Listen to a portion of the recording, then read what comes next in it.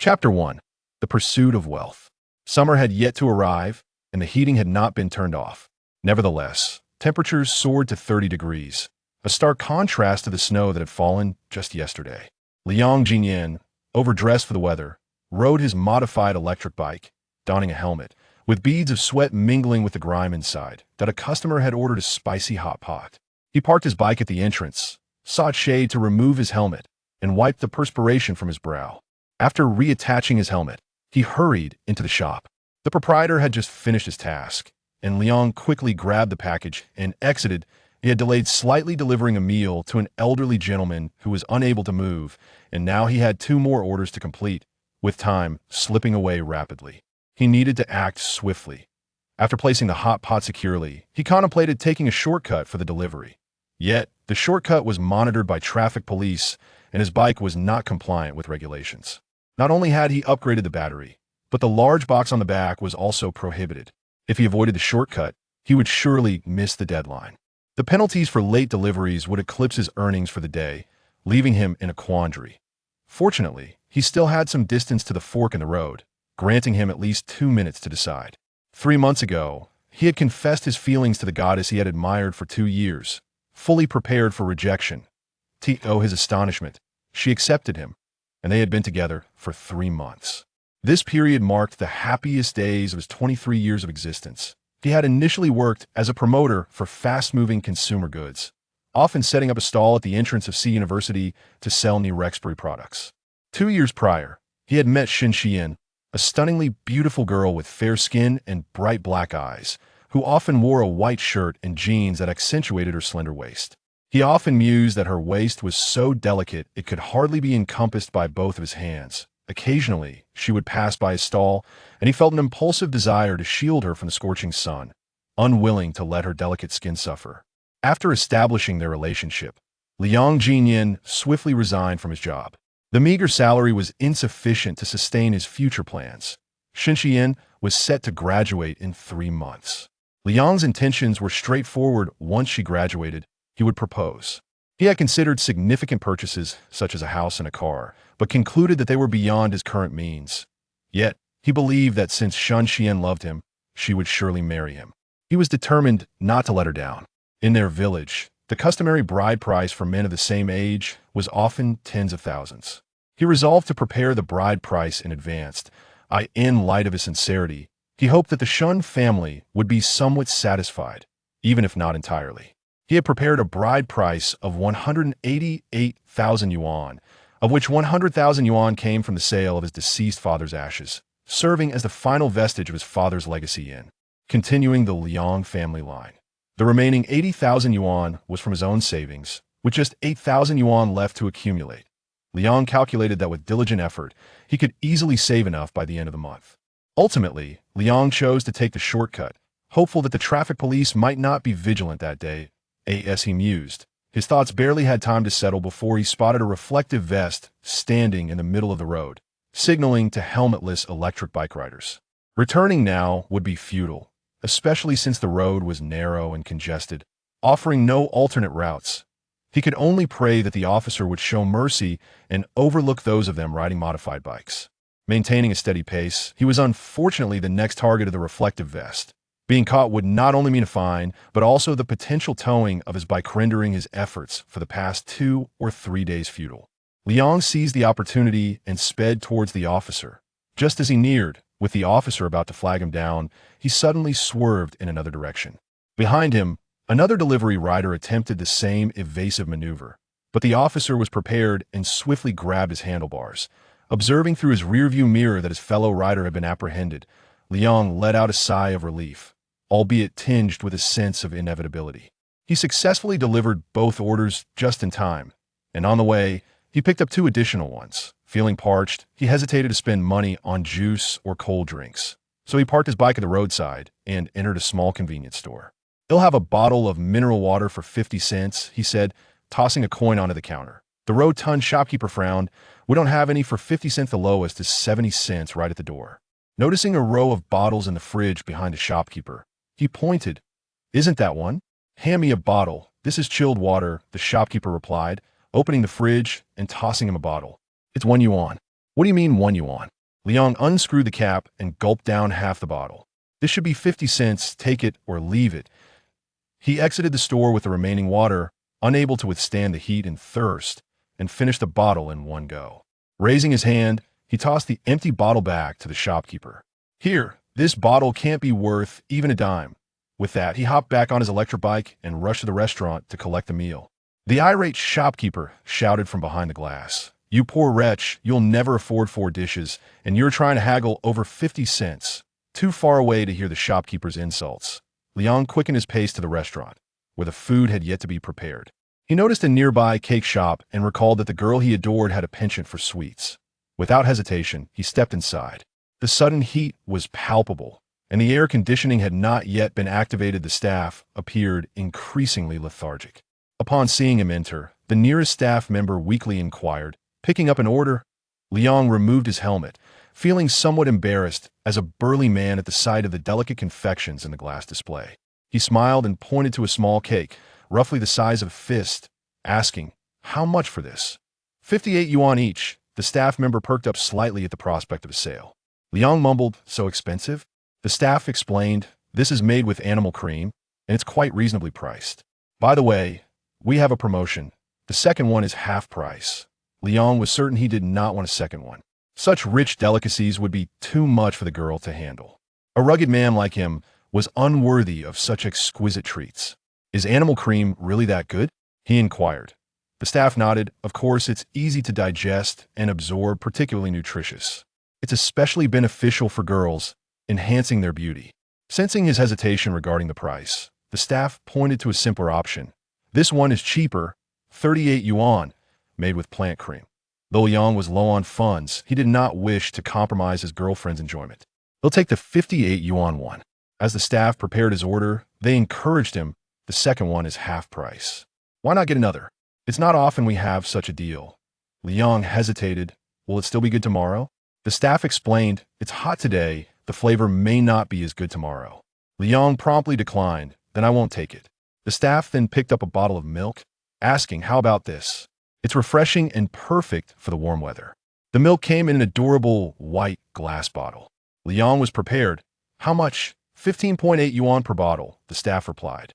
Liang estimated it to be no more than 300 milliliters. "What kind of milk is this, priced so high?" he questioned. "It's imported," the staff responded. Since it was imported, Liang decided to have the staff wrap it up as well. Concerned that the cake and milk would spoil on his way home, he made a detour back to his rented room to place the cake in the refrigerator. He then sent a message to the girl, "There's a surprise in the fridge for you to enjoy after class." Liang had initially planned to finish work early. Having not seen her all day, he felt a burning desire to return home. Even sitting together in silence while gazing at her would bring him immense joy. The night before, he had held the soft girl in his arms on a bed that was not particularly spacious, entwined in each other for most of the night. If she hadn't mentioned that she had class that morning, he would have surely unleashed the pent-up energy he had accumulated over the past 20 years, keeping them both awake until dawn. Thus, this evening, he must return home early. How can there be lips so soft in this world? And such fragrant young ladies. Each time she called him brother, his heart nearly shattered. Just past 8, Liang Ziyan completed his final delivery and prepared to head home. At that moment, a notification on his phone alerted him to a new order. He hesitated momentarily, yet his inclination remained to return to his girlfriend. Habitually, he glanced at his phone as he mounted his electric scooter. To his surprise, the destination was near his rented apartment. Without a second thought, he accepted the order. Perhaps the day had been too smooth, he encountered a troublesome individual while finalizing the delivery. The customer requested him to pick up cigarettes, which was manageable given the abundance of convenience stores nearby. However, the client resided on the 25th floor, and a power outage meant no elevators. He called to ask the recipient to come down. The response was a sinister chuckle. "I ordered takeout precisely to avoid going downstairs. Hurry up and bring it up, or I'll leave you a bad review." Feeling threatened, Liang Ziyan muttered an expletive under his breath.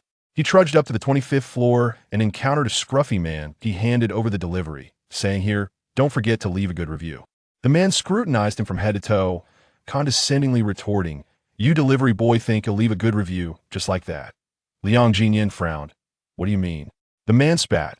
Unless you go down and buy me some beers and chicken feet, don't expect a good review. Dream on. Faced with this unreasonable character, Liang Ziyan felt a surge of frustration. In the past, he would have retaliated with a punch. Yet now, as a man in a relationship, he chose to de-escalate the situation. I've delivered your order. As for buying anything else, that's not part of my job, he stated before turning to descend the stairs, ignoring the profanities shouted from above. He had anticipated the difficulty of this delivery and regretted accepting it.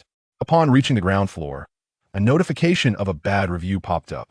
He considered confronting the man, but realizing that night had fallen and his girlfriend awaited him, he decided to let it go.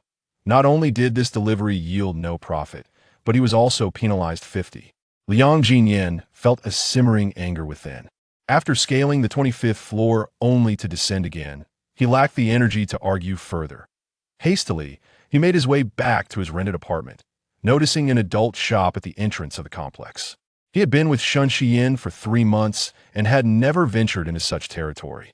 Even during their first encounter, he had been considerate of her, remembering to pause for her comfort. However, Sun Xiyin had assured him of her safe period, deeming it unnecessary. He hesitated, but soon dismissed the thought. She had consistently reassured him of her safety. Though he had studied biology for over half a year in high school, it had been years since he had retained that knowledge. Perhaps it was true that girls had a 3-month safe period. With this in mind, he stepped into the shop. The proprietor, a balding man in his 50s, appeared to have ample experience. "Find me," he stammered, feeling a rare shyness wash over him as he made his first purchase. He exchanged a knowing glance with the shopkeeper, something effective. The shopkeeper understood immediately, retrieving 2 boxes and tossing them to him. "I guarantee you'll be satisfied." Liang Ziyan glanced at the labels, reading terms like cat tongue, ultra thin, and comfort, causing his cheeks to flush. "How much?"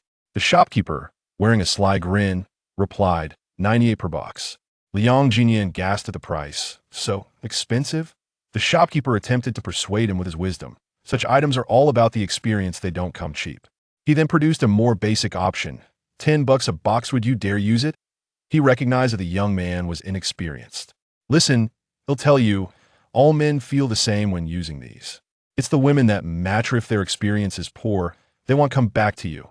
After a moment of contemplation, Liang Ziyan decided on the pricier option. The shopkeeper added, "The second box is half off." Liang Ziyan furrowed his brows. "Why would I need so many?" The balding man scanned him from head to toe. "With your energy, 1 box won't last the night." This compliment boosted Liang Ziyan's confidence, and he purchased 2 boxes, stowing them in his pocket. Longing couples miss each other dearly when apart. Liang Ziyan calculated that since leaving early that morning, it had been over 12 hours since he last saw Sun Xiyin. He wondered if she missed him. He certainly felt a weight in his chest. Noticing the bedroom light was on, he recalled the sweat and odor clinging to him. He opted to freshen up in the bathroom before entering. After spending several minutes sprucing himself up, he emerged feeling clean. "Xiyin, are you hungry? What would you like to eat? Let's head downstairs." He had bought a small cake and some milk, but they were hardly sufficient. The lighting in the room was dim, and he had planned to replace the lamp soon, but hadn't gotten around to it. After a moment of silence, he heard no response. Spotting Sun Xiyin leaning against the doorframe, her hair tousled, he approached and embraced her. For the past few nights, she had worn a nightgown upon his arrival, but tonight she was dressed in outerwear. Assuming she was hungry, he thought she wanted to dine out with him. "Didn't I buy you a cake? Haven't you eaten?"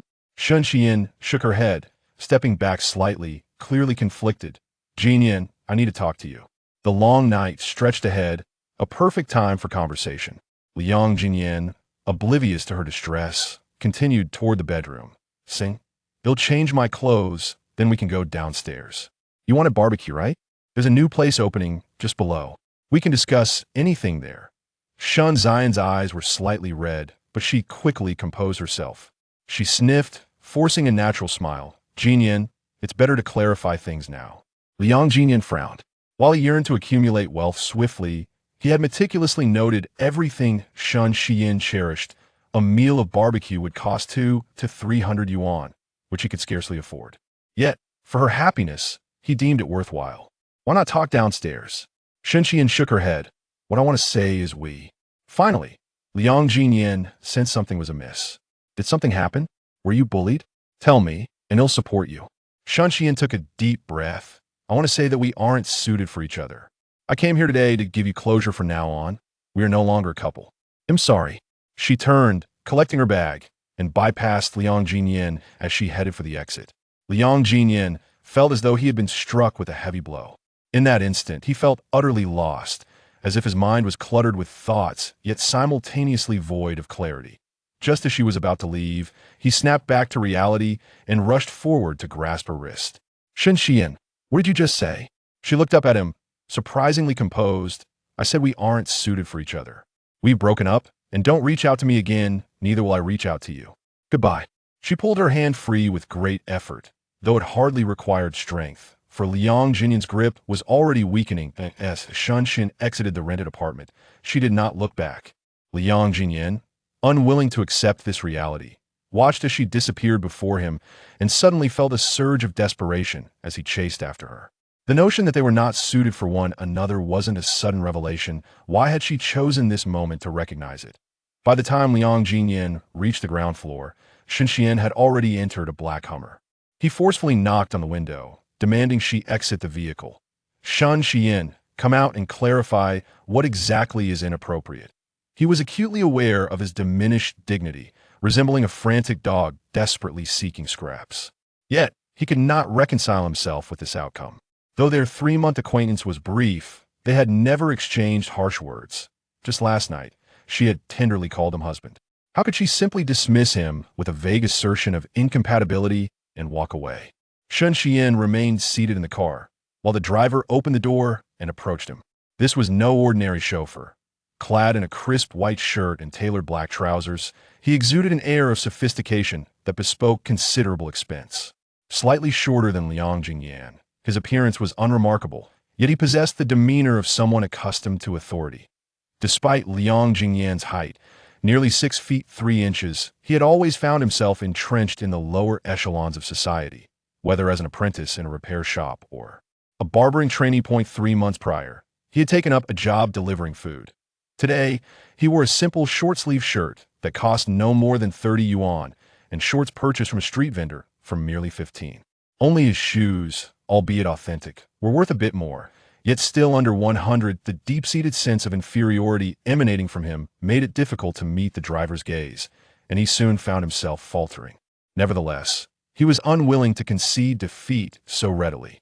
He circumvented the driver and, from behind the glass, continued to implore Shan Xian, come out. I won't let you leave.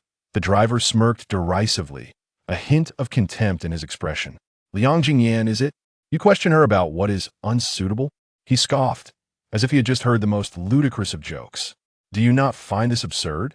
Xian attends a prestigious 985 university, destined for further studies and a life of comfort. And what of you? Sustaining her lifestyle through food delivery? I heard you didn't even finish middle school, once a salesman and now a delivery boy. How dare you inquire about her shortcomings? It's laughable. With those cutting words, the driver shot Liang Ziyan a disdainful look before returning to the car, as if he were a fly hovering around her fuse. The driver's words rang true.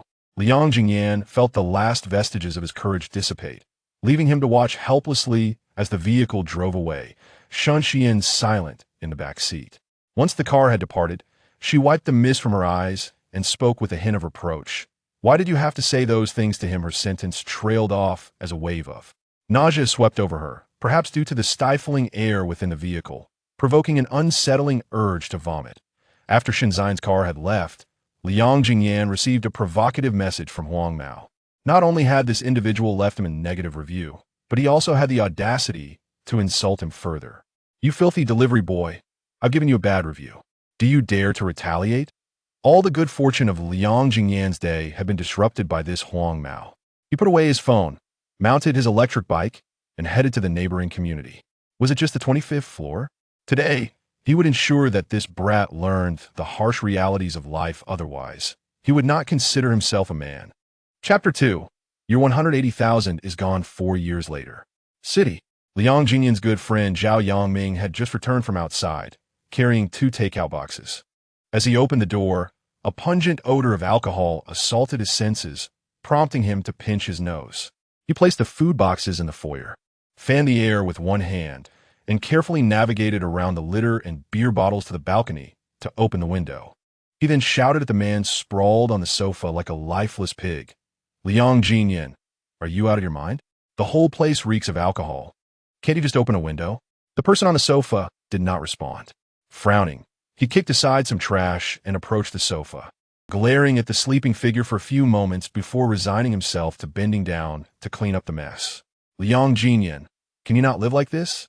Just look at your life these years. It's either drinking or sleeping and drinking. Can't you achieve something? It's just one woman. What do you want? I can help you find someone better. I guarantee she's prettier, with a better figure, and she'll listen to you, like a cat." Before Zhao Yongming could finish his tirade, an empty bottle suddenly flew towards his forehead. Luckily, it wasn't glass. Otherwise, he would have been in quite a predicament. He calmed himself for a few seconds and continued to scold. "I've been dumped 8 times in a day, yet life goes on. It's just a woman. When the lights are off, who is different? The earth still spins without her. Why do you act like you can't go on? Are you still a man?" Liang Ziyan had only been asleep for a short while when the buzzing in his ears, more annoying than a fly, roused him. With a disheveled head of hair, he climbed out of bed. First, he took a cold shower, his blood boiling. He then took a moment to calm himself and grabbed a piece of clothing, holding it to his nose, only to recoil at the unpleasant odor. Whose clothes are so foul?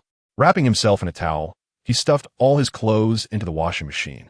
Upon seeing Zhao Yongming placing the food on the sofa, he absent-mindedly grabbed a box and devoured its contents. He then returned to his room to turn on the computer. Zhao Yongming, exasperated, glared at him. "We are both broke. If you keep this up, we'll be eating nothing but win tomorrow." Liang Ziyan ruffled his hair in frustration and shouted from the doorway, "First, give me back my money." Zhao Yongming paused for a moment, then broke into a silly grin. "We're like brothers. There's no need to talk about money."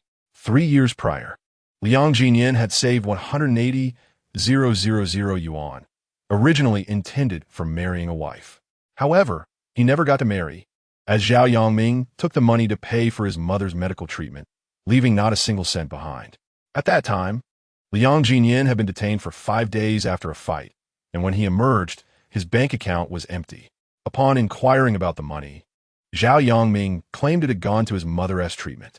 Liang Ziyan thought that losing a fiancé was inconsequential compared to a brother's mother's health.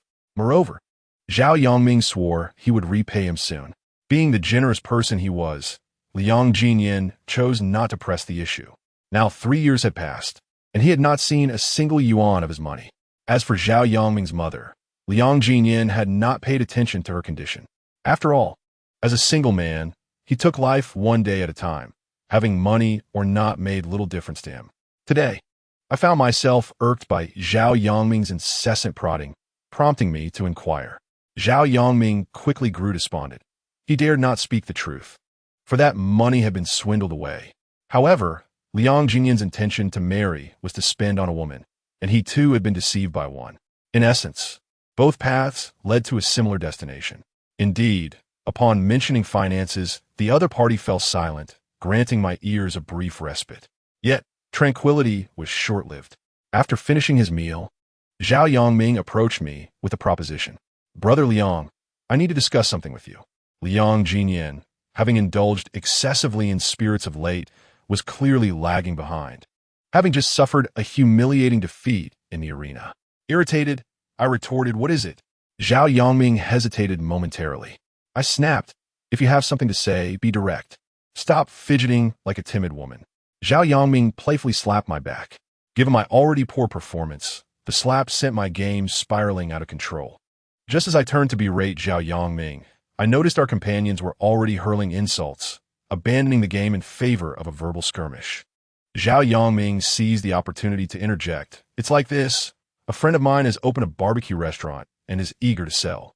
I was thinking, with us floundering about aimlessly, we should consider this opportunity." I unleashed a torrent of curses upon him, hardly absorbing his words. Frustrated, Zhao Yongming promptly shut down my computer. "Brother Liang, could you at least listen to me? We are no longer young. Our peers in the village are already starting families. We cannot afford to lag behind. I am discussing something serious here. Do you have any thoughts?" I had none. The idea of running a barbecue restaurant seemed unappealing. I could barely sustain myself, let alone support someone else. Zhao Yangming eyed me disapprovingly. Can't you muster any ambition? Are we going to pursue this or not? I chuckled. Is it that simple to open a barbecue restaurant? It requires an initial investment of several $100,000. Do you possess that kind of capital, or do I? His words extinguished my enthusiasm. Nevertheless, I mused that while we might lack resources, old Qin certainly did not. Finally, I spared him a glance. Would he truly lend you such a sum?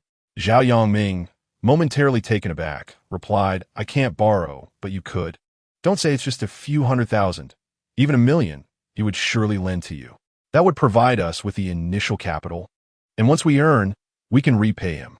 I countered, first, return the $18,000 I lent you. Zhao Yangming had initially considered maintaining his silence, but today, he felt compelled to speak candidly, to be truthful, that $18,000 is certainly gone.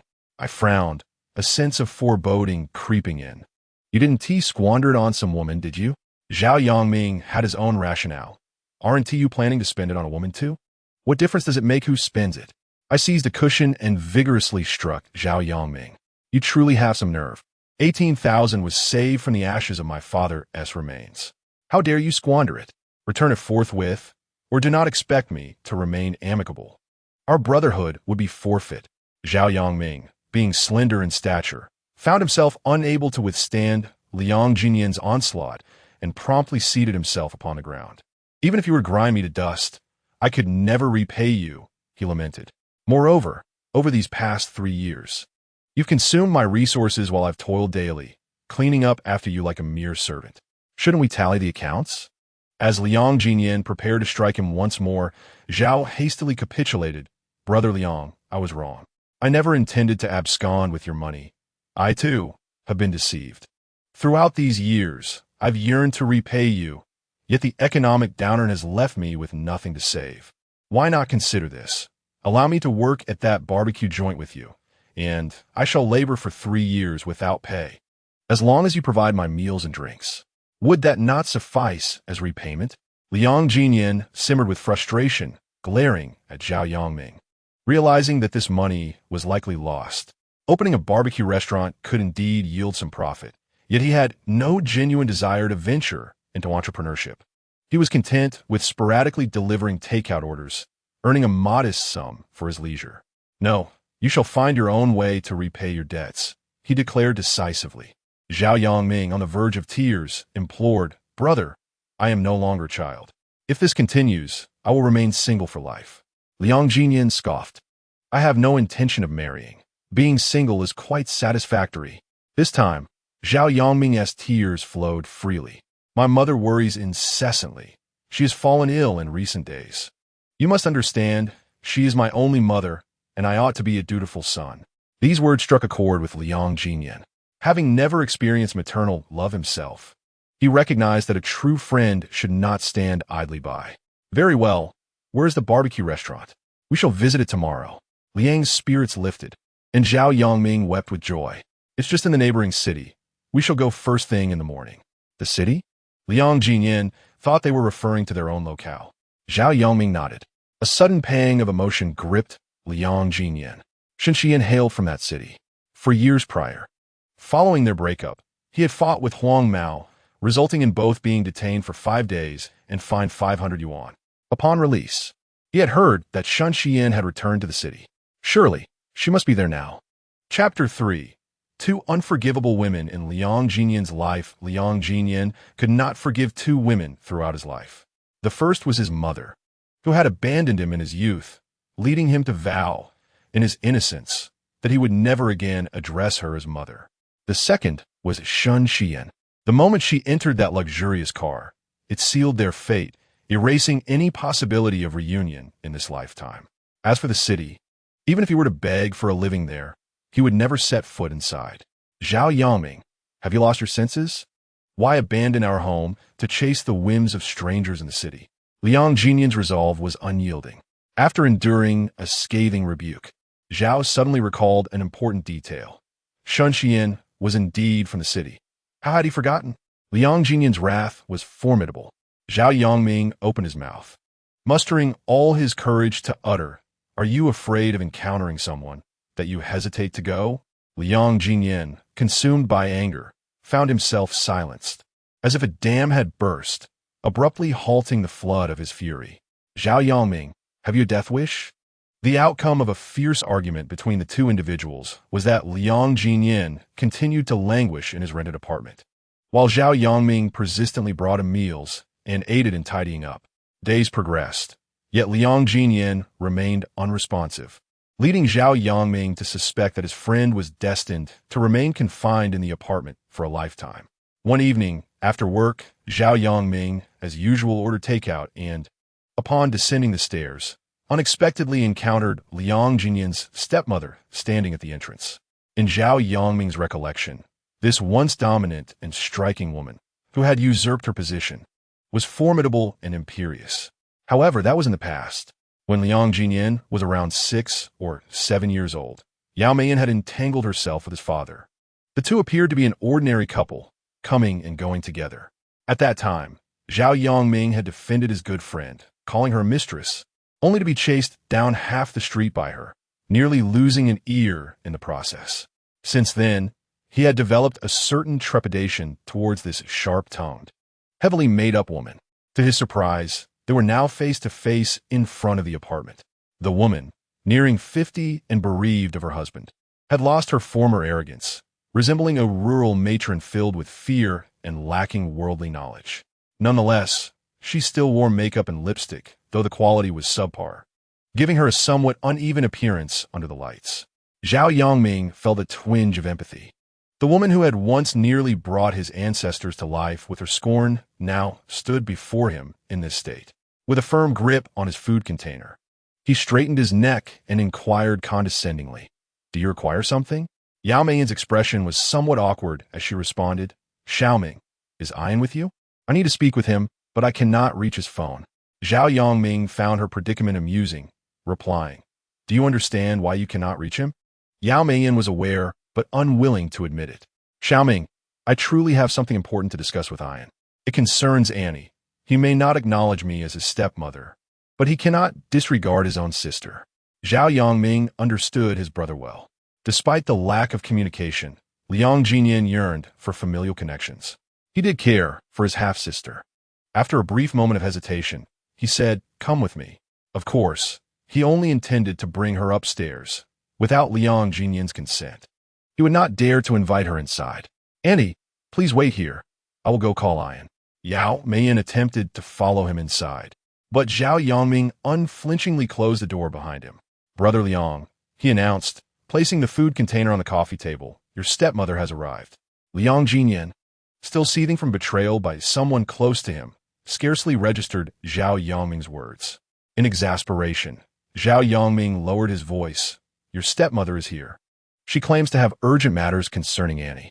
Liang Ziyan had long severed ties with his stepmother. However, feeling perturbed by his younger sister's situation, he cast aside the mouse and instructed Zhao Yangming to summon her into the room, while he changed into a different outfit. Upon emerging from his bedroom, he found Yao Meiyan seated on the sofa, who stood up awkwardly upon noticing his presence. "Ian, my visit is rather abrupt. I intended to bring you some food, but fearing I would miss my ride, I neglected to do so. Please don't hold it against me." Liang Ziyan felt indifferent towards this stepmother and saw no reason to waste emotions on such trivial matters. "If there is something to discuss, please do so directly." Yao Meiyan, her voice tinged with a hint of tears, replied, "I can't shake the feeling that your sister is in some sort of trouble, and I wish for you to visit her tomorrow." As she spoke, anxiety filled her heart, fearing Liang Ziyan would refuse her request. "I understand that you harbor grievances towards me, but she is your sister, your only kin in this world. You cannot simply disregard her." Liang Ziyan frowned slightly. "You are mistaken. I have another sister." His biological mother had remarried and given birth to another daughter. Thus he had two sisters, albeit he had never maintained any contact with the latter. Yao Meiyan, momentarily forgetting this detail, hastily apologized. "I'm getting older and may have misspoken. Please don't take it to heart." Liang Ziyan was uninterested in such pleasantries. "Why do you say Annie is in trouble?"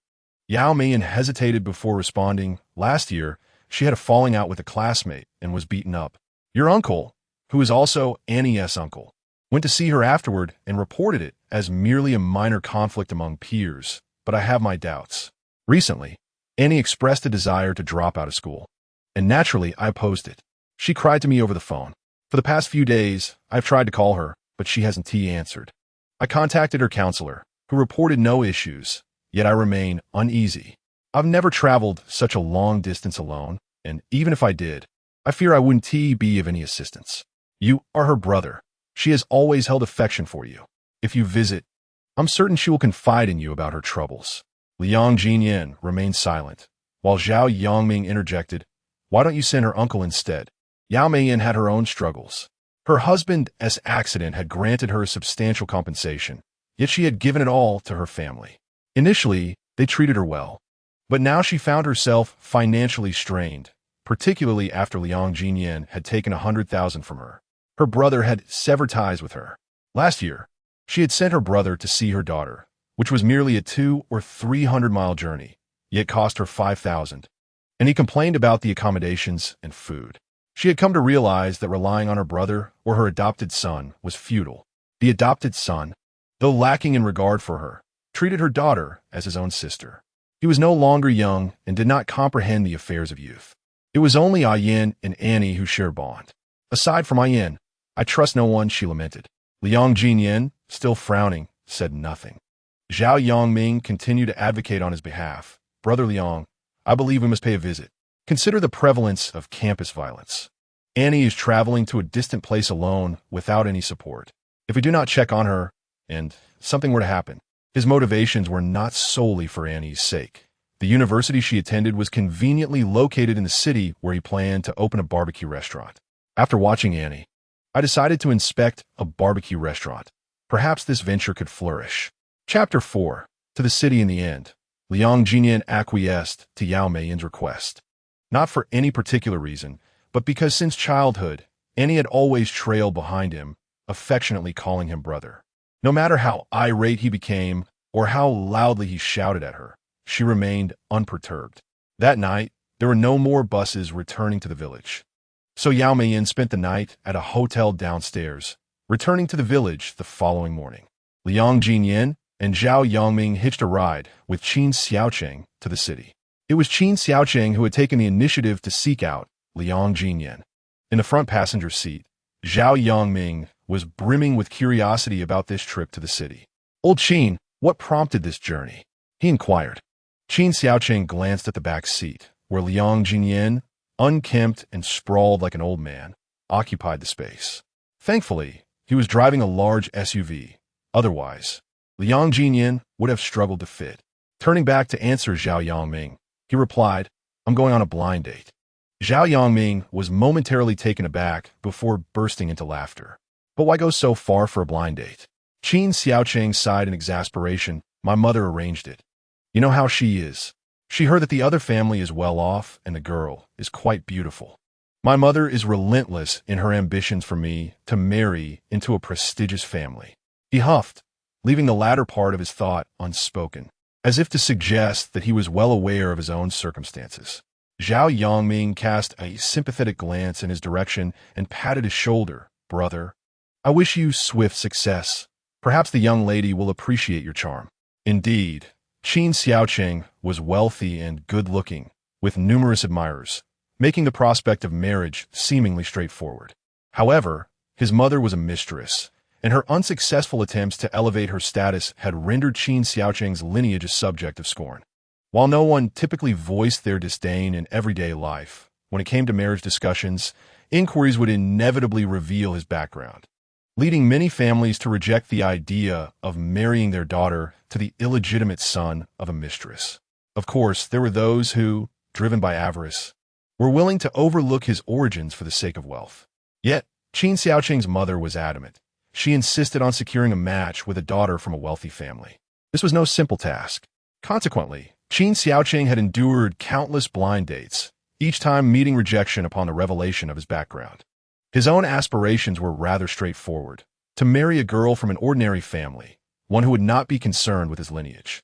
Yet, his mother resorted to tears and tantrums, declaring that since she had never been able to marry into wealth through her son, he must fulfill her dream of a grand marriage.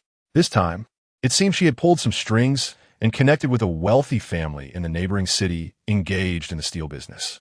With a metaphorical knife to his throat, she compelled her son to attend this blind date, determined to secure the match. By coincidence, Liang Ziyan was also headed to the city, and the three of them traveled together.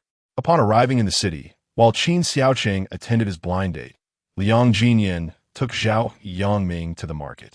Meanwhile, Liang Annie had been pursued by an exceptionally unattractive senior this semester. Despite having rejected his advances, he harassed her incessantly, accusing her of being materialistic and spreading rumors that she was being supported by affluent older men.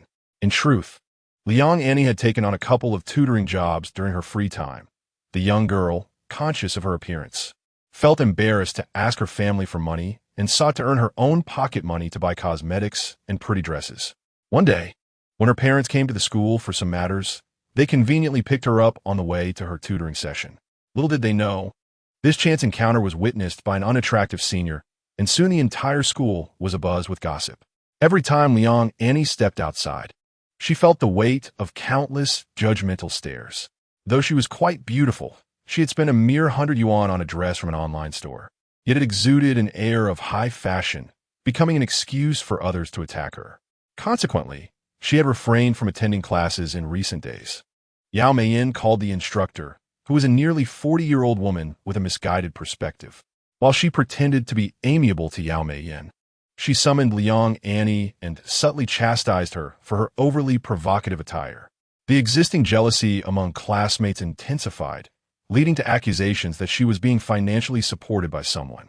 When Liang Ziyan and Zhao Yongming arrived, she was sulking in her dormitory. Surprised to receive a call from her brother, she asked, "Brother, what prompted you to call me?" After entering the school, Liang Ziyan had taken a seat in a gazebo, unaware of Liang Annie's whereabouts. "I'm in the gazebo opposite your school library. Hurry over," he urged. Initially startled, Liang Annie's face brightened with joy. "Brother, are you coming to see me? I'll be right down. Don't leave." Upon hearing her brother was nearby, she hurriedly changed into the new yellow dress she had purchased online, complete with puff sleeves and a knee-length hem. As the temperature had dropped in recent days, she wore flesh-colored stockings beneath it.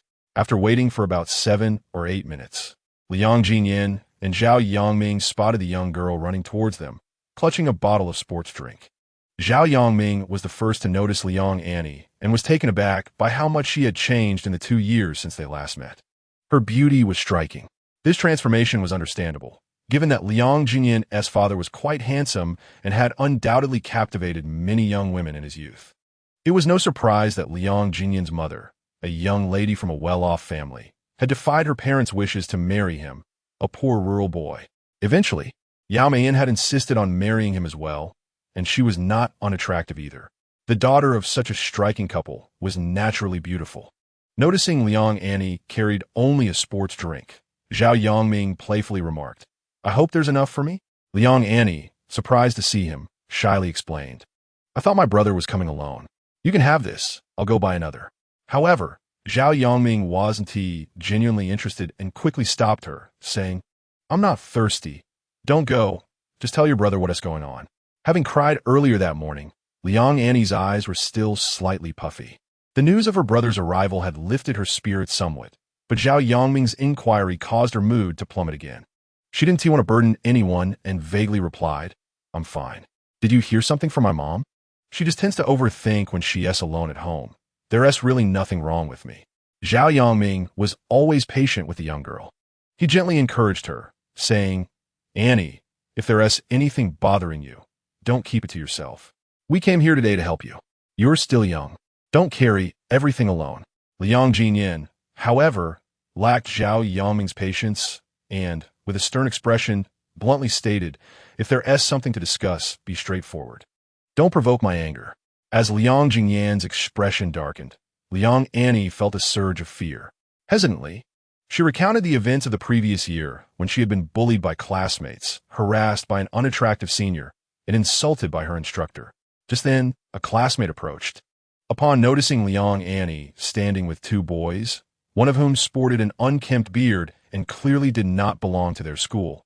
The classmates' suspicion grew. Assuming the worst, they sidled up to Liang Annie and remarked sarcastically, "Liang Annie, you seem quite restless.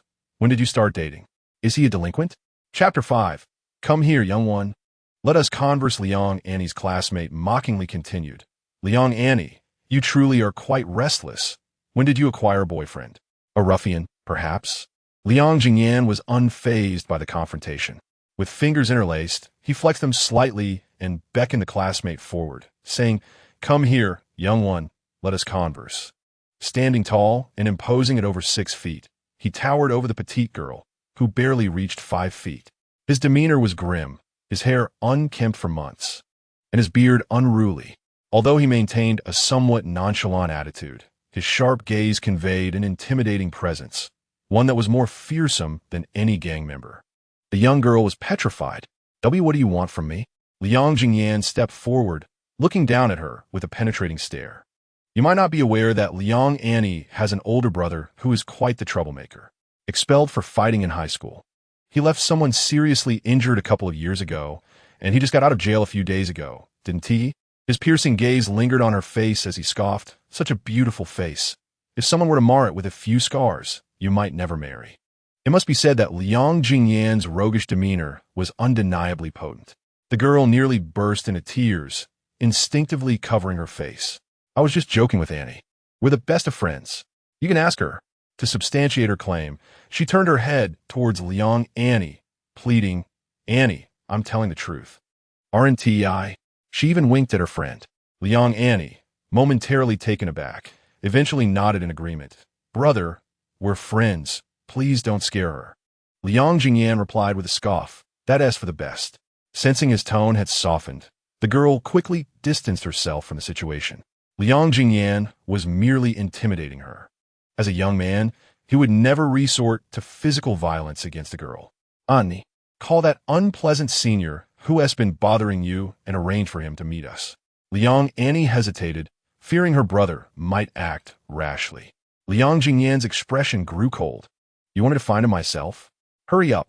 Reluctantly, Liang Annie fished out her phone and dialed the number of the unattractive senior. At first, Zhao Yongming thought that calling someone unattractive was merely Liang Annie's personal bias. However, upon seeing him in person, he finally understood the adage that ugly people cause trouble. His face was riddled with blemishes, and his features were disturbingly uneven. It was hard for anyone, even a rough man like himself, to look directly at such a countenance, let alone someone as beautiful as Liang Annie. Without Liang Jingyan's intervention, he approached first and delivered a punch to the opponent's shoulder. Of course, he did not exert much force, as communication was still necessary. "Are you Zhongshe?" Upon receiving a text from Liang Annie, inviting him to meet downstairs, Yu Zhongshe had thought that the girl had come to her senses and agreed to be his girlfriend. Suddenly, an unfamiliar boy appeared and jabbed him on the shoulder. Annoyed, he inquired, "What are you doing?" Zhao Yongming seized Yu Zhongshe, pushing him to the roadside, forcefully patting his face, and with a fierce glare declared, "Annie is my little sister. You have done things to her that warrant an explanation today." Scanning the surroundings, he took advantage of the lack of surveillance and struck the opponent's abdomen with 2 powerful punches, leaving him in excruciating pain. "Why you dare to hit me? I could call the police." Zhao Yongming chuckled. "Call the police? Did you think of that when you spread false rumors? I warn you, I am here to defend my sister's honor." Those 2 punches were merely an appetizer. Should I hear another disparaging word about her, I will drag you to the small grove behind the school and break both your legs. And then I shall fill in that pitiful face of yours. Without allowing the opponent a moment to respond, he propelled him towards Liang Annie, commanding, "Apologize to my sister." Yu Zhongshe, adept at reading people's expressions, especially those of the strong, recognized the threat in Liang Jingyan's intimidating stance, and realizing he was outmatched, quickly complied. "Liang Annie, I am sorry. I should not have spoken recklessly. In my eagerness to have you as my girlfriend, I spoke without thinking. I apologize." Liang Annie, disgusted at the sight of him, moved closer to Liang Jingyan. "Brother, make him leave quickly. I do not wish to see him." Liang Jingyan was not as lenient as Zhao Yongming. He delivered a sharp kick to Yu Zhongshe's waist. I do not want trouble today, but if I hear you speak ill of Annie again, do not blame me for what happens next. Leave. Terrified, Yu Zhongshu scrambled away in a panic. Liang Ziyan, still seething, turned to Annie. Take me to find your counselor. He paused for a moment, instructing Zhao Yangming, do not forget to start recording. He had never attended university, but knew that it had been centuries since the fall of the Qin dynasty. It was absurd for a teacher to still harbor such outdated notions. Fortunately, the counselor was perceptive enough to recognize that this older brother was not to be trifled with. Refuting previous biases and speaking kindly, Liang Ziyan did not miss the opportunity to issue a stern warning. My sister is currently residing on campus. If anything were to happen to her, I will hold you accountable. The counselor dared not utter an extra word.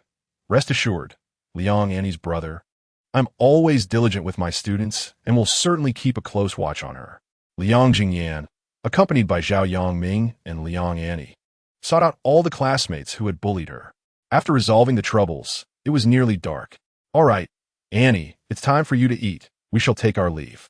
Liang Annie wished for a meal with her brother, but understood that he did not welcome her presence. Their relationship did not lend itself to casual conversations. However, she had set her sights on Zhao Yangming. Brother Ming, you traveled such a distance. How could you not eat something? I just received my part-time pay last week. Allow me to treat you to some pies. Zhao Yangming understood her intentions and recognized how much his good friend craved affection. After a brief hesitation, he smiled and said, You're still a student. Why should you treat? Let me treat you to some grilled skewers instead.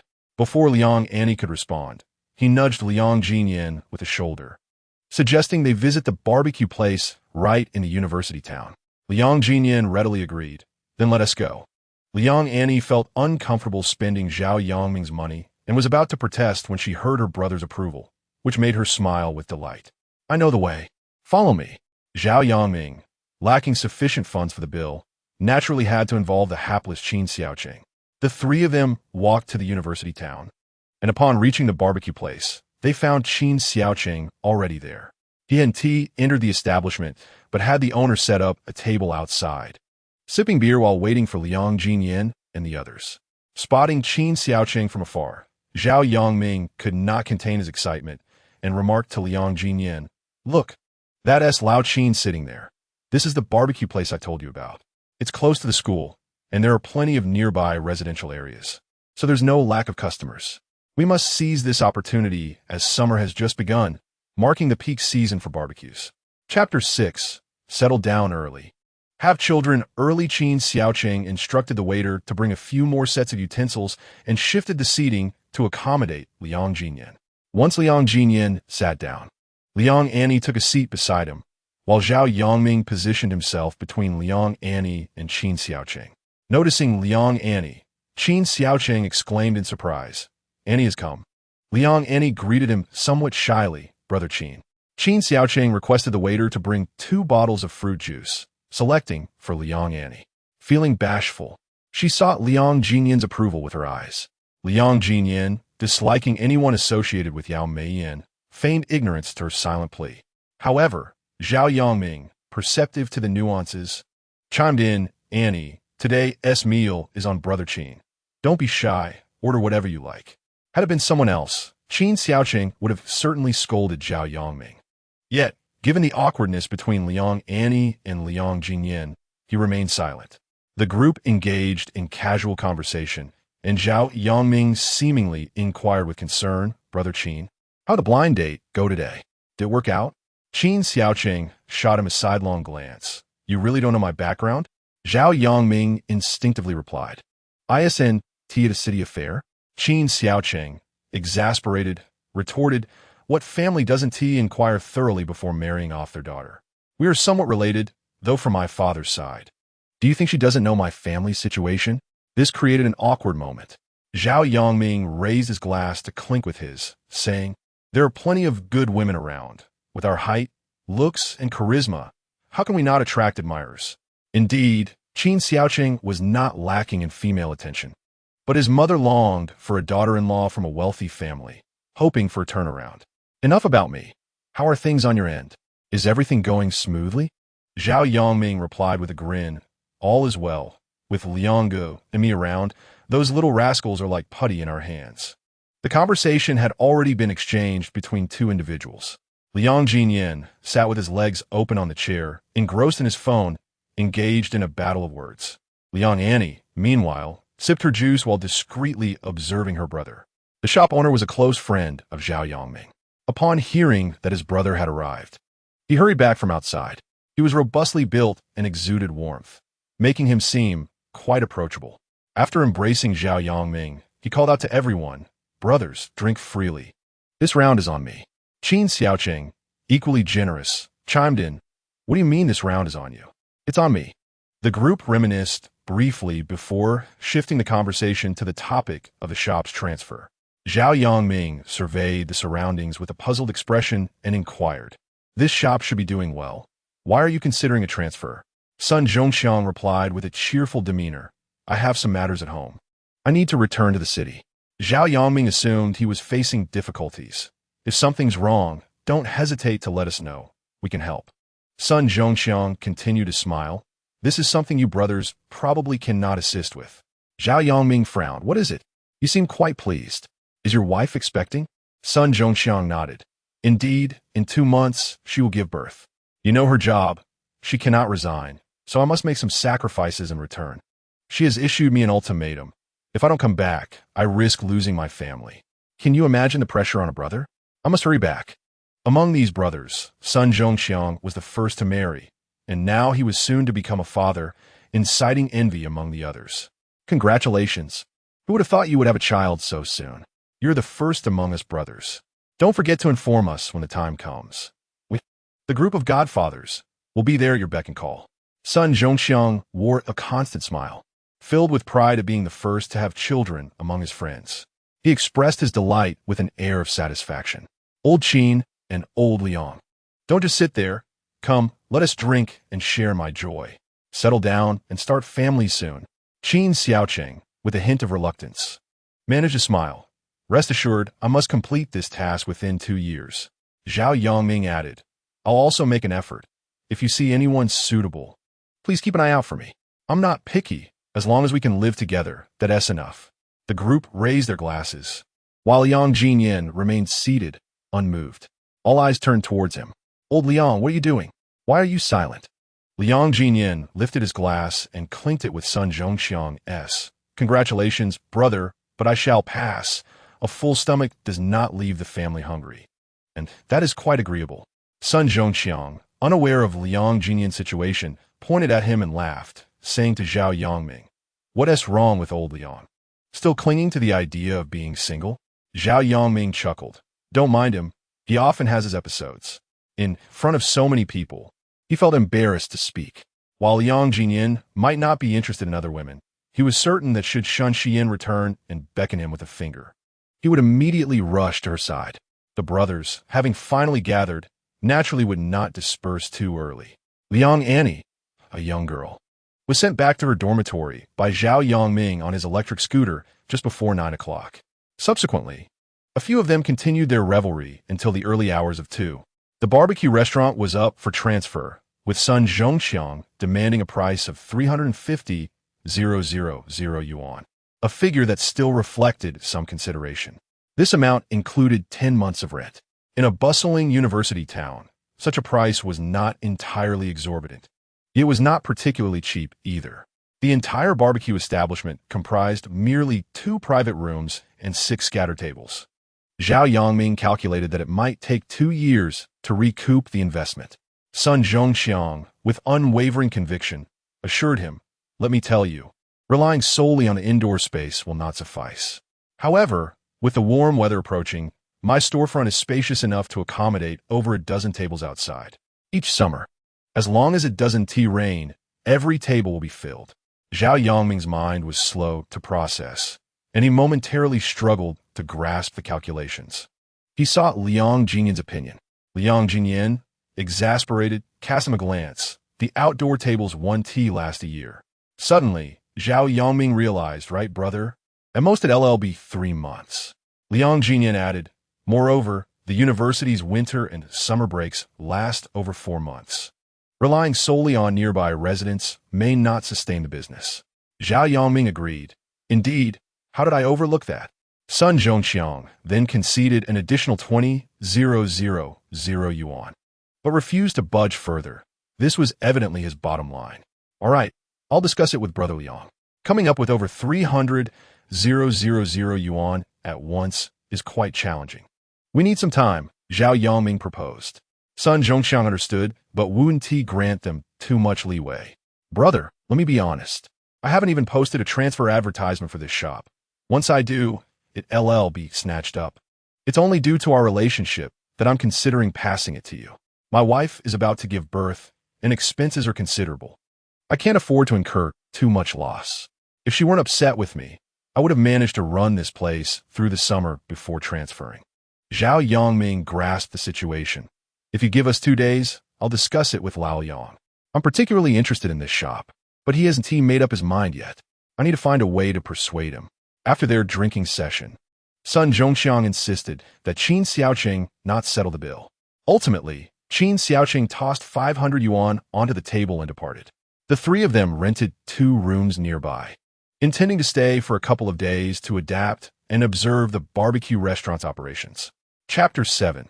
Opening the store. Qin Xiaoqing wanted to book 3 rooms, but Zhao Yongming rejected the idea. Both he and Liang Ziyan were merely seeking a place to stay. There was no need for 2 rooms. After all, standard rooms typically contain 2 beds. Moreover, having cohabited previously, they were quite accustomed to one another's presence. After consulting Liang Ziyan, who offered no objections, they settled on 2 rooms. After taking showers, Liang Ziyan and Zhao Yongming lay on their beds. Zhao Yongming inquired, Brother Liang, what are your thoughts? Liang Ziyan, with his hand supporting his head, felt a void in his mind. He was not inclined to think of anything. He merely wished to lie there in peaceful stillness. As Liang Ziyan remained silent, Zhao Yongming murmured to himself, though Lao's son has become somewhat slick, I trust him. He wouldn't deceive me. If we take over the shop and put in some effort, we should at least break even. What do you think? In the darkness, Liang Ziyan remained silent for a considerable time before responding to his question. Perhaps you should find another partner. Zhao Yongming was immediately incensed upon hearing this. What is the matter with you, Brother Liang? Can I trust anyone else? Besides, if you're not going to work with me, what will you do? Liang Ziyan replied softly, I still prefer to stay in the city. Zhao Yongming retorted, a tree that moves lives, while a stagnant person withers. You've been languishing here like a useless lump for years. What have you accomplished? As he spoke, his tone shifted and he suddenly laughed. Liang Ziyan, I understand your meaning. You're simply afraid of Shun Xiyin, unwilling to face her, worried about encountering her here. Aren't you? No, you're actually eager to see her. What you dread is your current state being looked down upon. For years ago, she scoffed at you and drove away in a luxury car. If you meet again, she will still look down on you, still want to spare you a glance. In the past, Liang Ziyan would have retaliated against Zhao Yongming. However, today he pondered the other man's words and found them quite reasonable. But could running a barbecue restaurant truly elevate his status? Zhao Yongming was quite persuasive. Old Liang, let me tell you, people are not afraid of poverty. They fear a lack of ambition and vitality. You've merely experienced a heartbreak. What about those who have divorced? Those who have children and still divorced? Are they no longer living? Besides, Shun Xiyin may be beautiful, but she wouldn't just sleep with you for 3 months without any expectations. What is there to be dissatisfied about? Before Zhao Yongming could finish, something suddenly struck him in the darkness, causing him to cry out in pain. Fearing that Liang Ziyan might harm him in the night, he dared not mention Shun Xiyin again.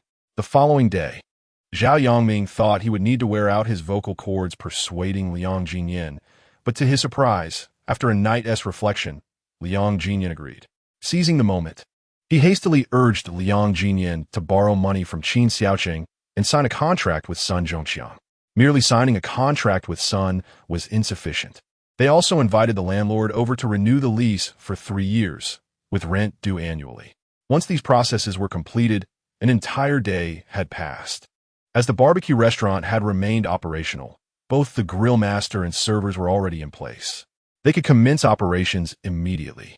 However, the grill master complained about the low wages and sought a raise. Liang Ziyan, being generous, immediately consented. Yet, the two servers also took the opportunity to request a wage increase. Before Liang Ziyan could agree, Zhao Yongming preemptively refused. What raises? We've just taken over. We don't even know if we can sustain this. We'll continue with the original wages. If you can work, then work. If not, then leave. The two servers, taking advantage of their status as outsiders, had agreed to resign if their wages were not raised. Unable to stand up to Zhao Yongming, they packed their belongings and left. To their astonishment, on the very first day of taking over, aside from the grill master, no one else remained at the restaurant. Liang Ziyan chuckled. This conveniently reduces our expenses. The two of us are more capable than any servers we might hire. Sun Zhongxiang, understanding that they were novices, did not abandon them immediately, but planned to guide them for a couple of days. Liang Ziyan approached his responsibilities with utmost seriousness. The loan agreement was signed by him. Should he incur losses, what means would he have to repay Qin Xiaoqing? Although Qin Xiaoqing declared, "Profits belong to you, losses are mine." He is not the type to default on a debt, nor would he ever betray his own brother. A sum of 320,000 was readily provided without a mention of interest. Such camaraderie must not be taken lightly. Thus, when Sun Zhongxiang guided them, he was fully attentive, eager to memorize even the punctuation in the other person's words. After 2 days of diligent study, Liang Ziyan and Zhao Yongming finally grasped the operations of the barbecue restaurant, where to source ingredients, how to skewer the meat, which types yield the most profit, and which are necessary despite not being lucrative, among other details. Sun Zhongxiang stayed for 1 more day, preoccupied with his pregnant wife at home, and eventually returned to the city. The barbecue restaurant was officially co-managed by Liang Ziyan and Zhao Yongming. The establishment was Liang Ziyan's, while Zhao Yongming owed him 180,000 to be repaid over 3 years of labor. Zhao Yongming, looking forlorn, discussed with Liang Ziyan. While he had no issue working to repay the debt, he wanted to be involved in the operations, as it would be unreasonable for him to work without compensation. Liang Ziyan retorted, "We'll settle accounts at the end of the year. If there's a surplus, you'll receive a share." Suddenly, the weather turned warm, and the restaurant saw an influx of customers. The tables inside, including the private rooms, were fully occupied. The two had not prepared sufficient ingredients and struggled to serve the dishes promptly, causing impatience among the guests. They lacked the extra staff to assist, and in their flurry, they barely managed to attend to the customers. As Liang Ziyan was serving skewers to a guest, he heard someone at the door calling for the bill, spinning around like a top as he responded, "Coming right up." The customer couldn't help but jest. "I thought your business was so booming that I might get a free meal." Liang Annie was aware that Liang Ziyan had opened a barbecue restaurant near the school. Today, she came to visit him and fortuitously found the restaurant overwhelmed. Without hesitation, she rolled up her sleeves and took the plate from his hands. Gaining a moment to breathe, Liang Ziyan stepped to the bar to calculate the bill for the customers. Feeling somewhat guilty for the long wait, he offered a discount, promising them a warm welcome on their next visit. The customers were pleased, remarking that the new owner had a knack for business. With 3 people and 1 barbecue chef, they worked tirelessly until nearly midnight, at which point most of the patrons had finally departed. The street was devoid of the daytime bustle, with only the occasional passerby hurrying home. Zhao Yongming slumped in a chair, utterly exhausted. He had not anticipated that running a restaurant would be so arduous. Had he known, he might not have come. Liang Ziyan, understanding his temperament, chose to ignore him and inquired of Liang Annie, "What will you do? Can you still return to the dormitory?" He had momentarily forgotten about her while attending to the customers. Liang Annie shook her head. "The dormitory closes at 11. I surely cannot get in now." After a moment of contemplation, Liang Ziyan suggested, "There is space upstairs. You can make do there, while Mingzi and I will sleep on the floor below." Liang Annie disagreed. "It's better for you two to go upstairs. I'll rest in the chair for a bit. I have no classes in the morning and can catch up on sleep when I return." Liang Ziyan insisted, "You'll go upstairs, and that is final." Fearful of Liang Ziyan's stern demeanor, Liang Annie obediently ascended to the upper floor. The barbecue chef resides locally, and after completing his kitchen duties, he returns home. Liang Ziyan and Zhao Yongming tidy up briefly before retiring for the night. The barbecue shop does not serve breakfast, and there are few patrons for lunch. Thus, they have an entire morning to catch up on sleep, with preparations for ingredients commencing at noon. Exhausted, Zhao Yongming is reluctant to move. Liang Ziyan first secures the back door, then proceeds to lock the front door. Curiously, he perceives a familiar silhouette traversing the night. Upon closer inspection, the figure vanishes, prompting a bemused chuckle. Even within the same city, the vastness renders such encounters a mere fraction of chance. It is improbable that fate would conspire to have that person pass right before him. Surely, it must have been a trick of the light. Chapter 8. The twins the following day, nearing noon, Zhao Yongming remains asleep. After Liang Annie departs, he returns upstairs to recline on the mattress and continues his slumber. Upon rising, Liang Ziyan tidies both the front and back rooms before washing the plates and bowls in the sink. While the dishes are easy to clean, the skewers for the lamb are rather challenging, requiring considerable effort with a steel wool scrubber. As noon approaches and Zhao Yongming has yet to appear, Liang Ziyan calls out through the floorboards, "Mingzi, get up quickly and bring back the lamb. We must start soon or we'll be pressed for time." Their barbecue shop prepares the meat skewers themselves, ensuring they are generously sized and comprised solely of pure lamb, resulting in a loyal clientele. With the heat of recent days, they sell at least 2 sheep daily. With the servers gone, all responsibilities rest upon the 2 owners and the barbecue chef, leaving everyone utterly exhausted.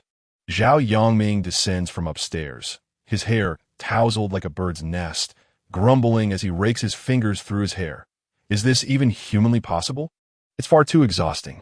Liang Ziyan retorts without mercy. Who insisted on this endeavor? Wasn't it for the sake of finding a wife? Are you now backing down? Zhao Yongming had no inkling of the fatigue that awaited him. Look at me, I'm worn out like a dog. When would I find time to pursue a partner? Liang Ziyan chuckles. Serves you right.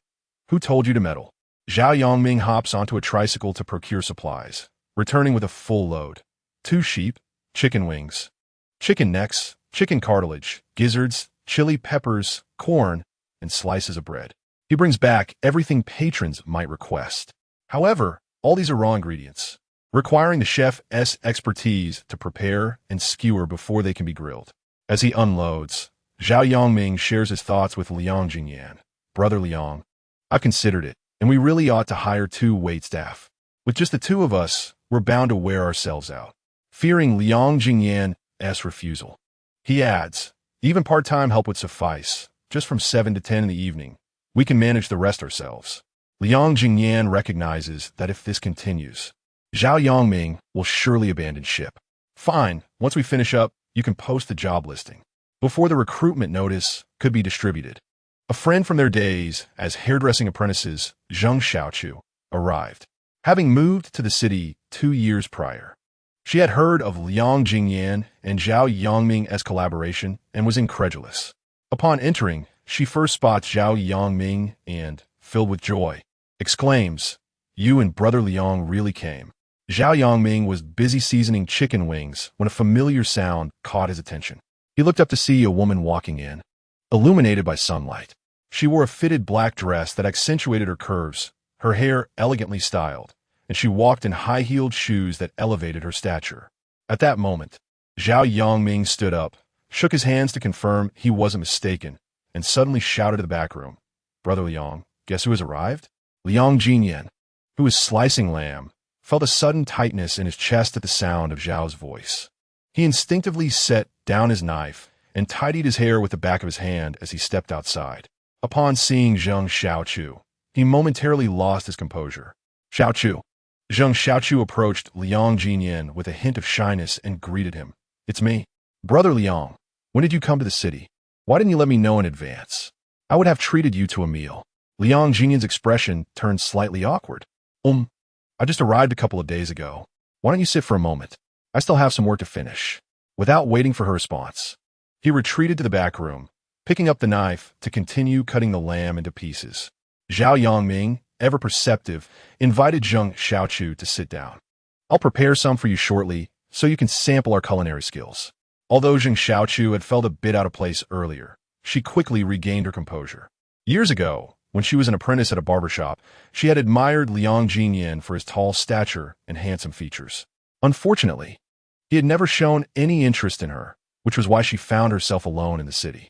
Before coming to the barbecue restaurant, she had inquired about Liang Ziyan and learned that he was still single, giving her a glimmer of hope.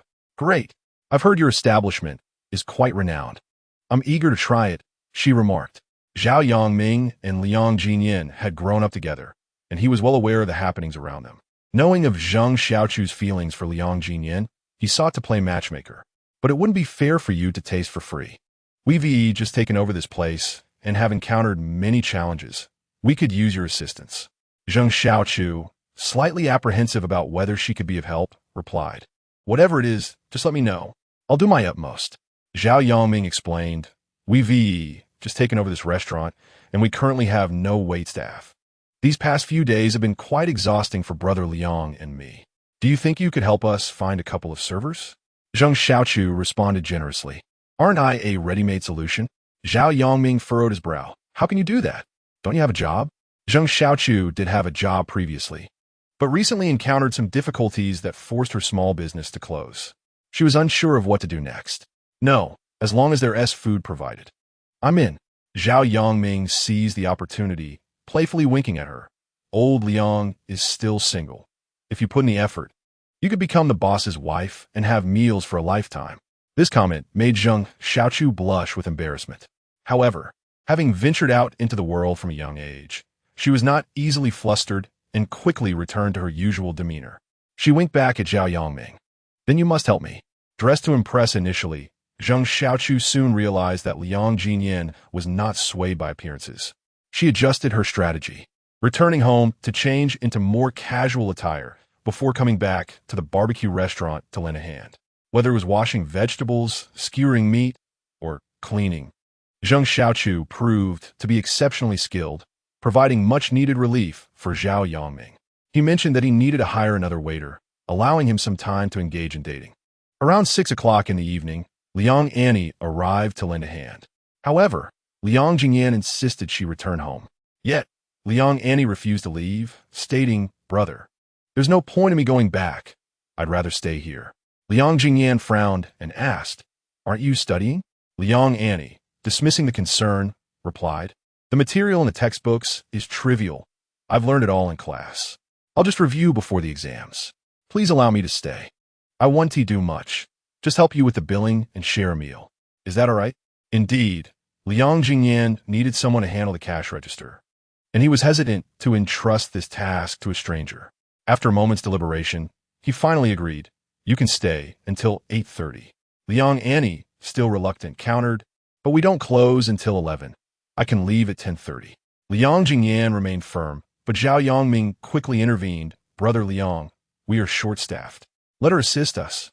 If you're worried about her safety returning, I can escort her downstairs." With Zhao Yongming as persuasion, Liang Ziyan relented, saying, "Just keep an eye on the time, so she can return to the dormitory." The sudden addition of 2 people in the shop granted Liang Ziyan and Zhao Yongming a moment of respite. It was supposed to be a bustling evening, but unexpectedly, light rain began to fall around 8 o'clock. The chilly rain quickly dispersed the patrons from the streets, causing the restaurant to feel noticeably colder. Although a few customers arrived after the rain, it was far from the usual lively atmosphere. Liang Ziyan instructed Zhao Yongming to take Liang Annie home early. Seeing that her brother was managing well, she ceased her insistence. "All right then, I'll come again tomorrow." After a moment's reflection, Liang Ziyan called her back. "Today we prepared many skewers. With so few customers, we won't sell them all. Ask Brother Li to grill some for you to take back to the dormitory to share." Liang Annie hesitated, "But I don't have a good relationship with them." Liang Ziyan replied sternly, "Relationships are cultivated with effort. Just lower your guard and observe their attitudes. If you can connect, that's wonderful. If not, there's no need to force it." Liang Annie, accustomed to listening to him, agreed, "Fine, I'll take a few skewers." Liang Ziyan requested the chef to prepare 20 large meat skewers for chicken wings, for silkworm pupae, chives, cilantro, sausages, and more. After a brief wait, Zhao Yongming packed the grilled skewers into an insulated paper bag and accompanied Liang Annie back. On the way, Zhao Yongming joked, "See if there are any young girls among your classmates who wouldn't mind my age. Introduce one to me." Liang Annie readily agreed, "Don't worry. If I find a suitable one, You'll be the first I think of. Zhao Yongming smirked. Dare I say you won't think of your brother first? After dropping off Liang Annie, Zhao Yongming rode his electric bike back to the barbecue shop. He had rushed out earlier without wearing a jacket, and now, with the rain just having fallen, the air felt quite chilly. After securing his bike, he couldn't help but shiver. Just as he was about to dash inside, he spotted a pair of exceptionally adorable twins standing by the roadside, accompanied by a lady in her 40s. Zhao Yongming, ever sociable, was drawn to the charming children and felt a playful urge. Would you like some barbecue? In his uncle's store, there was a promotion, buy one, and for the cost of one, 2 individuals could dine. How advantageous could that be? 2 little children, around 3 or 4 years old, donned checkered shirts and suspenders, complemented by matching yellow vests. They appeared fair and delicate, with large, sparkling black eyes that shimmered like stars in the night sky. Zhao Yongming couldn't help but marvel at the remarkable parents who could produce such adorable twins. Yet, the twins remained aloof, glancing up at the aunt without engaging in conversation. Zhao Yongming felt a twinge of discomfort, pondering why they, much like Liang Ziyan, were disinclined to interact with others. Chapter 9. The 2 little children having lingered outside for a while, Zhao Yongming returned home slightly later than intended. Liang Ziyan had just finished clearing the table and casually inquired, "What took you so long?" Recalling the enchanting pair of twins, Zhao Yongming felt a pang of regret. If only he had a pair of twins himself. He had seen a set of twins earlier, and their charm was undeniable. They looked almost airbrushed, particularly their stunning eyes. Alas, if he had a pair of twins, he would consider it worthwhile to toil like a beast for the rest of his life. Liang Ziyan, with a hint of sarcasm, remarked, "Who would have thought you possessed such aspirations?" After a moment of reflection, Zhao Yongming lamented, "It's a pity they are equally unresponsive." Liang Ziyan, familiar with his character, quipped, "You approached them, but they ignored you, didn't they?" Unable to restrain himself, Zhao Yongming retorted, "You are no different." As the image of the little children flashed through his mind, Zhao Yongming scrutinized Liang Ziyan closely and noted, "You bear resemblance to them, almost like your miniature versions." Leaning closer to Liang Ziyan, he jested, "Tell me, have you secretly fathered 2 illegitimate children?" Liang Ziyan chuckled at the jest. "If I had 2 sons, would you be able to swindle me out of my money?" Zhao Yongming casually mentioned the twins, but upon seeing Zheng Xiaochu approaching, he swiftly changed the subject. "Xiaochu, after a busy night, you should take a moment to rest. Allow me to prepare something for you." Zheng Xiaochu, unpretentious, responded, "Just boil me some instant noodles." Zhao Yongming disagreed. "That won't do. I shall prepare some skewers, and we can enjoy a drink together." Noticing the grill master about to leave, he hurriedly called out, "Brother Li, since it's quiet today, why not sit down and chat with us?" Master Li glanced at the time, noting it was still early, and opted not to leave just yet. "I'll grill some skewers. What would everyone like to eat?" They each ordered various delicacies while Master Li and Zhao Yongming took to the grill. Liang Ziyan busied himself cleaning the tables and sweeping the floor. As he prepared to mop, Zheng Xiaochu gently pressed his hand down, insisting, "Brother Liang, let me handle it." She looked at him with a smile that radiated warmth. Zheng Xiaochu possessed a pleasing appearance, enhanced by makeup, her smile under the lights both gentle and alluring. She deliberately brushed her hand against Liang Ziyan's as she grasped the mop. "In recent years, I have been alone in the city, lacking friends, often subjected to bullying. I frequently reminisce about our days as apprentices together." Liang Ziyan was no fool. He could sense the affection shimmering in her eyes. However, he had long since closed his heart to love, resolving never to seek a woman in this lifetime. It is indeed not easy for young girls to navigate the world outside. After uttering this remark, he turned to the kitchen and retrieved a case of beer, followed by 4 sets of cutlery. Today, having finally found a moment of respite, it was the perfect opportunity to sit down and enjoy a drink. The lamb skewers and chicken wings were soon ready, and Master Li had also grilled some vegetable rolls. The lamb could be stored in the freezer, but the vegetable rolls would spoil if not consumed overnight. Zhao Yongming encouraged everyone to indulge in the vegetable rolls, to which Liang Ziyan teased him, saying, "Well, look at you, learning how to live wisely." Zhao Yongming inquired, Do you know why I insisted on opening this barbecue restaurant instead of staying in my hometown? Liang Ziyan could guess part of the reason, but the others were oblivious. Zheng Xiaochu curiously asked why. Zhao Yongming candidly replied, because it's close to the school. And the patrons here are mostly Na'vi young ladies, lacking in guile and social experience. Where else should I focus my attention? Zheng Xiaochu shot him a disapproving glance. You're truly despicable. Zhao Yongming retorted confidently, I'm not deceiving anyone, nor am I coercing anyone. It's a mutual agreement, so what's so disgusting about that? Master Li, being older and with his son having gone to university last year, now lived with just his wife. As someone who had traversed similar paths, he understood Zhao Yongming's perspective. Raising his glass, he sincerely wished, may you find success in your endeavors, my brother. Liang Ziyan also lifted his glass, adding, here's to you, hoping this pig finds its cabbage soon. Zheng Xiaochu joined in, raising her glass with them. Those innocent young girls should not be deceived. Scoundrels will face their reckoning. Zhao Yongming was displeased. Am I a scoundrel? I've spent all the money I've earned over the years on women. Even the 180,000 from Brother Liang was taken by a woman. He hesitated to finish his thought. Nevertheless, he was determined to find a pure and guileless young girl this time. The group drank until after midnight before dispersing. Zheng Xiaochu lived nearby, but it was unsafe for a girl to return alone at such a late hour. So Liang Ziyan pushed Zhao Yongming out. You take her home. Zhao Yongming was reluctant. Why should I take any home while I also escort Xiaochu? Liang Ziyan chuckled. Now that she's here, don't you feel much more at ease? Zhao Yongming pondered for a moment and realized that was indeed the case. All right, I will take her home. It was evident that Zheng Xiaochu felt quite disheartened, and Zhao Yongming tried to console her, saying, Brother Liang is just like that. He finds it difficult to be kind to anyone, but once he decides on someone, he would go to great lengths for them. If you truly like him, be patient. Perhaps one day he will surprise you. Zheng Xiaochu understood. Thank you, Zhao Ge. The following afternoon, around 4 o'clock, two little guests unexpectedly entered the barbecue restaurant. Liang Ziyan had just marinated the chicken wings and was threading cilantro onto skewers, oblivious to the commotion in front. However, Zhao Yongming had just returned from restocking supplies and noticed the two small figures quietly seated on the chairs, without an adult in sight.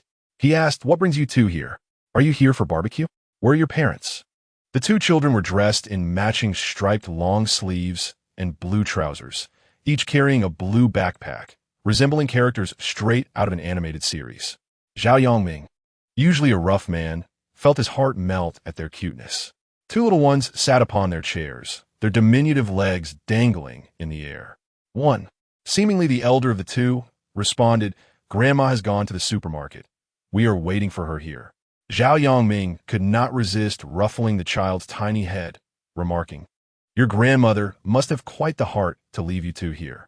The little one gazed earnestly at Zhao Yongming, licking his lips. Big brother, could you please toast us some bread? He set down his small backpack and pulled out a red bill, offering it to Zhao Yongming. Is this enough? How much does a slice of bread cost?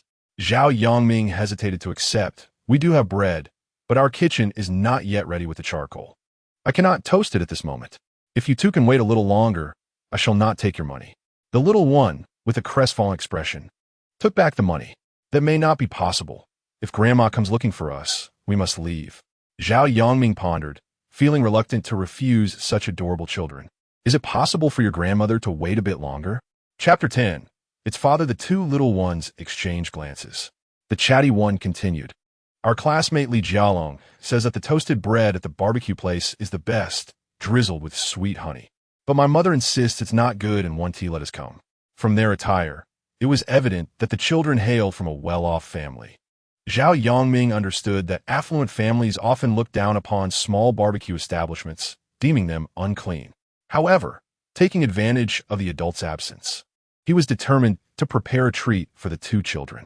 You two wait here. I'll make it for you in the oven. The children were obedient, sitting quietly in their chairs, awaiting their treat. Zhao Yongming retreated to the kitchen, unsealed a bag of bread, and retrieved a few slices, spreading honey upon them before placing them into the electric oven. Liang Ziyan, unaware of the situation outside, inquired curiously, Are you hungry? Zhao Yongming smiled, explaining, Two little guests have arrived.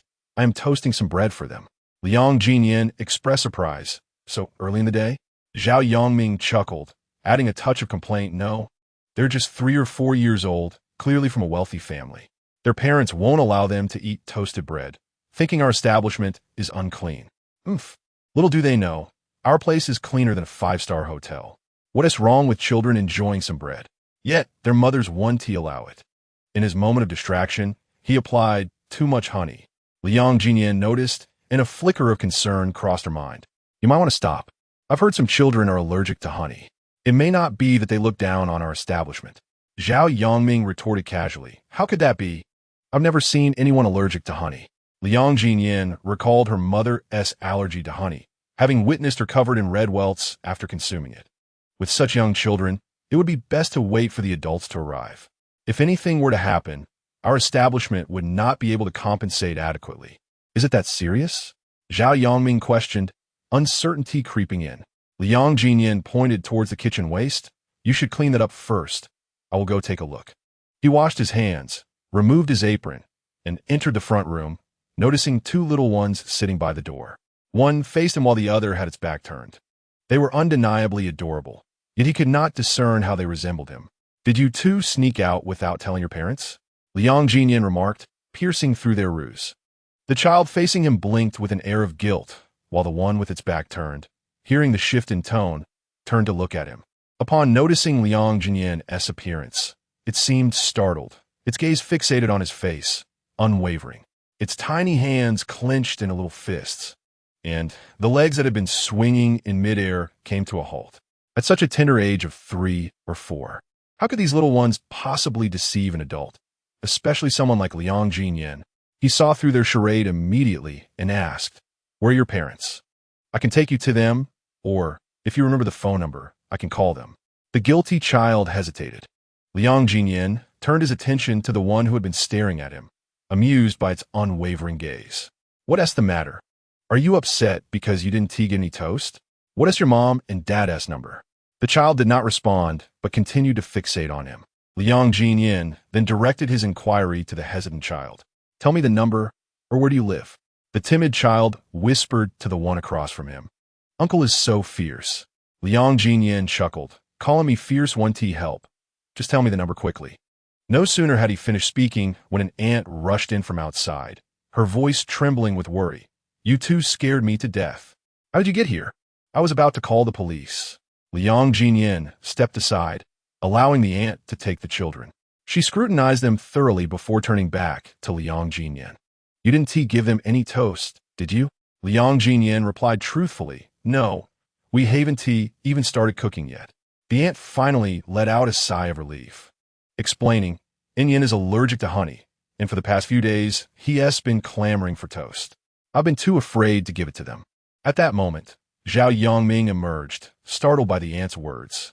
Thankfully, Liang Ziyan had been cautious and refrained from giving them any. Otherwise, if something had happened, the barbecue shop would not have been able to compensate adequately. Subsequently, the aunt adjusted the children's clothes and slung their backpacks over their shoulders before leading them away. The quiet little one kept its gaze on Liang Ziyan until the aunt pulled it out the door, reluctantly withdrawing its eyes. It was but a brief interlude, and Liang Ziyan returned to his bustling activities in the kitchen. Zhao Yongming accompanied them to the entrance. With a honey allergy, make sure to come for some meat skewers when you can.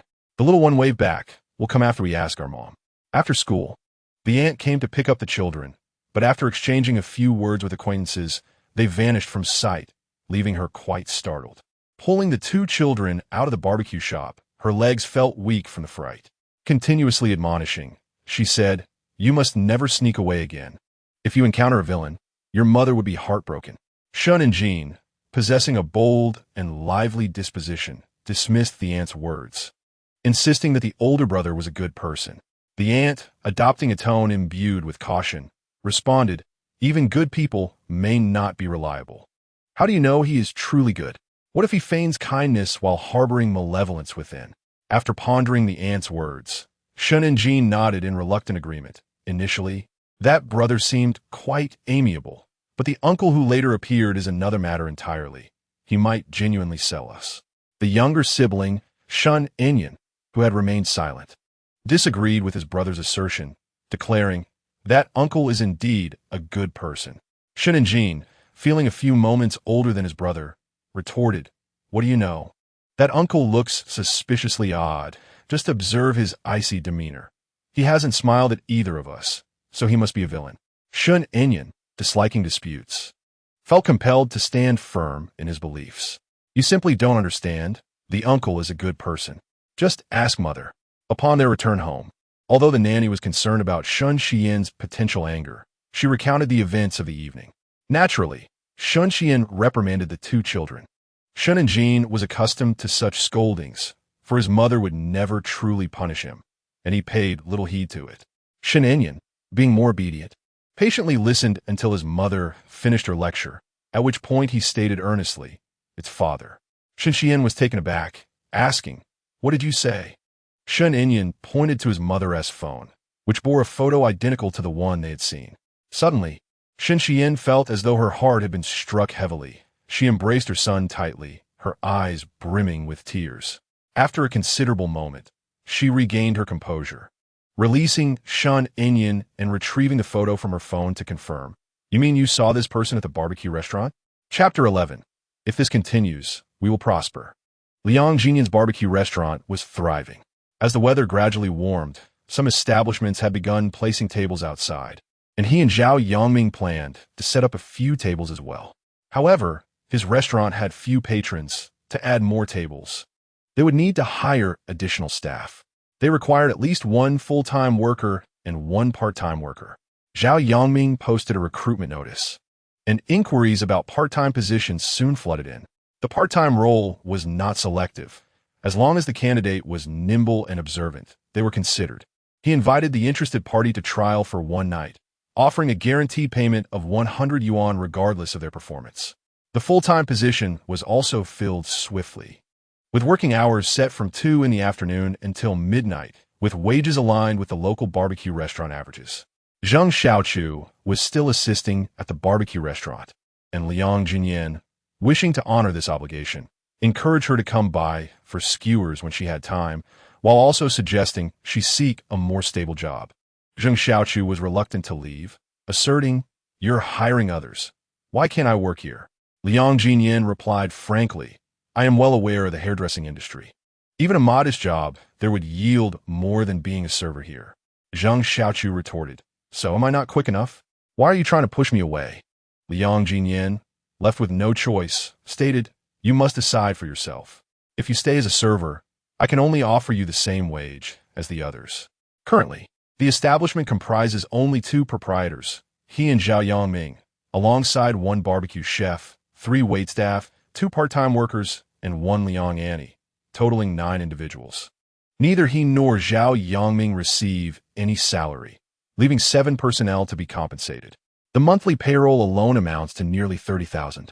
He calculated that under full capacity, the daily earnings would barely reach 50,000, leaving a mere 20,000 after wages.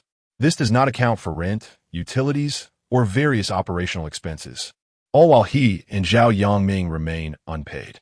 Furthermore, during inclement weather, they might not even serve 2 tables in an entire evening. There are also those customers who, unwilling to spend, expect 3 skewers of lamb, yet wish to consume copious amounts of beer. Liang Ziyan realized that this situation was untenable. He needed to devise a strategy to elevate the roadside barbecue stand. The space is limited, accommodating only 10 to 12 tables, but if they could fill them every evening, a profitable summer awaited. After pondering for 2 days, Liang Ziyan and Zhao Yongming decided to set up a tent outside after 4 in the afternoon, adorned with colorful lights and attractive signage, lending an inviting appearance. As the weather warmed, local residents and students from the nearby university flocked to enjoy skewers. For 3 consecutive nights, not only were all tables filled, but some patrons even turned over their tables 2 or 3 times. The kitchen struggled to keep up with demand. These 3 nights alone netted over 10,000. Zhao Yongming, gazing at the burgeoning funds in their account, beamed with delight at the prospects. If this trend continued, they would surely prosper. Liang Ziyan shared this optimism. Operating from May to August, they could effortlessly recoup their investment in the venture. Thereafter, Any profits would belong solely to them. The newly hired part-time workers include a petite female student who, taking advantage of her evenings, sought to earn some money to supplement her living expenses. She is of the same academic standing as Liang Ziyan, but hails from a different college. While not conventionally beautiful, she possesses a certain charm and works diligently, though she lacks the sharpness one might desire. Zhao Yongming, upon sending out the recruitment notice, felt a surge of anticipation upon receiving a call from a girl. However, upon meeting, he experienced a tinge of disappointment. Though she could work as a part-timer, she fell short of the qualities he sought in a romantic partner, prompting him to quickly dismiss such thoughts. The other part-timer is a local unemployed individual without a formal job, earning a bit of money in the evenings while indulging in video games during the day. He is not particularly industrious, but also not lazy, which Zhao Yongming found satisfactory. They also employ 2 full-time staff, one male in his early 20s and a female under 40. After their afternoon shifts, they assist with dishwashing and threading skewers. Business has been bustling these past few days, leaving everyone exhausted. Liang Ziyan cheerfully encouraged the team, promising red envelopes at month's end. Zhao Yongming chimed in with a grin, asking if he might receive a red envelope as well, lamenting that without his salary, he could scarcely afford a pair of undergarments. Liang Ziyan shot him a sidelong glance, retorting that he was not without pay. Rather, he was repaying a debt through labor. Noticing Zhao Yongming's discontent, he added, "Let us consider 5,000 a month as fair. That totals 60,000 a year, which you would need 3 years to repay. I haven't even included interest in your account. Do you truly expect a red envelope?" Zhao Yongming fell silent. He had been holding back for a long time, yet he still felt that without money in hand, survival was unattainable. "In that case, lend me 1,000. The remaining 4,000 will go towards repaying my debts. At worst, I shall work for 4 years without compensation." Liang Ziyan interjected, "It's not without compensation. It is working off a debt." Zhao Yongming muttered under his breath, "You are even more merciless than the landlords of the old society."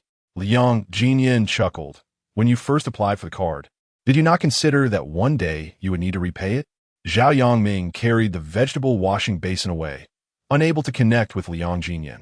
The part-time worker, Lu Qianqian, worked from 6:30 to 9:30, earning 80 for the night. She was fortunate enough to accompany Liang Ziyan home. She arrived a good 10 minutes early that evening and found Zhao Yongming, feeling somewhat embarrassed as she approached him. "Brother Zhao, I would like to ask you for a favor." Zhao Yongming, embodying the essence of a boss, generously replied, "Go ahead."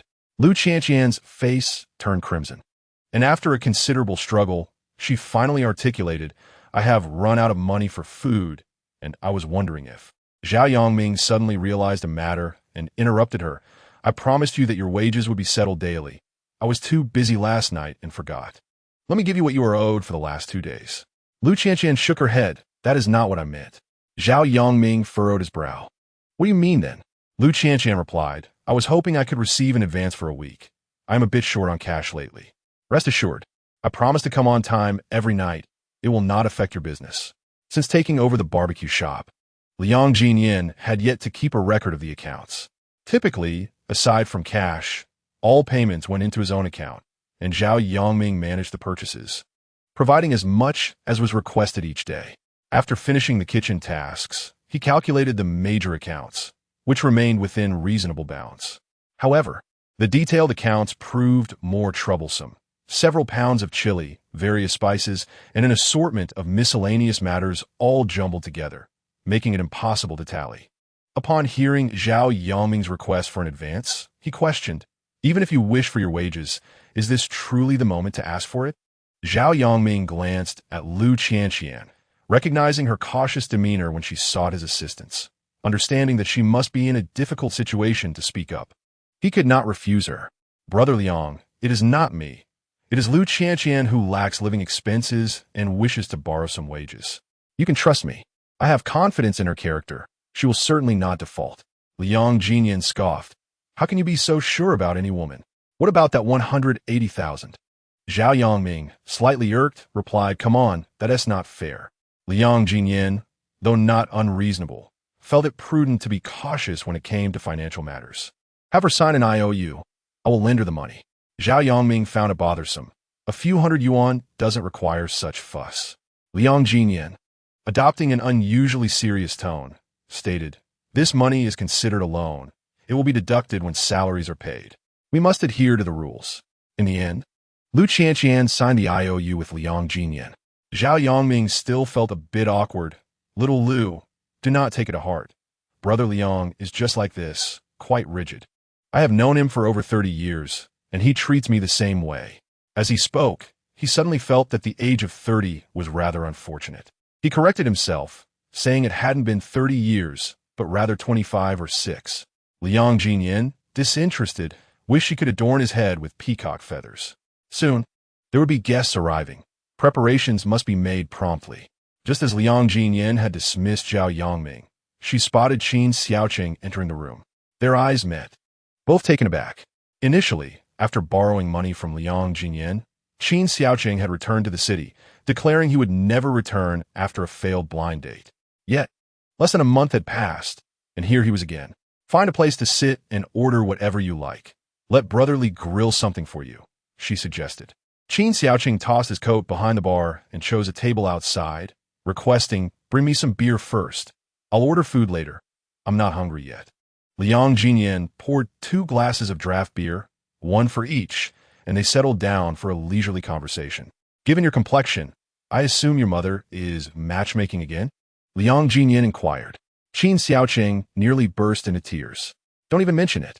I went on 3 dates in 2 days. I can't take it anymore. If I return to the city again, I'll be a complete fool." Liang Ziyan clinked her glass against this. "Don't harbor such resentment. Drink more to quench your thirst." As they chatted, 2 individuals took a seat at the table beside them. As the proprietor, Liang Ziyan felt compelled to greet the customers. However, she remained seated and called out, "Sister Zhang, we have guests. Please take their order." Sister Zhang emerged with a menu and presented it to the patrons. "Ladies, please." The 2 guests sitting next to Liang Ziyan seemed oblivious to the menu, their attention fixated on Qin Xiaoqing. Initially, Liang Ziyan paid no mind, but their peculiar behavior soon caught her eye. They were 2 remarkably fashionable young women, adorned in designer attire that was utterly unrecognizable. The bags they clutched, if authentic, would each cost tens of thousands of yuan. Although Liang Ziyan had never held a prestigious job, her previous experience in a hair salon had acquainted her with many affluent women who carried such brands. She had overheard conversations where each bag was worth a small fortune, some requiring reservations, with money alone not guaranteeing acquisition. She couldn't help but marvel internally. Indeed, comparing lives was futile. After laboring for an entire month, even with gross profits, she might not earn enough to afford one of their bags. Clearly, these 2 women were not the type to dine in her modest establishment. She waved dismissively at Sister Zhang, signaling her not to attend to them. They were likely drawn to Qin Xiaoqing's good looks and had come to amuse themselves. Qin Xiaoqing noticed their persistent gazes and, feeling irked, turned to confront them, his expression changing dramatically. "What are you doing here?" One of the girls clicked her tongue in disdain. "What? After failing at matchmaking, you've come to this dive to drown your sorrows?" Qin Xiaoqing chuckled. "This is my brother's establishment. I'm here to support him. What is it to you? You're taking up a table without ordering anything, and you have the audacity to complain?" The girl, evidently infuriated by his retort, shot back. "Who said we aren't ordering? Bring us the menu. We'll place our order." Qin Xiaoqing continued to mock. "Just don't start nitpicking later, claiming this isn't good or that isn't right. Trying to avoid the bill." The girl laughed. "Sister has done everything but dine on the house. Where's the owner? Bring us the menu." Liang Ziyan took the menu from Sister Zhang and handed it to the 2 girls, saying, "I see you are good friends of old Qin. Don't worry. I will give you a discount shortly." Although dining at the small eatery didn't cost much, the prospect of a discount delighted the guests. The girls received the menu and couldn't help but compliment. "Look at how eloquently the owner speaks." It was evident that she was unfamiliar with such menus and unsure how to order, wondering if she simply needed to mark the items at the back. Liang Ziyan explained, "Just write the quantity." Uncertain of how much to order, one girl boldly wrote down 100 next to the lamb skewers and asked her companion, "Is that enough?" Liang Ziyan's barbecue shop offered larger skewers than others, 3 yuan for small skewers and 5 yuan for large ones. Even with the small skewers, the two girls could hardly consume 30. Adhering to the principle of not wasting, he cautioned, 100 is too much.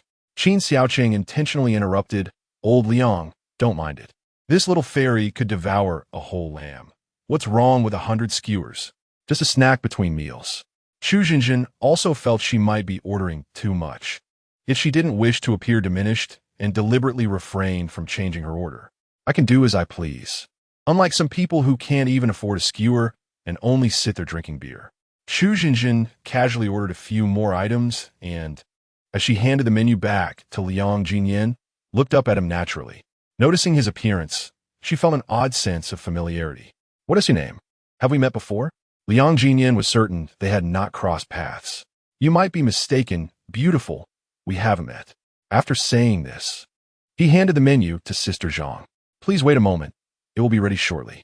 Qin Xiaoqing mocked. The wealthier one is, the stingier they tend to be. They see my face and don't refuse a discount, but now they're trying to establish connections. Huh. Chu Jinjin indeed found Liang Ziyan familiar, but she could not recall where they had met.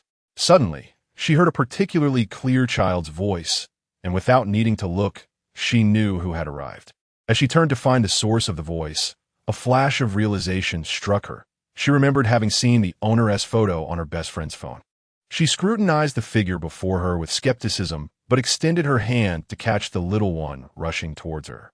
Anjin, Inyan, what are you two doing here? Where's your mother?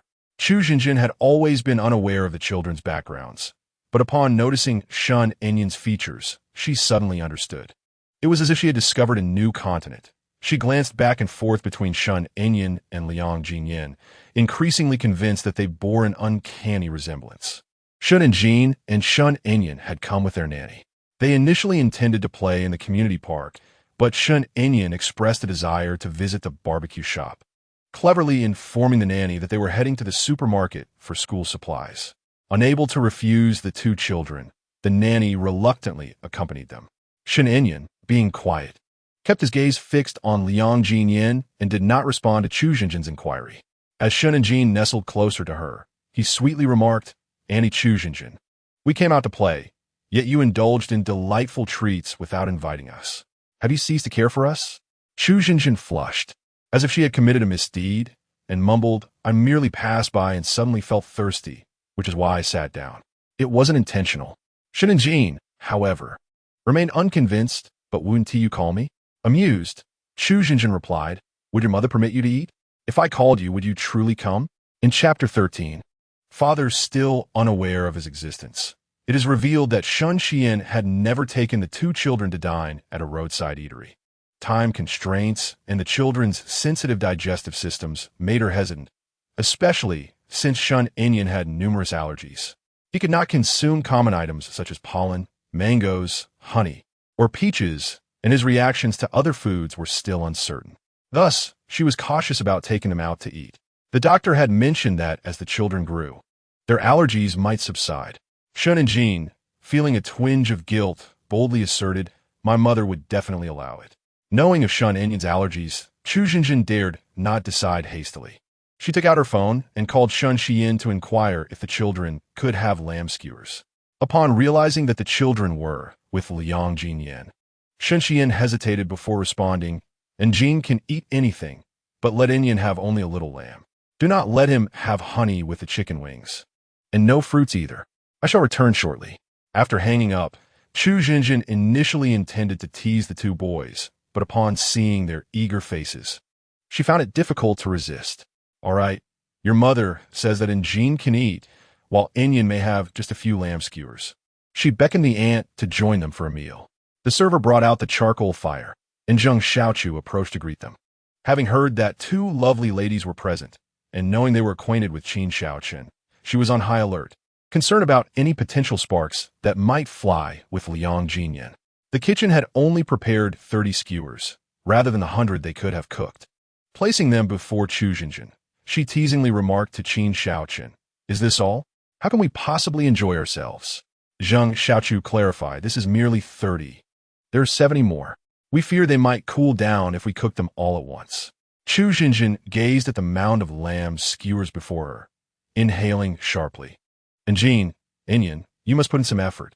It was Njin's first experience with lamb skewers. He eagerly grabbed one and hastily devoured it, soon leaving his face greasy.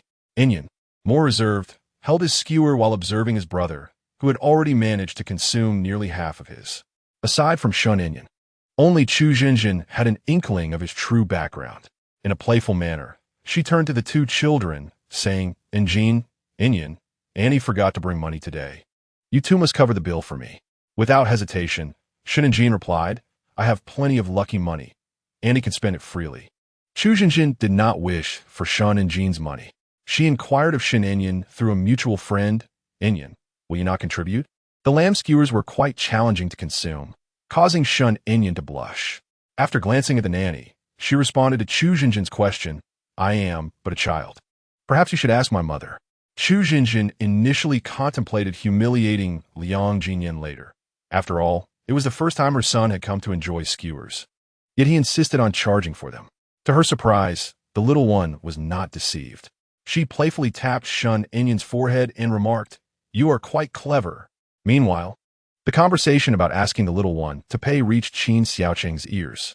Sipping his beer, he scoffed, "Some individuals are truly crafty, even deceiving children out of their money. I must say, I admire that." He called across the table to the two youngsters, "You two, eat to your heart's content. It's all on your uncle." Pausing for effect, he added, "Do you think your uncle is generous, while your aunt is stingy?" Shin Inyan typically refrained from engaging in such discussions. However, Shin Njin was not fond of such remarks. "Auntie is not stingy. She brings us toys every time she visits. Unlike you, uncle," he retorted. The surrounding crowd erupted in laughter at this statement. Qin Xiaoqing responded with a feigned exasperation, "You little rascal, do you expect me to buy you toys? Do you even know me?" Shin Njin was too preoccupied with his meal to reply, but Shin Inyan chimed in, "You are an uncle. Daddy's friend is, of course, an uncle." Yet, Qin Xiaoqing could not grasp the deeper implications of their exchange. Being financially secure and charmed by the two children, he generously offered, "Very well. Uncle will buy you toys. Tell me, what do you both desire?" Shin Xian had advised against requesting toys from strangers. Although Shun and Jin yearned for the latest Transformers, he hesitated momentarily before replying, "Mom says we shouldn't ask for things from outsiders." Qin Xiaoqing then turned to Shun Inyan, "Do you not want anything either?" Shin Inyan's thoughts diverged from her brother's. While her mother had indeed advised against requesting toys from outsiders, Aunt Jinjin was not considered an outsider. Aunt Jinjin was a good friend of her mother's. If a good friend of her father were to gift them toys, that would not be deemed inappropriate. After a moment of contemplation, she asked, "Are you good friends with him?" Pointing at Liang Ziyan, Qin Xiaoqing replied, "Are you referring to him?" Shun Inyan blinked her large, dark eyes and nodded affirmatively. Qin Xiaoqing chuckled, "Of course, we're good friends. We grew up together, climbed mountains to steal fruit, and swam to catch fish. Look, we are both from the city and have come here together. Does that not make us good friends?" Shin Inyan tilted her head in thought and declared, "Then I want the toys you buy." Qin Xiaoqing found the child's thought process rather peculiar. He glanced at Liang Ziyan and remarked, "Isn't this child odd? Why does she insist on knowing if I'm your friend before accepting a gift? What does that even mean?" Liang Ziyan also found her behavior strange. However, having never raised a child, he suspected that a child's reasoning might differ from that of adults. "You can give if you wish, if not, there is no need for inquiry," he mused. As Qin Xiaoqing studied Shun Inyan, he suddenly noticed how much she resembled Liang Ziyan. "Hey, I say, Lao Yang, why are you speaking so kindly to someone else's child? Don't tell me you've fathered an illegitimate child." Upon the conclusion of Qin Xiaoqing's words, both Shun Inyan and Chu Jinjin instinctively turned their gazes toward Liang Ziyan. Aware of their scrutiny, Liang Ziyan responded with a curt remark, advising them to refrain from speaking indiscriminately in front of the children. Although Zheng Xiaochu had not joined the group, she had been attentively observing the unfolding events. When the two little ones approached to partake in a barbecue, she had initially thought little of it.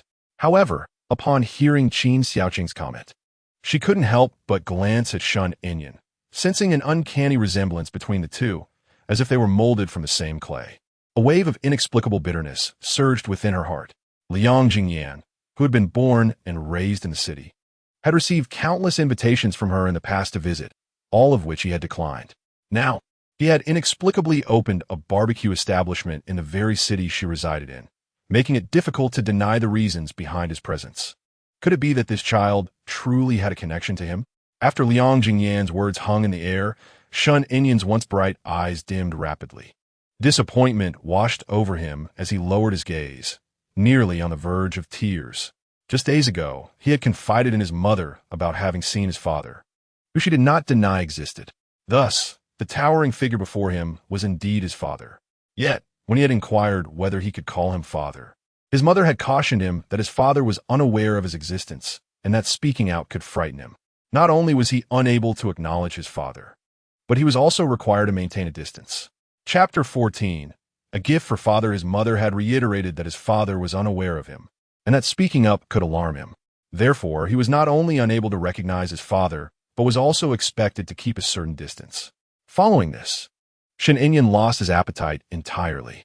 Meanwhile, Shun and Jin, who possessed a hearty appetite, seized the opportunity to indulge and filled his small belly to the brim. The aunt, concerned for his well-being, advised him gently, stating that his mother had warned against overeating, lest he suffer from indigestion later that evening. Chu Jinjin also urged him to stop eating. Obediently, Njin set down his skewer, took a wet wipe, and attempted to clean his face, though it was a futile effort. The aunt kindly assisted him in tidying up. As the evening wore on, the aunt prepared to take the two children home. Chu Jinjin, having nearly finished her meal, requested the server to present the payment code and, without inquiring about the total, scan 1,000. Zhao Yongming, upon hearing the reminder, grinned broadly, remarking on Miss Chu's generosity and expressing hope for her frequent return. Chu Jinjin, unfazed, assured him that she would indeed return, though whether she would pay in the future remained uncertain. Zhao Yongming chuckled, proclaiming that as long as a beautiful guest was willing to come, payment would not alter their hospitality. As Chu Jinjin prepared to escort the two children home, she suddenly turned back to Liang Ziyan, recalling something, and remarked, "Boss Liang, our fateful connection has yet to unfold." With that, she departed, leaving Liang Ziyan sincerely welcoming her future visits. Shun and Jin, satisfied and ready to leave, was met with Shun Enyan's reluctance to depart, his gaze lingering on Liang Ziyan with a sense of unspoken longing. Upon hearing his aunt's call, he approached her with measured steps, softly inquiring, "Annie, may we play a little longer?" His aunt found it rather peculiar. It was perfectly normal for Shun and Jin not to have had enough fun and to wish to linger. However, Shen Inyan had never shown an unusual interest in anything throughout his life. Why was he suddenly captivated by this barbecue restaurant? He hadn't consumed much, after all. "Your mother will be back soon. We should return early, or she might worry," she advised. Being still quite young, Shen Inyan felt compelled to heed the adults. Though reluctant, he nodded in agreement. Yet he did not rush to leave. Instead, he retrieved a handcrafted little sparrow he had made at kindergarten from his pocket. Approaching Liang Ziyan, he presented it with both hands. Liang Ziyan was taken aback that this small child, whom he had only met twice, would gift him something, momentarily stunned. After a brief pause, he bent down and asked, "Is this for me?" Shen Inyan nodded earnestly. Yes, Liang Ziyan was quite fond of this soft-spoken, endearing little boy. With a hint of caution, he accepted the gift, inquiring, "Did you make this?" Upon seeing Shun Inyan nod, he sincerely praised, "Your hands are truly skillful. This is beautifully made." Shun and Jin, noticing his younger brother giving away his handmade sparrow, rushed over and exclaimed, "I made a little sparrow today too, but I'm keeping it for Mama." He paused, filled with confusion. "Inyan, why don't you give it to Mama instead of this uncle?" Shen Inyan was at a loss for words and remained silent. Liang Ziyan, understanding the significance of the sparrow being a creation from kindergarten, felt a bit awkward accepting it. "Why don't you take it back and give it to your parents?" he suggested. Shun Inyan shook his head, standing on tiptoe to close Liang Ziyan's hand around the sparrow, looking up with sparkling eyes and articulating, "It's for you." The tiny hands of the 3-year-old were small, soft, and delicate, while Liang Ziyan's hands were rough and accustomed to hard labor. When their hands met, it created a striking visual contrast. Liang Ziyan understood the sentiment and smiled in gratitude. "All right, When you come back next time, Uncle will have gifts ready for you. Soon, the aunt and Chu Jinjin led the two children away. Qin Xiaoqing expressed his displeasure, saying, "Why do I have to buy toys for them when they don't give me gifts but instead give you one?" Zhao Yongming felt even more unfairly treated. "I even said I'd treat them to grilled bread, and they didn't give me anything either." After a round of complaints, Zhao Yongming suddenly remembered something. "By the way, I haven't asked them who is the older brother and who is the younger brother." Qin Xiaoqing deduced. "The one named Jin should be the elder brother, and Enyan is the younger brother." Zhao Yongming asked, "What is their surname?" After a moment's thought, Qin Xiaoqing replied, "It seems to be Shun." "Yes, it's Shun." Zhao Yongming repeated, "Shun and Jin, Shun Enyan. Their names are quite pleasant." Liang Ziyan carefully stored the little sparrow, feeling a mixture of emotions, as if something was suspended in the air. Upon learning that the two children bore the surname Shun, an inexplicable thought began to rise within him. However, he had little time to ponder these sentiments. The weather was splendid today, and soon guests would arrive, prompting a flurry of activity in the kitchen as the waitstaff began their diligent preparations. Naturally, the owner could not remain idle. He must assist in welcoming the patrons. Shun and Jin and Shun Enyan swiftly made their way home. Chu Jinjin bid good night to her friends and ascended the stairs with the two little ones. Although she suspected that Shun Enyan was Liang Ziyan's son, she yearned for confirmation. Shen Xiyan arrived home a few minutes later, and upon hearing that the two children had enjoyed barbecued skewers, she inquired with a smile, "How were they? Were the lamb skewers delicious?" Shun and Jin puffed out his little belly, displaying it to Shen Xiyan. "Look, Mommy, my tummy is so big from eating. It must have been delicious. It's a pity you weren't there. Can we go together when you have some time?" Shen Xiyan hesitated slightly. Shen Enyan approached and took her hand without uttering a word, yet his thoughts were clearly expressed in his gaze. Ultimately, Shen Xiyan decided to grant her son's wish. "All right, Mommy will have time this Saturday, and we'll go together." Chu Jinjin then interjected, "I heard a particularly luxurious barbecue restaurant has opened in the north of the city, complete with dance performances. Shall I treat you all?" Shen Xiyan politely declined, saying, "It's too far. Let's skip it." Chu Jinjin persisted. "There's also a large barbecue establishment nearby your home, renowned for its superb environment and food. How about we visit there?" Shen Xiyan replied, "That place is too crowded and chaotic. It's not suitable for children." Chu Jinjin huffed in response, "I'll find a few more options. Are you just full of excuses?" Shen Xiyan was puzzled by her insinuation.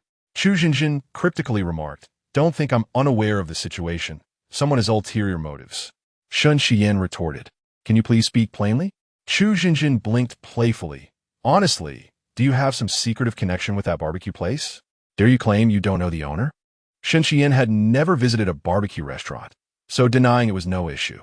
However, it was evident that Chu Jinjin had gleaned something. As for any hidden connections, it would be wise to refrain from discussing such matters in front of the children. Chu Jinjin did not linger long with Shen Xiyan. After her departure, Shen Xiyan prepared the two children for bed. Strangely enough, Shun Enyan, usually a light sleeper, quickly succumbed to slumber. Shen and Jin, more vivacious, typically required lengthy bedtime stories to close his eyes. Yet tonight, the two children were quite the opposite. Shen and Jin wished to play a bit longer, but his eyelids grew heavy, and he began to doze off before the story was finished. Shen Enyan blinked his bright, sparkling eyes, seemingly entranced by something, yet he refused to close them. Shen Xiyan paused the storytelling and curiously asked, "Why isn't Enyan sleeping?" After a moment's hesitation, Shun Enyan, filled with anticipation, replied, "Mommy, I gave Daddy a gift today." Shen Xiyan was taken aback by his words. "What gift did you give Daddy?" Speaking of his gift made Shen Enyan even more excited. "It was a little sparrow I folded at school."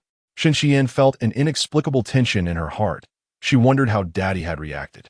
At that moment, every detail was etched into Shun Enyan's mind, yet he needed to ponder before articulating his thoughts. "Father said thank you to me." Shen Xiyan bit her lip, questioning, "Does that mean Father likes you?" Shen Enyan, unable to discern the answer, felt a twinge of disappointment, replying uncertainly, "I don't know." Shen Xiyan gently ruffled his small head, suggesting, "Let us discuss this tomorrow after you get some sleep." Although Shun Inyan obediently shut his eyes, slumber eluded him, and he soon opened them again. "Mother, I wrote a letter to father." Shin Xian was taken aback, her earlier drowsiness vanishing in an instant. "What did you write?" She quickly recalled that her son had yet to learn to write, thus doubting he could have composed anything substantial. However, Shin Inyan had not learned to write, but could draw. "I drew our family of 4 on the belly of a little sparrow. When father sees it, he will surely understand." This statement filled Shun Xian's heart with an unbearable ache. She bit her lip with such intensity that she staved off her tears. Both Shin Xian and Shun Inyan remained awake, inadvertently startling Shun Injin, who was nearby. In a daze, he seemed to have heard something about father, rising without opening his eyes, inquiring, "Where is father? Where is father?" Shun Injin, with his lively and cheerful disposition, could not keep secrets and was known for his loquacious nature. He would share anything he remembered with anyone he encountered. While Shun Xian could confide in her younger son, she was hesitant to let her elder son know. Just as she was at a loss for how to navigate the situation, her son asked a couple of questions, then lay back down and fell asleep again. Shun Xian felt an inexplicable sense of relief. She turned to comfort her younger son, saying, "Sleep now, your brother is dreaming." Ultimately, being a child, Shun Inyan persevered for a while longer before drifting off to sleep as well. Quietly, Shun Xian rose, donned a garment, and stepped onto the balcony. From there, she could see the back entrance of the barbecue street. The entire street was aglow with lights. She only knew the general location, but could not discern which establishment it was. Chapter 15. Father still doesn't know we were born. Liang Ziyan had been busy all night, hastily taking a warm shower before collapsing onto his bed. Noticing the little sparrow on the shelf beside his bed, he found himself inexplicably drawn to it. The craftsmanship of the small creature was evidently lacking. Its creases were uneven and incomplete. Yet, for a child of merely 3 or 4 years, such an achievement was commendable. It was clear that considerable effort had been invested. As he prodded the wings, he discovered they still moved. The barbecue shop had a height of 1.5 stories, with the ground floor comprising a front hall, kitchen, restroom, and a small storage room. The upper half-story, barely over a meter high, could only accommodate 2 mattresses and some miscellaneous items. He and Zhao Yongming resided there, avoiding rental expenses, which saved them a substantial sum. After all, as 2 single men, their living arrangements were of little consequence. Each occupied a large mattress, separated by a distance of 2 feet. After a long night, Zhao Yongming, seemingly unfazed by fatigue, was engrossed in chatting with someone on his phone, punctuating the air with bursts of laughter. Liang Ziyan cast a sidelong glance at him before quickly averting his gaze. The dim light overhead barely illuminated the room, allowing only a faint glimpse of its contents. Fatigue gradually enveloped him as he gently placed the little sparrow down with one hand while reaching to turn off the light with the other. Inadvertently, he noticed a crooked drawing on the bird's belly, perhaps the whimsical scribbles of a child who had yet to master the art of writing. Alternatively, it could have been the result of a teacher's convenience, utilizing leftover scraps of paper to appease the children. Liang Ziyan dismissed the thought and delicately set the sparrow on the horizontal rack by the bedside. With the flick of a switch, darkness enveloped the room entirely. Zhao Yongming had not yet succumbed to sleep. The harsh glow of his phone screen forced him to turn away, presenting his back to Liang Ziyan. And soon he drifted into slumber. Business had been thriving over the past few days, and Liang Ziyan calculated that the profits aligned closely with his prior estimates. 10 tables were set outside, all occupied, necessitating 2 rounds of service each day. It was indeed somewhat taxing, though he did not fear hard work.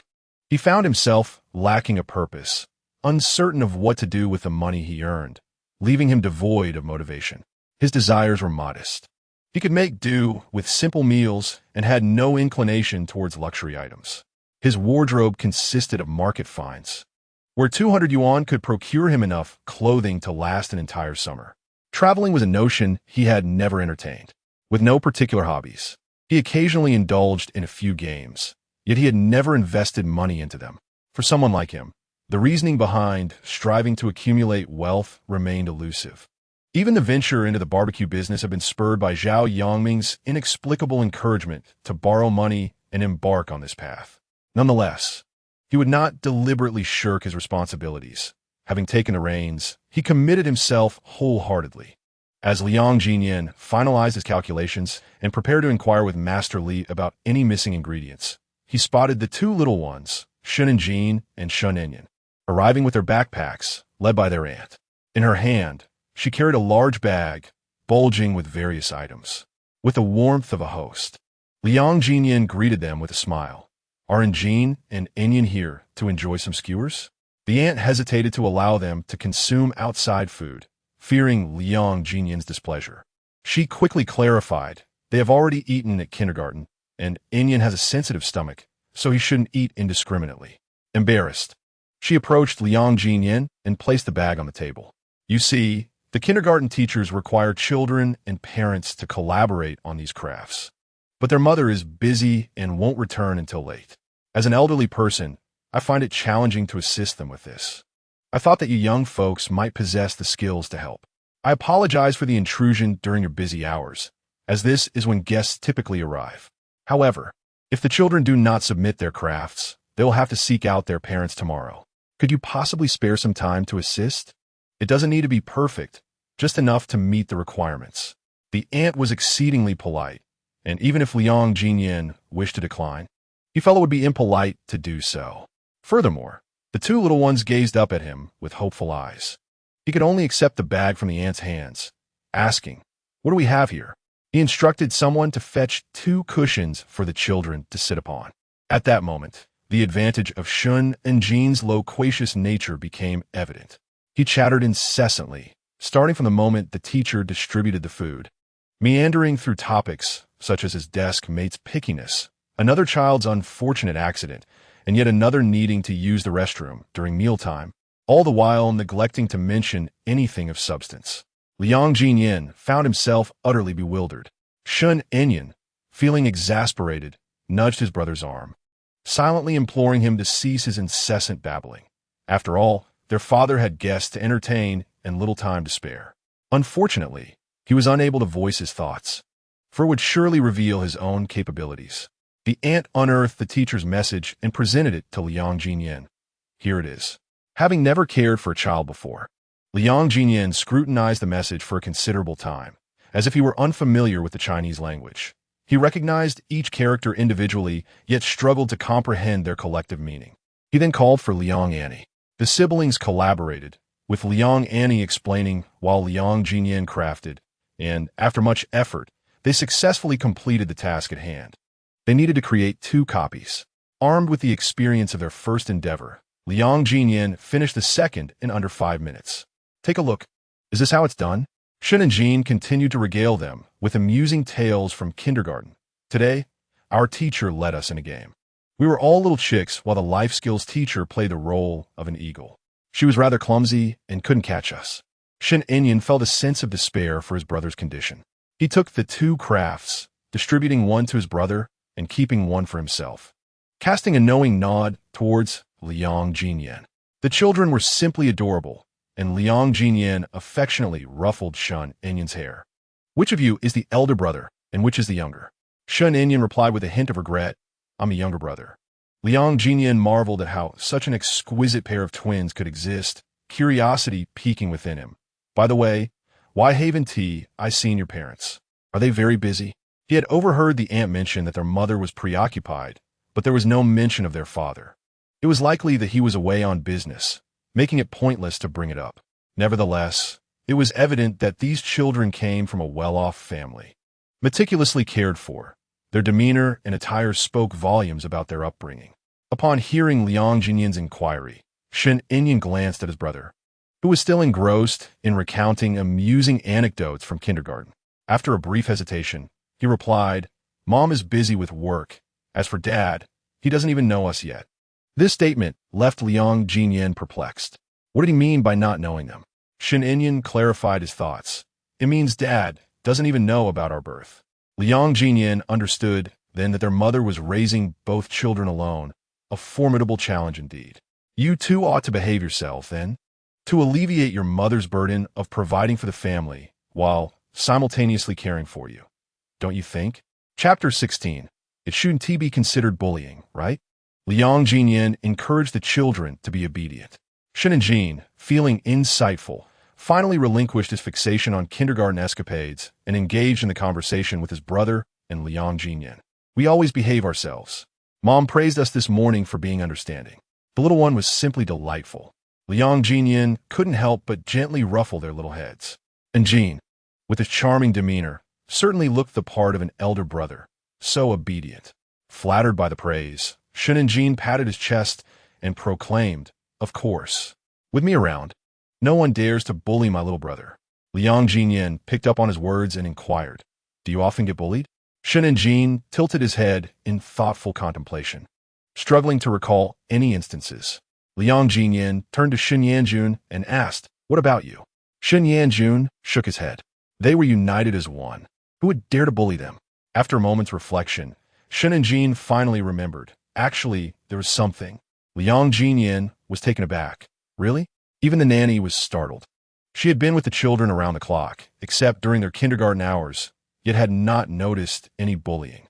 Was there something she had overlooked? Shen and Jean nodded vigorously. "Yesterday, a girl named Xiaolan insisted on kissing my brother's face. When he refused, she pushed him." Shen Yanjun's face turned a shade of red. Indeed, one could not rely on an older brother who spent his days talking about trivial matters. The nanny appeared astonished. "That doesn't seem like bullying, does it?" Liang Ziyan rubbed his forehead in exasperation. "And then what happened?" Shen and Jean continued, "Well, my brother fell over when she pushed him, but then Xiaolan cried. I went over to give her a kiss, and she pushed me too, pouting and going to tell the teacher." Liang Ziyan couldn't suppress a chuckle and asked, "What did the teacher say?" "The teacher said it was time to eat and told us to hurry up," Shen and Jean replied. Liang Ziyan began to grasp the whimsical logic of children. He reached out and clasped Shen Yanjun's small hand, intending to ask if he felt wronged. Perhaps he could offer some comforting words. However, he noticed that as he held the tiny palm in his larger hand, the little one seemed to be startled, tensing up and widening his eyes. Thinking he might have inadvertently hurt the child with his rough grip, Liang Ziyan quickly loosened his hold. The little one's hand was soft and springy, leaving Liang Ziyan with a tinge of regret. Did Yanjun feel sad? He usually spoke in a gruff manner, having only experienced tenderness for a fleeting couple of months in his life. It was unfortunate that he did not cherish those moments. Today, he had managed to exhibit his rare gentleness, and unbeknownst to him, even his tone had softened at the end of his sentence. Shen Yanjun perceived his father's warmth. He shook his head, his gaze falling upon his father's large hand. After a moment of hesitation, he took the initiative to grasp his father's index finger. He longed to hold his father's hand fully, but alas, his father's hand was too large, and his was too small. He could only grasp one finger. In a rare moment, Shen Yanjun broke into a smile, brighter than the sun in the sky. Liang Ziyan realized that this child was truly perceptive. He allowed the little one to hold on, and unexpectedly, a smile crept onto his own face. The weather was splendid, perfect for a barbecue. The outdoor tables soon filled with patrons, and the private rooms inside were also packed, leaving only Liang Ziyan's table unoccupied. 2 customers approached and inquired, "Is there a table available?" Sisterly invited them inside. "There's still space in here." The guests insisted on sitting outside. Noticing that the table occupied by Liang Ziyan was filled with handcrafted items, they expressed their confusion, asking, "Is this table not available for us? Do your own people need to take up a table?" Liang Ziyan, with his easygoing nature, connected seamlessly with the 2 children and had no intention of asking the guests to leave. He kindly explained, "I apologize, but this table is also for guests. There are seats available inside, with air conditioning, making it far more comfortable than outside. You might want to give it a try." The guests, however, were unwilling. "In that case, we won't eat here." As they walked away, they complained, "Has good business led to driving away customers? Some people are becoming increasingly unreasonable." Liang Ziyan pretended not to hear them. After all, encountering peculiar customers is part of running a restaurant. Besides, since they hadn't dined here, they hardly qualified as guests. It was Shen Yanjun who grasped the underlying sentiment of the guests. He released Liang Ziyan's hand and slid off his chair to chase after the departing customers. "Sister, that table has become available." The 2 customers, still irked, instinctively prepared to scold whoever was calling them. To their surprise, they turned around to find a little child of 3 or 4 standing at their feet. The child was simply too adorable to provoke any ire. "Have you finished eating?" Shin Inya nodded, explaining, "We just finished lunch at kindergarten. Mama, 1 tea let us eat outside. We were doing crafts earlier, and we've completed them." With Shun Inyan's intervention, it was unlikely that the customers would remain unappeased for long. Before long, the 2 customers returned, waiting for Liang Ziyan to tidy up before taking their seats again. Liang Ziyan invited the aunt to bring the 2 children inside to sit. The aunt glanced at the time and explained, "We should be heading back. I need to eat something soon, and I need time to prepare." Time indeed flew by, and Liang Ziyan bade farewell to the 2 little friends. "The gifts I promised you are not ready yet, but I will certainly have them prepared by the next time you visit." Shinjin was filled with anticipation about the gift. He had already begun to ponder what it might be. Shinyan, however, had his own thoughts. "Mama said she would bring us here for barbecue this Saturday." Liang Ziyan was taken aback. "Will your mother be coming too?" Shinjin, having forgotten such an important detail, was reminded by his younger brother and recalled, "Mama mentioned it last night. She will take us on Saturday." The concept of Saturday was still vague to him, and he began counting on his little fingers, asking, "But which day is Saturday?" Shinyan was equally uncertain about which day that was. Yet, he clearly remembered that there were 2 days left of the holiday. The teacher said, "We have 2 days off." Liang Ziyan struggled to imagine what sort of woman could give birth to such delightful twins. His heart brimmed with curiosity, not related to romantic interests, but purely because life had grown rather dull. This was a rare source of intrigue for him. "Now, Inyan," Liang Ziyan squatted down, gazing at Shinyan. "Tell uncle what your mother enjoys eating, and I can prepare something for both of you." Shin Inyan pressed his lips together, hesitating for a moment before summoning the courage to correct him. "Not uncle." Liang Ziyan furrowed his brow, inquiring, "What do you mean?" Shin Inyan remained silent, his little heart twisting into knots. However, without his mother's consent, he would not utter a word. His mother has a fondness for chicken wings. "Very well," Liang Ziyan replied. "I shall prepare an abundance of chicken wings for your mother." As he spoke these words, watching the 2 children depart, Liang Ziyan couldn't help but chuckle softly. What could he possibly prepare for a woman he had never met, even if she were to pay, given his close rapport with the 2 children? How could he bring himself to accept payment? It would merely be a loss-making venture. Chapter 17. Taking mother to the barbecue restaurant, Annie took the 2 children back home. On the way, Shun and Jean posed a profound question. "Inyan, it seems you quite like uncle." Shun Inyan retorted, "Do you not like him?" Shun and Jean had yet to fully grasp the concept of liking. As long as someone played with him, provided him with treats, and gifted him toys, he felt a sense of affection. Indeed, I would like him even more if he could give me a gigantic transformer. Having spent 3 years together, Shin Inyan understood his brother exceedingly well.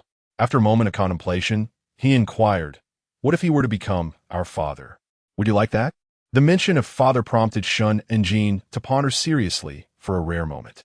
"But everyone says Uncle Chun is our father, doesn't it?" Shun Inyan, with a serious expression, huffed softly, "He is not." Shun and Jean struggled to comprehend the complexity of the matter. "Regardless, whoever treats me well is my father. For most, weekends are a time for leisure and entertainment. Yet for those in the restaurant business, these 2 days are filled with bustling activity. A lack of busyness would merely indicate poor restaurant performance and a failure to earn profits." Liang Ziyan commenced preparations with all his staff on Friday. After checking the weather forecast and confirming that the weekend would be splendid, he instructed Zhao Yongming to purchase double the usual ingredients. Early Saturday morning, he began preparing the items for the evening's sale, slicing meat, washing vegetables, threading skewers, marinating, and more. Each task was assigned to someone, and the atmosphere was vibrant with energy. By 4 in the afternoon, customers began arriving. The kitchen was already equipped with charcoal, ready for grilling at a moment's notice. Liang Ziyan ordered several large barrels of draft beer and stocked the refrigerator with beer. As the weather grew warmer, beer sales flourished. Moreover, with high profit margins and no need for secondary processing, the earnings were substantial. Engrossed in the flurry of activity, Liang Ziyan lost track of time. When he finally checked his phone, it was nearly 6 o'clock. He recalled the agreement with the two children that they would come with their mother to enjoy barbecue.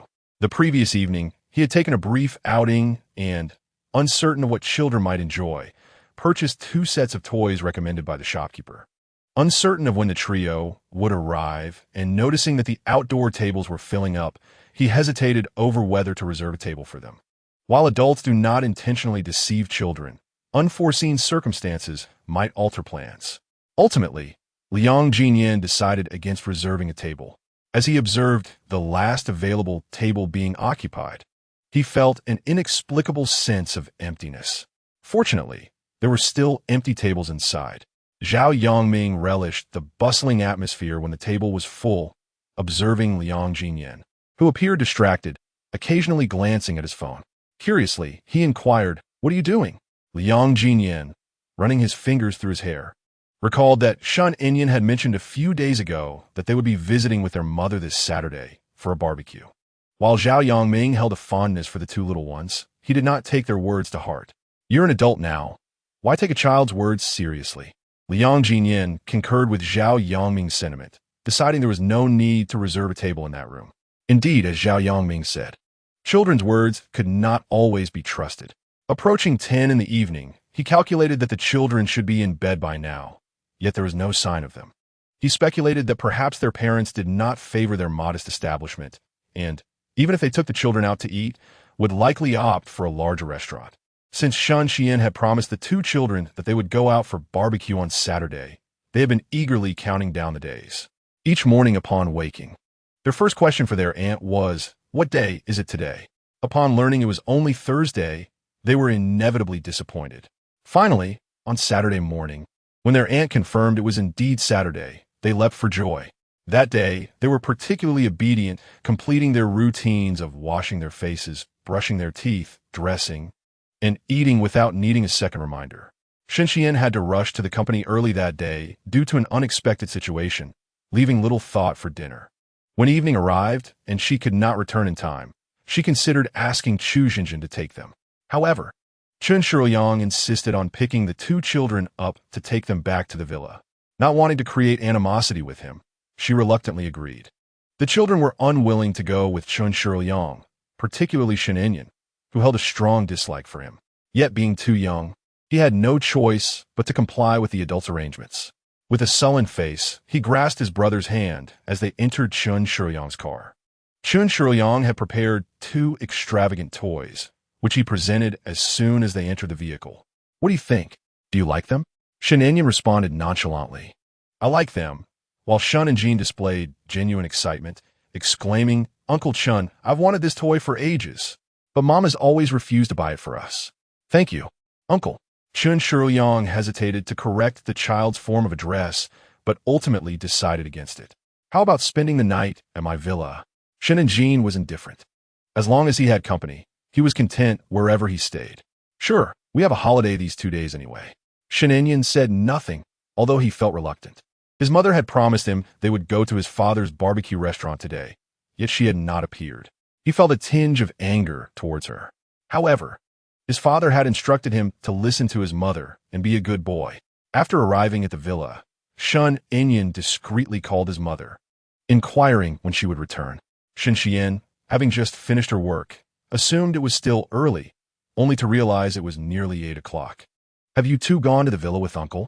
Shen Inyan nodded, then, realizing his mother could not see him, added, "Uncle Chen picked us up earlier and invited us to stay, but Mom, I don't want to stay here."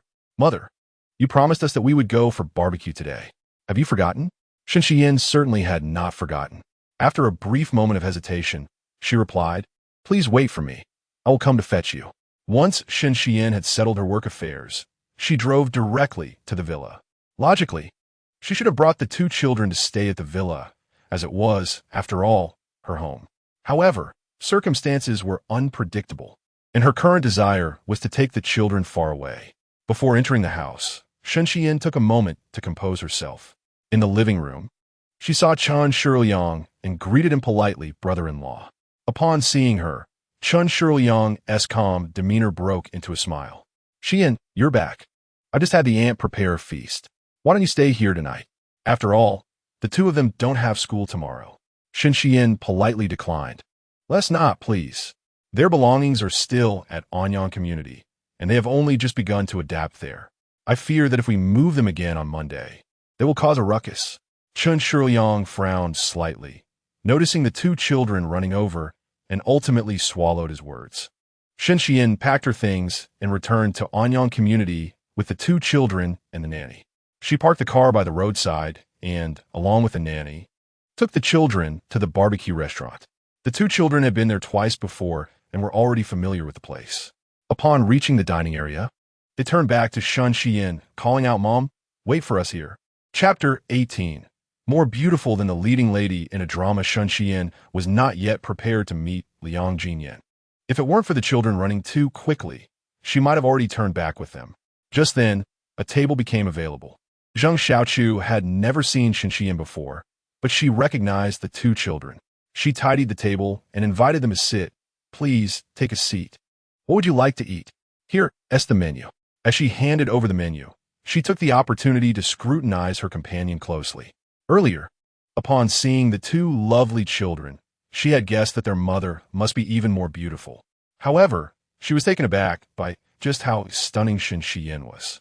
Dressed in a simple white shirt and black trousers, with heels of 3 to 4 centimeters, she had no superfluous adornments, save for a pair of white pearls dangling from her earlobes. Yet, her refined demeanor resembled that of a young lady from a prestigious family depicted in dramas. Zheng Xiaochu had previously heard of Liang Ziyan's relationship with a beautiful girlfriend.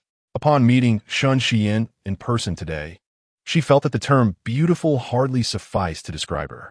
Any man would undoubtedly be enchanted by such a woman. It was perfectly understandable why Liang Ziyan would forsake all others for her.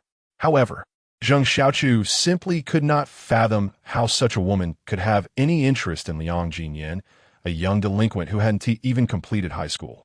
If one were to document Liang Ziyan's misdeeds, it could easily fill a book. In truth, he was academically inclined, consistently performing well and ranking among the top in his class, even in the grade level. This was accomplished despite his lack of dedication.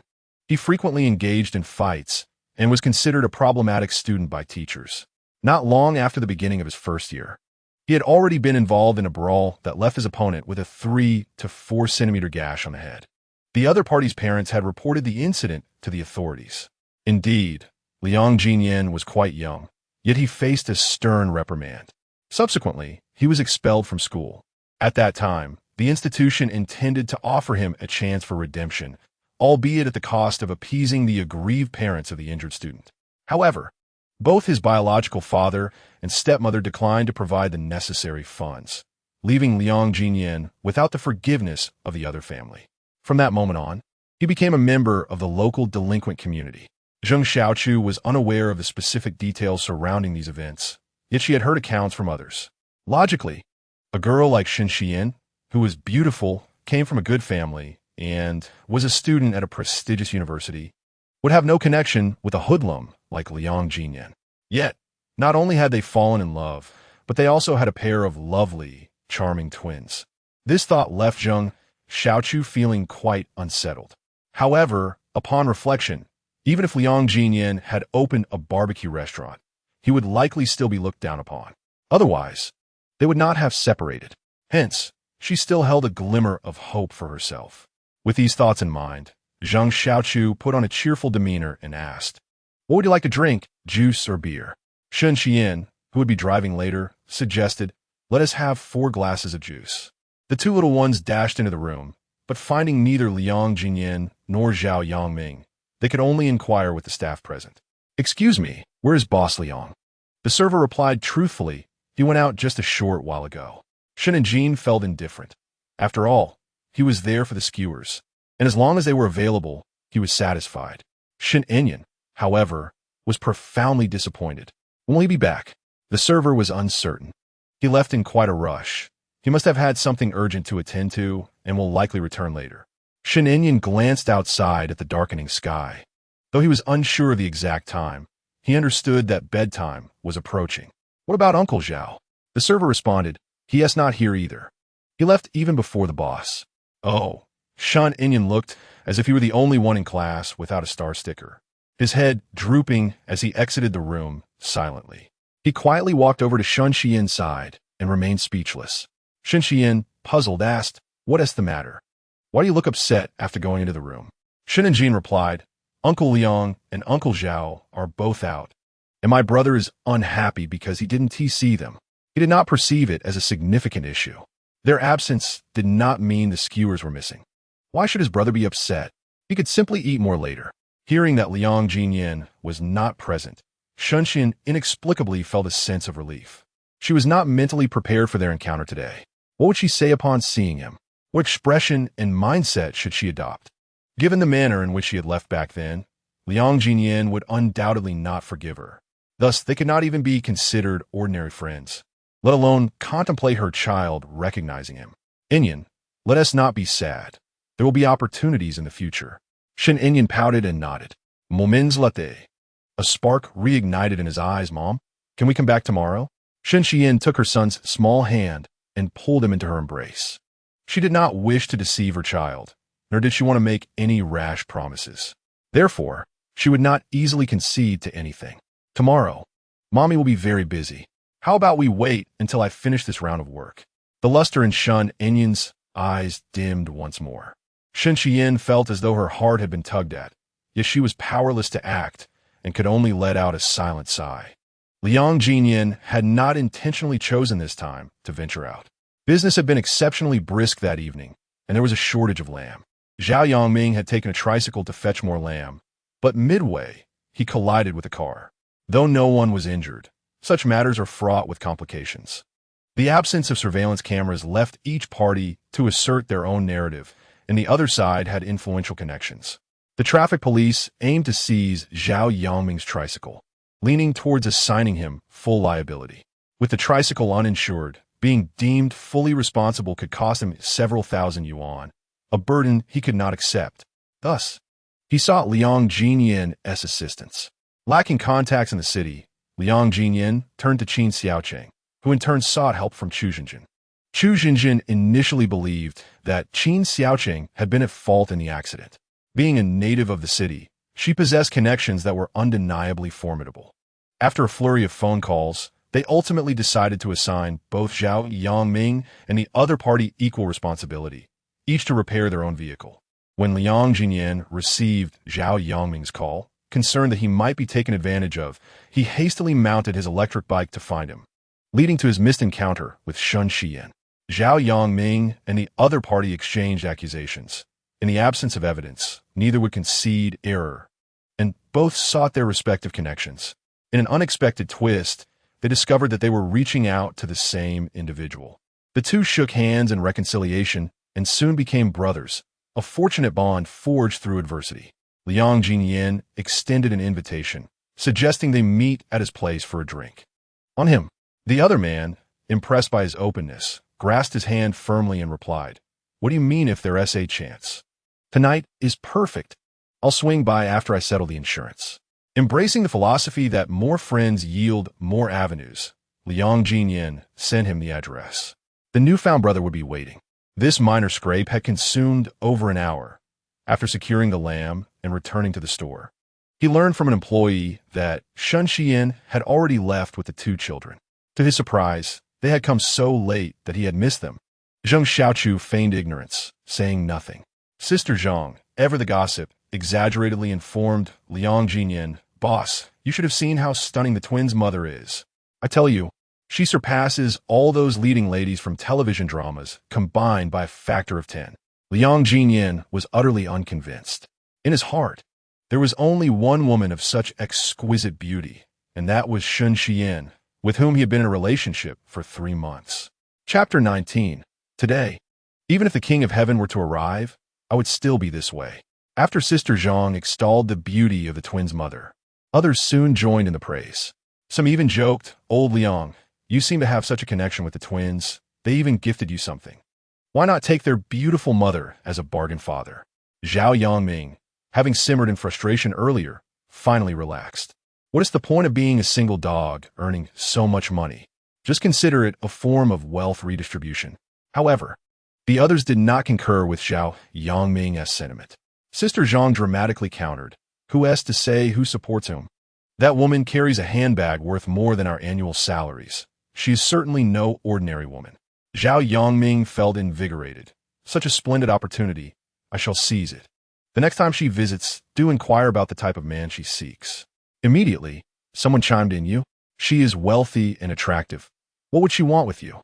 It must be someone like Brother Liang, tall and robust, possessing stamina. This woman, feeling empty and lonely, surely desires a man to provide her with warmth and comfort. After uttering these words, he scrutinized Liang Ziyan, noting his unkempt hair and untrimmed beard. Brother Liang, I mean no offense, but with such a fine foundation, you ought to groom yourself better.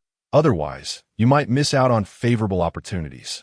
The group buzzed with chatter, eager to present Liang Ziyan as a prospective suitor.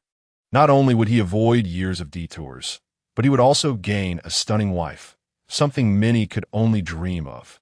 Zhao Yongming was disinclined to entertain such notions. What good is physical fitness alone? One must also be adept in matters of the heart and able to discern a woman's desires. Providing comfort is paramount. While we may not possess Brother Liang's towering stature, we have vitality. Our engines are four-cylinder, capable of running continuously for hours. Can Brother Liang boast such stamina? Others may not appreciate Zhao Yongming's background, but Qin Xiaoqing was well aware. Having just finished drinks with friends, he stopped by to check on Zhao Yongming. Upon hearing his bravado, he could not help but interject, with such prowess, how did you allow yourself to be deceived into such a plight? Why have you not made a woman dependent on you?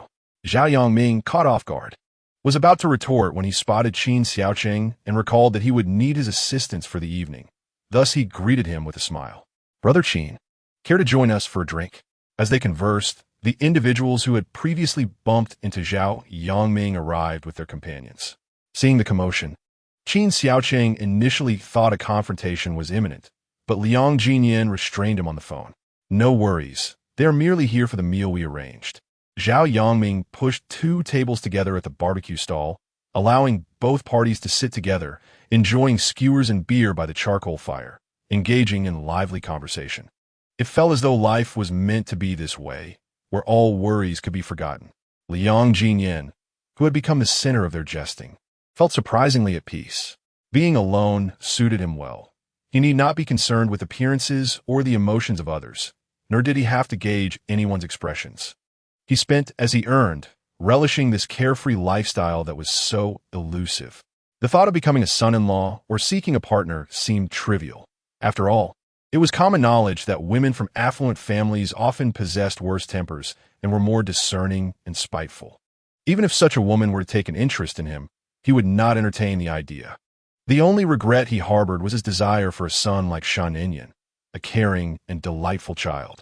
However, given his aversion to marriage, it was likely he would never have a son in this lifetime. As the barbecue gathering concluded, it was evident that all present were familiar faces. Liang Ziyan had the chef and waitstaff clock out, believing their presence was sufficient. Besides, everyone had come primarily for drinks and conversation. The food was merely an afterthought. By the time they finished, dawn was approaching. Liang Ziyan had intended to treat everyone, but as the others departed after a mere 2,000 yuan, he could only invite them to return when he could host them properly. Qin Xiaoqing harbored no desire to return home and opted instead to reside in the barbecue shop. Liang Ziyan and Zhao Yongming tidied up the premises, moving items back indoors, clearing the tables, and dismantling the tents to avoid disrupting daytime traffic.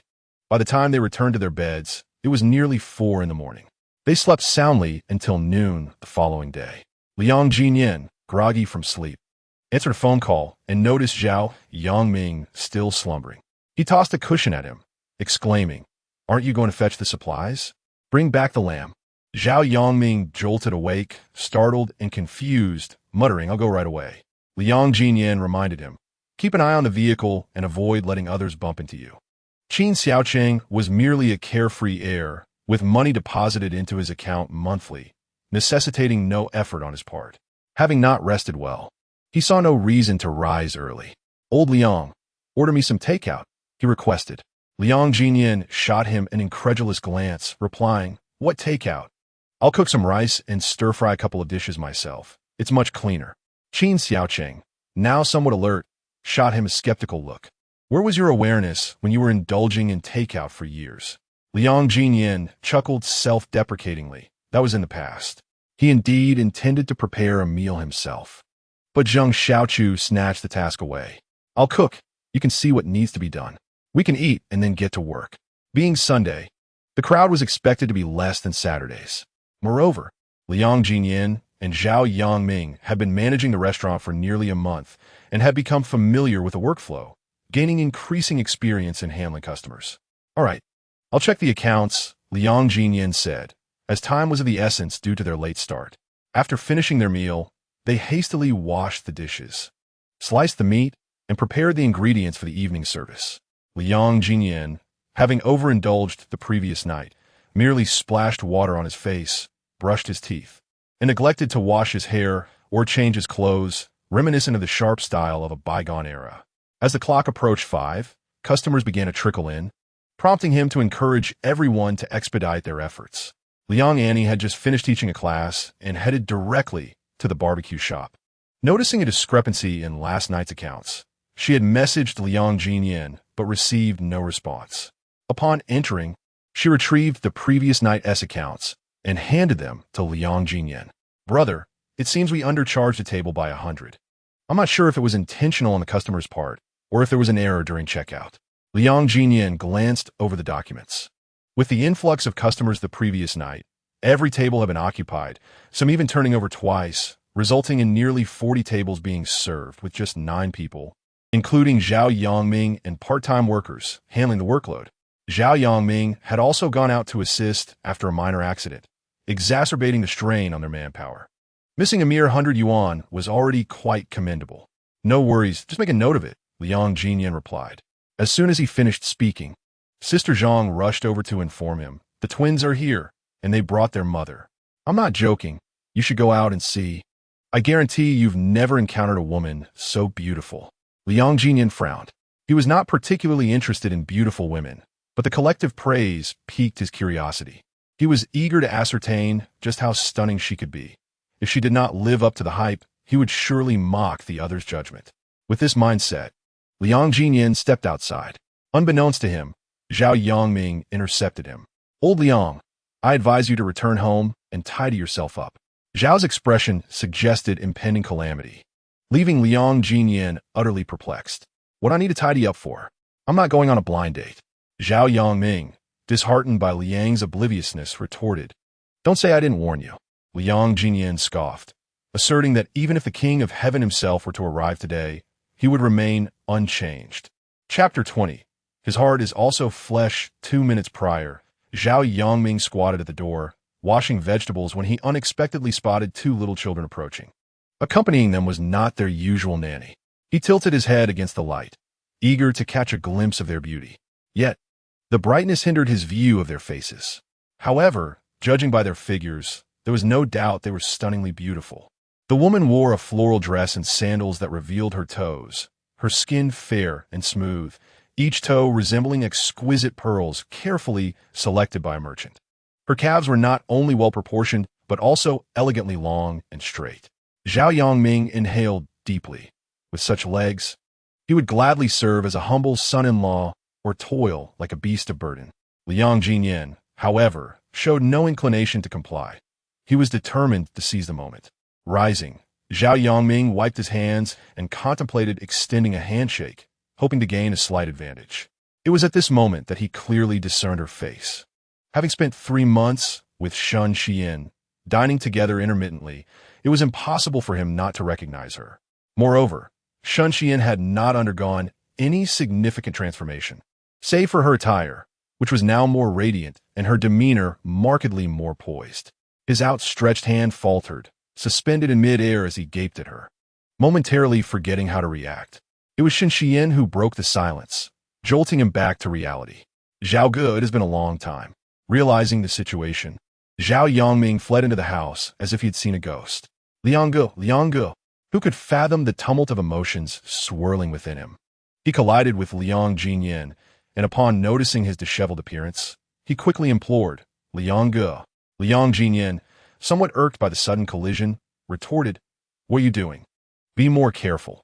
If a server had come with the dishes, you would have bumped into them.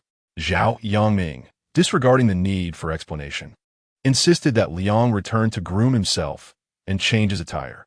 Liang Ziyan was unwilling. Even if a celestial being descended, I would still present myself thus.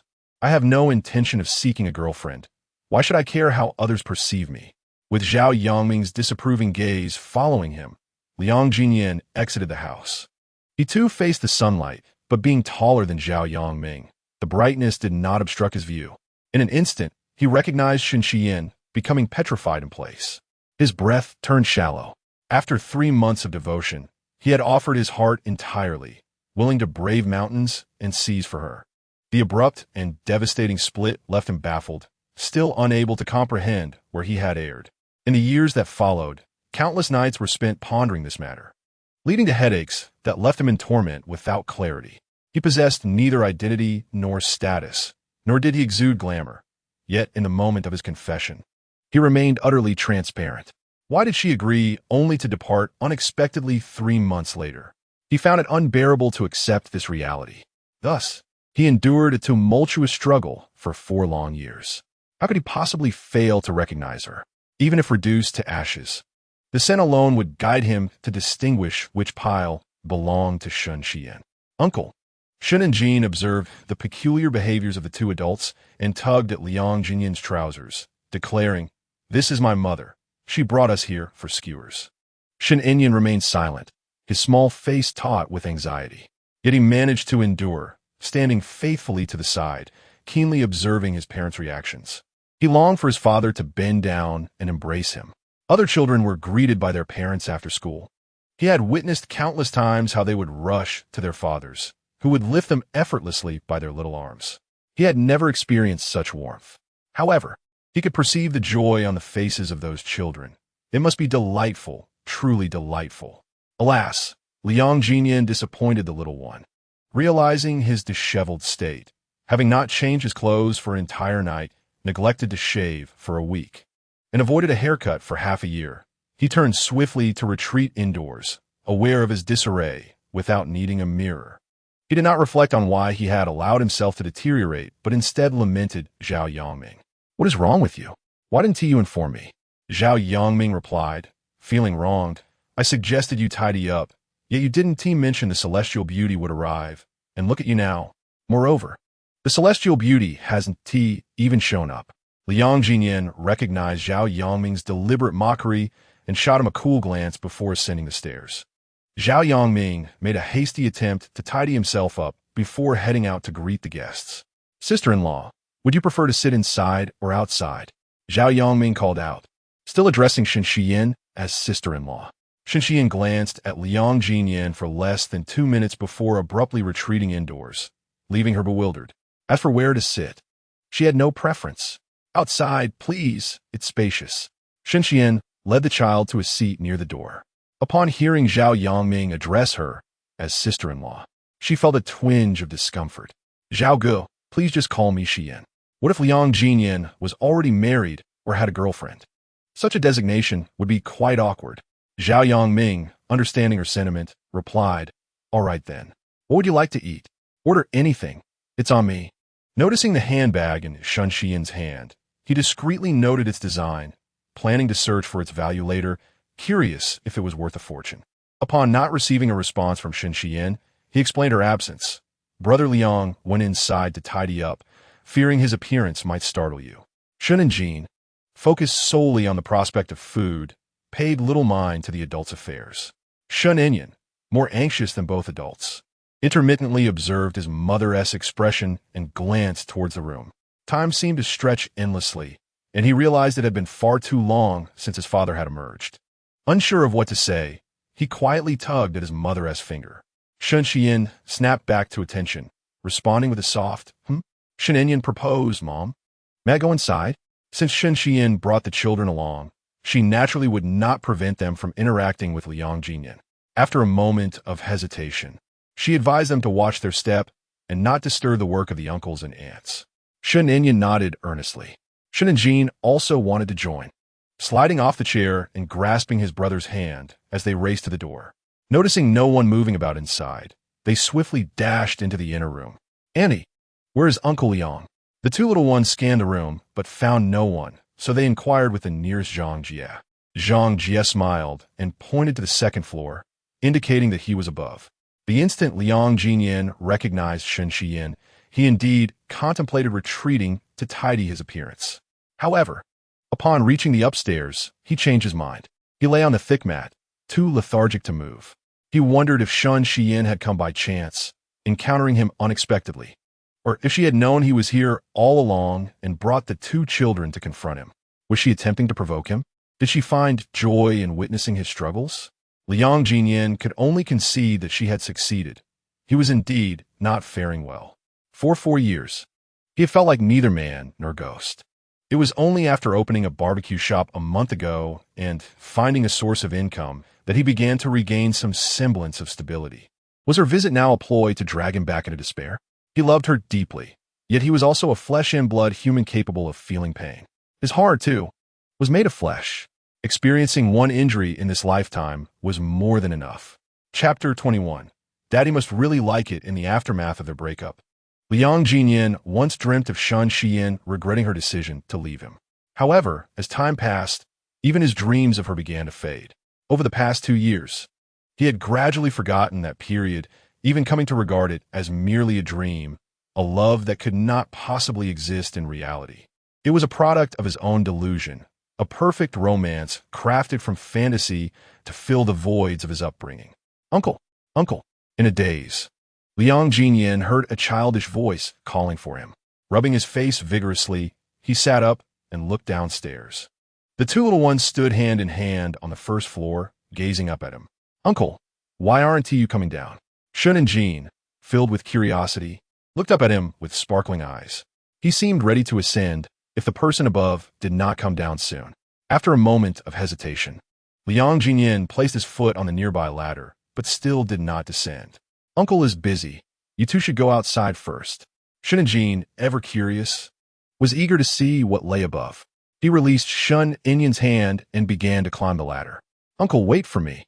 He was bold and had no concept of the height. Regardless of the ladder's simplicity, he was determined to climb up. Liang Ziyan was startled. "Shun and Jean, stop." Shun Inyan, somewhat timid, gazed up at the towering height akin to a heavenly ladder, feeling a sense of dread. Yet, with their father above, he knew he must follow his brother despite his fear. Just as he reached for the nearby handrail, he heard his father call for his brother, prompting him to halt abruptly. This barbecue establishment was originally not intended for accommodation. However, the previous owner erected a makeshift structure on the first floor for convenience, using rudimentary materials and design. For adults, navigating the space was manageable, yet the proprietor harbored concern for the safety of the two young children attempting to ascend the stairs. Swiftly, he descended the steps, grasping Shun and Jean's small arms and lifting him down. He gestured towards the staircase, stating, "It is perilous here. You must not climb. Do you understand?" Shun and Jean, undeterred, retorted, "It's not dangerous. Uncle can go up." Liang Ziyan believed that children of 3 or 4 have limited comprehension, and thus felt no need to elaborate further. After all, they were not his children, and their visits were infrequent. He merely needed to keep an eye on them. "You two should go find your mother," he urged, placing the children on the ground and attempting to usher them out. Shun and Jean, unbothered, cheerfully dashed towards the exit, while Shun Inyan hesitated, reluctant to depart. "Mommy is here." "Isn't Daddy going to see Mommy?" He observed other children joyfully interacting with their parents, hand in hand, and wondered why his own parents did not live together and seldom met. Shen Inyan was a resilient child, but for the first time, he felt an overwhelming sense of injustice, teetering on the brink of tears. Even when his brother had snatched away his favorite toy, he had managed to hold back his tears. "Go on, find your mother." Liang Ziyan gently nudged the two children, feeling inexplicably irritable. Shun and Jean, preoccupied with thoughts of delectable skewers, dragged his brother outside. Shen Inyan glanced back multiple times until his father's figure vanished from sight. Unable to suppress his emotions any longer, tears cascaded down his cheeks. Liang Ziyan watched as the two children exited, then turned and ascended the stairs. Sinking once more into his melancholic reverie, Shen Xian understood that Liang Ziyan would not easily forgive her. Nevertheless, she had hoped that given his nature, they could at least maintain a semblance of friendship. To her surprise, he seemed utterly disinclined to see her. Witnessing her son emerge in tears, she grasped the gravity of the situation. "Mommy, are our skewers ready?" Shun and Jean, oblivious to his brother's distress, salivated at the thought of the fragrant lamb skewers. Shen Xian forced a smile and replied, "They will be ready shortly." As Shen Inyan approached, she bent down and enveloped him in her embrace. "Inyan, do not cry. We must not cry." It was then that Shun and Jean noticed his brother was indeed crying. Why is he crying? Is it because the lamb skewers aren't tea ready yet? Oh, perhaps he cannot eat the toasted bread? Uncle could leave out the honey. Shen Xian gently wiped the tears from her son's face. "Inyan, be strong. Everything will be all right." Shen Inyan, not wishing to see his mother distressed, nodded, suppressing his own feelings. "Mommy, why doesn't T-Daddy know us?" This question filled Shun Xian with a bittersweet sorrow and a sense of helplessness. She turned away, pressing her fingers to her eyelids and taking a deep breath. Her son was young. He could shed tears in public, but she was an adult and must not allow herself to cry. Despite the unfortunate circumstances, she reassured her son that they would soon be resolved. With how adorable and understanding Jean and Inyan are, Daddy must surely like us very much. Repeatedly mentioning father, the slow-witted Shun and Jean finally grasped the crux of the matter. "Father? Where's father? Why can't I see him? Mother, where's father?" Shun Xian smiled as she gently ruffled his little head, saying that father is not here, but he will come to find you soon. Shun and Jean did not yearn for his father. He had never met him. The concept of father held little significance for him. At that moment, he simply desired skewers of lamb and toasted bread. As he beheld the waiter bringing out the skewers, his eyes sparkled with delight. "Wow, mother, the skewers are here. The skewers are here." Shun Inyan, having ceased his tears, obediently sat beside Shen Xian. She divided the skewers between the two children. Shen and Jean could directly grasp the skewer, while Shen Inyan, due to his sensitive stomach, could not eat anything too rough. She carefully removed the lamb from the skewer, placing a piece that was just right in front of him. He could eat a little less. The lamb skewers were sent by Zhang Xiaochu. From a distance, she had heard some talk about fathers. Earlier, she had suspected the twins were Liang Ziyan's, and now her suspicion was confirmed. A wave of unease washed over her. She particularly did not want Liang Ziyan to recognize them. After setting down the skewers, she hesitated for a moment and smiled, saying, "Enjoy your meal, beautiful." Looking at the two children, she expressed her envy.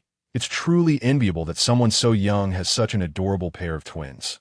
Shun Xian, accustomed to compliments, felt little impact. In a show of politeness, she replied, "Thank you. They may look well-behaved now, but they can be quite mischievous at times." Zhang Xiaochu was indifferent to the response. The main point was yet to come. She caressed her abdomen, sighing slightly as she said, "I truly hope this pregnancy is also twins. Ever since Jinyan met them, he's been incessantly talking about it.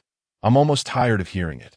Zhang Xiaochu's comment was subtle, but she noticed Shen Xian's expression change slightly as she grasped her plate and returned indoors. Zhao Yongming had just gone inside to prepare the bread and remembered that Shen Inyan could not eat honey, so he specifically toasted 2 slices without honey. As he emerged, he happened to overhear Zhang Xiaochu's words. He couldn't help but frown. Concealing his thoughts from Shen Xian, he confronted Zhang Xiaochu. "What do you mean by that?" Chapter 22. Dining together, Zhang Xiaochu glared at Zhao Yongming with a warning look. "You'd better pretend you didn't hear anything." Zhao Yongming did not wish to argue with her and responded, "Rest assured, I'm not one to gossip." Among the skewers, only Shun and Jean ate with unrestrained joy, managing to consume 5 skewers in one go. Shun Xian, wary of his indulgence, cautioned, "And Jean, you can't eat anymore. Be careful, or your stomach will hurt." Just as Shen and Jean picked up another skewer, he heeded his mother's words, reluctantly placing it down. Shen Xian coaxed, "We can come back another day. But if you get sick, we might not be able to return." Shen and Jean understood this reasoning. Although reluctant, he set aside the lamb skewer. However, his gaze quickly shifted to the slices of bread, and while observing his mother's expression, he quietly seized one. Taking a bite, he found it deliciously fragrant and sweet. Noticing her mother watching him, he offered her a bite of bread, exclaiming, "Mom, It's truly delicious. Do give it a try. However, Shun Xian had little appetite and replied, You enjoy it. Shen Enian had barely eaten anything. He had a shrimp dumpling at home earlier and wasn't hungry now. Moreover, he lacked the mood to eat. Once Shen Enjin finished his piece of bread, Shen Xian planned to take her leave. Having not seen Liang Ziyan, she called Zhao Yongming over to settle the bill. Zhao Yongming, feeling embarrassed to accept her money, insisted, Forget it. This meal is on me for the children.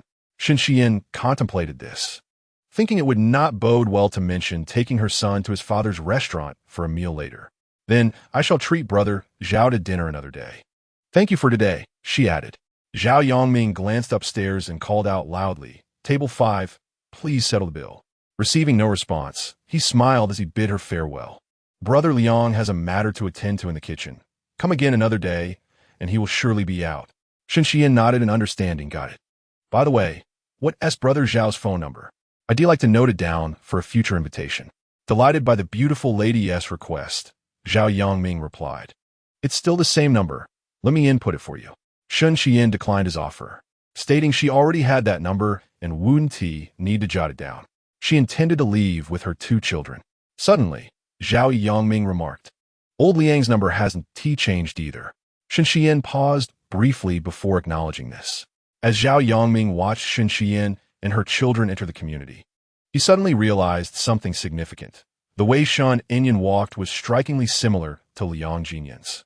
If they were not father and son, he could hardly fathom an alternative explanation. Connecting their appearances, an epiphany struck him. Could it be that Shen Xian's children were indeed Liang Ziyan's? He dashed back as if he had discovered a new continent. Brother Liang. Brother Liang. At that moment, Liang Ziyan was still upstairs, lounging. Zhao Yongming rushed up the stairs, pushing Liang Ziyan while reproaching, Why are you so timid? You don't even dare to meet her. Liang Ziyan, his only assertive trait being his sharp tongue, retorted, Stop your nonsense. I have nothing to say to her. Amused, Zhao Yongming replied, I'm just afraid you might be all talk. Liang Ziyan was indeed not merely speaking. He had no intentions of forgiving Shen Xian, nor did he wish to rekindle any ties with her. We broke up long ago. She already has children, and I have my own life. There is no need for further interaction, regardless of whether she came by today, casually or with a purpose. Zhao Yongming clicked his tongue, Brother Liang. No matter what you say, I must tell you something that will surely make you spring up to chase after her. Liang Ziyan frowned. What exactly do you wish to convey? Zhao Yongming cleared his throat and asked earnestly, Have you never considered who the father of those 2 children might be? Liang Ziyan, uninterested in such trivial matters, replied dismissively, Do you think I have the leisure to concern myself with my ex-girlfriend's affairs? Zhao Yongming led on, Count out. You 2 broke up over 4 years ago, and those children appear to be just over 3. Is there a possibility they could be yours? Liang Ziyan felt a tightening in his chest. What nonsense are you spouting? Zhao Yongming possesses ample evidence. Have you not meticulously observed those 2 children? They bear an uncanny resemblance to you, as if they were sculpted from the same mold. Just now, Shen Xian took them away, and I observed Shen Enyan's gait. It mirrored yours exactly, reminiscent of your childhood. Do you truly harbor no doubts that they might be your offspring? Liang Ziyan had indeed never suspected such a possibility. However, upon Zhao Yongming's assertion, it felt as if a switch had been flipped within him, unleashing a torrent of uncontrollable thoughts that rendered Zhao Yongming's claims undeniably plausible. Yet, disbelief lingered. You mean to say, could those 2 possibly be my sons? Zhao Yongming nodded earnestly. I believe they are. After languishing in a haze for 4 or 5 years, Liang Ziyan suddenly felt invigorated, as if he had unblocked a vital energy pathway. He ceased lounging about and stood up to inquire of Zhao Yongming. What do you suggest I do now? Zhao Yongming had not contemplated that question. However, he did remind Liang Ziyan. Earlier, Xiaochu hinted to Shen Xian that she bore your child. You should first consider how to address this matter. The events had unfolded too abruptly for Liang Ziyan to untangle his thoughts immediately. Very well, I understand. You go entertain the guests. I shall ponder this further. That evening, Liang Ziyan ruminated and indeed discerned 2 potential paths. One was to confront Shen Xian directly and inquire whether the 2 children were his. Yet, he quickly dismissed this approach. If they were not, he would inevitably face ridicule. Having already endured significant emotional wounds, another bout of humiliation could prove unbearable. The second path involved a gradual observation, seeking an opportune moment to probe subtly. If the two children were indeed his, they would eventually reveal some trace of their lineage. Ultimately, Liang Ziyan opted for the latter route. However, he hesitated to initiate contact, choosing instead to await Sun Xian's approach. Sun Xian had no immediate plans to visit the barbecue restaurant, where Liang Ziyan, still single. It might have been beneficial for her to occasionally bring the children to foster a bond. Yet, he was now involved with another woman. In a few months, a child would arrive. Why should she pursue this unpleasantry? Yet, the son had been unable to recognize his father, resulting in persistent emotional distress. His words had diminished significantly, and he remained silent, devoid of smiles. Even his appetite had noticeably waned. Sun Xian racked her brain to elicit laughter from her son, yet he maintained his stoic demeanor, indifferent to her affections.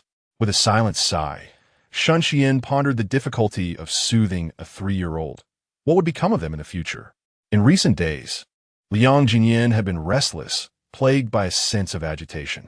Today, he shaved, got a haircut, and donned a new outfit, feeling somewhat refreshed. Yet, a weight remained in his heart, an unrelenting pressure that sought release. Chapter 23. Reunion. Qin Xiaocheng purchased a residence in the city. Wealth afforded him the luxury of spontaneity. A multi-million-dollar property was acquired with casual ease. This second-hand home, exquisitely renovated, was ready for immediate occupancy. Today marked his first day moving in. The house had been recommended by Chu Jinjin. Knowing of his relocation, she deliberately called to provoke him. How is it that when you seek favors, you speak sweetly? Yet now that you've settled in, there is not a hint of gratitude? A few days ago, Zhao Yongming had a minor collision with someone, and it was he who sought out Chu Jinjin. Since that moment, he owed her a favor. With the recent acquisition of a new home, he deemed it appropriate to arrange a meal. How about I treat you to dinner tomorrow? He proposed. Chu Jinjin curled her lip in disdain. You clearly lack sincerity. Why wait until tomorrow? Can't we go today? Qin Xiaocheng, though financially secure, found it intolerable to endure her taunts. All right, let us make it today. You choose the restaurant. Before hanging up, Chu Jinjin reminded him, I'll be bringing a few friends, so you should invite some of yours too. Qin Xiaocheng had not made any new acquaintances in the city, aside from Liang Ziyan and Zhao Yongming. However, they own a barbecue restaurant and were undoubtedly busy in the evening. What friends? Aren't your friends enough? Are you worried about something happening between a man and a woman? Chu Jinjin was ready to slap him. Stop being ridiculous and just invite Boss Liang. Qin Xiaocheng was taken aback. You don't actually have feelings for him, do you? Chu Jinjin, determined to invite Liang Ziyan specifically, left him with no doubt about her intentions. To be frank, old Liang wouldn't be interested in someone like you. You might as well give up on that notion. Chu Jinjin, disinterested in his banter, insisted, just call him. You owe me this. Is such a simple request too much? Despite his reluctance, Qin Xiaocheng eventually acquiesced to the forceful Chu Jinjin. Fine, I can get him to come. But whether you can win his heart is entirely up to you. Meanwhile, Liang Ziyan had prepared the evening's ingredients early and was at the front desk, managing accounts. Thanks to Liang Annie's university education, he had acquired a basic accounting software that recorded all financial transactions. Initially struggling to use it, he sought Liang Annie's guidance, and, upon grasping its functionality, exclaimed, So, after a month of effort, this is all that remains? Liang Annie nodded affirmatively. Liang Ziyan sighed, It's indeed not easy. I should examine where the expenses are high and see if I can reduce costs.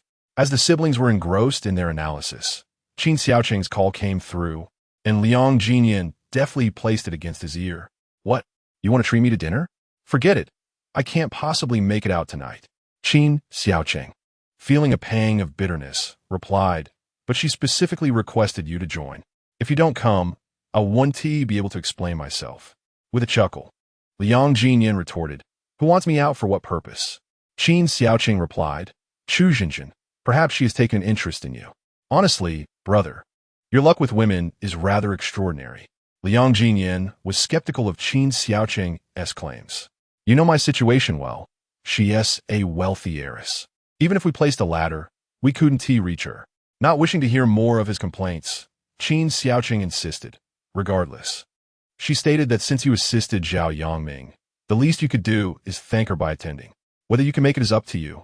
After hanging up, Liang Ziyan hesitated. The barbecue restaurant required his presence, yet he could leave Zhao Yongming to manage things alone. Still, a hint of concern lingered. Yongming, I need to step out for a while. Will you be all right on your own? Zhao Yongming, brimming with confidence, patted his chest and assured, rest assured, brother. When I take on a task, I've never faltered. With these words, Liang Ziyan felt a wave of reassurance wash over him. Although Qin Xiaoqing had intended to drive over to pick him up, Liang declined the offer. After all, he was neither a pampered heiress nor a scion of a wealthy family. He had no right to demand such courtesies. He opted instead to ride his electric scooter to the Grand Hotel. Upon arriving and parking, he noticed an array of luxury vehicles surrounding him, eliciting a sense of dissonance. Yet, he shrugged off the feeling, secured his helmet, and proceeded into the establishment. This hotel, the most opulent in the city, attracted only esteemed guests of high standing. Liang Ziyan was likely the first to arrive on an electric scooter. He was promptly intercepted at the entrance.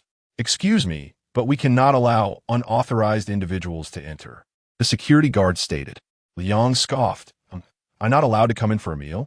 The guard scrutinized him, instinctively sensing that he seemed more like a laborer than a diner. The absence of any designer apparel and the cheap helmet that left an imprint on his forehead did little to alleviate the impression.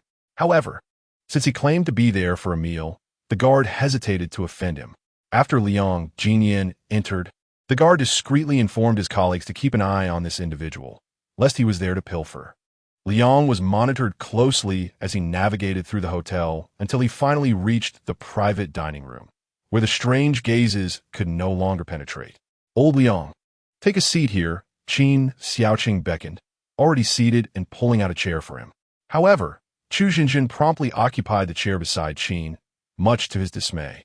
Boss Liang, sit here, she insisted. Qin Xiaoqing shot a displeased glare at Chu Xinjin, feeling that their past courtship should not allow such bold familiarity in front of him and his companions. The room was filled with over a dozen individuals, half of whom Liang Ziyan did not recognize. Oblivious to the tension between Qin and Chu, he noticed an empty chair near Chu Xinjin and made his way over. The seat beside her had 3 unoccupied spaces, all seemingly claimed by bags and clothing. Reluctantly, he took the seat next to her. As he surveyed the table, it was evident that each guest was either affluent or of noble lineage.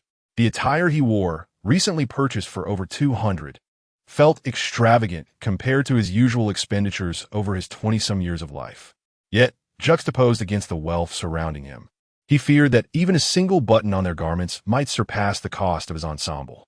Undeterred by such thoughts, Liang Ziyan expressed his gratitude to Chu Xinjin for hosting and requested Qin Xiaoqing to introduce him to the attendees. It would be remiss to partake in a meal without knowing the names of those present. In truth, Qin Xiaoqing was not well acquainted with everyone either. He introduced 2 and then left the rest to Chu Xinjin. After she completed the introductions, a flicker of doubt crossed Liang Ziyan's mind. The name sounded vaguely familiar. Just then, a small figure approached, struggling to climb onto a chair before fixing an unwavering gaze upon him. Liang's attention lingered on Shen Enyan for a moment before shifting. Shen Xian had taken 2 children to the restroom earlier, and she had only heard Chu Xinjin mention a mysterious guest arriving that evening. Upon returning, Liang Ziyan finally comprehended the identity of the mysterious guest she had mentioned. Shen Xian sat between 2 children. Sensing Liang Ziyan's gaze, she hesitated for a moment before meeting his eyes. When their glances intertwined, both felt a jolt in their hearts. Chapter 24. Not Uncle Chu Xinjin, perceptive to the atmosphere, spoke across Liang Ziyan. Yin, allow me to introduce you to this gentleman, Mr. Liang, who happens to be the brother of my suitor. She then turned to Liang Ziyan, saying, this is Shen Xian, my close friend. These 2 little treasures are my godchildren. I hope you all can get along splendidly. For a moment, Liang Ziyan found himself at a loss for words in response to Chu Xinjin's introduction, especially with all eyes in the room fixed upon him. Qin Xiaoqing seemed to discern something amiss. He cursed under his breath before urging Liang Ziyan, "Old Liang, what's up with you? Just shake hands with her, my suitor's dear friend. You don't need your brother to teach you that, do you?" With such light-hearted banter, Liang Ziyan felt some of the awkwardness dissipate. As for introductions, we already know each other. Just a couple of days ago, Miss Shun brought the children over for some barbecue. Suddenly recalling something, he explained to the ever-watchful Shun Enyan, "The toys I promised you too, I didn't bring today, but I shall deliver them tomorrow." "Really?" Shun Enyan's eyes sparkled with joy at the prospect of his father bringing him toys. Liang Ziyan nodded. "Do I look like a liar to you?" Shun Enyan, of course, thought his father did not resemble a liar, replying no. With a smile, Liang Ziyan affirmed, "Well then, it's settled." Yet, Shun Enyan still seemed a bit apprehensive. "Our home is in Anyang Community, Unit 2 on the 15th floor, east side. My phone number is 139. But please don't call during school hours. Our teacher doesn't allow us to wear watches. Call me when I get home instead." Shun Enyan, typically reserved, had never spoken so much in one breath before. Unable to resist, Liang Ziyan playfully ruffled his little head, saying, "All right, Uncle has noted it down." Shun Enyan quickly corrected him, "Not Uncle." Liang Ziyan responded with a curious Shun Enyan turned to his mother, but without her permission, he dared not speak the truth, only reminding Liang Ziyan not to forget the gifts. Liang Ziyan, of ordinary status, initially attracted some attention, but as the gathering progressed, everyone became engrossed in conversations with familiar faces, leaving his brief interaction with Shun Xian unnoticed. Qin Xiaocheng and Chu Jinjin were engrossed in a lively exchange, even engaging in a playful fist bump. Aside from these two, Liang Ziyan was only acquainted with Shun Xian and the children. Bored, he decided to attend to the little ones during mealtime. Spotting a fruit platter on the table, he approached Shun Enyan to inquire what he would like to eat. Shun Enyan pointed to the yellow fruit. Liang Ziyan felt a bit awkward, not thinking much of it, and speared a piece to present it to the child. Fortunately, Shun Xian noticed in time. "Ziyan, he cannot eat mango," she remarked. Liang Ziyan was taken aback, not merely because he almost fed the child something unsuitable, but also by the use of that particular address. It had been a long time since he had heard it. Shun Xian, assuming her actions had caused Liang Ziyan some discomfort, awkwardly explained, "I apologize.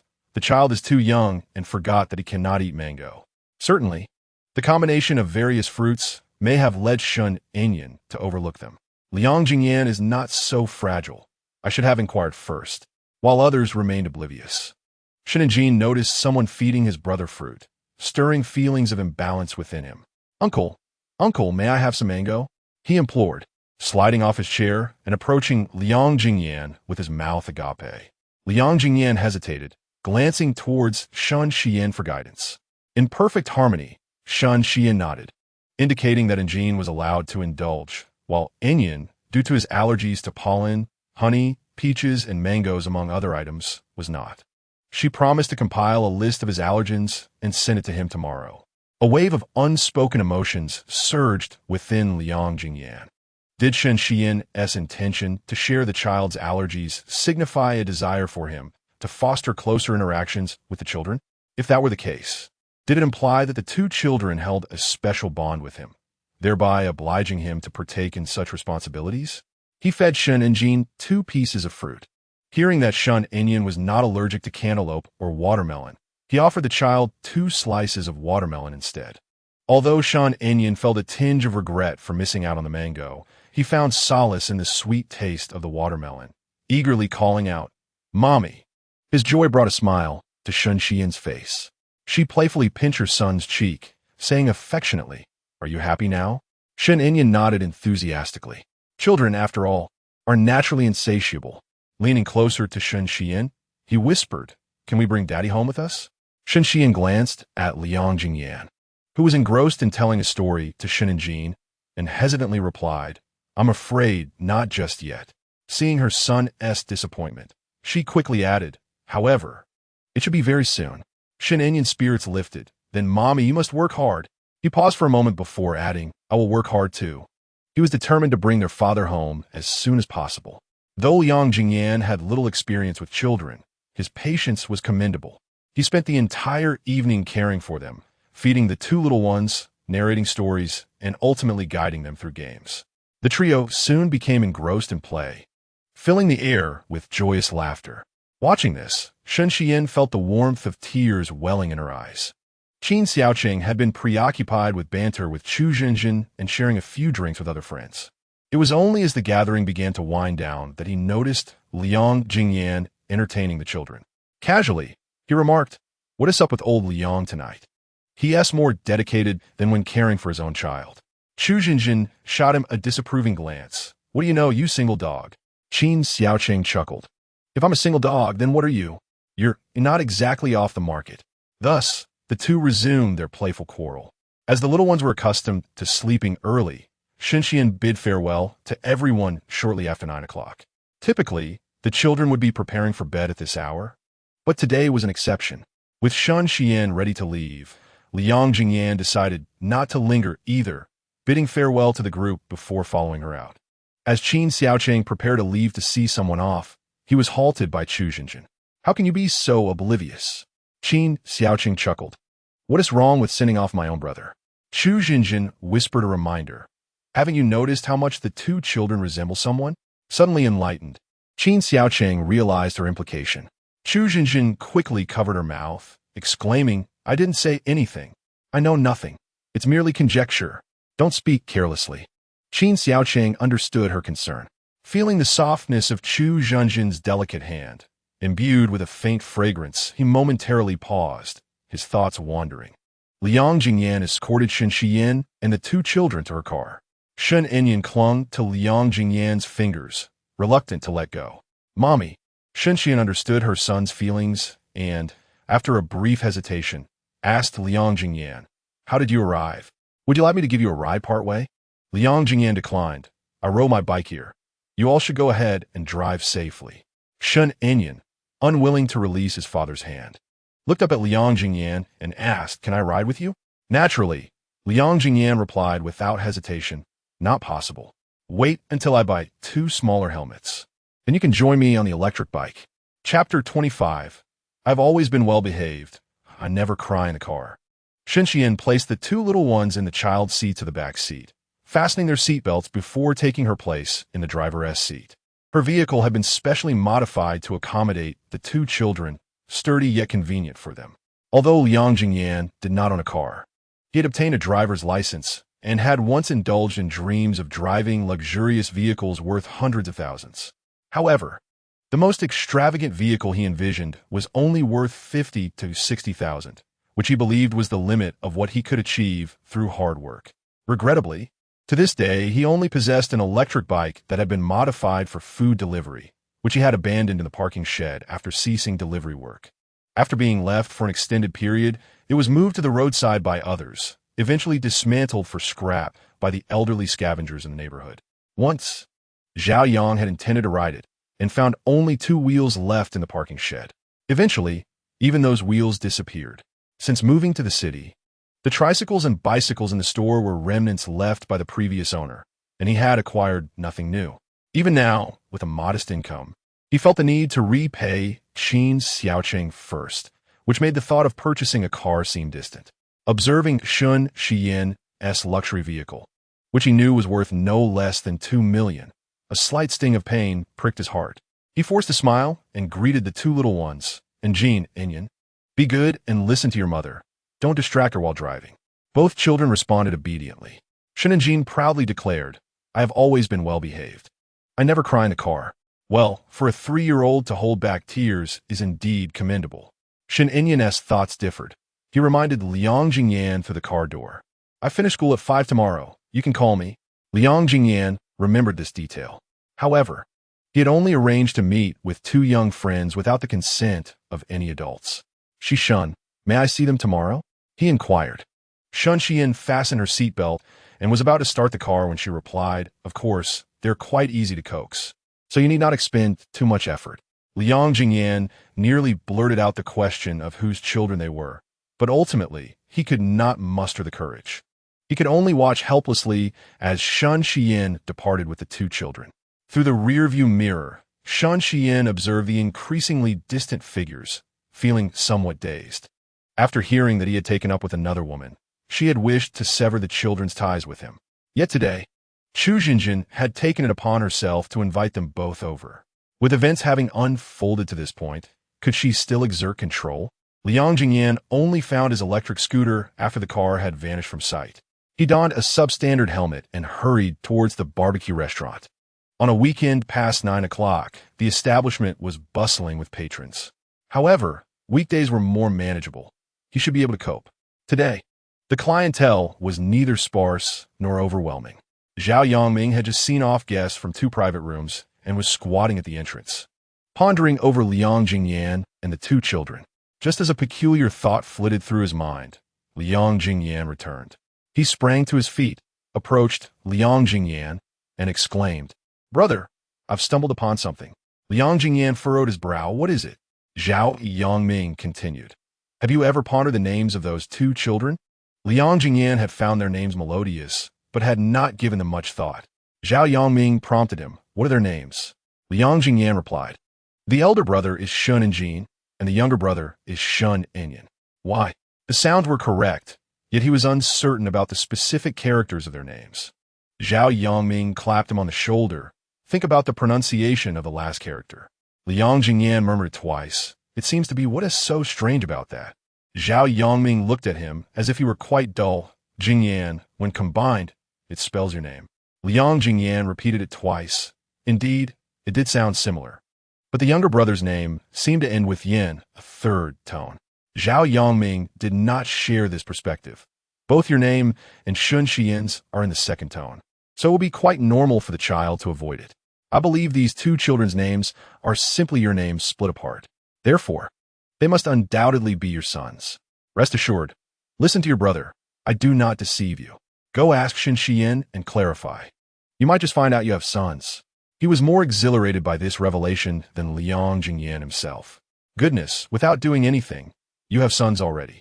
Liang brother, you are quite the winner in life. Should I inquire right now? Liang Ziyan unconsciously clenched his fists. Zhao Yongming urged, "Yes, knowing you have children, if not now. When will you ask?" Liang Ziyan felt a surge of fervor ignited by Zhao Yongming's words. He had lived for 27 years without ever being loved. If these twins were indeed his, it would be a sign from fate, a reward for his plight. "Then I shall go now." Liang Ziyan suppressed his excitement, readjusted his helmet, and swung his long legs over to mount the electric scooter. Shen Enyan had previously provided him with the address, Building 8, Unit 2, Anyang Community. It was located not far behind the barbecue restaurant. Riding the electric bike took no more than 3 minutes. Liang Ziyan leaned against the wall, mustering his breath to reach the entrance of the unit. He parked the bike and fished out his phone to call Shun Xian. During this time, his trembling fingers caused the phone to slip from his grasp and fall to the ground twice. Fortunately, his phone was resilient. Otherwise, it would have been rendered useless by now. Shin Xian had not changed her number, and although he had deleted her from his contacts, those 11 digits seemed etched into his memory. Soon, her name appeared on his screen. Liang Ziyan hesitantly pressed the green button. The call connected, but no one answered. This was the nature of fleeting courage. Once lost, it was hard to regain. As the ringing ceased, he found himself devoid of bravery. With a long sigh, Liang Ziyan returned to his electric bike and silently rode back to the barbecue restaurant. It was of little consequence. After all, he had already arranged to meet with the 2 children tomorrow, and he could inquire then. Shin Xian had heard the ringing. She was not too busy to answer. She simply lacked the courage to do so. Fortunately, the 2 children were taking a bath, or they would surely have questioned her about her reluctance to pick up the phone. She hesitated for a moment while holding her phone, then decided to send him a message. "Is something wrong?" Liang Ziyan parked his bike and replied to her message before dismounting. "Nothing, just checking if you got home." "We are home. Thank you for your concern." Their exchanges were polite yet distant. Liang Ziyan pressed his forehead in frustration. In the face of Zhao Yongming's inquisitive expression, he preemptively stated, "I went, but didn't see her. No questions, please. I don't wish to discuss it." He then tossed his phone aside and headed to the kitchen to help out. Reflecting on his new clothes, which would be ruined by the smoke and fire, he ascended to change into a different outfit. As he descended the stairs, he heard his phone ring and answered it casually. It was Qin Xiaoqing calling. "Buddy, I have good news for you," Qin Xiaoqing said, interpreting Chu Zhenjin's implication that both children belonged to Liang Ziyan. Although Chu Zhenjin had instructed him not to divulge it, he and Liang Ziyan were like brothers who had grown up together. Such significant news could not be kept secret. Chapter 26. The son who can make soy sauce. That evening, Qin Xiaoqing and Chu Zhenjin were engaged in a heated discussion, leading Liang Ziyan to believe they had confirmed their relationship. With a lackluster tone, he prompted, "What is it? What good news?" Qin Xiaoqing was more excited than Liang Ziyan would be about suddenly having a son capable of making soy sauce. "You need to brace yourself. I fear you won't handle it well." Liang Ziyan sighed. "What is there that I cannot endure? Just tell me." It was likely just the typical jest at the expense of a single man. However, Qin Xiaoqing continued, "Shun and Jin and Shun Enyan. Chu Zhenjin claims they are your sons." Previously, it had merely been speculation, but Qin Xiaoqing's assertion felt like a solid confirmation, delivering a heavy blow to Liang Ziyan's heart. "What did you say? Repeat that." Qin Xiaoqing reiterated. "Chu Zhenjin said that Shun and Jin and Shun Enyan are both your sons." Liang Ziyan felt as though he was suffocating, pounding his chest in disbelief. Following this, Qin Xiaoqing launched into an enthusiastic monologue that lasted for several minutes. "It is not for me to say, but my dear brother, how fortunate you are. Without any effort, you have a son. Well, it's not entirely accurate to say you did nothing. You certainly exerted considerable effort in bed. Yet, how can you be so excessive? While the rest of us remain single, you already have children, too, no less. Goodness, and Jin and Enyan are so adorable and so perceptive. I could not help but want to take them home with me. Who would have thought they are your children? Unbelievable. You must confess. Have you been secretly praying for blessings? Tell me which deity you worship. I must pay my respects as well and offer a generous amount of incense. I simply cannot fathom how you suddenly have children." Liang Ziyan set his phone aside, and, as he listened to the banter, his emotions rode a roller coaster, rising and falling with each comment. Yes, he indeed has children now, a delightful pair of twins. Regardless of what Shan Xian had done in the past, he felt only gratitude for her bringing these two children into the world. However, his current priority is to ascertain whether the children are truly his. "Old Qin, hold your excitement for a moment. Is what Chu Zhenjin said true? Please arrange a meeting. I wish to speak with her." Qin Xiaoqing, having been instructed by Chu Zhenjin to keep this matter confidential, found it challenging to comply with Liang Ziyan's request. "Let me think of a way." After ending the call, Qin Xiaoqing mustered his courage to contact Chu Zhenjin. "Chu Zhenjin, I have a favor to ask. You can set any conditions you like. What do you say?" Without hesitation, Chu Zhenjin knew precisely what he had done. "You told Liang Ziyan about Jin and Enyan's identities, didn't you?" Qin Xiaoqing hesitated before affirming. Chu Zhenjin mocked him. "You truly are a man." To which Qin Xiaoqing retorted, "Whether I am a man is none of your concern. Just tell me if you will help." After a moment of silence, Chu Zhenjin replied, "Logically, I should not interfere in this matter, but Xian has suffered too much, and those two children cannot grow up without a father. Very well, remember that you owe me a favor. I cannot think of what it is at the moment, but when I do, you cannot refuse." Qin Xiaoqing, unusually serious, reassured her, "Rest assured, whatever condition you propose, I will fulfill it." Chu Zhenjin generously replied, "Then speak. Old Liang wishes to meet with you." After a brief hesitation, Chu Zhenjin replied, "There is a dessert shop near the barbecue place. Let us discuss matters there." Qin Xiaoqing quickly expressed his doubts, "But it's already after work. Why go to dessert shop?" Chu Zhenjin frowned. "What do you mean after work? I was referring to tomorrow. In the evening, if you are meeting a young lady, who knows what schemes you may have." This remark irked Qin Xiaoqing. "Chu Zhenjin, even if you stood before me right now, completely undressed, I would not spare you a glance." Chu Zhenjin was incensed. "Well, I simply do not have time right now. If you wish to meet me, it will have to be tomorrow." Qin Xiaoqing found himself at a loss. "Fine, tomorrow it is. What time can you make it out? 6 o'clock? 6 o'clock is the time when Chu Zhenjin is sound asleep. How could she possibly leave the house? At 11 o'clock in the morning. It was an opportune moment for him to invite me to lunch." Qin Xiaoqing had exerted himself to return Liang Ziyan's call. Upon hearing the mention of a dessert shop, Liang Ziyan felt a stir in his stomach. Nevertheless, as he was in need of assistance, he gritted his teeth and agreed. I shall certainly arrive there punctually at 11 tomorrow. Throughout the night, Liang Ziyan found little rest. The following day, he rose early, unable to remain idle. He completed tasks he would normally attend to during lunch. Zheng Xiaochu had sensed an unsettling feeling when she saw Liang Ziyan leave the previous night. Today, observing Liang Ziyan's unusual demeanor, she hesitated before approaching him. Brother Liang, has something occurred? Liang Ziyan recalled what Zhao Yangming had divulged to him. Zheng Xiaochu had insinuated to Shen Xiyan that she was carrying his child. He wished to avoid such complications. He retrieved the account book, calculated the figures, and transferred Zheng Xiaochu's salary, adding an additional 1,000 yuan. Xiaochu, my establishment is modest, and I cannot accommodate so many individuals. I have transferred your salary. Perhaps it would be best for you to seek other employment. Zheng Xiaochu took her phone, her forced smile gradually fading, tears brimming in her eyes as she glared at Liang Ziyan. What do you mean by this? Liang Ziyan candidly replied, I have always been this way. My life is a disarray, and I harbor no plans for the future. However, one thing I'm certain of is that the two of us are not meant to be. Please do not squander your time on me.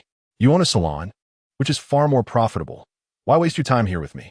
Zheng Xiaochu had long been aware that Liang Ziyan was impervious to persuasion. Yet, she was unwilling to yield. Why are we not meant to be? You are single, and I have no boyfriend. I would support you in all your endeavors. Wouldn't that be better? Liang Ziyan, exasperated, pressed his fingers to his temples. I have no intention of marrying. Zheng Xiaochu dismissed his words as mere nonsense. What if Shen Xiyan desires to marry you? Have you not considered that? At this juncture, their conversation reached an impasse. Liang Ziyan, Shen Xiyan is undeniably beautiful, adored by many men. But do you know the value of the bag she carries? The clothes, the shoes, even the seemingly ordinary pair of pearls adorning her ears, are beyond the reach of an average person. Wake up.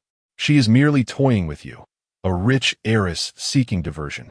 She could never genuinely care for you, nor would she ever marry you. After delivering this proclamation, Zheng Xiaochu departed, leaving Liang Ziyan in a state of shock at the counter. He conceded that Zheng Xiaochu's assertions were accurate. He had indeed overreached, akin to a frog aspiring to dine on swan flesh. He had long acknowledged this truth. Yet, her final words, wake up. She is merely toying with you. She could never genuinely care for you, nor would she ever marry you, pierced him deeply. Chapter 27. Forbidden Cake. When Liang Ziyan arrived at the dessert shop, Chu Zhenjin was already there. What would you like to eat? It's on me. He handed the sealed menu to Chu Zhenjin. Chu Zhenjin did not hold back, ordering 4 or 5 delectable desserts. The small cakes from her shop are truly delightful. You must try them. Upon hearing the word cake, Liang Ziyan struggled to restrain himself, fearing that he might involuntarily express his distaste and disappoint Chu Zhenjin. There were certain matters he had intended to voice, but chose to remain silent. For years prior, Liang Ziyan had been detained for 5 days following a brawl with a young man with yellow hair. Upon returning home, he discovered a small cake in the refrigerator, priced at 58 yuan. He could hardly bear to merely smell it. After a brief hesitation, he devoured the entire cake, only to find it spoiled. That night, he suffered through a wretched ordeal, nearly losing his life. Since then, he could not bear to hear the word cake, nor could he bear to see one. Had it not been for his desire to uncover the origins of the 2 children, he would never have consented to accompany Chu Zhenjin to the dessert shop. While he could not consume cake, he remembered Chu Zhenjin's words well. If the 2 children enjoyed it, he was determined to purchase some for them. However, given Enyan's allergies, he would have to consult Shen Xiyan first. I won't eat it. You may. Liang Ziyan cleared his throat. He clenched his fists and placed them on the table, then reconsidered and moved them to his lap. I sought you out to inquire about Shen Xian's life over the years. Does she currently have a boyfriend? Chu Zhenjin was taken aback. I thought you would first ask about the origins of the 2 children. Indeed, Liang Ziyan was eager to know, yet his curiosity about Shen Xian's situation took precedence. Moreover, he dreaded the possibility of receiving disheartening news. If the 2 children were not his, the flicker of hope he had just kindled would be extinguished, leaving him at a loss for the path ahead. Chu Zhenjin, somewhat unprepared, took a few bites of cake before speaking under Liang Ziyan's expectant gaze. When Xian returned to the city, I was studying abroad, so I learned about many events only later. She bore the weight of a growing belly alone, managing the company while nurturing her pregnancy. Her parents had passed away long ago. She has an older sister who had been managing the company, but 4 years ago, she too was lost in a car accident, leaving Xian to fend for herself. These past years have been exceedingly difficult for her. I asked her why she didn't seek out the children's father to share the burden with her. She was unwilling. Why? I cannot say. As for whether she has a partner, there are many pursuing her, but I don't believe she is in a committed relationship. She is not one to hide such matters. If she had a boyfriend, she would undoubtedly inform us right away. In truth, I possess no concrete evidence to prove that the 2 children are yours. However, I have seen your photograph on her phone, at least until the children turned 1. Her screensaver featured your image. She has mentioned that she has only had one boyfriend. Moreover, Inyan bears a striking resemblance to you. As her close friend, I am confident that the 2 children are indeed yours. Otherwise, she would not have persisted in solitude for all these years. That is all I know. I hope it does not disappoint you. As for whether the children are yours, perhaps you should ask her directly. Liang Ziyan merely wished to ascertain whether Shan Xian had a boyfriend.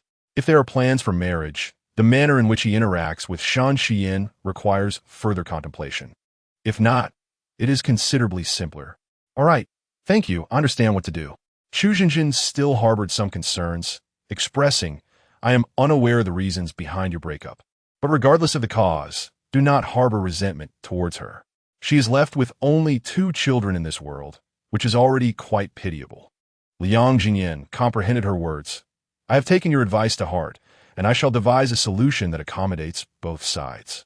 After departing from the dessert shop, Liang Ziyan made a trip to a car dealership and purchased 2 helmets for the children. The little ones finished school at 5 o'clock, and he had prepared the gifts and set an alarm to arrive punctually at 5. The thought of those adorable little beings made his heart swell with emotion. Liang Ziyan now had a son, twins to be precise, just over 3 years old. Zhao Yongming felt a mix of joy for his good friend and a pang of envy. After all, Liang Ziyan had only dated one girlfriend for a mere 3 months, while he himself had countless romantic encounters. Yet, here was Liang Ziyan, whose son would soon be making mischief in the world. Why was he not so fortunate, with a woman willing to bear his children? Brother Liang, share your feelings with us. What is it like now? Liang Ziyan found it difficult to articulate. There was exhilaration, excitement, and surprise, alongside trepidation, unease, regret, and sorrow, an array of emotions that rendered expression challenging. It was indeed a complex situation. Do not rejoice too prematurely, Zhao Yongming asserted confidently. If those 2 children are not yours, I shall live-stream myself eating excrement while standing on my head. Liang Ziyan gradually began to accept this reality. Soon, I shall go meet them. Perhaps she will share something with me. As time approached 4:30, Liang Ziyan clutched his phone, wishing he could hasten time's passage. Zhao Yongming scrutinized him, suggesting, why not spruce yourself up a bit? I still have a bottle of unexpired perfume. Liang Ziyan retorted, and Yin has allergies. What use is perfume for me? After a moment of thought, Zhao Yongming added, make sure you have some essentials ready. In case things progress swiftly, you'll be prepared. Liang Ziyan was puzzled. Prepared for what? Zhao Yongming replied matter-of-factly, contraceptive supplies, of course. Liang Ziyan playfully tapped his head, though not with much force. Customers are arriving. Should he not return to work? Zhao Yongming, visibly displeased, responded, why Sinjung shout you away when she's doing well here? With one less person, can you manage everything alone? Liang Ziyan had recently posted a job advertisement and received a call. A trial employee was scheduled to arrive shortly. He instructed Zhao Yongming to observe and retain them as long as they were not overly lazy. Zhao Yongming acknowledged his instructions. Just a few minutes before 5 o'clock, Liang Ziyan gathered the gifts and headed toward Anyang Community. As he walked, he suddenly recalled the first time he purchased a small umbrella. That day, Shan Xian had abruptly severed ties with him, affording him no opportunity to unwrap it. It had subsequently been pilfered by Zhao Yongming. Damn it, that rascal had profited from his misfortune. Kindergarten dismissed at 5 o'clock. On a particular afternoon, two young children, Shun Jin and Shen, eagerly anticipated the end of their school day. During mealtime, they inquired with their teacher about the remaining time until dismissal. While in the restroom, they asked the time, and even when the teacher engaged them in games, their gazes remained fixed on the school's entrance. Intrigued, the teacher questioned them, "Is there something delightful awaiting you at home today? Why the incessant longing for the school bell?" Shun Enyan, typically reserved and not fond of conversation, remained quiet, while Shun and Jean animatedly elaborated. "Uncle Liang is coming to see us today. He has prepared gifts for us. We agreed yesterday that he would come right after school." The teacher smiled for their excitement, wishing them a joyous evening ahead.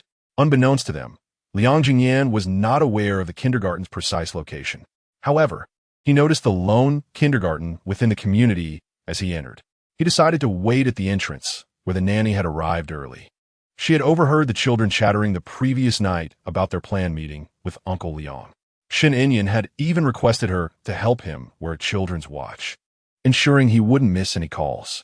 Upon seeing Liang Ziyan, she greeted him warmly, and Jean and Enyan reminded me this morning to come early to pick them up, as they have made arrangements to meet you. Chapter 28. Each holding a little one, Liang Ziyan's heart had never felt as tender as it did at that moment. The thought of the two adorable children waiting for him filled him with a bittersweet emotion, causing his eyes to glisten with unshed tears. Indeed, they had made plans. He wondered what delightful activities lay ahead. Could he take them to a barbecue restaurant? The nanny hesitated. "Mr. Liang, they are still quite young and shouldn't be out for too long." Liang Ziyan frowned slightly at the notion of not being able to take them out for some fun in the community. Sensing his discontent, the nanny quickly clarified, "They cannot be outside for too long, but you're welcome to visit their home. I'm certain you wish to learn more about their daily lives." Surprised, Liang Ziyan asked, "Am I allowed to visit?" The nanny, having been instructed accordingly, affirmed, "Of course, as long as you are willing." Overjoyed, Liang Ziyan replied, "Then I shall accompany you back."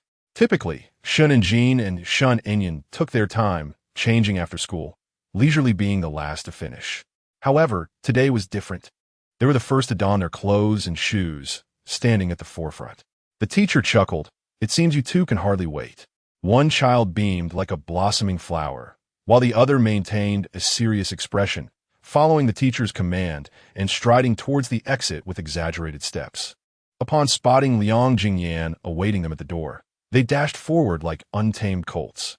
The nanny handed the pickup card to Liang Ziyan, who scanned it to open the main entrance. Almost simultaneously, the two children burst through the door, leaping into his embrace. "Uncle Liang, you have come to pick us up?" Shun and Jean exclaimed sweetly, addressing him affectionately.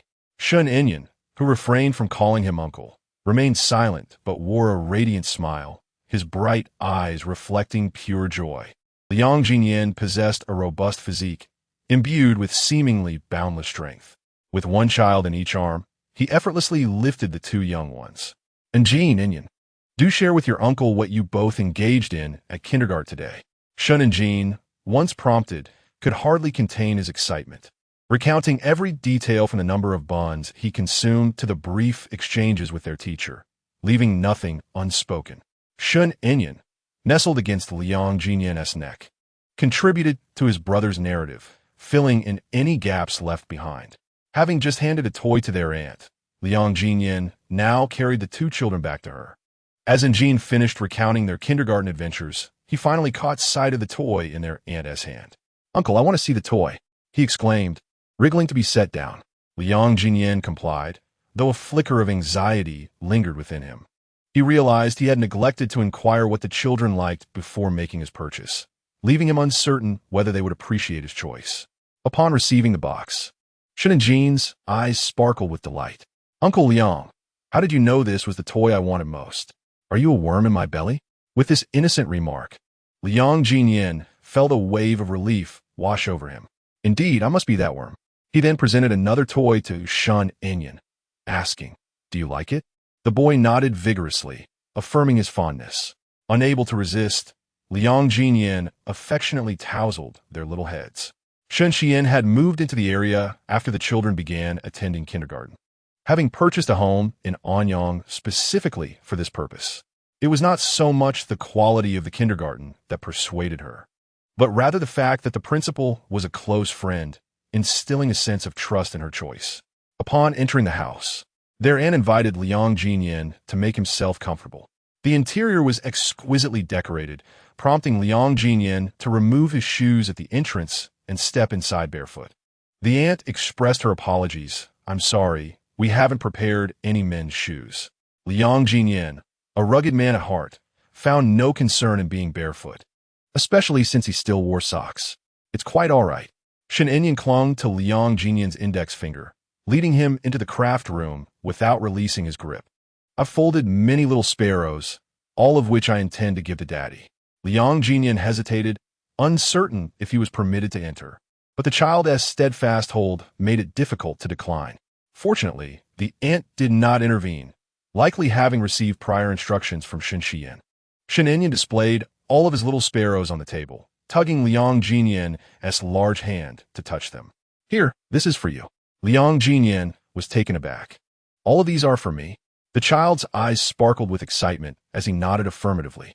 Liang Ziyan had experienced an overwhelming surge of emotions in recent days, rendering him almost speechless. "Thank you, Enyan. I am truly delighted to receive your gift. When Daddy is happy, Enyan is happy too." A bright, radiant smile graced his face. He retrieved a small chair and placed it before Liang Ziyan, inviting him to sit. Then he settled down himself and handed Liang Ziyan a piece of paper, keeping one for himself. "The little sparrow is quite simple. I shall teach you." At that moment, Shun and Jean entered the room, having just enjoyed a glass of milk, and upon seeing his brother teaching Uncle Liang how to fold a sparrow, he grabbed a piece of paper as well. "I can fold too. Uncle, allow me to teach you. I fold quickly and well." Liang Ziyan had not anticipated that he would become a teacher to two 3-year-old children. Following Shen Enyan, he first folded a piece of paper to create a small opening, then proceeded to fold it in various ways, ultimately crafting a rather unremarkable, yet not unattractive, little sparrow. Shen Enyan was quite impressed that his father could manage to create such a small sparrow on his first attempt. However, Shen Enyan found it lacking in appeal. With a look of disdain, he tossed it aside and dismantled his toy, requesting, "Uncle Liang, please help me reassemble it." Liang Ziyan had a knack for charming children. Initially, Shen Enyan was reluctant to participate, but soon the three of them collaborated to piece together the toy. When Shen Xian returned, she beheld the sight of the three sitting harmoniously in the craft room, engrossed in assembling toys, the atmosphere radiating warmth and camaraderie. She discreetly blinked away tears and entered with a smile, asking, "Enjian, are you happy playing with Uncle Liang and Enyan?" Shen Enjian, of course, was delighted. "Mom, Uncle is amazing. He helped me fix my transformer so quickly." Shen Enyan echoed, happy. Their son had never looked so joyful. And Shen Xian cast a grateful glance at Liang Ziyan. Ever since Shen Xian had entered the room, all of Liang Ziyan's senses had been heightened. Although he did not directly observe her, he was acutely aware of her every movement. The woman spoke gently, her voice laced with a hint of mirth, suggesting her satisfaction with him. Did this imply that she would confide in him about the children's backgrounds? Liang Ziyan had reason to suspect that Shen Xian was testing him. If he could prove himself as a capable father, she might allow him to connect with the two children. If he faltered, she would likely keep the children's origins to herself. Uncertain of his performance, Liang Ziyan was determined not to quarrel with Shen Xian over the children. He preferred to resolve matters amicably if at all possible. "You're back," he said, lifting his gaze to Shen Xian, initiating a greeting. Chapter 29. A sudden separation. Liang Ziyan was uncertain how to approach Shen Xian, his expression a complex tapestry of emotions. Upon meeting his gaze, Shen Xian felt a pang of guilt. Neither of them averted their eyes, stubbornly locking their stares. After a moment, Shen Xian, somewhat defeated, remarked, "You haven't eaten, have you? I'll prepare something." The children's daily meals were attended to by their nanny, but that did not extend to Shen Xian. The villa had a chef, but since she had moved out, the rooms were less spacious, prompting her to forego bringing the maid along. Thus, she needed to prepare dinner for herself and Liang Ziyan personally. Liang Ziyan was taken aback upon hearing her intentions to cook. By the time he regained his composure, she had already exited the craft room. Though they had shared a romantic relationship, it had been 4 years prior, and their time together had been brief, merely 3 months. At that time, Shun Xian was still a student, and they resided in his rented apartment. Occasionally, she would bring food from the school cafeteria, while at other times, he would cook. He had never witnessed Shun Xian in the kitchen, so the news of her cooking was quite unexpected. Injian, Inyan, Mom is making dinner, she called out. Shun Injian responded with a lackluster, "Oh," clearly uninterested. Shin Inyan appeared oblivious, continuing to assemble his toy. Liang Ziyan was perplexed by the children's demeanor. Had they feasted at kindergarten and lost their appetite? Inyan, don't you wish to taste the meal prepared by your mother? Shin Inyan found it difficult to respond to such inquiries. He was not one for words, and his reticence seldom aroused concern among others. However, Shin and Jean could not resist leaning closer to Liang Ziyan, whispering, "Mom only knows how to boil noodles." Liang Ziyan then heard Shin and Jean continue, "And she can't even make a decent sauce. It always tastes terrible." This did align with Shun Xian's previously delicate persona. Yet, that version of Shun Xian had faded 4 years ago. The present Shun Xian exuded the aura of a decisive and efficient company leader. Liang Ziyan was unaware of the events that had transpired over the years, resulting in such a transformation. He gathered the two children before him and proposed, "Regardless of how unpalatable Mom's cooking may be, we must not voice it, for it would surely sadden her." Shin Inyan nodded emphatically without hesitation. Shun and Jean flashed a grin. "Uncle Liang, rest assured, I'll surely cheer Mom up." 20 minutes later, Shun Xian arrived to summon the three for dinner. She had prepared 5 bowls of noodles, one for the nanny and one each for the 4 members of their family. The children had already dined, so Shun Xian served them modest portions. The nanny was also unable to consume much in the evening, so Shun Xian filled her bowl only halfway, serving herself the same. Only Liang Jinyan's bowl was brimming with a generous serving of tomato and egg sauce. Once everyone was seated, Shun Xian, feeling slightly embarrassed, remarked, "This is all we have. If you find it insufficient, you may return to the shop for more." She recalled Liang Jinyan's appetite. When they were together, he could consume 3 times what she did. Whatever she could not finish, he would gladly devour. Shin Xian had even speculated that his stomach was a bottomless pit. Yet, he did not appear particularly overweight. Although Liang Jinyan had once had a hearty appetite, he had significantly reduced it over the past 2 years. Even so, he could still manage to finish this large bowl of noodles. It was sufficient. Under Shun Xian's watchful gaze, he took a substantial bite. The taste was somewhat hard to articulate. Shin Xian was aware of her culinary skills. Neither of the children was fond of them. Yet this was the best she could offer. "Is it unappetizing?" Liang Jinyan shook his head. "It's delicious." And he took 2 more large bites to prove to her that it was truly enjoyable. Shun Xian was no fool. She could discern his intentions. With her eyes slightly glistening, she beckoned to the 2 children. "You should eat as well. Today the nanny will not be preparing anything special for you. This is all there is. Mom's cooking is so delightful." Shin and Jean responded with great enthusiasm. "How could I not eat? I was waiting for Mom to make me noodles." He struggled a bit with his chopsticks, but eventually managed to get a bite down. Continuing to flatter his mother, he exclaimed, "Wow, these noodles are so good. This is the best I've ever had." His few words brought a smile to Shin Xian's face. Since he enjoyed it, she encouraged him to eat more. How could Shin and Jean possibly eat more? Though he verbally agreed, his body instinctively leaned closer to his younger brother. "Inyan, didn't you mention that you weren't full at kindergarten? Then you should eat a bit more." He had initially intended to offer half of his noodles to his brother. However, the noodles were too slippery and, upon attempting to separate a portion, he discovered that his bowl was entirely empty. This led to an awkward situation. "Mom, it's not that I don't like them. It's just that the noodles are too slippery." Shun Xian sighed in exasperation. "All right, if you don't like them, there's no need to force yourself. Annie, could you please prepare some more food for the 2 of them later?" Annie suppressed a laugh, commenting, "No one is as clever as Jean. This little rascal knows how to make his mother happy while achieving his own ends." Shin Xian felt utterly helpless with her 2 sons and sighed. "Oh, this child has truly learned all the tricks." Shin Inyan could barely manage to finish his own noodles. Yet, with his brother offering him his portion. He simply could not eat another bite, even if it meant bursting his stomach. He had no choice but to seek help from his father. Liang Ziyan promptly took Shun Enyan's bowl, saying, "If you can't finish it, hand it over to me. It will save me from having to eat something later at the shop." Auntie quickly finished her meal and went to the kitchen to prepare children's dishes. The two boys scampered to the living room to watch cartoons, leaving only Liang Ziyan and Shun Xian in the dining room. Liang Ziyan soon finished half of his noodles and noticed Shun Xian resting her chin on her hand, gazing intently at him. Feeling a bit embarrassed, he rubbed his face, wondering, is there something dirty? Perhaps he was eating too messily and had disgusted her. Shun Xian, lost in her memories, remarked, "Actually, I have always enjoyed watching you eat. Just observing you seems to dissolve all my worries." Shun Xian, with her exquisite beauty and fair, delicate skin, appeared soft and ethereal as she rested her chin and quietly watched him. Her eyes were particularly enchanting, as if they could solely focus on him.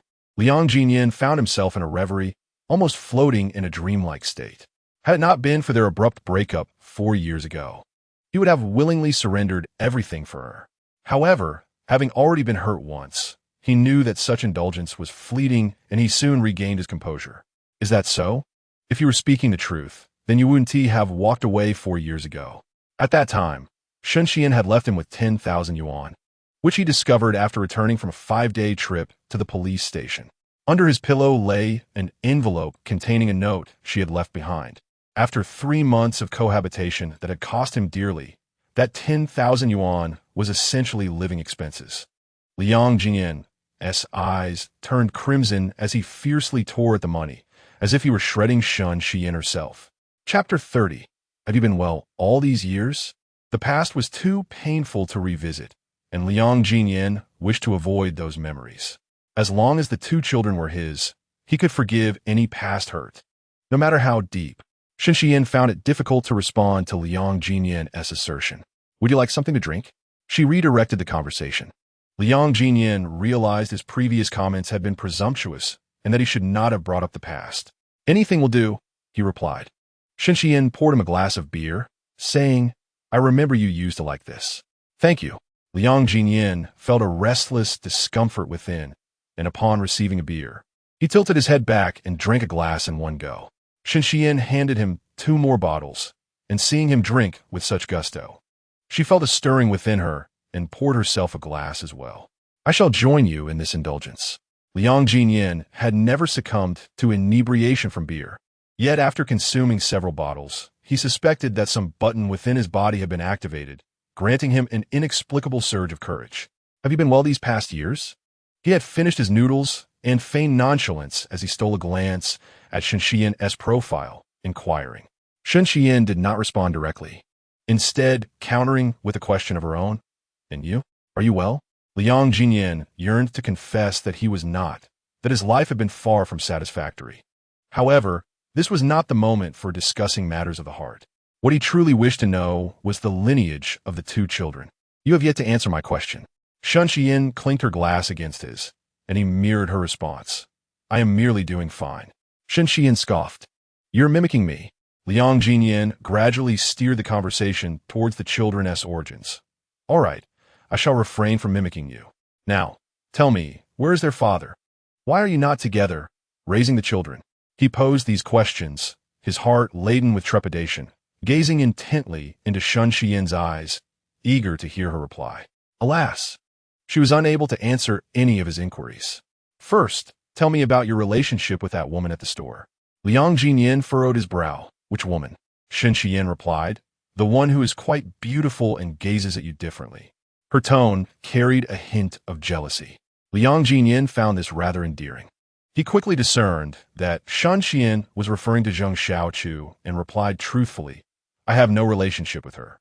I do not have a girlfriend, nor is she pregnant. Even if she were, it would not be my child." Shun Xian frowned. "Is that true?" Liang Ziyan, eager to uncover the truth about the children's lineage, suspected that Shun Xian was testing him. Naturally, he needed to instill trust in his words. "I never lie. If you doubt me, I can swear it." Shun Xian did not require an oath. "I believe you, but she must certainly have feelings for you, right?" Liang Ziyan could not deny this. That is her own affair. Shun Xian refrained from further comments, finishing her drink alongside Liang Ziyan. She noticed the aunt had prepared the children's meals and called for the two children to come and eat. It was Liang Ziyan's first time observing the children as they dined. His heart felt as soft as cotton candy. How could such adorable little ones exist in this world? It was a pity that Shun Xian remained unwilling to divulge the children's heritage. He longed to reclaim his son immediately. At 8:30, the nanny was to assist the two children with their baths, with a strict bedtime of 9 o'clock. Shun and Jin and Shun Inyan wished for Liang Ziyan to bathe with them. How could he possibly agree? He was a grown man, and it would be quite improper to undress and bathe in the home of a single woman. Uncle has never bathed little friends before. Today, you shall let the aunt assist you, and when I learn how, I will bathe you both, all right? The two little ones appeared somewhat disappointed. Then, Uncle, you must learn quickly. Liang Ziyan observed the two little ones, completely bare, and couldn't help but smile. As the children entered the bathroom, he slipped on his shoes and inquired of Shun Xian, "May I visit again tomorrow?" Without a moment's hesitation, she replied, "Of course, as long as you wish. You may come any time." Liang Ziyan's conviction deepened. These two children were undoubtedly his sons. It was clear that Shun Xian was still testing him. If he could prove himself as a worthy father, she would eventually reveal the truth about the children's origins. Gazing into Shun Xian's eyes, he couldn't resist jesting. "Surely, they are my sons?" Shun Xian was momentarily taken aback, struggling to regain her composure. Liang Ziyan understood that he mustn't rush this matter. He simply smiled and said, "Just a joke. I shall take my leave now. See you tomorrow." Shun Xian waved him off. "See you tomorrow." After taking a few steps, he returned. "It seems a bit late for you to cook after work. Why not tell me what you wish to eat, and I shall bring it tomorrow." Shun Xian hesitated for a moment. "I've long craved the home-cooked braised pork ribs. Can you make those?" At this moment, whether he could or not was irrelevant. Liang Ziyan replied confidently, "I can. Just wait for a ready-made feast." Parting ways with Shun Xian, Liang Ziyan returned to the restaurant. The evening was bustling with guests, and he washed his hands to assist in the kitchen. Zhao Yangming, noticing his good spirits, approached him and asked, "So, any progress?" Liang Ziyan shook his head, "Not yet." Zhao Yangming chuckled, "Then tonight seems a bit wasted." Patience is key when it comes to such matters. To recognize your son, one must invest considerable thought. A woman carries a child for 10 months. At the very least, 10 days of effort is required. Liang Ziyan was not in a hurry. He knew that having a son was no trivial matter, especially not twins. Twins who might be rather mischievous. The following day, Liang Ziyan arose 2 hours earlier than usual. He first visited the market to purchase 20 pounds of ribs. Upon returning to the barbecue shop, he announced to everyone, "We shall have braised pork ribs for lunch today." It felt as if the sun had risen in the west. Everyone stared at Liang Ziyan in disbelief. Seeing he had no intention of explaining, they turned to Zhao Yangming, who was equally perplexed. "Perhaps our boss simply has a craving for ribs." Liang Ziyan had never prepared braised pork ribs before, so he searched online for several recipes. He selected the simplest and most appetizing one, gathering the necessary ingredients. After marinating, heating oil, and cooking, he awaited the perfect moment for the ribs to be ready. Zhao Yangming, having finished washing the vegetables, caught a whiff of the fragrant ribs and exclaimed, "Brother Liang, you're quite impressive. You possess such culinary skills. It smells delightful." Once the timing was just right, Liang Ziyan plated a dish for everyone to sample. With bated breath, he awaited their verdict. Zhao Yangming took a bite. As a man accustomed to takeout, he was not the most discerning of palates. "Not bad at all. The taste is exquisite." Masterly had just arrived and also sampled a piece. This is something special." The other employees, eager to please their boss, echoed the sentiment that it was delicious. However, when Liang Ziyan tasted his own creation, he found himself less than satisfied. "Finish it, and I shall prepare another pot," Liang Ziyan declared. Throughout the afternoon, he labored over 3 pots of food. Though dissatisfaction lingered, he had exerted every effort. He hoped that Shun Xian would appreciate his culinary endeavors and that it would expedite their reunion with his son. Chapter 31. A collision more fearsome than a tiger armed with meticulously measured spices, each weighed to perfection, Liang Ziyan embarked on creating red braised ribs. The final product mirrored the exquisite dish he had crafted during his last visit to the barbecue restaurant. He had even taken care to ensure that the ribs were uniformly sized, a delicate balance of fat and lean meat, easily separating from the bone while retaining their delightful texture. Zhao Yang observed in bemusement as Liang meticulously discarded the exquisite ribs, leaving behind a collection of unevenly sized bones, some with too much meat, others too little. "What are you doing?" he inquired. Liang glanced at the 2 bowls of ribs on the stove, tidying the workspace. It had been a long time since Zhao Yang had indulged in ribs. Although Liang's culinary skills could not rival those of a master chef, he adhered strictly to the recipe. While it lacked a certain creative flair, the flavor remained commendable. "Rest assured, it will all be consumed." As the aunt beheld Liang Ziyan approaching with the ribs and spices, she greeted him with a smile and retrieved a pair of oversized men's slippers from the shoe cabinet. "Mr. Liang, this morning, Xian asked me to provide some for you. I hope they fit." Liang Ziyan was surprised that Shun Xian had instructed the aunt to prepare slippers for him. Did this signify that she permitted him to gradually integrate into her life? "I wear a size that matches perfectly," he said, slipping into the slippers and casting a grateful glance at the aunt. However, his true gratitude was reserved for Shun Xian. After 2 days of acquaintance, he discerned that Shun Xian's life was remarkably simple. With both parents deceased and her sister having departed, she raised twins alone while managing her business. Even he, as a man, might struggle to accomplish what she had. Yet, she nurtured 2 remarkably well-behaved and charming children. Liang Ziyan felt a profound sense of regret for the years lost. Once he and his son were reunited, he vowed to care for the children and make amends to her. Entering Shun Xian's kitchen for the first time, Liang was somewhat uncertain about the arrangement and use of the appliances. After consulting with the aunt, he felt emboldened to commence his preparations. The aunt encouraged him, saying, "To be honest, for years, Xian has been raising the children alone. This is the first time I've seen her bring a man home." The implications of her words were clear. Shun Xian had no other man in her life. It must have been arduous for her to manage everything alone. Why had she not reached out to the children as father? The aunt was equally perplexed, speculating there might be reasons unknown. After giving birth, she had no family to assist her, and the business was beyond her capacity to manage. With young children, she dared not relinquish her hold, fearing that someone might take them away. At that time, she had seemingly just graduated. Reflecting on it now, Liang Ziyan felt a deep sympathy for her struggles. He lamented that after their separation, he had not reached out. Had he been more proactive, perhaps circumstances would have unfolded differently. By the way, when did her parent pass away? After a moment of reflection, the aunt replied, "It seems it was about 8 or 9 years ago, a car accident. Her father died on the spot, and her mother succumbed after 2 years in bed." Liang Ziyan had once regarded himself as a pitiable soul. His father's infidelity and his mother's abandonment left him feeling forsaken. Yet, in comparison to Shun Xian, his parents had at least lived on, although his father had passed away a few years prior. His mother, however, remained alive. And what of her sister? The aunt had heard some details. "I believe she passed away 4 years ago, also in a car accident. Xian never speaks of it, and I only recall hearing it from outsiders." The frequency of car accidents in the Shun family seemed excessively alarming. Did she have no other siblings? The aunt shook her head. Her mother was the sole heir of 3 generations in the Shun family. Her father seemed to have been adopted into the family. The Shun surname belongs to her mother. Fortunately, this generation has 2 sisters.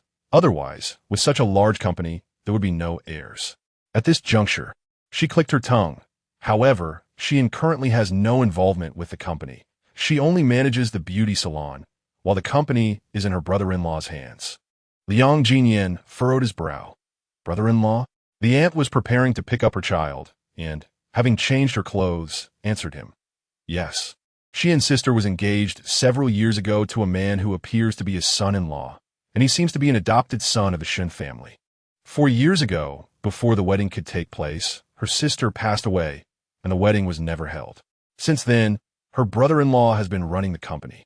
Well, I won't keep you any longer. I must go fetch the child. The aunt was quite talkative and, noticing the time, hurriedly left the room.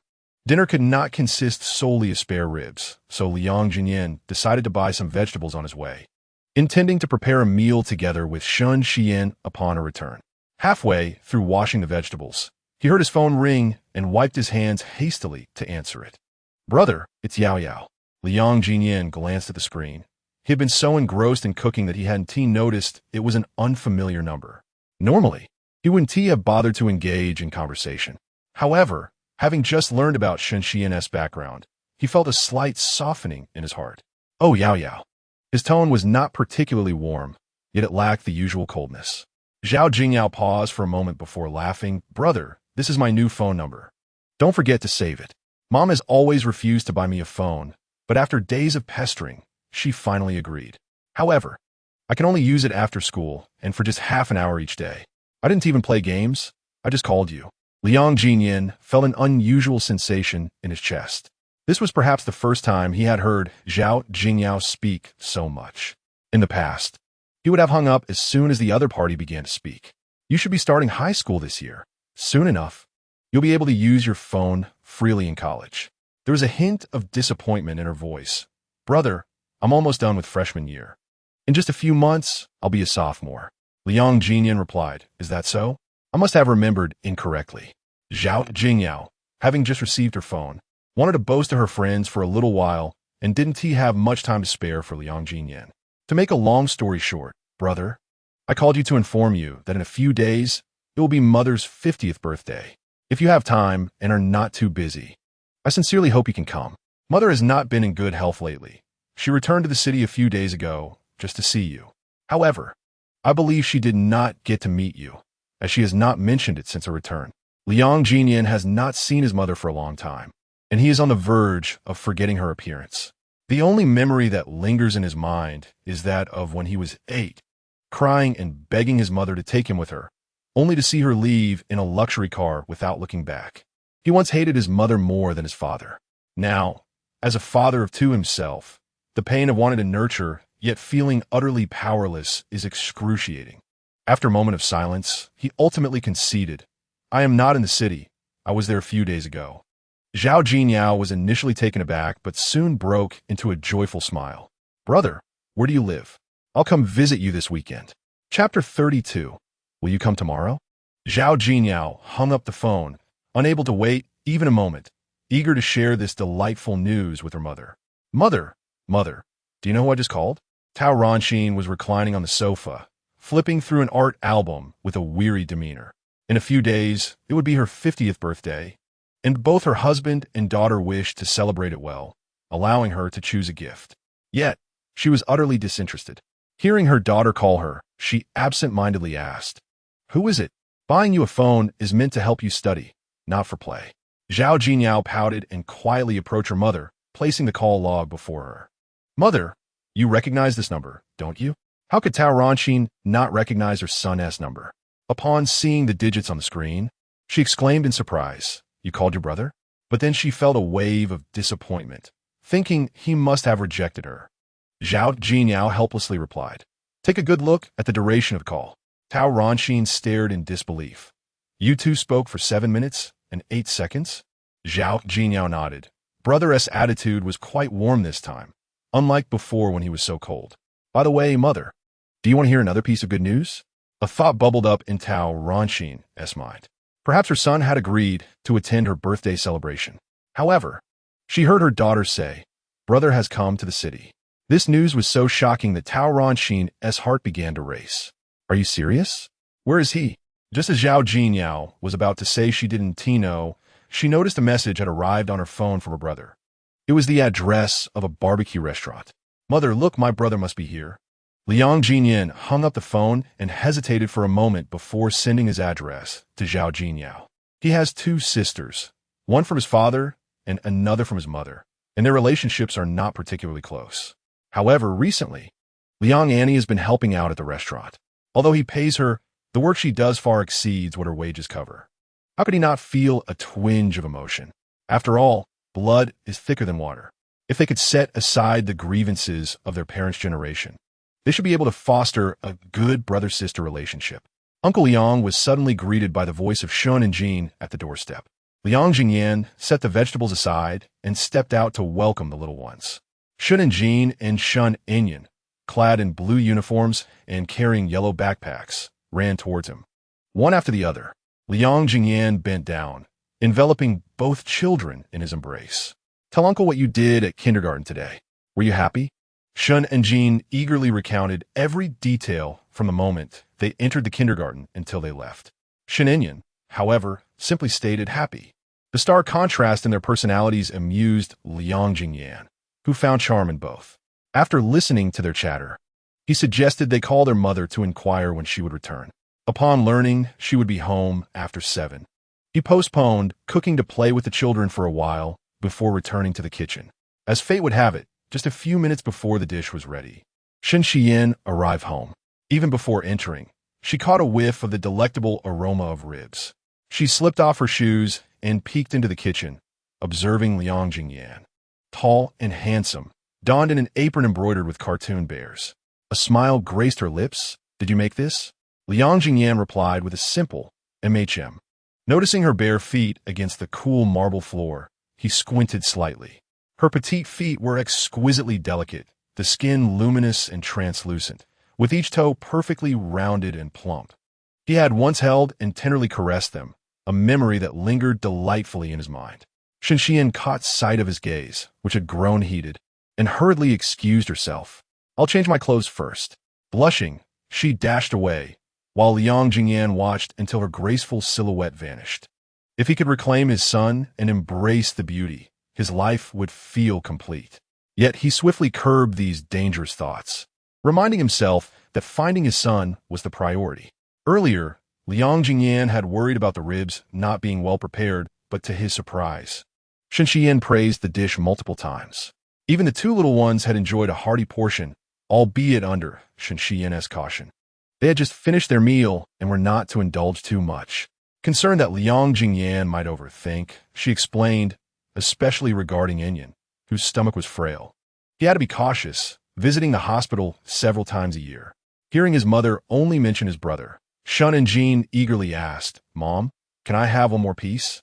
Shen Xian hesitated for a moment, then conceded, all right, just one more piece. Elated, Shun and Jean sought the largest piece, but soon realized they were all of similar size. Uncle Liang, your ribs are peculiar. There aren't any big pieces. Liang Ziyan couldn't help but chuckle. I'll make bigger ones tomorrow. Shun Inyan, still unsatisfied, conferred with his mother, Mom, can my brother and I eat less at kindergarten tomorrow? Shen Xian, puzzled, asked why. Shen Inyan replied earnestly, so I can come back and eat more. Shun Xian, slightly exasperated, shot a glance at Liang Ziyan. Well, you must ask Uncle Liang if he'll come to cook again tomorrow. Shun Inyan, who had been smiling just moments ago, suddenly wore a serious expression, correcting his mother. Not Uncle. Shen Xian's face flushed, and she quickly changed the subject. Boss Liang, they both want to savor the meals you prepare. Will you be able to come tomorrow? Liang Ziyan assured them that he would indeed be present. However, consuming braised spare ribs daily could become rather monotonous. It would be preferable for them to choose a different dish, as they couldn't possibly eat ribs every day. Shen Xian had been contemplating steamed carp for a few days now. Glancing at the two children, she finally turned her gaze toward Liang Ziyan and tentatively inquired, Can you make steamed carp? Not only could he prepare steamed carp, but he could also procure dragon meat from the heavens if need be. Yes. If you wish to eat it, I can certainly make it. Shen and Jean joyfully danced with excitement, exclaiming, Then I won't eat at kindergarten tomorrow. I will come back specifically to enjoy Uncle Liang's steamed carp. Shen Inyan chimed in as well, I want to eat either. The family of 4 happily discussed their meals, while the nanny felt somewhat superfluous and quickly finished her meal before discreetly leaving. After dinner, Liang Ziyan took the dishes to the kitchen, with Shen Inyan trailing behind him like a little shadow. Liang Ziyan curiously asked, Aren't you going to play with your brother? Shen Inyan hesitated. Is the little sparrow I gave you still there? Liang Ziyan had carelessly placed the little sparrow on the shelf by his bed. It should still be there. What is the matter? Shen Inyan quietly glanced back, noting that his mother was on a phone call. Gaining some courage, he whispered, There's a letter I wrote for you inside. Liang Ziyan was taken aback. You wrote me a letter? Shen Inyan nodded. Yes, I wrote it clearly. You will understand it at a glance. Chapter 33. Disturbing mom at work will make her cry that evening, upon returning to the barbecue restaurant. The first thing Liang Ziyan did was ascend to the upper floor to find the little sparrow that Shun Enyan had gifted him. The sparrow was crafted from colorful paper, and he worried it might be accidentally knocked over. Fortunately, upon climbing the stairs, he found a little sparrow still intact. Holding it as though it were a priceless treasure, he cradled it in both hands and silently recited several prayers for protection. Shun Enyan had mentioned that there was a letter within the sparrow. Liang Ziyan suspected that the child might not have written anything. In a daze, he recalled the first day he received the sparrow, noticing a drawing on its belly. At that time, he thought it was just scrap paper from a teacher or something carelessly scribbled by a child. Clumsily, Liang Ziyan unfolded the little sparrow, revealing a single page adorned with a drawing. It depicted two adults holding hands with two children in the middle, hand in hand. Although Shun Enyan's drawing was somewhat awkward, the distinction between the boy and girl was evident. It was clear that the two adults represented a mother and father, while the two children were their offspring. Above them shone a sun, though half of it was obscured by dark clouds, with the visible portion radiating light. Liang Ziyan could surmise Shun Enyan's sentiments. Currently, they had only a mother and no father. He imagined that when the family of four reunited, the sun would emerge from behind the clouds, shining brightly. Liang Ziyan felt a swell of emotion, nearly moved to tears by the gesture of a 3-year-old, yet he also felt a profound sadness. He could not help but admire the child's perceptiveness. The fact that Shun Enyan presented him with such a little sparrow on their second meeting clearly indicated that he was conveying something significant. Thus, did Shun Enyan realize that he was the father? Otherwise, why would the little sparrow be given to him alone? He was perplexed as to how a 3-year-old child recognized him, yet he refrained from expressing this thought, instead hinting at it through a little sparrow. However, one certainty remained in his mind. The two children were undeniably his. Upon hearing that Liang Ziyan had returned, Zhao Yangming searched for him inside the house. He found him sitting in a daze on the half-stairway, clutching a piece of blue-colored paper. Curiously, he inquired, "What are you doing? Is your time with Shun Xiyin not going well?" Liang Ziyan remained silent, silently extending the crumpled colored paper towards him. Zhao Yangming furrowed his brow. "I'm busy. What use is that scrap of paper to me?" Liang Ziyan, growing impatient, urged, "Just look at the top." Zhao Yangming, still puzzled, replied, "Isn't it just a drawing? It doesn't seem particularly impressive. Did a child make this?" Liang Ziyan felt an urge to kick him. It was drawn by Enyan. Zhao Yangming chuckled. "He has only 3. That is quite good for his age. But what does he mean by this? Did he draw it specifically for you?" Liang Ziyan explained. "This is our second meeting. He gifted me that little sparrow, and today I discovered a drawing he included within." Zhao Yangming, pondering deeply, scrutinized the image once more and asked, "Do you think the child knows you are his father? Haven't you asked him?" Liang Ziyan had only just seen it. Prompted by the little one's clue, he hardly had the chance to inquire. Besides, it was too late now, as the child was already preparing for bed. Moreover, would Shun Enyan reveal the truth without Shun Xiyan's consent? Although Shun Enyan was merely a 3-year-old, he could perceive that the child was quite resolute. He wouldn't simply yield to coaxing. Not yet. Zhao Yangming contemplated for a moment and suggested, "Why not just ask Shun Xiyan directly? You need to establish whether the child is yours. If all else fails, you could take the 2 children for a paternity test. I refuse to believe she could prevent you from recognizing your children." Zhao Yangming's approach was undoubtedly the most straightforward. However, Liang Ziyan was reluctant to escalate matters to that extent. The estrangement of parents invariably inflicts pain on the children. The tragedies he had endured must not be repeated in their lives. Furthermore, without Shun Xiyan's approval, what difference would it make if he acknowledged the children?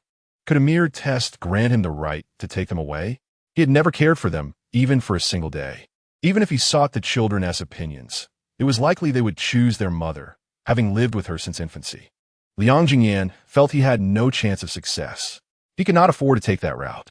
The only viable option now was to make an earnest effort to win Shun Xiyan's affection and gain the children's favor, ultimately leading her to acknowledge him as their father. "Let me think. You go back to your task for now." The following morning, before Zhao Yangming had even risen, he was stirred by a cacophony of sounds emanating from downstairs. Straining his neck from his floor, he called down, "Brother Liang, what you up to?" The noise of the range had drowned out his voice, and Liang Ziyan, who had just returned from the morning market with 5 large carp, was preoccupied. He intended to prepare a few dishes at home first, hoping to impress Shun Xian with his culinary skills later. It was his inaugural attempt at such a complex recipe, and he lacked experience. Additionally, the fish were not entirely lifeless, thrashing about in the basin with persistent vigor. Startled, he thought the carp had transformed into a spirit. Had he known that cooking would prove so challenging, he should have practiced from a young age. The barbecue restaurant served fish for lunch today, and they would have fish again for dinner. Fortunately, Liang Ziyan was satisfied after his 4th attempt. Otherwise, they would have been stuck with leftover fish for another day. Zhao Yongming picked at the fish bones and glanced at Liang Ziyan. "Brother, tell me, what do they want to eat tomorrow?" He served a generous portion to Sister Zhang. "But let us avoid the braised pork. Our shop's prices might soar several-fold." Liang Ziyan scoffed. "With food readily available, you still complain? Isn't it the same as when you grumble about takeout?" Zhao Yongming chuckled foolishly. "Takeout may not be great, but I can choose my dishes. Now, I can only rely on others." Calculating the time, Liang Ziyan decided to take the large carp to Shun Xian's home. It was Friday, and the children would be on holiday tomorrow. Perhaps he could take them to the barbecue restaurant to play. However, the bustling restaurant posed dangers. A brief visit would suffice, but they certainly could not linger for long. Alternatively, he could take the children to the amusement park, fostering father-son bonds while also impressing Shun Xian. Perhaps, moved by the gesture, she would allow them to acknowledge each other as father and son. Though Liang Ziyan had meticulously planned, after preparing the meal, Shun Xian still had not returned home. The steamed carp he had made would lose its flavor if left too long. Moreover, the children had not eaten at kindergarten and were eagerly watching the kitchen. He could not keep them waiting indefinitely. And Jean, Liang Ziyan pulled the 2 children closer, handing a children's watch to him. "Call your mother and ask when she will be back." In his eyes, Shun and Jean was articulate and quite talkative, making him the perfect candidate for such a task. Unfortunately, the little fellow was uncooperative. "Uncle Liang, let us eat first. I haven't had anything at kindergarten, and I'm really hungry."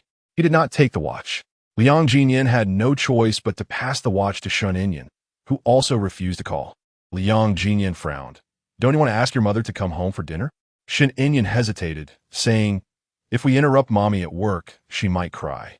A wave of indescribable sadness washed over Liang Ziyan, and he took a deep breath. "Then I'll call." Chapter 34. An incident at the beauty salon after many years. Liang Ziyan made his first call to Shun Xian.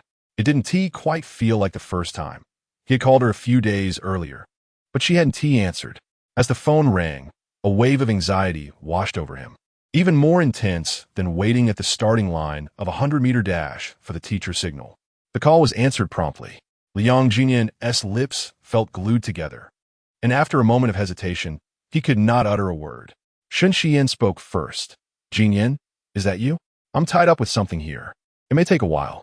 Let them eat first, and if I'm not back when they fall asleep, you can leave." "Oh." Liang Ziyan found himself at a loss for words, and there was a brief silence on the line. Unable to hear his voice, she hung up. He ran a hand through his hair and sighed quietly. "And Jean, Inyan, let us eat first." He severed the fish, leaving a small portion in the pot, while serving the larger share for the 4 of them to enjoy together. The 2 children, being young, were not picky. He took responsibility for one, while the aunt managed the other, ensuring the bones were removed before placing the fish in the children's bowls.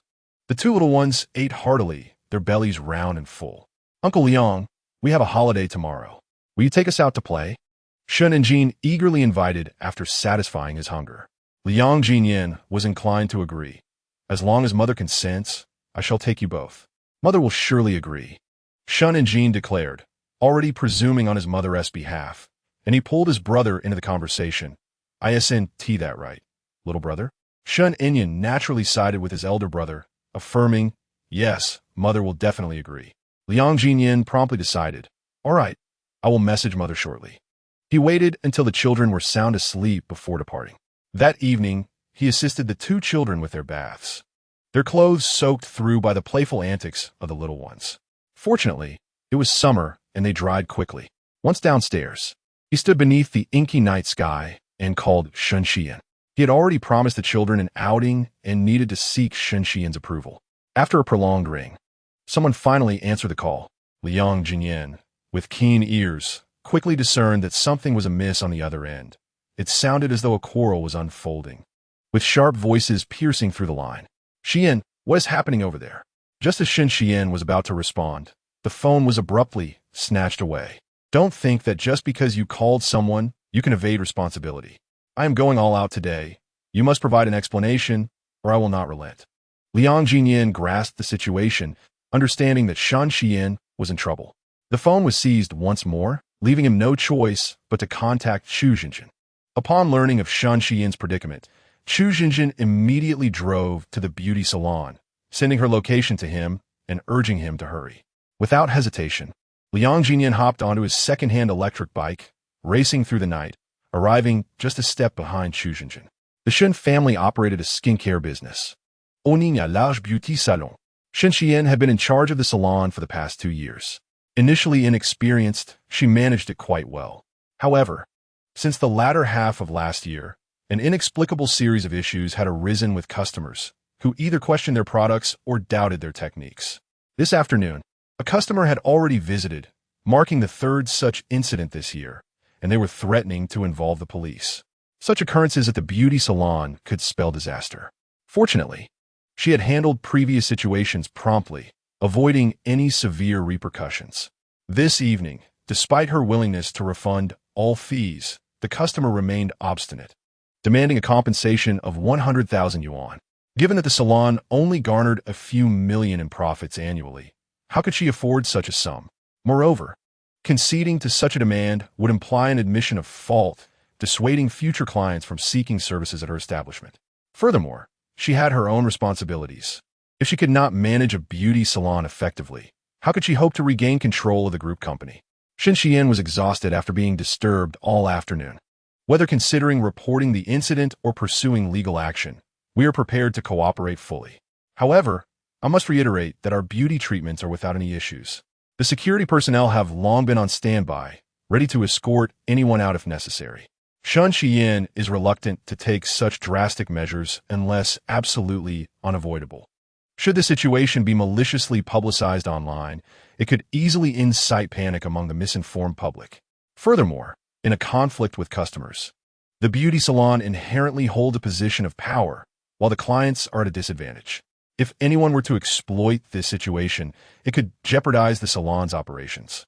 Upon hearing this, the customer raised her voice even higher, declaring that just because the Shen family is wealthy and influential does not grant them the right to bully clients.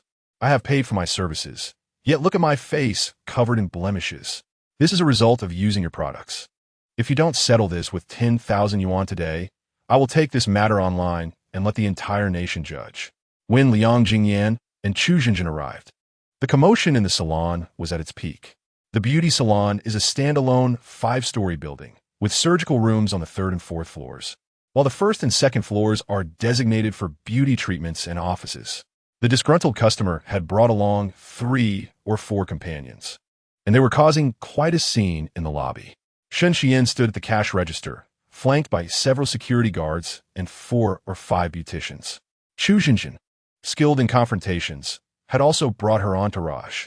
She pushed through the crowd, accompanied by 2 security guards in high heels, and confronted the customer, utilizing her imposing presence to intimidate.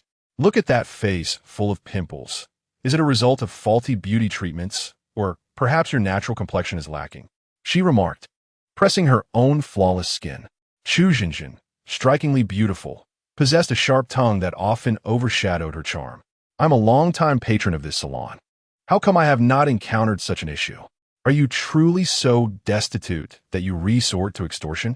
Indeed, Liang Ziyan was a regular at the salon, and her mother had been visiting since her youth, still radiant as she approached 50. This was not merely a defense of her friend. It was a matter of personal experience. Caught off guard by the sudden retort, the customer's friend interjected, "Don't think for a moment that we are unaware. You are all in cahoots, taking advantage of your establishment's size to bully us. If we don't receive a satisfactory resolution today, this matter is far from over." Chu Jinjin laughed at the absurdity. You think I am in league with the salon? I spend hundreds of thousands here annually. I assure you, my intervention stems from a disdain for your unjust behavior. Even if you take this online, I will gladly testify. I am the living proof of quality service. Despite facing multiple adversaries, Chu Jinjin managed to maintain the upper hand. Observing from the sidelines, Qin Xiaocheng couldn't help but admire her prowess. After all the time he had spent sparring with her, they were evenly matched. Liang Ziyan's focus remained fixated on Shen Xiyan. Engaging in a quarrel with the customer would only provide momentary relief without addressing the root of the problem. He approached Shen Xiyan and inquired, what exactly transpired? Shen Xiyan replied candidly, this customer secretly substituted her products, stealthily placing unverified items purchased online into her cabinet, which the beautician inadvertently mixed in with the treatments. Later, she encountered issues with her complexion and subsequently absconded with the product. The beautician inadvertently overheard their conversation and became aware of the situation. Currently, we possess no evidence. They have been arguing for an entire afternoon, demanding the beauty salon compensate her with a sum of 100,000 yuan. Chapter 35. The skills of a cunning man logically. A beauty salon of such magnitude ought to be equipped with surveillance. Liang Ziyan inquired, was it not recorded? Shen Xiyan shook her head, explaining, there is indeed surveillance in the room, but it malfunctioned during those 2 days. It only captured her discreetly entering the private room, not the moment she swapped the products. Liang Ziyan understood the gravity of the situation, having navigated the underbelly of society since his teenage years. He found such matters easily manageable. Rest assured, I have a plan, he assured her. Shen Xiyan, overwhelmed by the incessant bickering, felt utterly flustered. During this tumultuous time, even customers attempting to acquire memberships were driven away by the cacophony surrounding them. Consider the predicament of a beauty salon embroiled in legal troubles. One that could potentially mar a client's complexion with unsightly blemishes. Who would dare to seek membership? Aware of Liang Ziyan's past altercation that led to his expulsion, she worried that he might exacerbate the conflict, and for a fleeting moment, she contemplated restraining him. However, in her hesitation, Liang Ziyan had already approached Chu Jinjin. Pray tell, who is the beauty with the issue? The woman with the loudest voice had undeniably captured the attention of the gathering. Liang Ziyan's actions were clearly intentional. Upon hearing the term beauty, the woman momentarily faltered in her tirade. I am the one whose face she ruined. Who are you? Her eyes glinted menacingly as she scrutinized Liang Ziyan's visage. Having never encountered such a strikingly handsome man, she felt her heart skip a beat, her cheeks warming. Liang Ziyan, casually pocketing his hands, slightly bent forward to appraise her face with meticulous attention. The customer, caught in his intense gaze, instinctively retreated a step, stammering. What are you looking at me for? Liang Ziyan clicked his tongue and remarked, I must say, your beautiful face appears to have no significant issues. Although Liang Ziyan was undeniably charming, his blatant falsehood raised suspicions. How could that be? My face is riddled with blemishes. Can't you see? Liang Ziyan feigned indifference, responding, it's not as dire as you claim. I observe that your skin is quite promising. Even with the blemishes, upon closer inspection, it remains delicate, akin to a freshly shelled egg. With a little care, it will undoubtedly surpass. His gaze lingered on Chu Jinjin's face as he confidently asserted, it will surely be better than hers. Yet, what woman does not cherish her appearance? Upon hearing that her complexion could surpass Chu Jinjin's, she felt a surge of interest and pressed. What do you mean by only? Liang Ziyan cleared his throat, adding, it merely implies that not everyone possesses the capability. It requires the finest beautician utilizing the best products. In this entire city, do you believe there exists a salon superior to this one? Having just engaged in a heated argument with the owner, the customer adamantly refused to continue her treatment here. Do not attempt to deceive me. It was here that my face was damaged.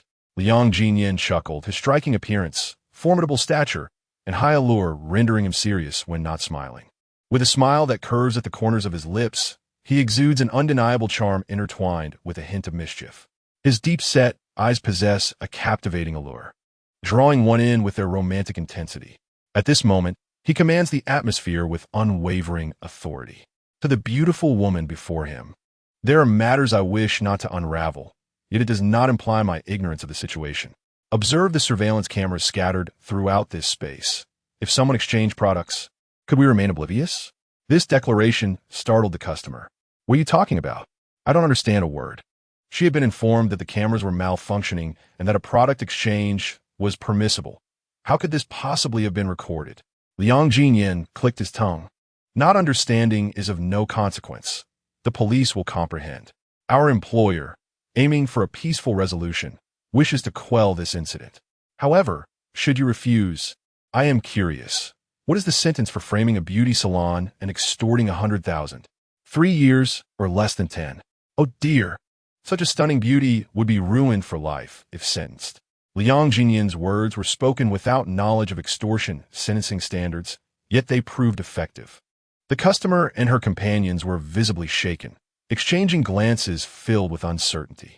It was true that they had exchanged products, but they had not anticipated that the surveillance in the private room was functional. They had been deceived. We are not easily intimidated. How could we possibly be extorting you if your products are flawed? Liang Ziyan perceived their unease and continued. You exchanged substandard product for those from the beauty salon.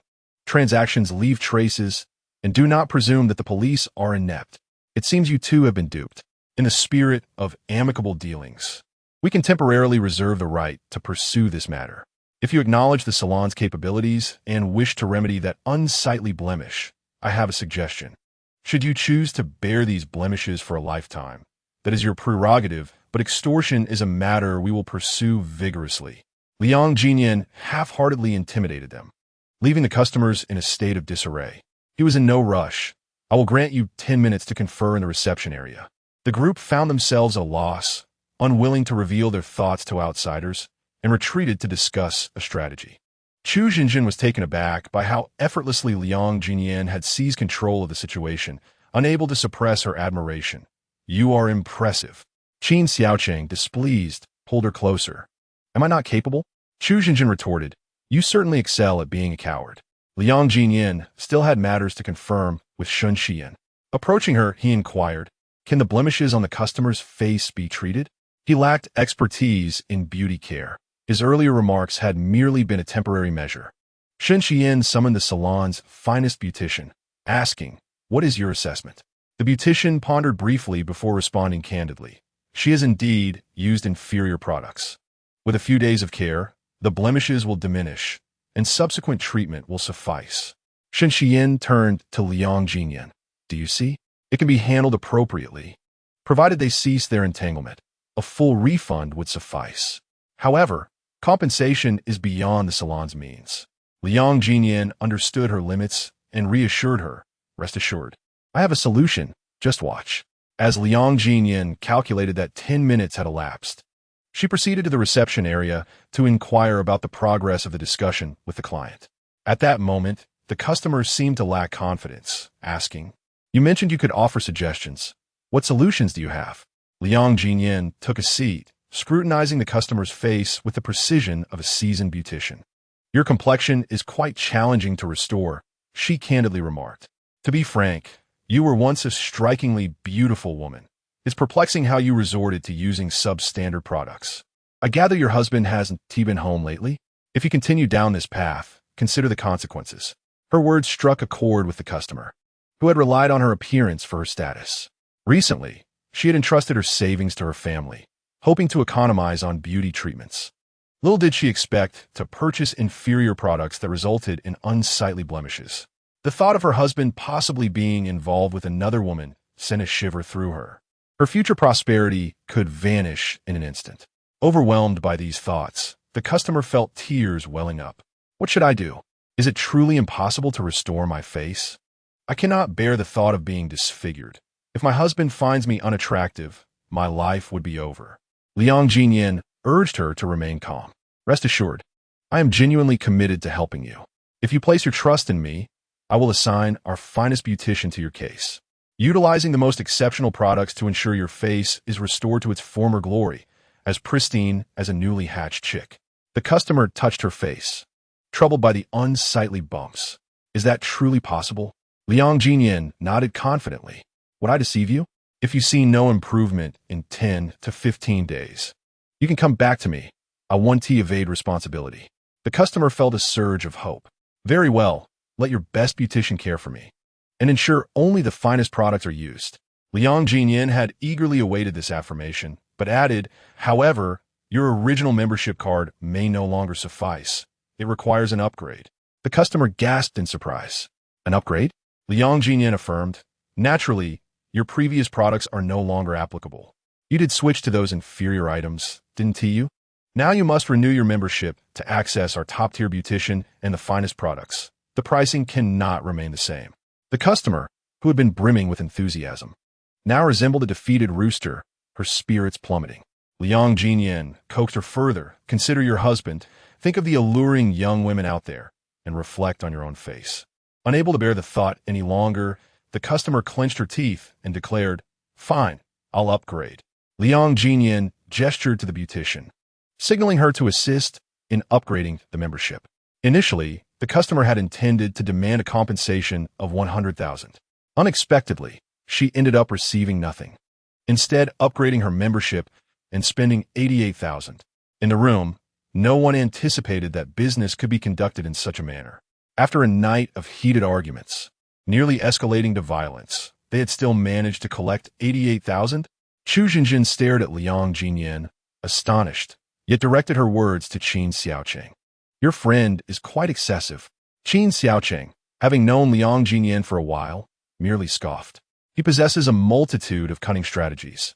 This minor issue is trivial for him. Not demanding the full 100,000 was already a gesture of goodwill. Shen Xiyan was equally surprised, discovering that Liang Ziyan possessed such remarkable skills. With just a few words, she resolved an issue that had plagued her for an entire afternoon and even managed to collect 88,000. She had just been pondering the potential for conflict, worrying that if the police were called and the incident made the news, the beauty salon would suffer significant repercussions, if not face closure altogether. To her surprise, the situation took an unexpected turn for the better, bringing unexpected rewards. At this moment, her gaze towards Liang Ziyan was markedly different from usual. The capabilities of this man were astonishingly unforeseen. Yet, how did he discern the peeled egg from the rough exterior? Chu Jinjin, perceptive as ever, decided to leave with Qin Xiaocheng and a few security personnel now that the matter had been resolved. Gradually, the employees of the salon departed, leaving only Liang Ziyan and Shen Xiyan in the lobby. They exchanged silent glances, words unspoken between them. After a few minutes of this awkward silence, Liang Ziyan finally broke it, somewhat bashfully. And Jean and Enya would like to go out with me. May I take them to the amusement park tomorrow? Shen Xiyan was more than willing for the children to spend more time with Liang Ziyan and naturally did not oppose the idea. With the presence of their aunt, the children had always been under her care, and she could assist should any matters arise. Liang Ziyan noted her approval and responded, great. After that, both were at a loss for what to do next. Liang Ziyan decided to take his leave. My electrobike is still outside. I'll be going now. As Shen Xiyan watched him depart, a thought suddenly struck her, prompting her to call him back. By the way, our beauty salon operates on a commission basis. Today's deal counts as yours. I'll transfer it to you via WeChat. Liang Ziyan had intended only to assist Shen Xiyan, never expecting an additional income. Perhaps it's best to let it go, he suggested. Shen Xiyan disagreed. How can it be considered that way? This should also be credited to the employees.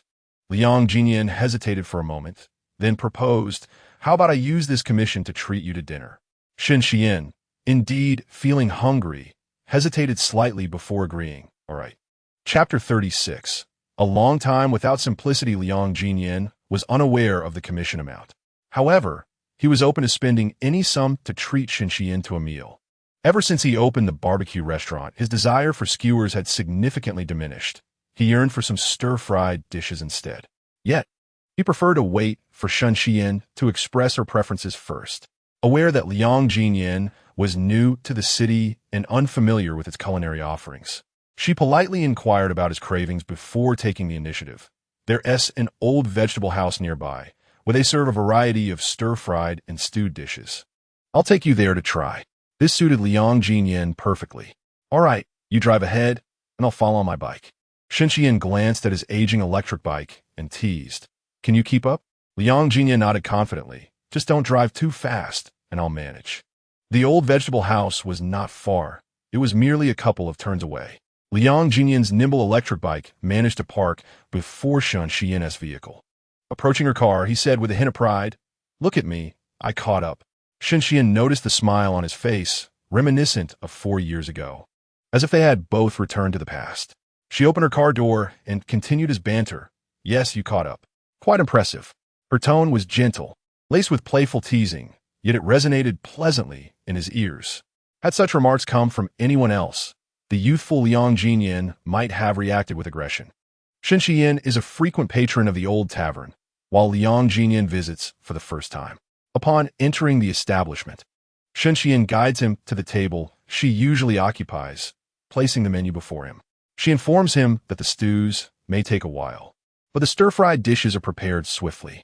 However, as the place is not crowded at the moment, he should not expect a long wait. Liang Ziyan had been out late, preoccupied with his barbecue restaurant, which he had not been able to fully detach from. Moreover, Shen Xian ought to return home for some rest. He orders only 2 stir-fried dishes and hands the menu back to Shen Xian, inquiring what she would like to eat. She selects 2 of the house specialties. "Would you like a drink?" Shen Xian asks. Liang Ziyan declines, saying, "You cannot drink, so never mind." Noticing the look of regret on his face, Shen Xian smiles. "One day, when we have ample time, we can come out for a meal and enjoy a drink together." The restaurant's lighting is somewhat dim, primarily because the owner has turned off half the lights due to the sparse clientele. Liang Ziyan sits less than a foot away from Shen Xian, able to catch the delightful scent emanating from her. He gazes silently at the woman so close to him, yearning to inquire about the man who took her away years ago, what their relationship was, and how it stands now. For years have passed, yet he still lacks the courage to vocalize his questions. Her unwavering gaze is impossible to ignore. Shen Xian's cheeks flush slightly as she places her small hand on Liang Ziyan's face and gently pushes him away. Liang Ziyan feels her soft fingers against his skin, and, as if entranced, he reaches out to touch the back of her hand. Surprised by his boldness, Shen Xian hastily retracts her hand, her fingers inadvertently brushing against his lips, causing her heart to race. Liang Ziyan is momentarily stunned. The warmth lingers by his lips, enveloping him in her fragrance. His mind goes blank, and his heart skips a beat. He feels as if he might need an oxygen mask at that moment. After an indeterminate duration, he can no longer suppress his breath, and suddenly breaks into a fit of coughing. His face turns crimson as he turns his back to Shen Xian, attempting to regain his composure. Shen Xian also feels a bit uneasy, though her reaction is not as intense as Liang Ziyan's. To mask the awkwardness, she picks up her phone and transfers a commission to him. Liang Ziyan seizes this opportunity to return in normalcy. "Why did you transfer me such a large sum?" he asks. Shen Xian explains, "It's a commission of 20, neither more nor less." Liang Ziyan realizes that he has earned nearly 18,000 this evening just by chatting. Reflecting on 4 years ago, when he tirelessly delivered meals round the clock, he recalls making just over 10,000 a month. It truly evokes a sense of nostalgia. "Then I will accept it. Tomorrow I'll take Jean and Inyan out to have some fun," he responds. Shen Xian takes the opportunity to suggest, "The car with the child seats is in the garage. You should drive it." The funds she provided are indirectly from her, and the car belongs to her as well. Liang Ziyan feels a twinge of discomfort at this realization, but he quickly manages to calm himself. Previously, he had perceived Shen Xian as merely a girl from an ordinary family. Otherwise, he would not have dared to confess his feelings. Later, when he saw her being driven away in a luxury car, he harbored doubts, assuming she had pursued wealth and left with a rich man. However, recently, he has come to understand that his perception of Shen Xian was grossly simplistic. His former girlfriend, unexpectedly, is a daughter of a wealthy family. If he wishes to reconnect with his son, confronting such a disparity will become a common occurrence. His inner strength is insufficient. If he continually dwells on trivial matters, he will find it impossible to coexist peacefully with Shen Xian, let alone provide a nurturing environment for his son. However, I have never driven such a fine vehicle and fear I may not be adept enough. Tomorrow, I I shall take it for a spin to ensure my proficiency before taking him out. Shen Xian is pleased that he harbors such concerns. As long as he drives slowly, there will be no issues. Liang Ziyan is a rugged man, eating quickly, while Shen Xian is gentle and ladylike, savoring her food delicately. Their contrasting styles are starkly apparent. One seems to be chased by wolves, while the other is leisurely. Noticing Shen Xian's gradual pace, Liang Ziyan slows his eating to match her, taking small bites. The image of a rough man exhibiting refined manners is amusing, yet he feels no discomfort in this behavior. After finishing their meal, Liang Ziyan settles the bill, and they exit the restaurant side by side. Although they head in the same direction, Liang Ziyan must ride his electric bike, necessitating their separation. See you tomorrow, Shen Xian says, handing him the car keys. I will send you the address shortly. My aunt is aware. Enjoy yourselves. Once in her car, she hesitates and adds a few more reminders. And Yin has a weak stomach, so don't let him eat anything cold. Jean loves ice cream. Allow him only a bite or two, and, if necessary, carry him while you indulge. At that moment, Liang Ziyan is particularly obedient. Rest assured, I will remember. As he watches Shen Xian's vehicle depart, he exhales deeply, uncertain whether his performance tonight was commendable enough to earn him points toward an early reunion with his son. It is Friday, a busy day with many guests. Upon returning to the barbecue restaurant, Liang Ziyan finds the second wave of customers arriving post-dinner. He quickly changes his clothes and heads to the kitchen to assist. Liang Annie has already left, and with a surge of orders. Zhao Yongming lacks the time to process payments, calling Liang Ziyan to the bar instead. Like a spinning top, Liang Ziyan prepares the pre-bills for the customers. I apologize for the wait. Today has been particularly hectic. He turns to retrieve 2 bottles of juice from the shelf behind him and hands them to a customer. This is for you. Although the guests experienced a slight delay, the gift and the manager's discount brighten their spirits. Thank you, Boss Liang. With your business acumen, you are bound to prosper. Liang Ziyan harbors little desire for wealth, yet the lingering warmth of a woman's softness remains at the corner of his lips. At the age of 27 or 28, a man is in the prime of his vigor, yet he feels as though he has been devoid of such experiences for far too long. Chapter 37. Will you be our father? The man, having been deprived for an extended period, finds himself in a vivid dream in the middle of the night, observing Zhao Yongming sleeping soundly beside him. He sighs in resignation and rises to go to the restroom. A few minutes later, he emerges with damp hair, feeling increasingly agitated. Ultimately, he makes another visit to the restroom, taking over 10 minutes this time. Regardless, he has managed to relieve some of his pent-up tension. At nearly 9 o'clock in the morning, Liang Ziyan, after completing his morning rituals, went to pick up the 2 little ones from Shen Xian's home. The children had been eagerly waiting all morning. Uncle Liang, why did you take so long to arrive? Liang Ziyan chuckled as he tousled the hair of the younger child and replied, I overslept. Have you both had breakfast? The children had indeed eaten, enjoying a special meal prepared by their aunt.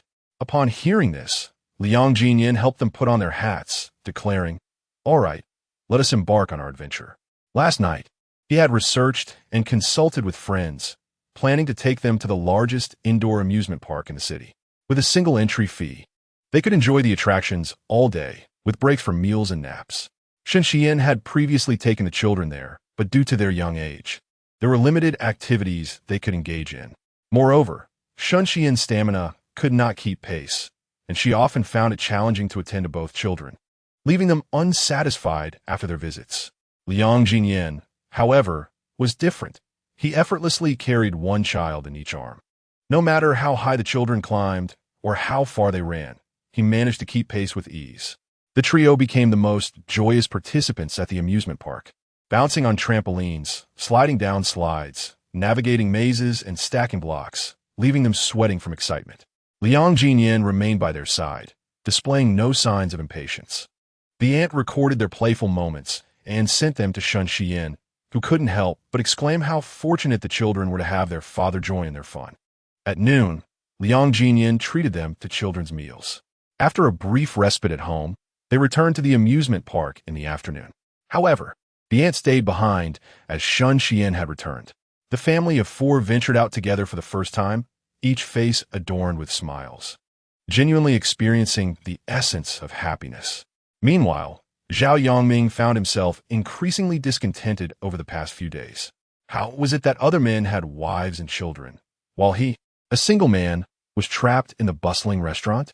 Master Li, as usual, entered and inquired, "What is on the menu today?" After enjoying ribs the day before and fish the day prior, he remarked, "Surely, we must feast on lobster today." Zhao Yongming scoffed, "Dream on. It's the weekend, and that family of 4 is out enjoying themselves." Master Li, surprised, responded, "Has old Liang truly caught up with them?" Zhao Yongming retorted, "What do you mean by caught up?" Master Li clicked his tongue. "That woman seems quite remarkable. She raises 2 children with such care. I've heard that even her handbag could rival several months of our wages. While this barbecue restaurant is indeed profitable, it might not suffice to support such a woman."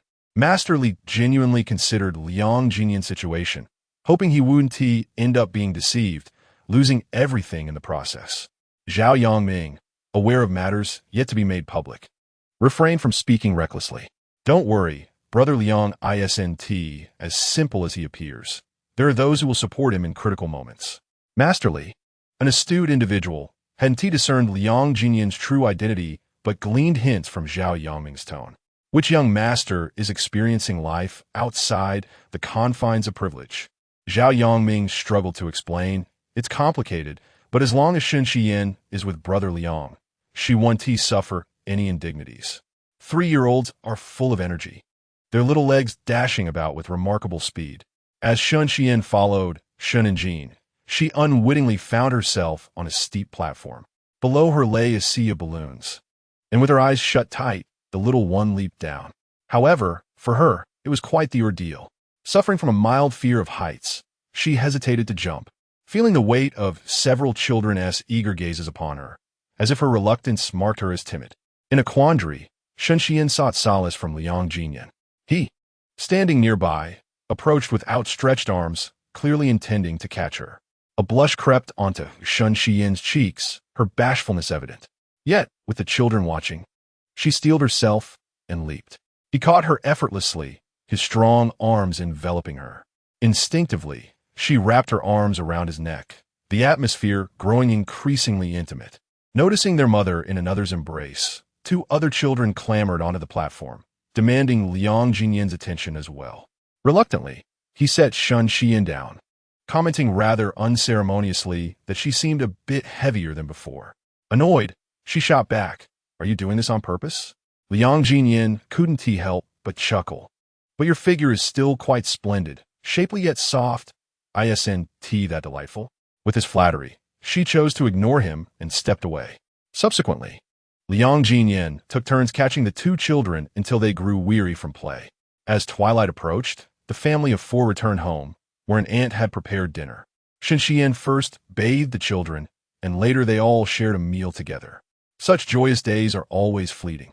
Exhausted, the children began to doze off at the table. With a smile, Shen Xiyan asked Liang Ziyan, "Would you like to put them to bed?" Though he wished to, he found it inconvenient, having not yet bathed and lacking appropriate attire, fearing the bed would become soiled. Shen Xiyan had not considered this dilemma, replying, "I shall prepare an outfit for you tomorrow." Seizing the moment when the children were distracted, Liang Ziyan leaned closer and whispered, "Is it appropriate for a man to bathe and change clothes in your home?" In response, Shen Xiyan discreetly pinched his thigh beneath the table, eliciting an involuntary gasp from him. Yet he seized the opportunity, gently holding her soft hand and giving it a tender squeeze. Although it did not reach the extent of their dream from the previous night, it was nonetheless gratifying. As they parted that evening, Shen Xiyan mentioned her desire for braised pork the following day. Early the next morning, Liang Ziyan ventured to the market, purchasing 2 pork loins.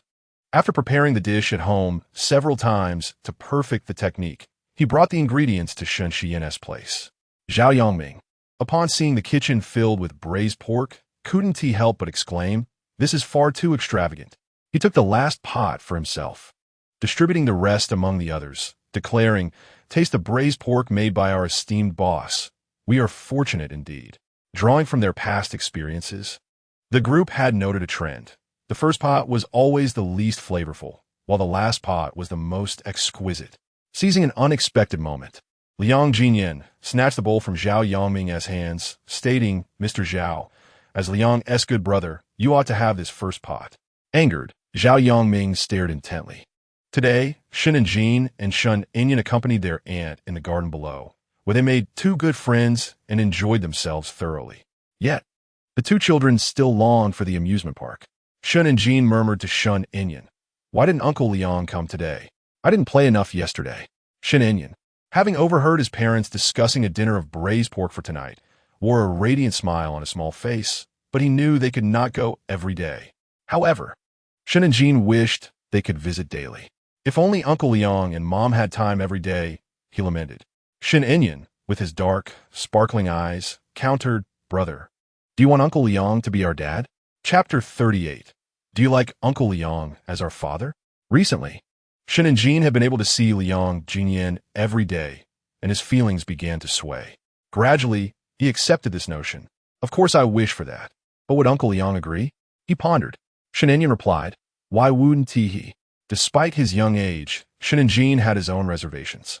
"I heard adults say that we are burdens, and Uncle Feng loves Mom so much, yet he doesn't want to be with her because of us." Shen Inyan understood the truth. To others, they were burdens. However, to Liang Ziyan, it was different. "He wouldn't mind. He likes us both," Shen Inyan assured. Shen and Jean tilted his little head in contemplation. "Really?" he inquired. Shen Inyan nodded earnestly. Ecstatic, Shun and Jean declared, "Then when Uncle Liang arrives, I'll ask him if he wants to be our dad." Shen and Jean was a child of great initiative. After savoring Liang Ziyan's braised pork, he boldly asked in front of Shen Xian, "Uncle Liang, would you like to be our dad?" The room fell silent in shock. Shen Xian choked on a pickle, covering her mouth as she coughed. The aunt paused with her chopsticks, casting a gaze filled with complexity towards Liang Ziyan.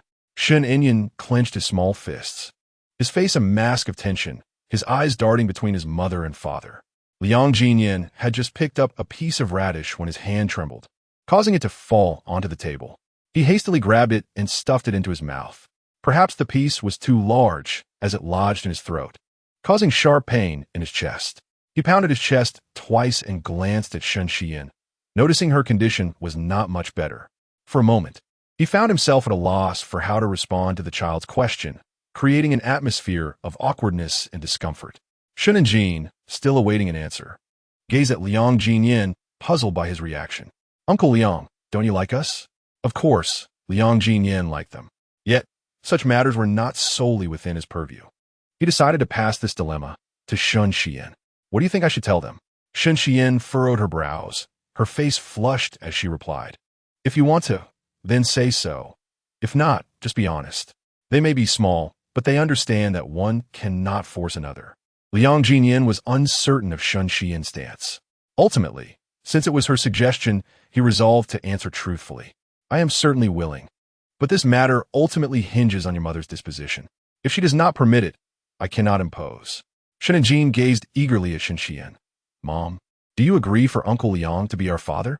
Although Shen Xian had envisioned the scenario of father and son recognizing each other, the reality of it left her somewhat flustered. Fortunately, the children's inquiry was merely whether Liang Ziyan wished to assume the role of their father, rather than an actual recognition of kinship. She set down her chopsticks and gently asked the two children, "Do you like Uncle Liang as a father?" Without hesitation, Shen Inyan replied affirmatively.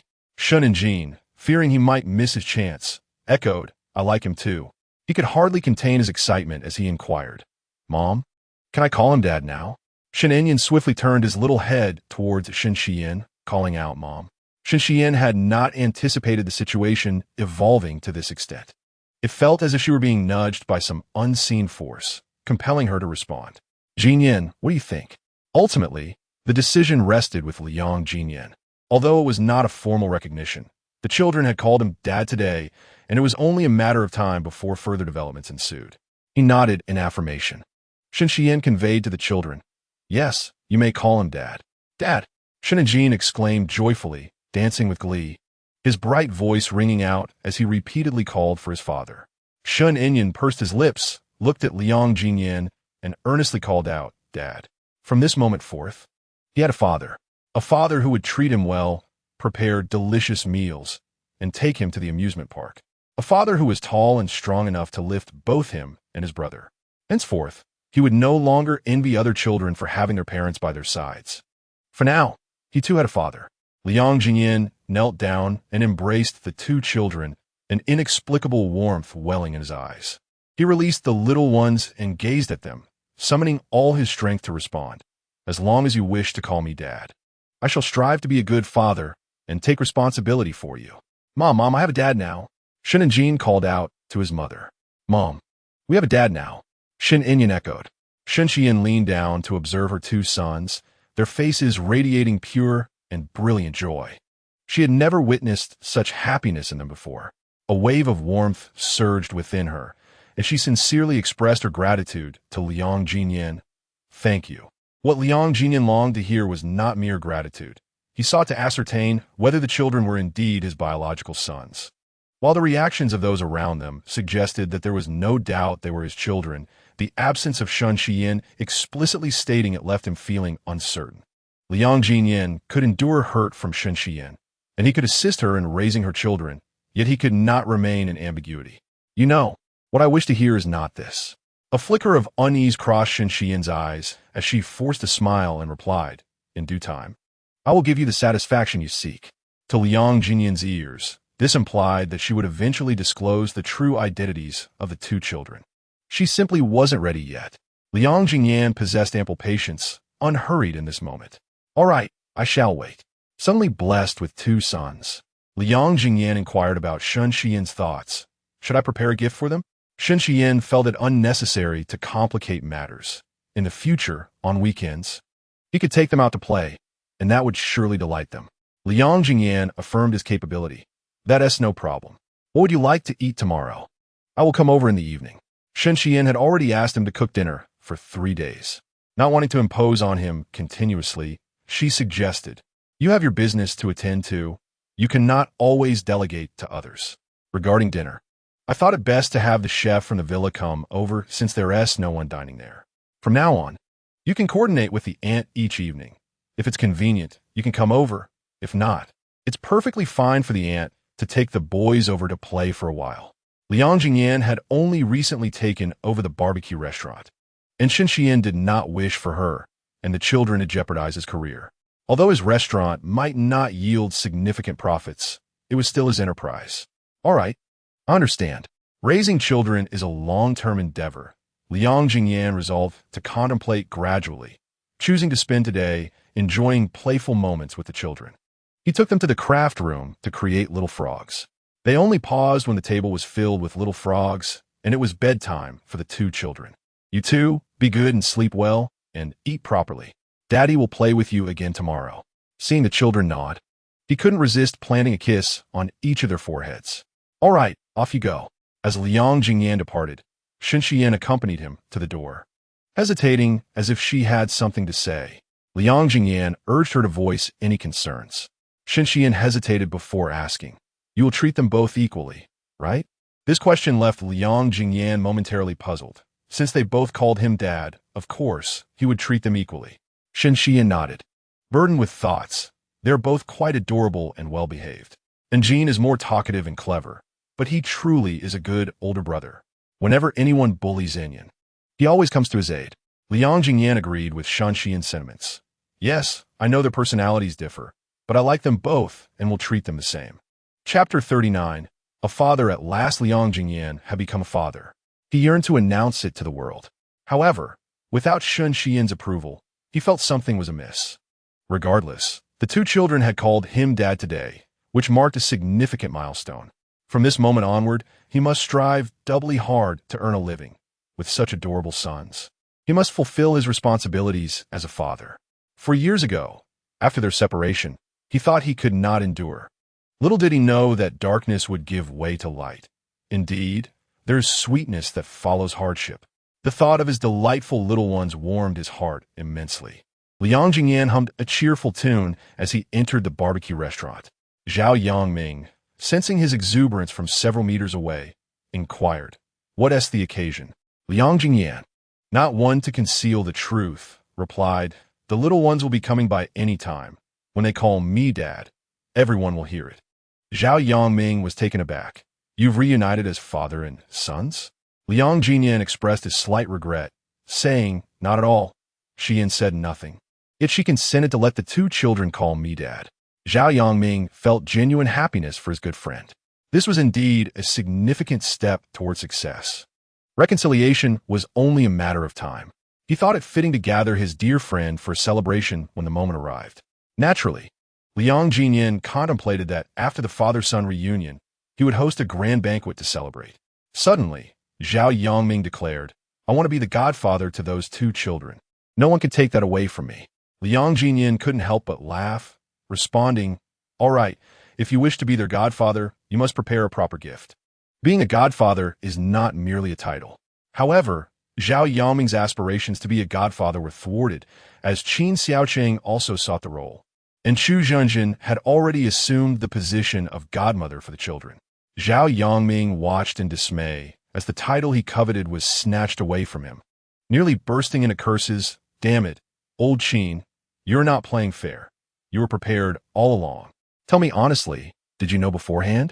Qin Xiaocheng replied smugly, well, you have no chance now. After all, you have no wife.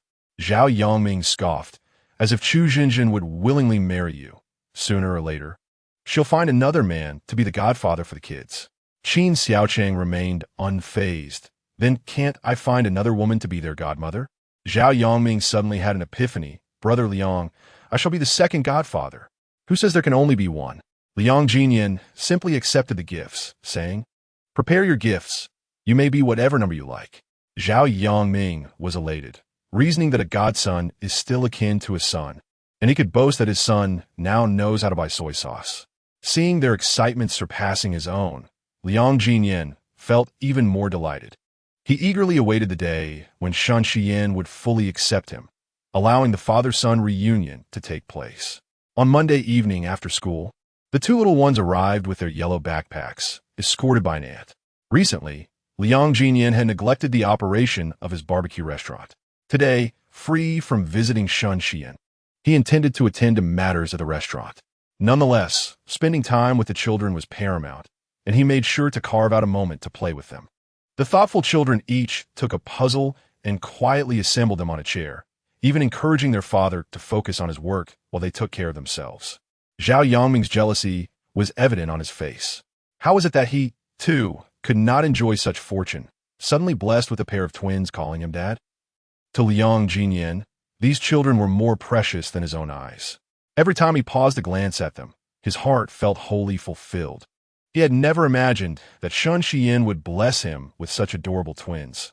Otherwise, he would have rushed to the city long ago. The little ones did not linger in the barbecue restaurant for long, as Liang Ziyan personally escorted them back. He had purchased two children's helmets, and upon donning them, they looked as if they had stepped straight out of an anime. Liang Ziyan positioned them in front of the car and drove them into the community. Fortunately, it was only a short 5-minute journey. Otherwise, he could not have managed to transport both children simultaneously. The little ones, having not had their fill of the ride, agreed to continue their adventure the next day. Liang Ziyan watched them ascend the stairs, feeling a bittersweet sense of reluctance. Should he not consider renting a more suitable apartment? Occasionally inviting the two little ones to spend a night with him? Purchasing a house is currently unrealistic. Yet he is determined to strive and acquire one as soon as possible. On Friday evening, a group of high school students arrived at the barbecue restaurant. Having just concluded their study session, they gathered to indulge in some skewers. The girl leading the group, appearing to be around 16 or 17, graciously welcomed everyone. Order whatever you desire. Eat to your heart's content. It's on me. Among the group, both boys and girls exchanged playful banter. I could easily devour 50 skewers, Yao Yao. Don't hold back. I can manage 20. Just don't complain about our appetites later. Haha, Yao Yao is going to go bankrupt. Just don't sneak off later. I didn't bring any money. Haha, that's impossible. Yao Yao isn't that kind of person. The conversation flowed with laughter and jest. Zhao Jinyao encouraged them to feel at ease, assuring them, don't worry, I have a card that offers discounts. Eat freely. It's all on me. The group of 7 or 8 settled into the modest eatery, awaiting the server to present the menu. Sister Zhang, Here, the table. This is the menu. Just note down what you wish to order, she instructed. The barbecue establishment was simple, catering primarily to local residents and students from the nearby university.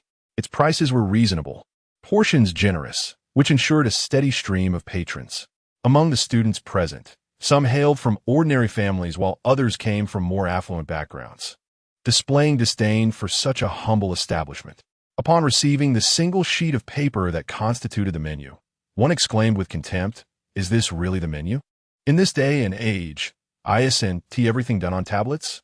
How can there still be something like this?" Sister Zhang, taken aback by the criticism from these youngsters, felt a pang of displeasure. "I apologize, but our establishment is small and lacks such upscale offerings," she replied. Her words struck a nerve, provoking a hostile reaction from the boy who had spoken. He slammed the menu onto the table, indignantly retorting, "What do you mean by that? Are you implying we can't afford to dine at your little place?" He glared at Zhao Jinyao. "What's the deal? You invite us to eat here?" Zhao Jinyao had initially intended to treat her friends to a relaxing evening, especially since the weekend was approaching. Yang Dapeng was not among her close friends. He had been brought along by a classmate. She had thought it would be a casual gathering, not a matter of financial concern for her. However, she was taken aback by the disdain before even placing an order. Annoyed, she shot back, "Yang Dapeng, do you think I owe you anything? If you want to eat, stay. If not, then leave." Chapter 40. Siblings, clear accounts. Yang Dapeng had intended to nitpick, showcasing his discernment in front of Zhao Jinyao. He had hoped to make his presence felt. Little did he anticipate that Zhao Jinyao would become upset, not daring to provoke her further. He quickly adopted a more amiable demeanor. "Look at you, I was just joking. Why take offense?" Classmates nearby urged Zhao Jinyao to calm down. "The skewers at this eatery are the best. Everyone loves them." Zhao Jinyao finally calmed down a bit. Had it not been for her desire to avoid causing trouble for her brother, she would have simply kicked the intruder out. "Let it be known, those who are picky about street food should inform me in advance. I won't tolerate complaints of unpalatable dishes later on. When the little princess is displeased, who would dare to provoke her?" Everyone began to sing praises. The place chosen by Yao Yao must undoubtedly serve delectable fare. To be honest, I visited with my family a few days ago, and the flavor was indeed exceptional. Moreover, the skewers were particularly large and generously portioned. "Is that so? Then quickly bring me the menu. I want to see what's available." Zhao Jinyao absent-mindedly ordered skewers, her gaze lingering on the interior of the establishment. Ever since she finished her call with her brother, she had longed for an opportunity to come and see him. However, her mother had cautioned her against visiting without her brother's consent, or else she would have come last week. The barbecue shop appeared modest in size, yet it was bustling with patrons. It must be quite lucrative. Her mother had always worried about her brother's well-being, yet he seemed to be faring better than anticipated. Liang Ziyan had just finished threading the chicken wings and was reviewing the accounts when he glanced outside at the commotion. It was the same little girl he had encountered 2 years ago. She had changed so much, surrounded by a crowd, and he barely recognized her. Upon seeing Sister Zhang enter, he inquired curiously, "What's the matter?" Sister Zhang replied with a smile, "A few middle school students are complaining that our shop lacks sophistication since we still use paper menus." Zhang spoke without malice, but Liang Ziyan took note. With only 8 tables in the shop, one could easily remember the orders by memory. Nowadays, the outdoor stalls had 12 tables, and indeed, using paper menus could be cumbersome. Perhaps we should consider implementing an ordering system. It would alleviate the hassle of inputting orders into the computer each time and reduce the likelihood of errors. Sister Zhang, being merely a staff member, wouldn't meddle in the operations of the barbecue shop. She casually replied, "Having an ordering app would certainly be convenient." Liang Jiyan filed this thought away, intending to consult about it the next day. Soon, the outdoor stall was filled to capacity, and the waitstaff became increasingly overwhelmed. Zhao Yangming had to assist masterly, joining in the grilling of skewers. He set aside the accounts to serve the customers, delivering the meat tendons and chicken wings that Zhao Jinyao had ordered. It was only then that he noticed the young girl seated across from him. She caught his eye and waved cheerfully. Liang Ziyan was momentarily taken aback, failing to respond in time. Hearing another table request napkins, he acknowledged and went to attend to them. Zhao Jinyao felt a twinge of disappointment at not being able to converse with her brother. Her close friend beside her, curious, asked, "Do you know him?" Zhao Jinyao didn't elaborate on their relationship, merely nodding. However, the boy sitting nearby became rather anxious. "Yao Yao, you don't actually like that server, do you? He seems so much older than you. You mustn't be deceived." Zhao Jinyao shot him a disdainful look, retorting, "If you enjoy eating, then eat more. If not, just leave." The boy fell silent. Zhao Jinyao remained until most of the customers at the outdoor stall had departed. A few classmates with strict upbringing had already finished and left. Only two remained with her. Zhao Jinyao urged them to head home early. A concerned, close friend expressed, "How could we possibly leave you here alone? You should come with us." Another classmate added, "You are not in our group. We will see you home, all right?" Zhao Jinyao, having finally ventured out, was resolute in her refusal to leave. "You two should go. I'll be fine. If we linger any longer, our parents will start to worry." Despite their apprehension, her friends remained unconvinced. Zhao Jinyao understood their concerns and reassured them, "I know the owner. He will drive me home shortly." However, her friends were still uneasy about the nature of her relationship with the shopkeeper. That is unacceptable. Look at him, tall and strong. What if he harbors ill intentions? Had they not been her close friends, Zhao Jinyao might have lost her temper. "If you continue to speak carelessly, don't blame me for severing our friendship. He is a relative of mine and will be accompanying me home." She insisted, "Just leave me be. Your presence here is only an impediment. If you stay, he won't take me home." With Zhao Jinyao as firm declaration, her friends relented after offering a few more words of caution and left, enjoying their grilled skewers. Zhao Jinyao retrieved her books, preparing to work on her assignments. Although a large number of patrons had just departed, the summer night was long, and more diners continued to arrive. She anticipated a longer wait. Liang Ziyan noticed that in the brief moment he turned away, all of Zhao Jinyao's friends had departed, leaving her alone at a table. Frowning, he approached her and asked, "Why haven't you gone home yet?" Leaning back in her chair, Zhao Jinyao smiled playfully. Looking up at him, "I haven't settled the bill yet. How could I leave?" With a hint of exasperation, Liang Ziyan replied, "You don't need to settle it. Just hurry home." Zhao Jinyao glanced around. "It's so dark. You expect me to go back alone?" Checking the time, Liang Ziyan noted that it was just a few minutes shy of 11 o'clock. It was indeed unsafe for a young girl to return alone at such an hour. "All right, wait a moment. I'll take you," he offered. Zhao Jinyao leaned closer, suggesting, "Why not bring your things and stay at my place tonight?" Liang Ziyan, preoccupied with tidying up, did not respond. After a moment, Zhao Jinyao added, "Tomorrow is my mother's birthday. You should be heading home, right?" Since discovering he had two sons, Liang Ziyan had gained insight into the challenges of parenthood. Even though his mother had abandoned him, she had endured 9 months of pregnancy and raised him until he was 8 years old. He nodded in acknowledgement. Initially, Zhao Jinyao had wanted to scold her seemingly ungrateful brother, but upon hearing his agreement, she felt relieved. She stood up and went inside to retrieve 2,000 yuan. Rarely paying the bill herself, she had little idea of the total cost for the evening. Fortunately, the menu displayed prices, and she estimated the amount to be around that figure. When Liang Ziyan heard the notification for a 2,000 yuan transaction, he recalled he hadn't settled the bill for the guests and turned to look for them, only to see Zhao Jinyao emerging from the room. "Didn't I say you shouldn't pay? I can manage a meal," he remarked. Zhao Jinyao placed her books in her bag and replied, "We are siblings. It's only fair to keep our accounts clear." Since the young lady was not short on funds, Liang Ziyan decided to let her be. Zhao Jinyao's action of withdrawing 2,000 yuan drew the attention of a young man at the neighboring table. He waited for the others to return and approached to greet her. "Little sister, quite generous. Why not settle the bill for this table as well?" Zhao Jinyao cast him a disdainful glance, retorting, "What's the matter? Didn't 9 years of compulsory education teach you that whoever dines pays the bill?" Chapter 41, Brother. Someone is bullying me on the surface. Zhao Jinyao appeared to be a beautiful and obedient girl. The young ruffian had evidently underestimated her temperament. Infuriated by her mockery, he slammed his hand on the table, stood up, and approached her, glaring with a fierce expression, threateningly asking, "Say that again?" Though small in stature, the girl had a fierce spirit. Had she never tasted the harshness of society? Zhao Jinyao, uninterested in his antics, shouted towards the interior, "Brother, someone is bullying me."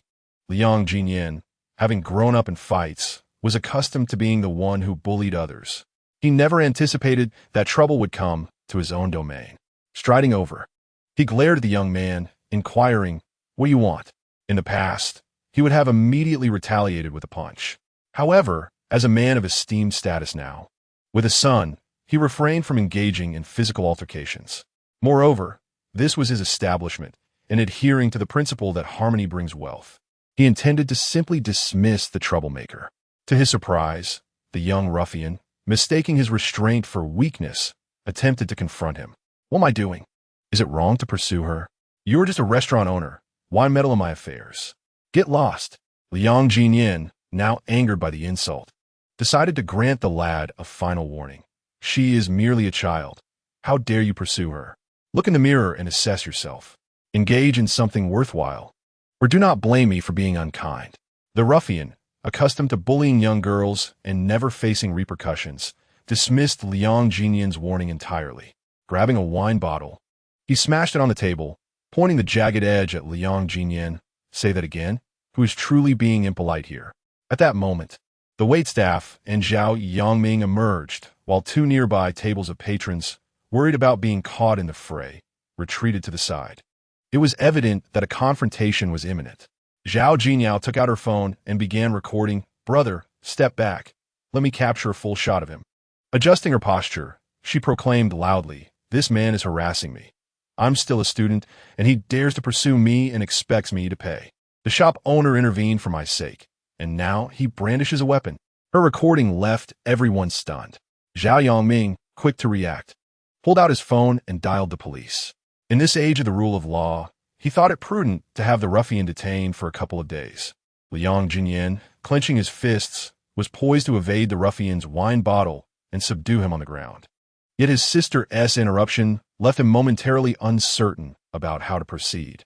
The ruffian, taken aback by Zhao Jinyao's fearlessness and her recording, instinctively shielded his face with his arm. "Don't film recklessly. I haven't even struck anyone yet."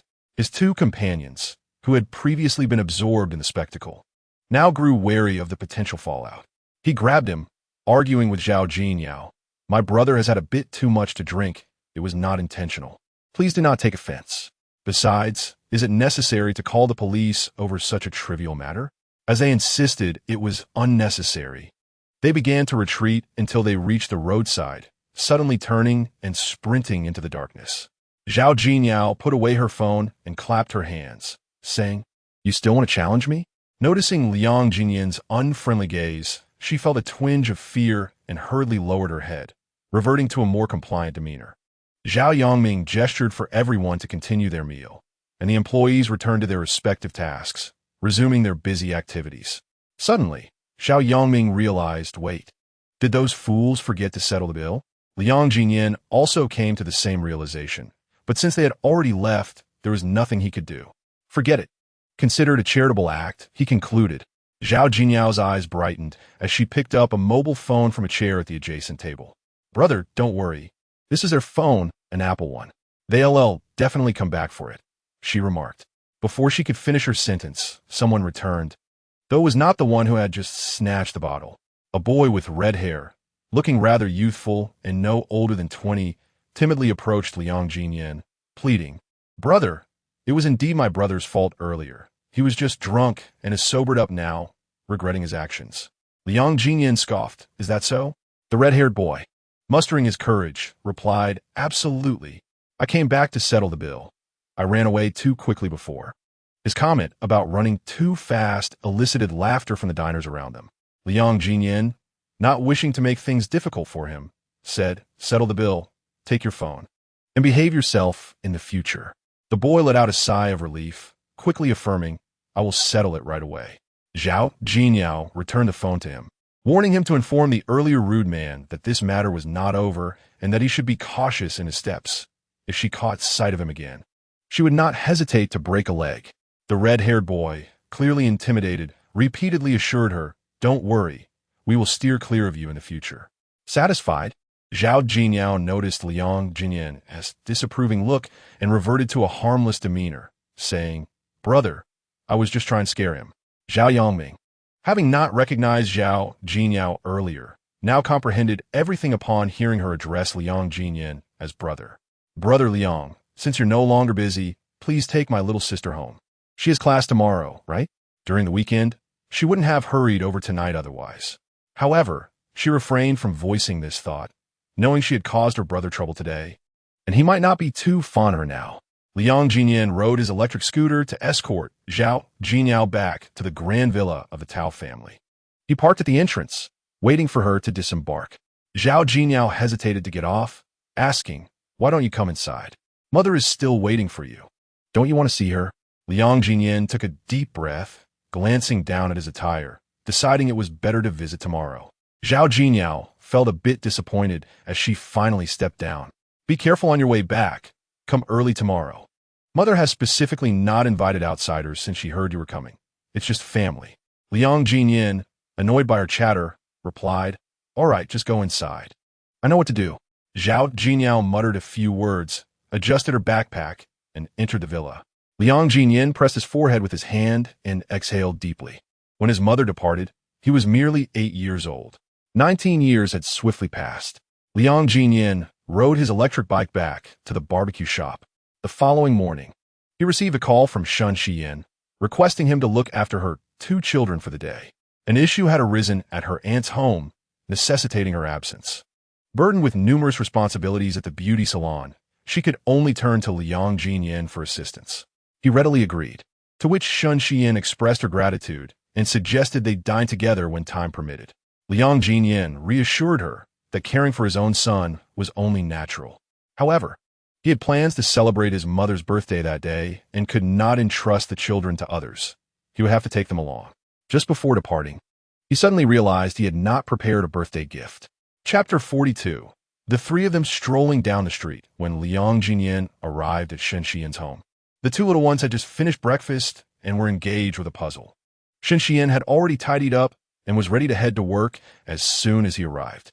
Her aunt had left the previous night, and Shen Xian provided a few simple instructions, saying that he could either take the children out or keep them at home. She had written down everything they could eat, and he could follow the notes. She assured him she would return promptly. Liang Ziyan picked up the note from the table and read it carefully. He intended to take the children to celebrate a senior's birthday and felt it necessary to seek Shen Xian's approval. "May I take them to celebrate a grandparent's birthday?" He paused and added, "I will follow the instructions for lunch as noted." Shen Xian was reasonable and only concerned for their safety. They could certainly enjoy some cake. And if anything was unclear, he could contact her. Liang Ziyan acknowledged her words. After Shen Xian departed, Liang Ziyan dressed the 2 children. The heat outside was intense, so he provided each of them with a small yellow hat. "Daddy, where are we going?" asked Shen and Jin, full of curiosity. Liang Ziyan replied, "We're going to celebrate a grandmother's birthday. First, we will choose a birthday gift for her." Upon hearing about the gift, Shen and Jin glanced at his younger brother and asked, "Are we both giving it?" Liang Ziyan couldn't help but chuckle. The children were utterly adorable. "Not necessary. The gift from Dad represents all 3 of us." Shen and Jin understood. "Will there be cake?" Liang Ziyan finished adjusting his clothing, of course. Shen and Jin inquired further, "What about candy?" Liang Ziyan playfully pinched his chubby little face. "Didn't your mother forbid you from having sweets? Have you forgotten?" Shen and Jin leaned closer and whispered, "We can have it secretly."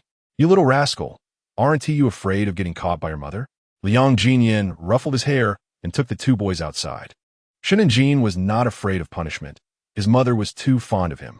Liang Ziyan had seldom gifted women, so he drove the children around the streets.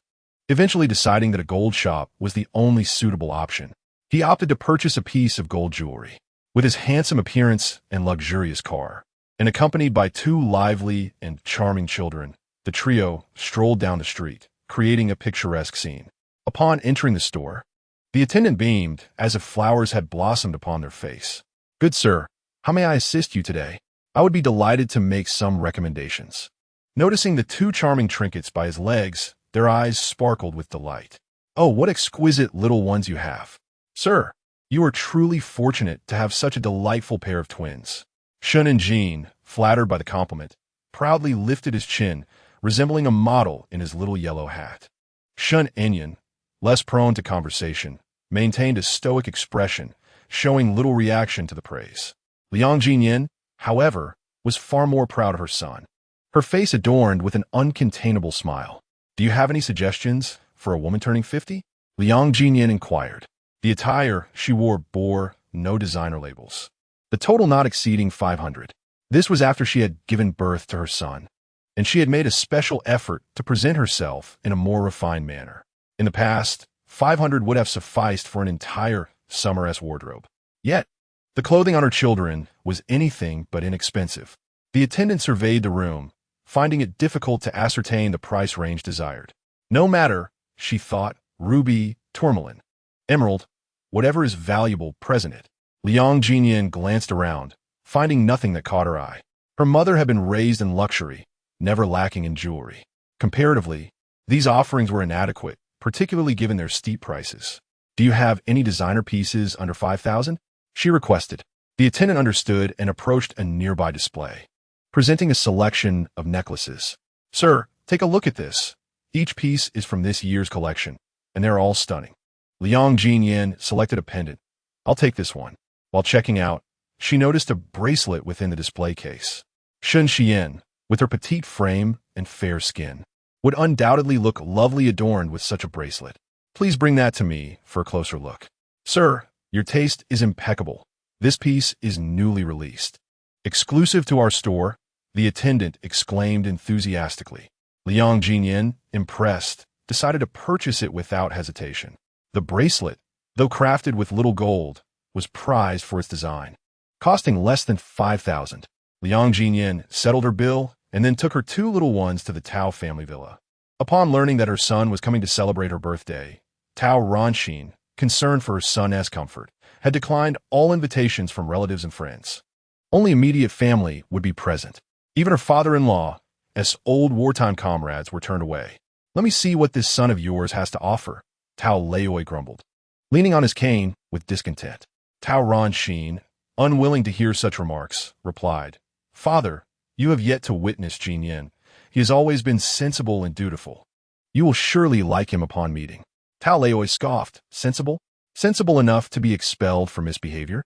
To abandon his studies at such a tender age? And dutiful enough to sell his own father's ashes?" Tao Ranxin, now irritated, retorted, "Father, today is my birthday. Must you persist in ruining my joy?" Her husband, Zhao Yuaning, observing the brewing conflict between father and daughter, quickly intervened. "Father, I had the kitchen prepare some braised beef. Is there anything else you would like to add?"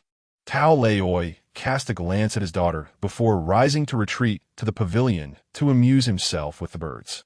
Huffed in frustration, unable to comprehend why, after all these years, her father still could not accept Jin Yin. Zhao Yuaning sat beside her, clasping her hand reassuringly, saying, "It is only natural for them to have reservations, having never met. Once Jin Yin arrives, any lingering grievances will surely dissipate through their interaction." Yet, remained indignant, questioning how such a vast company could possibly be entrusted to an outsider. "I insist you arrange a position for Jin Yin and mentor him properly. Are you planning to manage everything into your old age?" She knew Zhao Yuaning always heeded her wishes. "Rest assured, after your birthday, I shall discuss this matter with him." He promised, concerned he might not take her seriously. Added, "Yao Yao is still young, and being a girl. Can you truly bear to place such a heavy burden upon her?" Zhao Yuaning replied obediently, "Do not worry. I have given it thought. Even without your urging, I intend to speak with Jin Yin about this." With his assurance, felt a sense of relief, believing that consideration was enough. Zhao Yuaning continued, "In truth, Jin Yin's willingness to join the company rests upon your shoulders. He harbored misunderstandings about you not wanting him, and you have yet to clarify these matters. It is only reasonable for him to have reservations. It would be wise to address this today." With a sigh, conceded, "Very well. I will follow your advice and speak with him later." Chapter 43. A successor emerges. This marked Liang Ziyan's first visit to the Tao family. Remarkably, it had been 2 years since he last saw Tao Ranxian. He would never forget the moment at the age of 8 when he grasped her hand, refusing to let go, pleading for her to take him with her. Yet, she had pried his fingers apart and left without a backward glance. In that instant, he silently vowed never to forgive her. Now, as a father of 2, he found it peculiar that while the bitterness had not entirely vanished, it had significantly diminished. Otherwise, he could not have brought his children to her home. "Mom, my brother is here. Hurry out." Tao ran Xen, reclining on the sofa, leapt to her feet upon hearing her son's arrival, slipping on her shoes in haste. Zhao Yuaning, noticing, grabbed a pair of slippers and followed her. Xian. The floor is cold. Put on your shoes, he urged. As she donned her shoes while rushing outside, she exclaimed, "I haven't seen Jin Yin in 2 years. Quickly prepare some fruits and snacks. We must not neglect him." Zhao Yuaning advised her to slow down. "The children are here. They won't be leaving anytime soon, so there's no need to rush." Tao Jinyao was the first to emerge, witnessing her brother pull up in a luxury car. He stepped out, opened the back door, and lifted out 2 little ones. Initially startled, she soon noticed how much they resembled their brother and shouted back inside, "Mom, my brother brought 2 little friends." Understanding that little friends referred to Liang Ziyan's close companions, Tao Xian was taken aback to find they were merely toddlers, around 3 or 4 years old. Liang Ziyan had anticipated the expressions of those witnessing the children and was not particularly surprised. He held one child's hand in each of his own as he approached Tao Xian, encouraging them to greet her, call her grandmother. "Shen Enyan," the more reserved of the 2, softly uttered "Grandma." Shen Jin is quite lively. He first called out to his grandmother and then asked Liang Ziyan, "Is this Grandma? How can Grandma be so young, almost like an aunt?" These words struck a chord with Tao Ronxin. She crouched down in front of the 2 children, taking a good look at them. One of them bore an uncanny resemblance to Liang Ziyan in his childhood, while the other, perhaps more like his mother, was somewhat different. Looking up at Liang Ziyan in disbelief, she exclaimed, "Ziyan, are both of them your sons? Twins?" Liang Ziyan felt an immense sense of pride inside, yet he maintained a calm demeanor. "Yes, they're my sons." Tao Ronxin could hardly contain her joy. Her eyes shimmered with tears as she gazed at the 2 children, wanting nothing more than to embrace them. Unable to resist, she pulled them tightly into her arms. Shen Enyan, being quite tolerant, did not complain even when he was nearly breathless from the squeeze. However, Shen Jin could not hold back and said, "Grandma, you're hurting me." Tao Ronxin quickly released them. "It's Grandma's fault. I'm just so happy. I apologize." Shen Jin, not one to hold a grudge, cheerfully replied, "Grandma, you don't need to apologize. I'm very happy to be hugged by you." Tao Ronxin felt her heart swell with warmth. Unable to resist, she pinched the little one's cheeks. "Now tell Grandma, what are your names? Who is the older brother?" Shen Jin spoke clearly and brightly, responding to Tao Ronxin. "I am Shen Jin, the older brother. My younger brother is Shen Enyan. We are both 3 years old and attend Anyang kindergarten. Today is a holiday, and we came with Dad to celebrate Grandma's birthday." "Oh my, what delightful children!" exclaimed Tao Ronxin, taking one child by each hand. "It's hot outside. Let us go inside and chat." Once inside, she instructed Zhao Jinyao to call for the old man, letting him know that little friends had arrived, insisting that they must not keep this from him. Liang Ziyan returned to the car to fetch the gifts. Once the family was settled on the sofa, he initially anticipated a rather awkward atmosphere, thinking he might leave shortly. However, observing the interaction between Tao Ronxin and the 2 children, he realized he was likely to stay for a while. He placed the gifts before Tao Ronxin and said, "Happy birthday." Tao Ronxin was pleasantly surprised that her son had prepared a gift for her. In the past, she would have eagerly opened it, but now her attention was wholly captivated by the 2 little ones, leaving little room for the present. "Thank you, Jinyan. They are both so adorable. Just like you were as a child. How could you have kept this a secret all this time?" Liang Jinyan himself was unaware of the reasons. Furthermore, he was still in the role of an expectant father and had not yet officially acknowledged the children. However, he had no intention of sharing this with Tao Ronxin. "It's a long story, as long as you're happy." Zhao Jinyao was equally enchanted by the 2 little ones. Crouching down in front of them, she asked, "And Jean, Enyan, do you know what to call me?" Both children shook their heads simultaneously. Zhao Jinyao smiled and said, "You should call me Annie. I am your father's sister. Your father's sister is called Annie. The two little ones had often played on the merry-go-round. Shen and Jean suddenly understood. Oh, so you are Annie? Auntie is so pretty. Zhao Jinyao smiled so broadly that she nearly revealed her little tail. How could this child be so eloquent? I must call grandfather. He will undoubtedly adore these two little friends. Upon hearing that two children had arrived at the house, old Master Tao assumed that Liang Ziyan had brought them over for a meal and promptly refused. I will not meet them. Zhao Jinyao chuckled. Grandfather, you will regret it if you do not. Old Master Tao did not believe he would have any regrets. What is there to see in a few children? Zhao Jinyao deliberately inquired. Do you think my brother has friends of men in their 20s or 30s? Old Master Tao, puzzled, responded. Could it be that he has befriended someone much older? Zhao Jinyao reminded him. They're merely toddlers, twins aged 3 or 4. Noticing the gradual change in her grandfather's expression, she added, they are incredibly adorable, resembling dolls, and they call me Annie. Aren't you curious to see them? Old Master Tao was taken aback. Has Jin Yin started a family? Zhao Jinyao, unaware of such news, replied, I don't think so. The children do not share my brother's surname, so he might not be married. However, this detail seemed inconsequential. Gripping his cane, the old man hurriedly made his way back, muttering to himself, do I have great-grandchildren? I have great-grandchildren. Ha ha ha, I have too. At that moment, the atmosphere in the Tao residence was filled with joy.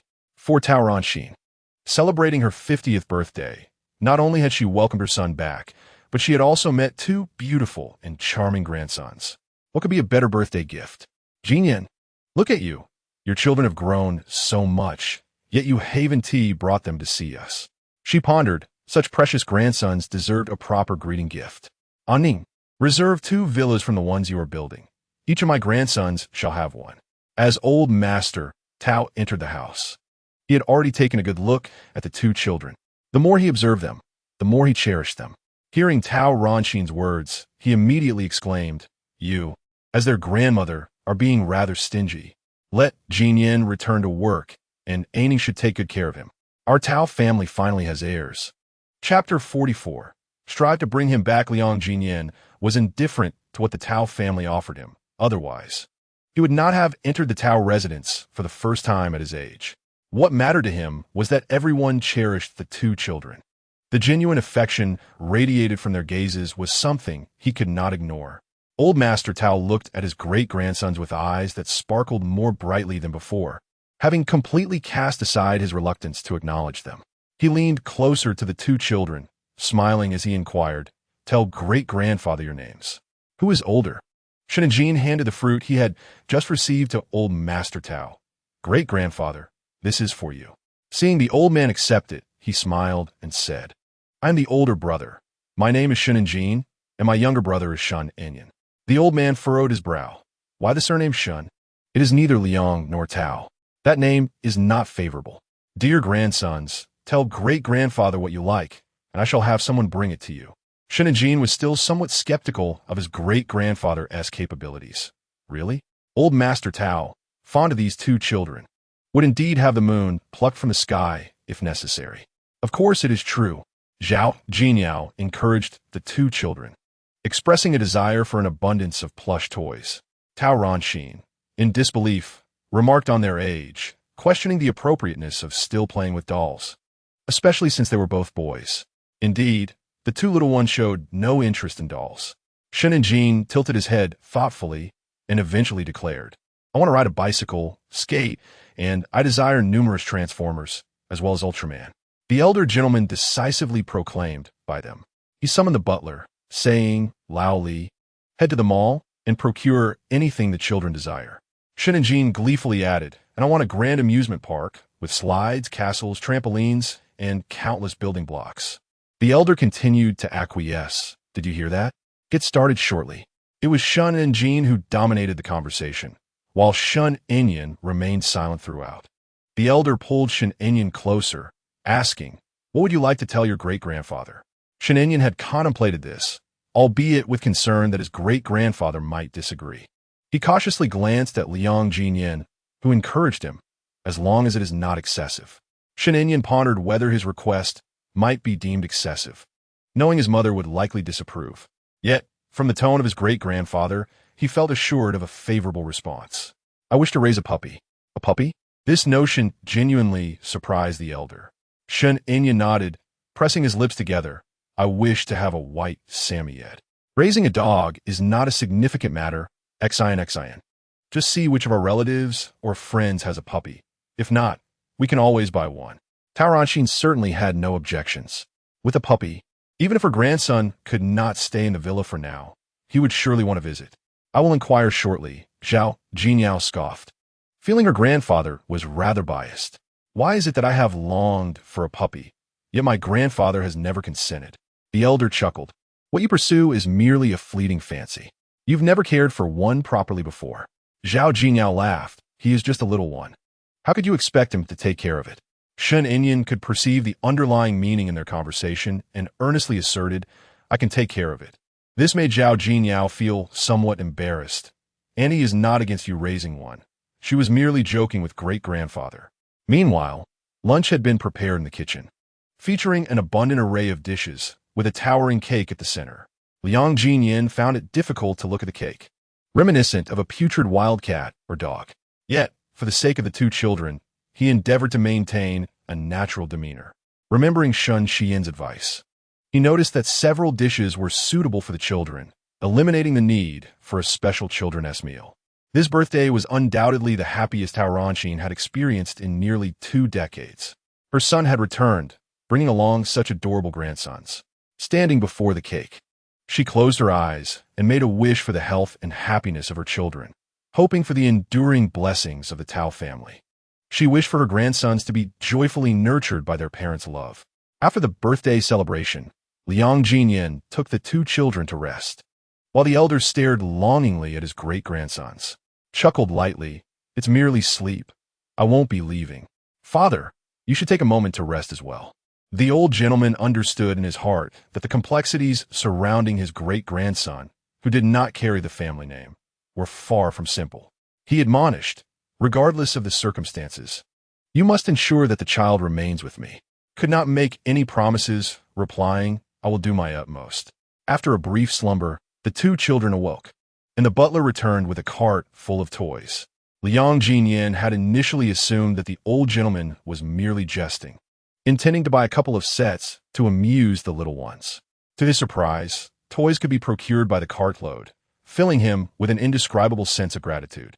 Though this was his first encounter with the elder gentleman, and he had yet to experience a day steeped in the warmth of grandparental affection, it could be seen as a form of recompense that the elder now bestowed his affection upon his son. As evening approached, and he prepared to depart, Zhao Yuaning personally carried back a small white puppy. It appeared to be barely a month old, no larger than the sole of his shoe. The 2 children, who had been preoccupied with unboxing toys, immediately abandoned their play upon seeing the puppy. Grandfather, let me see the puppy, they exclaimed in unison. Wow, the puppy is so adorable. How old is it? Zhao Yuaning placed the puppy on the ground, where the little creature sniffed around, adjusting to its new surroundings. It's a month and a half old, he informed them. Shen Inyan crouched down, gently patting the puppy's small head. Grandfather, what can it eat? Can it drink milk? Zhao Yuaning had just memorized the puppy's diet. It can eat. There is specialized puppy food. Just feed it on a regular schedule, and it's quite easy to care for. Shen Inyan looked up at Liang Ziyan, brimming with confidence. Father, I will take good care of it. Shen Jin chimed in eagerly. I can take care of it too. Felt an overwhelming fondness for the 2 children. She pulled Liang Ziyan aside to discuss. Jiyan, your grandfather is quite elderly and adores them both dearly. Could we perhaps let them stay the night? Fearing Liang Ziyan might decline, she added, you might want to consult their mother. Taking care of little ones can be exhausting. And you young couple could surely use some time for yourselves. What young couple? Liang Ziyan replied with a wry smile. I broke up with her mother. Furrowed her brow. Then, what are the children? We parted ways 4 years ago. I only recently discovered their existence. Was filled with hope for the 2 children to stay. However, sensing her son's reluctance, she sighed, quickly realizing that a breakup was not an insurmountable issue. You managed to win her over 4 years ago when you had nothing. Why can't you do so now that you've matured? Observing her son's wooden demeanor, she continued, for years ago, you had nothing, yet you could pursue her. Why now, with several years of growth, have you lost that ability? Chapter 45. Daddy, will you go back and accompany Mommy? Liang Ziyan fell silent, noticed her anxiety rising. What is the matter? Has she found another man? Is she married? Liang Ziyan's heart trembled. After a moment, he shook his head. I don't believe so. Press further. Are you with someone else? Not all. Then did you betray her? Liang Ziyan rubbed his temples in exasperation. Mother, please stop speculating. There is nothing of the sort. As Liang Ziyan uttered the word mom, both individuals were momentarily taken aback. Since the age of 8, Liang Ziyan had regarded himself as a child without a mother, never again calling out for her. Strangely, the words slipped from his lips. Tao Ranxin looked at him in disbelief, her eyes misting over. After a prolonged silence, she finally managed to ask, her voice trembling, "What did you just call me?" Liang Ziyan did not address her question directly. Instead, he said, "Since you care for them, I will call Shiyin." Although Tao Ranxin felt a twinge of disappointment. After waiting for so many years, she was not afraid to wait a few more days. Hurry and call. I will go check on them, she urged. Liang Ziyan's family circumstances were complicated, leaving him uncertain about how to approach Shen Shiyin. While he trusted Tao Ranxin and believed she could take good care of the two children, he felt uneasy due to their prolonged separation. If he felt this way, it was easy to imagine how Shen Shiyin must feel. Once the call connected, Shen Shiyin's gentle voice soon filled the air. Ziyan, are the two of them behaving? Have they caused you any trouble? Thinking of the two little ones softened Liang Ziyan's heart. No, my mother and grandfather both like them very much and want them to stay with us. He hesitated before continuing. I'm calling to seek your opinion. Would it be all right for them to stay here? He braced himself for a possible rejection, but was surprised when Shen Shiyin replied, turn on the video. Let me ask the children what they think. If they want to stay, then they may, but you must also stay with them. Otherwise, I won't feel at ease. Previously, Liang Ziyan had been so focused on recognizing his son that he had overlooked Shen Shiyin. After hearing Tao Ranxin's reminder today, a sudden realization struck him. As long as he reconciled with Shen Shiyin, how could she possibly withhold the children's true identities from him? With this thought in mind, he posed a question to Shen Shiyin. Do you trust me that much? Without much thought, Shen Shiyin responded, yes, only to later realize the subtle ambiguity in his words. She had answered too quickly. If I can't trust you, who else can I trust? After all, you have acknowledged them as your sons. Liang Ziyan chose not to elaborate further. He activated the video call and moved closer to Shen In. Say hello to Mommy. Shen In, preoccupied with unwrapping toys, was already feeling the frustration of not being able to keep up with them. Casting a brief glance at the screen, he exclaimed, Mommy, Great-Grandpa bought us so many toys. I can't play with them all. Through the screen, Shen Shiyin looked at her son, whose forehead was glistening with sweat, and smiled with delight. Is that so? Does Great-Grandpa like you? Shen In proudly replied, Of course he does. Great-Grandpa even wants to build us a huge amusement park. He met with a designer today. Shen Shiyin was taken aback by her son's words. What did you say? Great-Grandpa wants to build you an amusement park? Shen In, busy with his toys, was somewhat distracted from the conversation. Yes, Great-Grandpa really likes us, and Grandma does too, as well as Grandpa and Annie. They all like us. It had been nearly 10 years since Shen Shiyin's parents had passed away, and 4 years ago, she lost her only sister as well. In this world, apart from her 2 children, there is no one else related to her by blood. It has been a long time since she felt the warmth of familial love, and her eyes began to glisten with emotion. She requested Liang Ziyan to pass the phone to her younger son. Shen In adored toys, yet his infatuation was not as profound as that of his elder brother. At the moment, his gaze was entirely absorbed by a small Samoyed. Upon hearing that his mother was looking for him, he could not resist introducing his new companion to her. Mom, look at the Samoyed Grandpa brought back for me. The fluffy white bundle nestled closely against Shen In. Wherever he went, it followed. Through the screen, Shen Shiyin could sense her son's affection. What a beautiful dog. Did Grandpa and Grandma give it to you? Shen In nodded, turning the screen to fully showcase the Samoyed. Grandma said I should take care of it, and I promise I can do it well, Mom. It was evident that her son genuinely cherished the dog. Shen Shiyin felt a wave of reassurance. So, Do you and your brother wish to stay at Grandma's house tonight, or would you prefer to return to find Mom? Naturally, Shin Inyan wanted to go back to his mother. However, having just acquired the little puppy, he felt reluctant to abandon it. Mom, could you come stay at Grandma's house?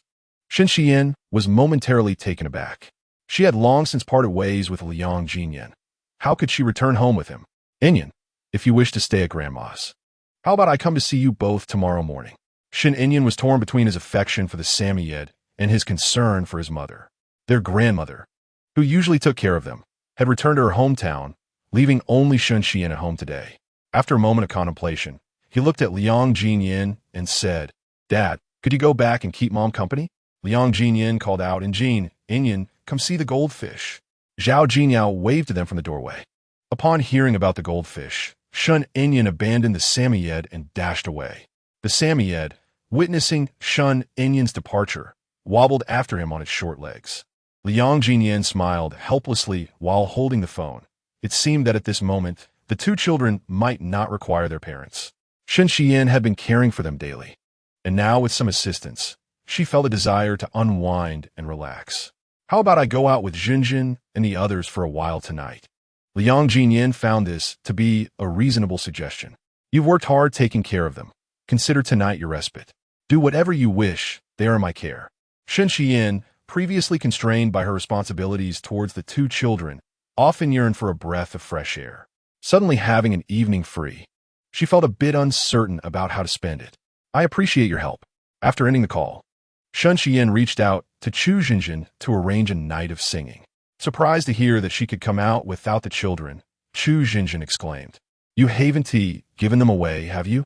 Shin Shiyin chuckled. Indeed, I have given them away. Tonight, I am finally a free woman. Liang Jiyan, concerned about the barbecue shop, decided to take a moment to go to the store since the children were being watched. However, before leaving, he reminded Tao Ronxin to be cautious with Shun Inyan's allergies regarding food and drink. Tao Ronxin assured him, You need not worry.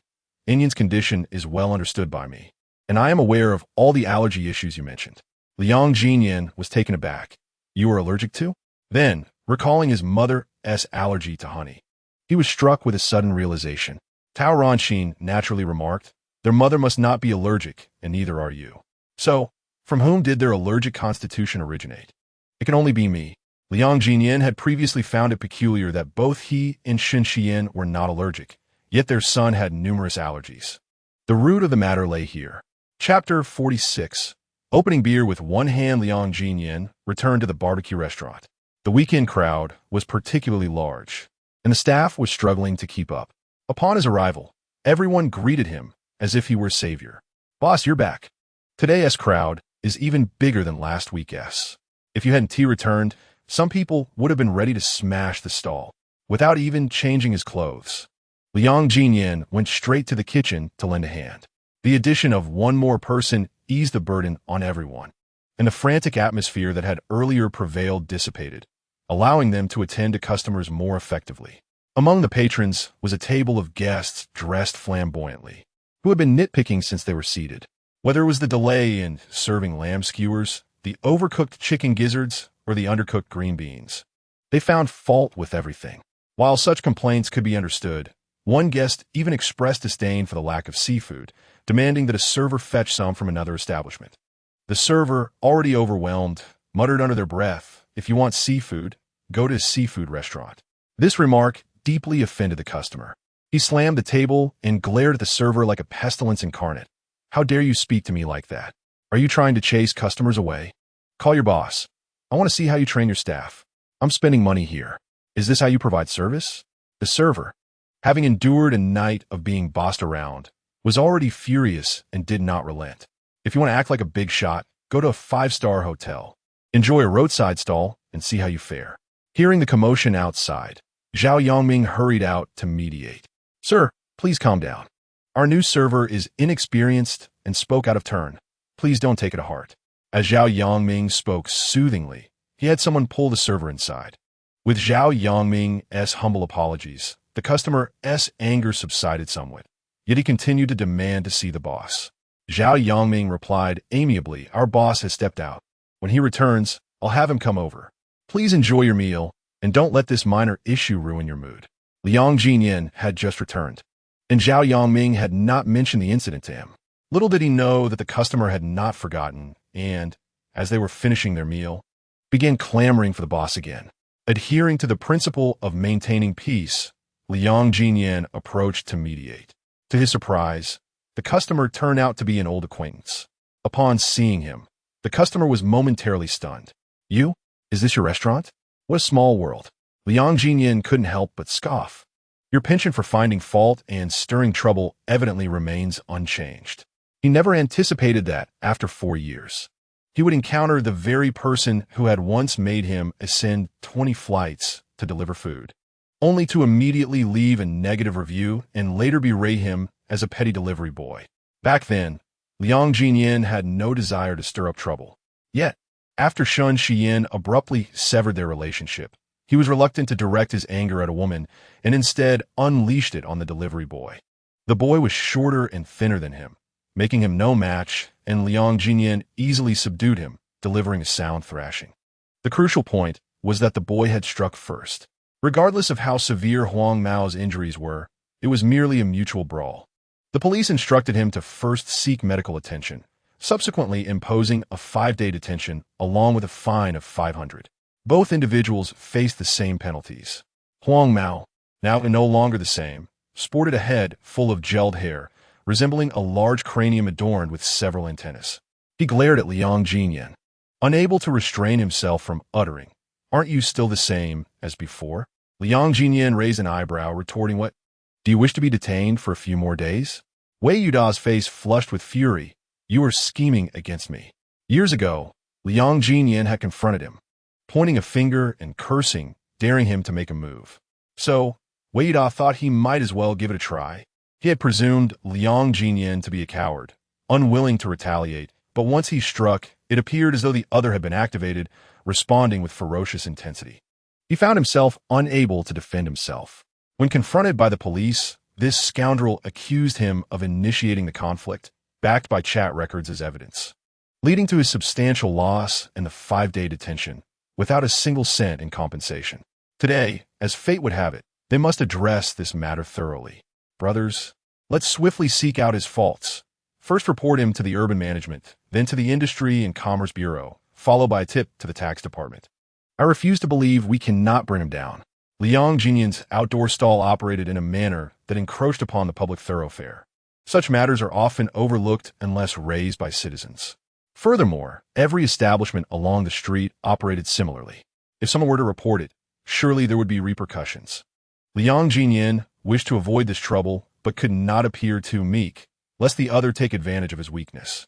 "I say, brother, we have fought without truly knowing each other. Let's not forget, we are still fellow townsmen. Upon arriving in this city, we should at least refrain from creating a spectacle for others." Thus, he acknowledged that 4 years ago, he had been too heavy-handed, and today he would offer an apology. He lifted 2 bottles of beer with one hand, clinking their necks together. No one could discern how he exerted the effort, but the beers effortlessly opened in his grasp. He handed one to Wei Yuda, clinking it with his own before downing the contents in one go. "Brother's good intentions are clear. Wei Gu, let's consider this matter settled, and allow this meal to be on me." Liang Ziyan had indeed fulfilled his obligations of courtesy.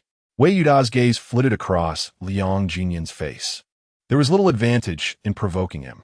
Making a friend could save him a meal, a rather worthwhile transaction. His companions also recognized that Liang Ziyan was not to be trifled with, wisely urging Wei Yuda. "Wei Gu, for the sake of our shared hometown, let's let this matter pass and extend a favor to Liang Ziyan.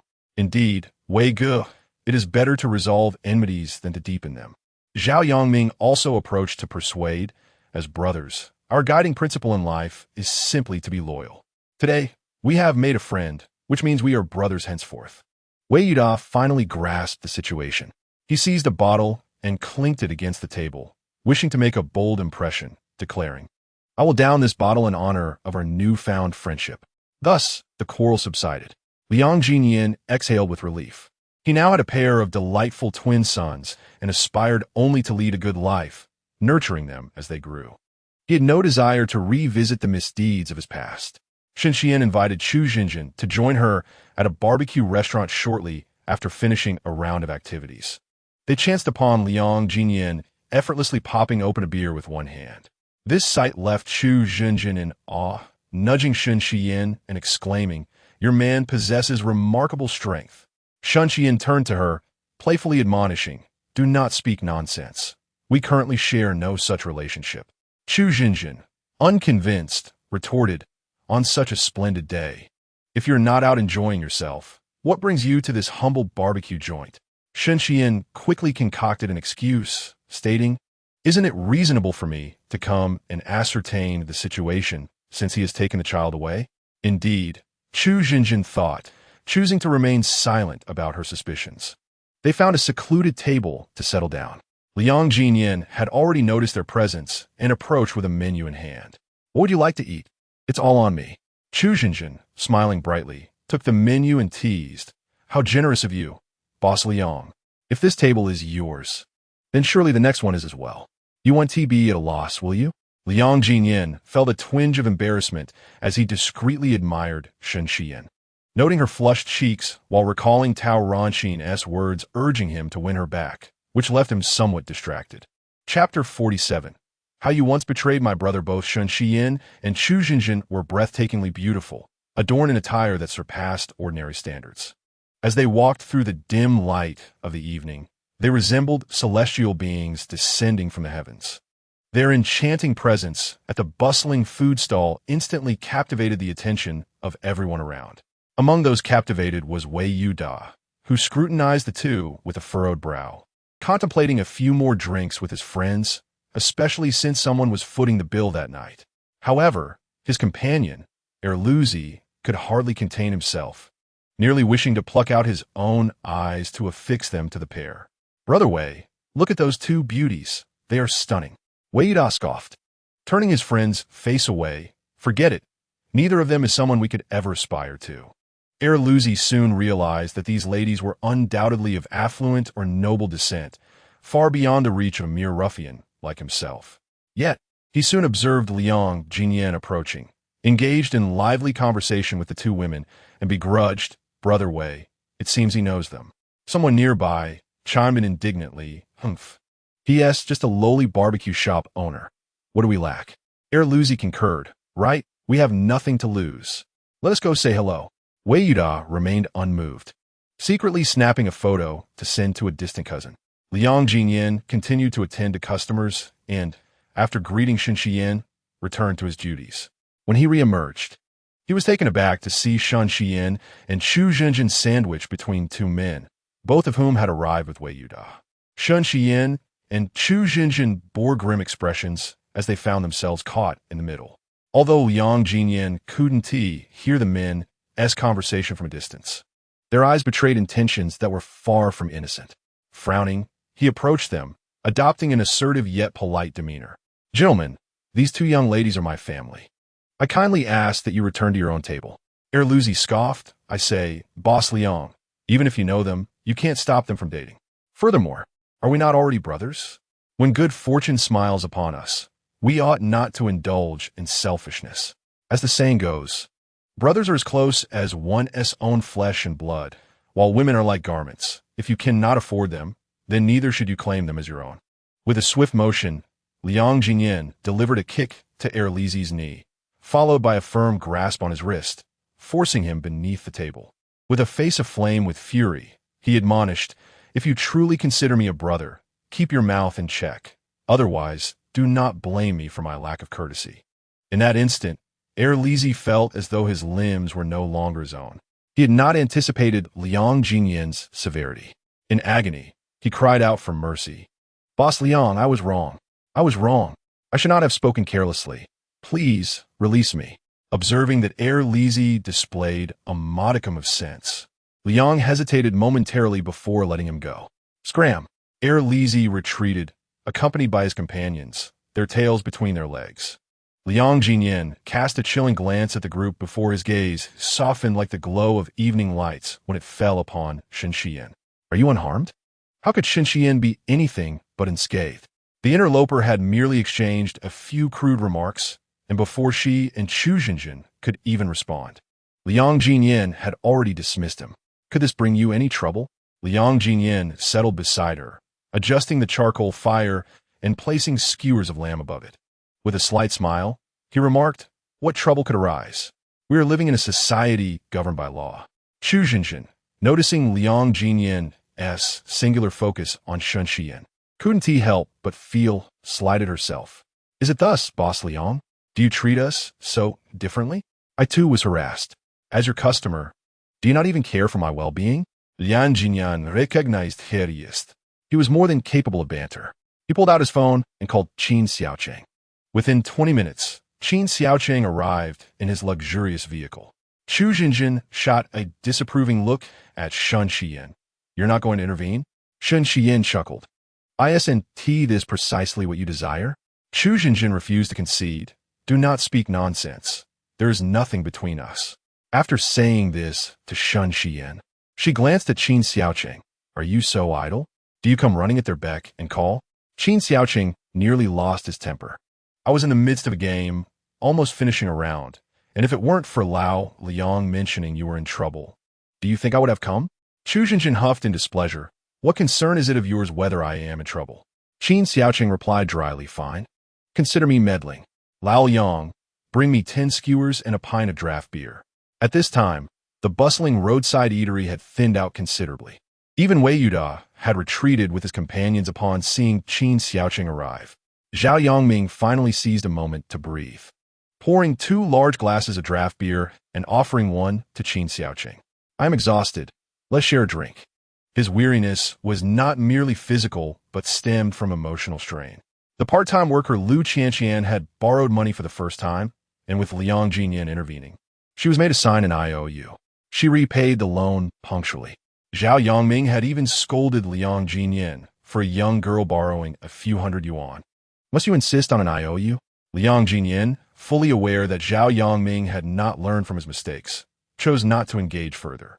Subsequently, Lu Qianqian borrowed money from Zhao Yongming 2 more times, but she repaid each loan on time. "A few days ago, I borrowed 5,000, claiming my sister was ill and I lacked the funds for her medical expenses." Without hesitation, Zhao Yongming handed over his savings of 2,000. He also borrowed some from Sister Zhang and Master Li, gathering a total of 5,000, which he gave entirely to Lu Qianqian. Subsequently, Lu Qianqian became unreachable. Her phone was off, and she did not respond to messages. Zhao Yongming was unable to contact her again. Not even when Liang Annie took him to the academy in search of her. They found no trace. He slapped himself twice in frustration. Throughout his life, he had been deceived by women countless times, yet he never learned his lesson. His actions even led to Liang Ziyan's expulsion. Had it been anyone else, they would have severed ties with him long ago. Of course, the debts owed to Sister Zhang and Master Li were repaid by Liang Ziyan, leaving Zhao Yongming with a total debt of 180,003. Sighing, he grasped Qin Xiaocheng's wrist, weeping profusely, expressing his brotherly woes. Qin Xiaocheng, sympathetic to his plight, yet frustrated by his lack of prudence, patted Zhao Yongming's shoulder in a comforting manner. "My dear brother, look ahead. How much did you lose this time? I'll cover it for you." Zhao Yongming gulped down a large mouthful of liquor, exclaiming, "It's not much, only 5,000. But it's incredibly frustrating." Qin Xiaocheng, having consumed a significant amount of beer, pondered deeply and remarked, "Let me tell you, what are women? They're nothing at all. We men must be vigilant and protect ourselves, lest we be stabbed in the back when we least expect it." His veiled remarks were unmistakably directed at Chu Jinjin, who cast him a disdainful glare. "Qin Xiaocheng, what do you mean by that?" Qin Xiaocheng pointed at Shen Xian, saying, "What do I mean? Why don't you ask your dear friend how she betrayed my brother?" Chapter 48. Struggling to get by, Qin Xiaocheng had been drinking earlier and was already somewhat intoxicated. After another drink with Zhao Yongming, his mind became hazy, and he spoke without much thought. Upon realizing what he had said, he pretended to lean on the table, feigning ignorance. Shen Xian was acutely aware of her past actions towards Liang Ziyan. Her complexion turned pale, sitting in the evening breeze like a wilting flower. Liang Ziyan had just returned from settling the bill for a guest and overheard Qin Xiaocheng's words, his expression dark as iron. He was momentarily at a loss for how to react. Zhao Yongming, half drunk, now felt more alert than before. Chu Jinjin wished fervently to silence Qin Xiaoqing. She discreetly kicked him under the table twice, frustrated that he could not discern which words were appropriate. Yin Yin, Qin Xiaoqing has had too much to drink. Please don't take it to heart, she said. Shen Xian forced a smile. I'm not so petty as to argue with a drunk. The night was growing late. Perhaps it would be best to send him home early with the driver. Zhao Yangming, feeling a sense of relief, stated, I'll go find Brother Yang. Brother Yang was Qin Xiaoqing's driver, waiting nearby. Zhao Yangming quickly located him and assisted Qin Xiaoqing into the car. Still resentful of the kicks from Chu Jinjin, Qin Xiaoqing held onto her tightly, unwilling to let go. Chu Jinjin pinched his arm sharply, whispering a low threat. Do you want to end up in trouble? Qin Xiaoqing lowered his head and leaned closer to Chu Jinjin, speaking in a hushed tone. Are you not allowing me to escort you home? Leaving me here as an extra wheel? Chu Jinjin glanced at Shen Xian and then at Liang Ziyan. Both wore somewhat awkward expressions. Indeed, her presence here was rather inappropriate. Xian, let Boss Liang drive you home later. I shall take Qin Xiaoqing's car back, she stated, slipping away before Shen Xian could protest. Zhao Yangming finished tidying up the utensils and returned indoors. The long, lingering night was entirely left to Liang Ziyan and Shen Xian. I'll take you home, Liang Ziyan suggested, breaking the silence that enveloped them. Shen Xian had no reason to refuse and nodded in agreement. They walked side by side into Anyang community, leaving a gap of one person between them. Silence reigned, the air thick with awkwardness. Shen Xian ventured, attempting to find topic. Haven't Jean and Enyin gone to sleep? Did they ask for their mother? Liang Ziyan was just about to discuss this matter with her. He opened his phone and sent Shan Xin several video clips and photos. These are from Yao Yao. Take a look. In the images, two children were seated on a spacious bed, wrapped in a blue towel. Behind Shun and Jean stood a woman in her 40s or 50s, her demeanor gentle and elegant. As she dried his hair, behind Sheninyan was a girl of about 16 or 17. Shen and Jean called out Grandma repeatedly, turning back to negotiate Grandma. Will you sleep with us tonight? Zhao Jinyao couldn't help but tease. Aren't you a bit too timid to sleep alone? Shen and Jean retorted, I'm not timid at all. Besides, I have my brother with me. His pride was evident, prompting Zhao Jinyao to burst into laughter. Just because you have a brother, does that mean I don't? Shen and Jean proudly huffed. You don't have one, do you? At just 3 years old, he worried about upsetting his aunt, quickly changing his tone. But you have me. Zhao Jinyao couldn't resist pulling the little fellow into her arms and giving him a hearty kiss. Shen and Jean pushed her away, wiping his face. Mommy says not to kiss girls. Mommy also says boys must learn to protect themselves from a young age. Zhao Jinyao wished she could use her big, beautiful eyes to smother him. I'm your aunt. It's permissible for me to kiss you. Shen and Jean was quite chatty. Zhao Jinyao decided to embrace Shen Enyin and gave him a kiss as well. Shen Enyin smiled shyly. Tao Ranxin advised Zhao Jinyao not to overdo it. After all, it was the children's first night at their grandmother's, and they shouldn't be made to cry. Unbeknownst to anyone, a small bed had been made for the Samyed under Shen Enyin's bed. The tiny Samyed curled up, no larger than 2 fists, exuding cuteness. Shen Xian finished watching the videos and photos, pointing at the little white dog, and asked Liang Ziyan, Did you get this puppy for Enyin? Liang Ziyan quickly replied, My mother wanted it.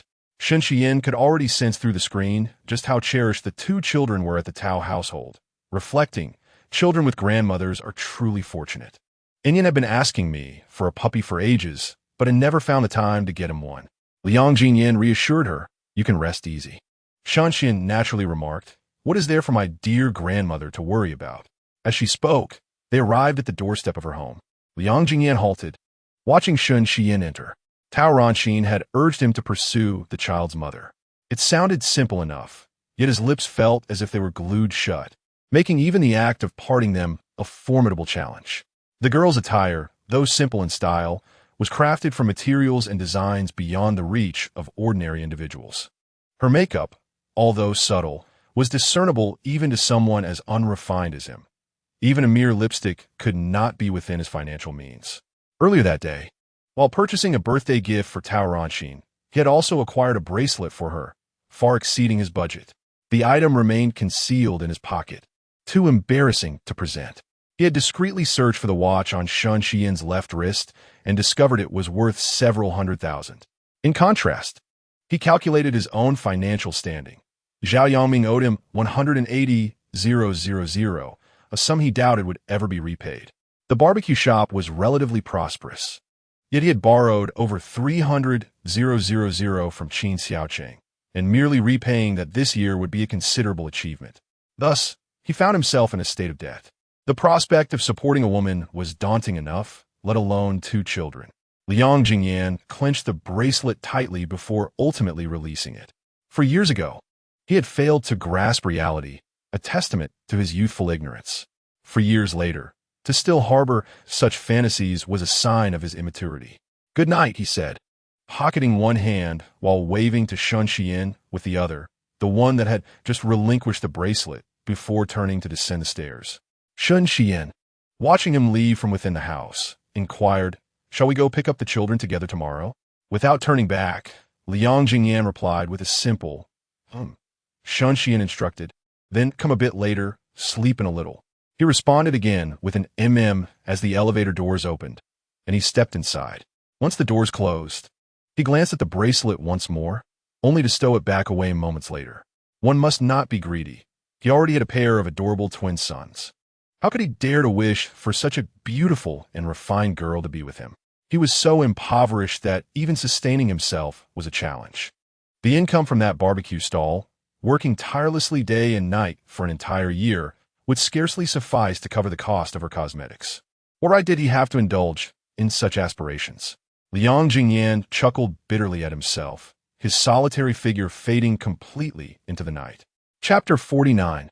For years ago, I apologize. Since the arrival of her twin sons, Sun Xian had never been apart from them. With the aunt returning to her hometown, she found herself alone in the vast house, each breath echoing in the emptiness. After freshening up, she opened her phone, noticing 2 missed calls, which she chose to disregard. Scrolling through her chat history with Liang Ziyan, she sent him a message. "Are you home?" Liang Ziyan had just taken a cold shower, feeling considerably more alert. Upon seeing Sun Xian's text, he inexplicably felt his phone grow warm in his hand. Grasping the handrail of the ladder, he flipped over and obediently lay down on the bed, replying, "I'm home." Having just finished a shower, he could present her with the fruits of his labor. However, such flirtatious banter was far from his current capabilities. He had assumed Sun Xian was merely extending a token gesture of concern. He placed his phone against his heart, harboring no expectation of receiving a message from her. At that moment, his heart was far more heated than the device in his hand. Unexpectedly, his chest vibrated. Sun Xian had sent him a second message. 8 words, punctuated by a single mark, felt as though he had been reborn. He could hardly believe it. Sitting up with the phone clutched in his grasp, repeatedly reading the message. Doubting his own eyes, he turned on the lamp and held the phone to the light, confirming that he had not misread. "I'm sorry for what happened 4 years ago." Sun Xian acknowledged her mistake and offered her apology. Liang Ziyan, a tall young man, lay on his bed, his large hand covering his entire face, tears streaming through his fingers like a bursting dam. For years, exactly 4 years had passed, and he had finally heard those words of contrition. He did not reply to the message. Firstly, he was uncertain of how to respond, and secondly, he yearned to understand the true reason behind their separation. Was it simply that he was unworthy of her? More importantly, did the girl he cherished ever harbor feelings for him? The following morning, Liang Ziyan awoke late, primarily due to his restless night, only managing to catch a brief slumber as dawn broke. Zhao Yangming, having indulged excessively the previous night, finally rose around noon. As he stretched and rubbed his neck, he muttered, "I can't recall what dream I had, but I distinctly saw Liang brooding like a fool." His gaze fell upon Liang Jingyan's bloodshot eyes, and he exclaimed, "Liang, you didn't actually cry, did you?" Liang Jingyan kicked him lightly, reprimanding, "Stop your nonsense. Don't you realize what a mess you've made of yourself?" After a moment's contemplation, Zhao Yangming considered that Liang Jingyan was indeed not the type to shed tears. During his expulsion, even when publicly chastised by a teacher, he had not wept. Perhaps it was just a dream, Zhao Yangming concluded, lowering his head to catch a whiff of his own smoky scent. Disgusted with himself, he declared, "I need a shower before heading out to restock." Noticing the store was overwhelmed, Liang Ziyan decided to hire another employee. Today, he planned to pick up Shen Xiyan and their 2 children, intending to devote more of his energy to them in the future. As he could not remain at the shop all day, he first went to collect Shen Xiyan, stopping along the way to buy some buns, uncertain if she had eaten, but believing it wise to bring something along. Shen Xiyan had just risen and had yet to have breakfast. Upon seeing the buns he brought, her eyes sparkled with delight, resembling crescent moons. "How thoughtful of you to know I hadn't eaten," she said. Liang Ziyan placed the buns before her and, picking one up, took a bite. "My mother undoubtedly prepared lunch. This will suffice for now." Shen Xiyan understood. "I'll have 2, and you can finish the rest." Liang Ziyan, not one to be polite, devoured the remainder after she had taken her small bites. In Liang Ziyan's car, Shen Xiyan occupied the front passenger seat. Neither mentioned the events of the previous night, instead engaging in light conversation about the weather. It had been a long time since Shen Xiyan felt so at ease. Resting her chin on her hand, she smiled at Liang Ziyan and suggested, "How about you become my driver? I can certainly pay you more than you earn at the barbecue place." Liang Ziyan let out a mocking scoff. "If there ever comes a day when you find me displeasing, shall I return to running a barbecue restaurant?" Shen Xiyan scrutinized Liang Ziyan from head to toe, remarking, "The only thing I truly cannot tolerate is a bald head. Surely, you wouldn't be so unfortunate?" Liang Ziyan chuckled. "One can never be too sure. What if?" Shen Xiyan envisioned Liang Ziyan with a bald head and mused, "A shaved head might suit you. I could accept that." Just then, the traffic light turned red, and Liang Ziyan turned to her with a smile. "Shall I give it a try?" Shen Xiyan, fearing he might actually go through with it, quickly interjected, "Please don't. What if the children are frightened? That would be dreadful, especially after finally recognizing each other." Liang Ziyan frowned. "What did you just say?" Shen Xiyan hesitated, the answer teetering on the edge of her lips, yet she chose to remain vague. Someone else interrupted. Liang Ziyan had a fiery temperament and was unafraid to engage in a confrontation when alone. However, with others present in the car, he needed to maintain composure. He automatically slowed down to yield to the other vehicle. After this small interlude, it was difficult to resume their previous conversation. Liang Ziyan let out a disappointed sigh. Fortunately, there was ample time ahead. There was no need to rush. Tao Ruanxin, having heard that her son was bringing along the mother of 2 children, hastily instructed the kitchen to prepare a feast, pulling out the finest hospitality the Tao family had to offer. She certainly did not wish to appear negligent. Additionally, she summoned her husband, Zhao Yuaning, back from his meeting. Zhao Yuaning had been engaged in a conference when he received word from his wife. He promptly abandoned his high-ranking colleagues and hurried home. He was considered the son-in-law of the Tao family, which had built its current stature over 3 generations of hard work. Tao Ruanxin had little interest in running the business and, after her father-in-law aged, he entrusted management to Zhao Yuaning. According to the elders' wishes, their daughter should bear the Tao surname. However, out of respect for him, Tao Ruanxin chose to name their daughter Zhao. Zhao Yuaning held deep gratitude for his wife. From the day they wed, he silently vowed never to let her down. His wife had only one son, who had remained with the Liang family. This had always been a lingering sorrow for her.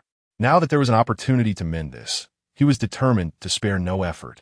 Thus, when his wife called for him, he set aside all matters to return home.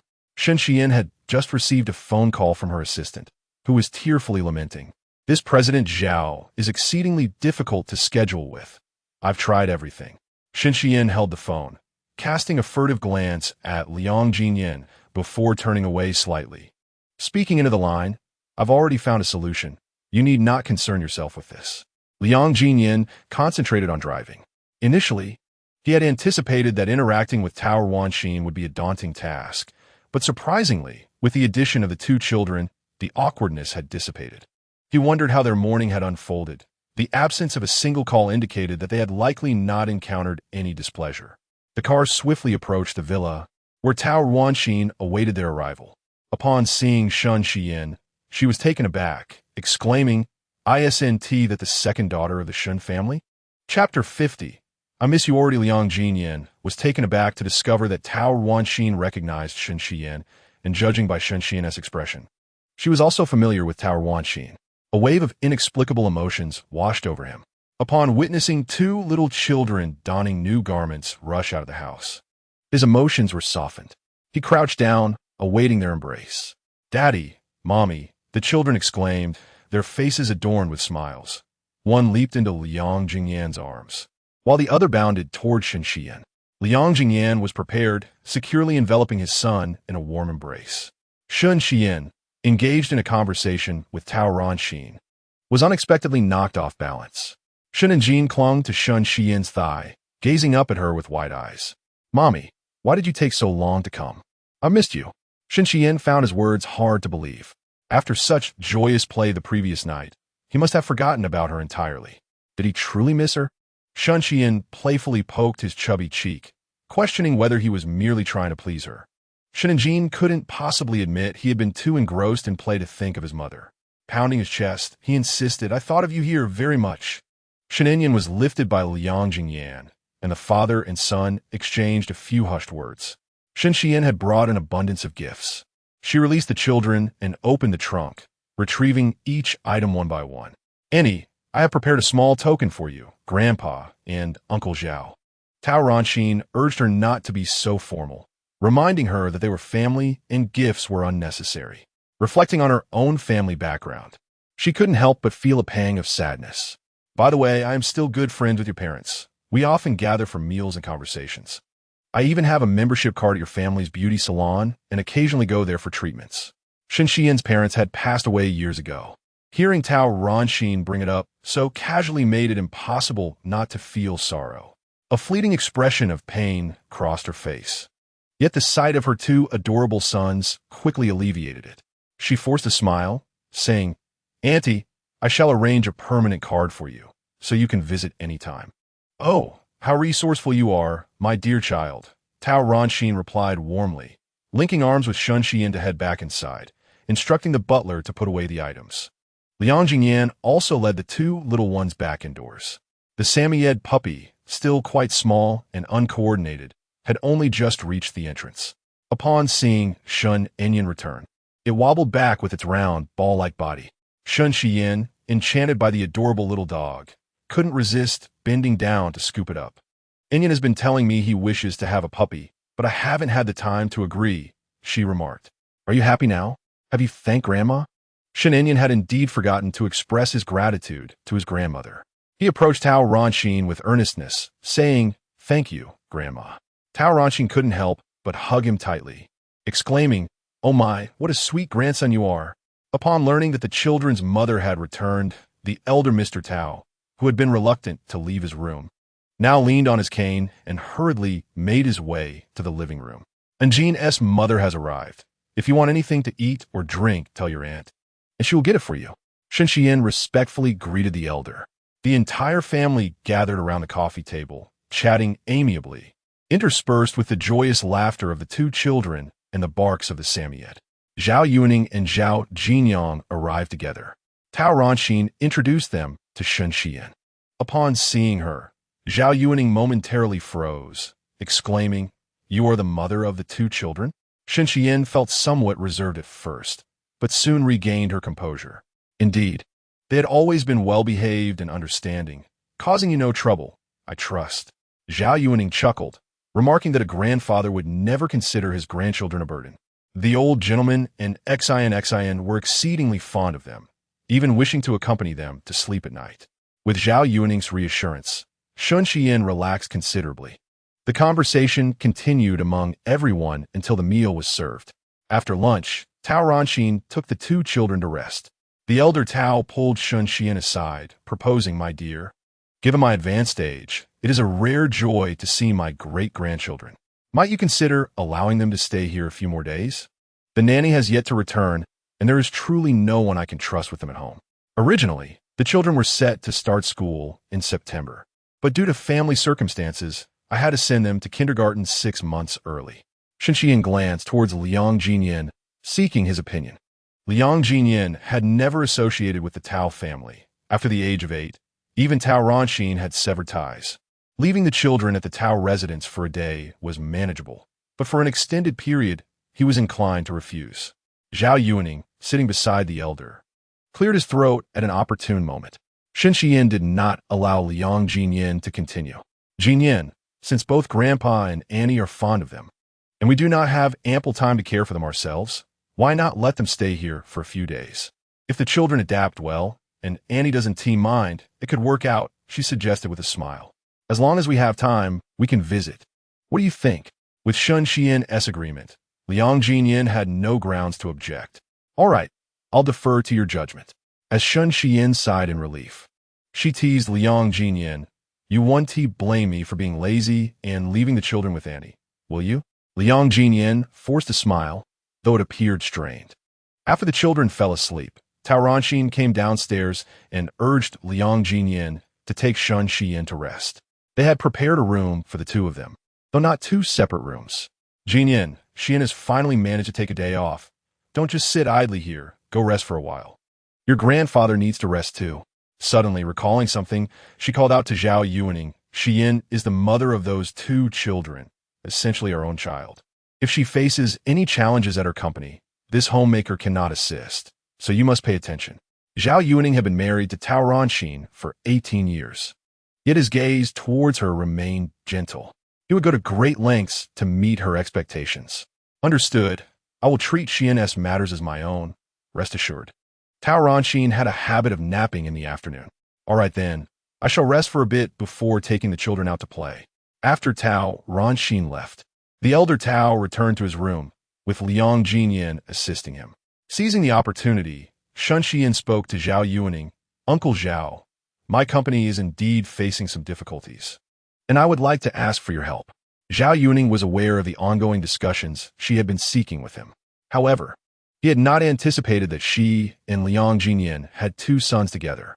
The Shun family affairs were too intricate. He was reluctant to wade into such murky waters.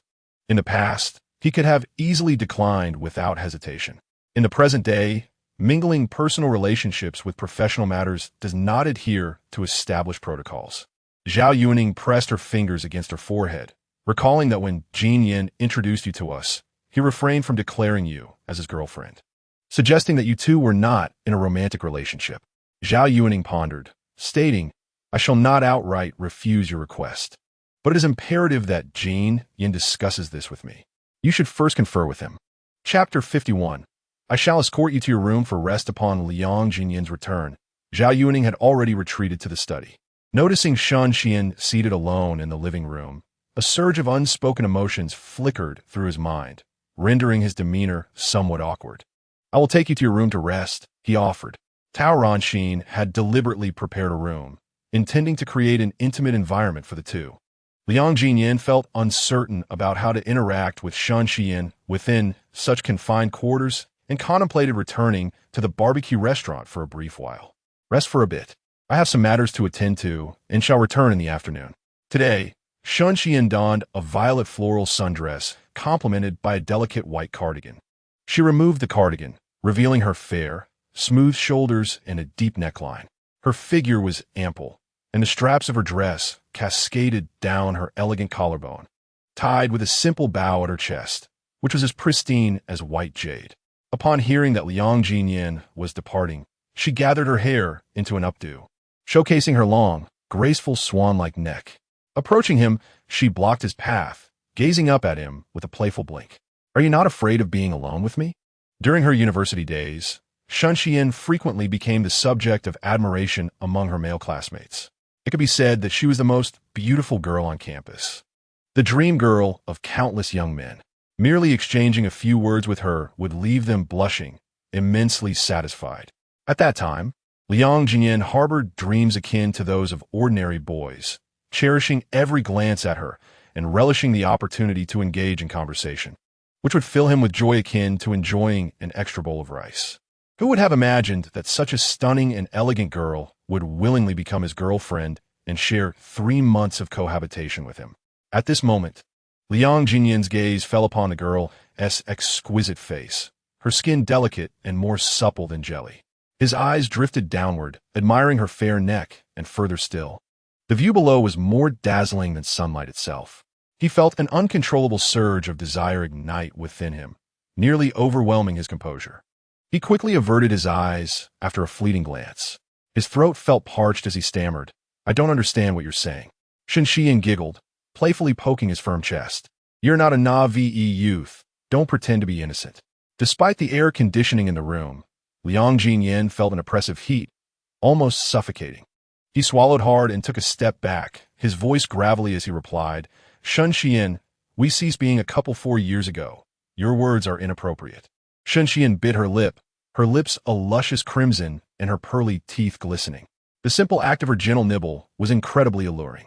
At the tender age of 27 or 28, one is often prone to impulsive feelings, especially when faced with such an enchanting beauty.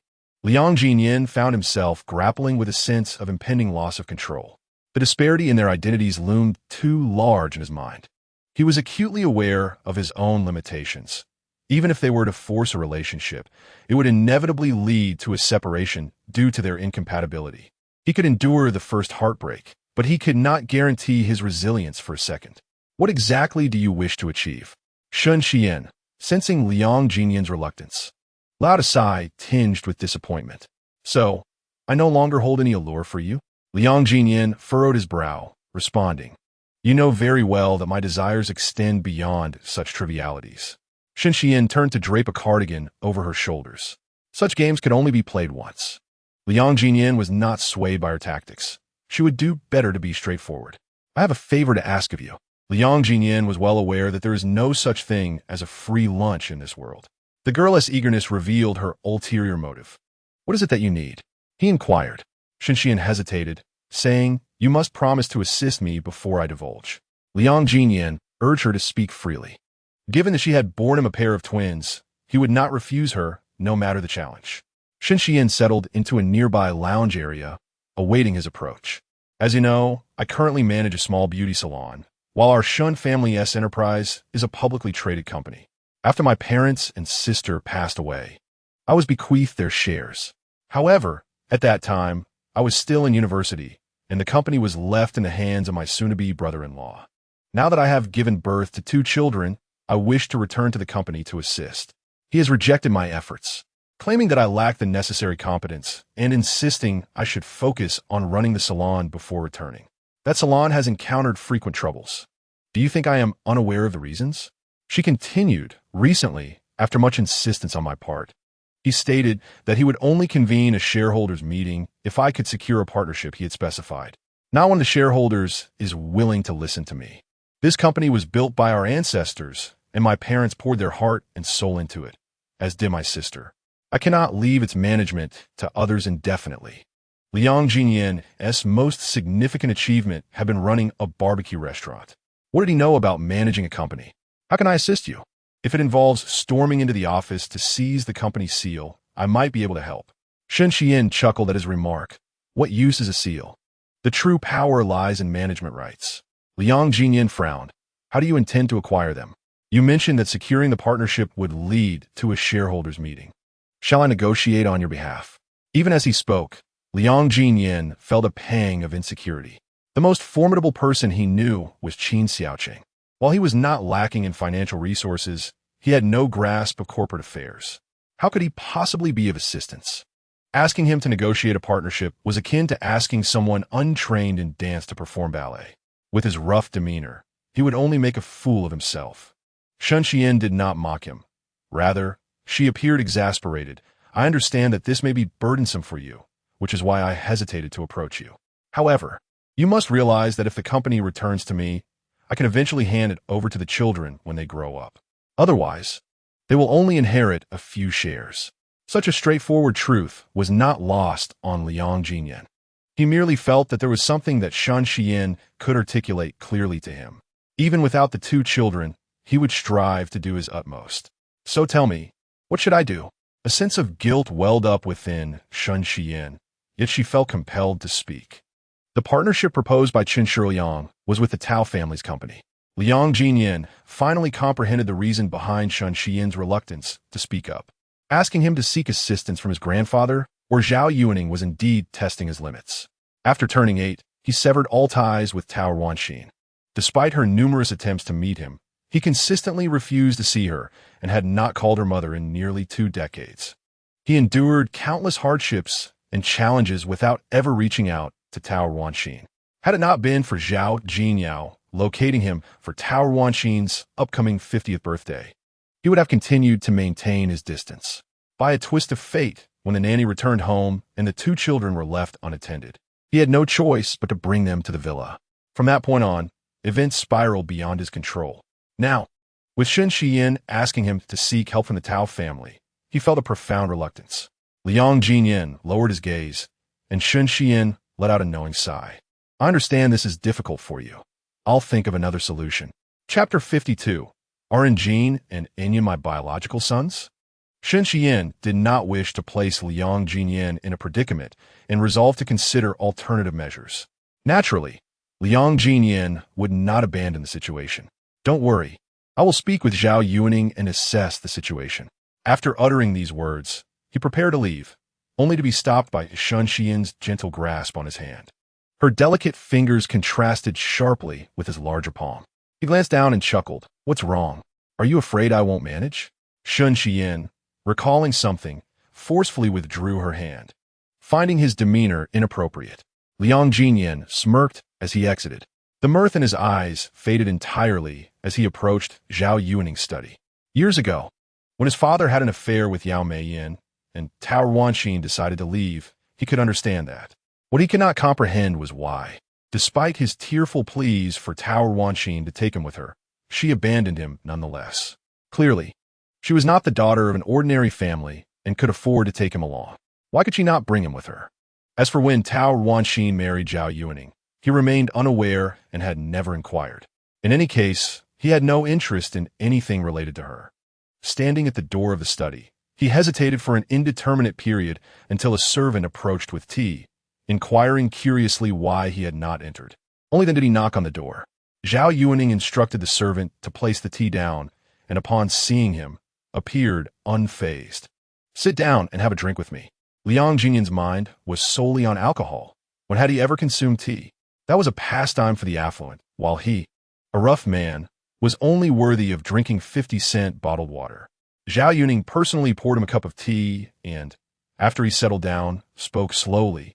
I know you have harbored deep misunderstandings about your mother over the years. Liang Jinyan frowned, unwilling to hear a single word. Yet, for Sun Shiyin's sake, he resolved to endure it. Zhao Yuning observed that his expression was rather agreeable and continued. It was not that your mother did not want you. Rather, your father had knelt before her, imploring her to keep you, proclaiming that you were the continuation of the old Liang family, destined to carry on the family legacy. Your mother, being soft-hearted, you should know, had no choice but to part with you. She often lamented to me later, stating that had you been a girl, your father would have certainly let her take you back. But you're a boy. This was the first time Liang Jinyan had heard of such matters, and he felt profoundly shaken. Zhao Yuning continued. Eventually, your mother regretted her decision and sought to retrieve you. However, he hesitated, leaving the latter part unspoken. Liang Jinyan understood well what was left unsaid. Indeed, Tao Ranxin had reached out to him, yet he had refused to meet or communicate, acting impulsively and never granting her the opportunity to express herself fully. Perhaps, had he been less impulsive in his youth, his life might have unfolded differently. Yet, it was certain that he would not have encountered Sun Shiyin. Liang Jinyan silently sipped his tea. Zhao Yuning sighed. As for Sun Shiyin's parents, they were once good friends with your mother. During family dinners years ago, Shun's mother even jested about the possibility of their families becoming in-laws, lamenting the absence of similarly aged children. Your mother had mentioned that she had a son, albeit not raised by her.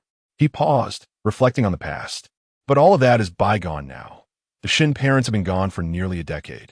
It is surprising that fate has still conspired to bring you both together. Today was the first time Liang Jinyan learned of this connection with Sun Shiyin.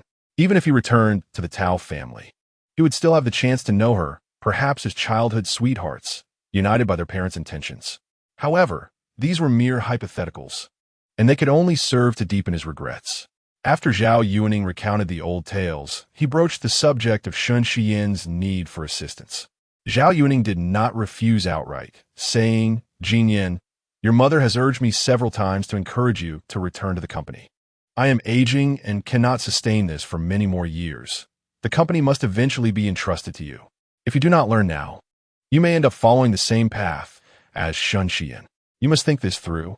Liang Ziyan, without needing to ponder, was quite aware of his own situation. My barbecue shop is doing well enough to sustain my living. Zhao Yuaning replied with a hint of exasperation. I anticipated you would think this way. If you wish to assist Sun Xian, start by returning to the company. If you are willing to follow my guidance, I shall teach you personally. If not, you may explore any department you desire. The choice is yours, contingent upon the depth of your feelings for Sun Xian. With that, Zhao Yuaning had other matters to attend to and left Liang Ziyan to contemplate his options, instructing his assistant to prepare for a remote meeting. Naturally, Liang Ziyan could not linger any longer. He left Zhao Yuaning's study in a daze. The prospect of returning to the company was something he vehemently resisted. With his lack of a high school diploma, he could hardly hope to gain entry as a regular job seeker. How could he possibly sit among the veterans in the company and expect them to respect him? Yet, Sun Xian was in trouble, and he felt utterly powerless to assist her. Without delving into the emotions between the two, she remains a mother of 2 children. Liang Ziyan feels both a sense of responsibility and an obligation to assist her in reclaiming her company. Sun Xian has been awaiting news from Liang Ziyan. Upon seeing him return, she instinctively rises from the sofa. How'd it go? Liang Ziyan, noticing her anxious expression, manages to force a smile, assuring her, with my involvement, everything will be fine, rest assured. Sun Xian is confident in his capabilities. She quickly approaches him, clasping his large hand in hers. Ziyan, thank you for helping me with this. It is as though you are aiding the spirits of my parents. I will surely repay you. The woman is enchanting, exuding a myriad of charms and elegance. Liang Ziyan, momentarily lost in the softness of her delicate hand, takes some time to regain his composure before smiling and inquiring. How do you intend to repay me? Sun Xian gazes deeply into his eyes, asking, what do you desire as repayment? Liang Ziyan hesitates, unsure of how to articulate his thoughts. You should comprehend. Sun Xian, after a moment of contemplation, decides to reveal the truth, albeit with some embellishment. In truth, Anjin and Inyan are your biological sons. Though Liang Ziyan had long suspected the 2 children were his, hearing it directly from Sun Xian still strikes him with profound astonishment.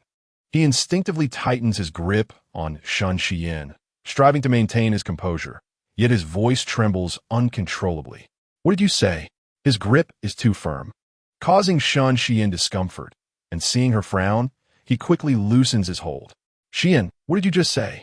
Anjin and Inyan are my biological sons, correct? Sun Xian nods. I was already pregnant when we broke up.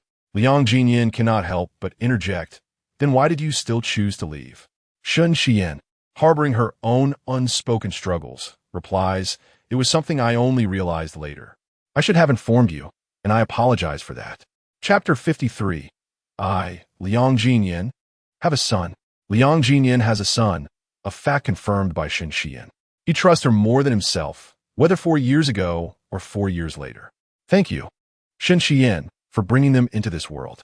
Although she did not inform him in time, allowing him to partake in his paternal responsibilities, he finds contentment.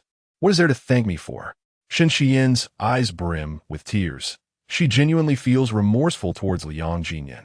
They are also my children. Liang Ziyan feels a deep sense of regret.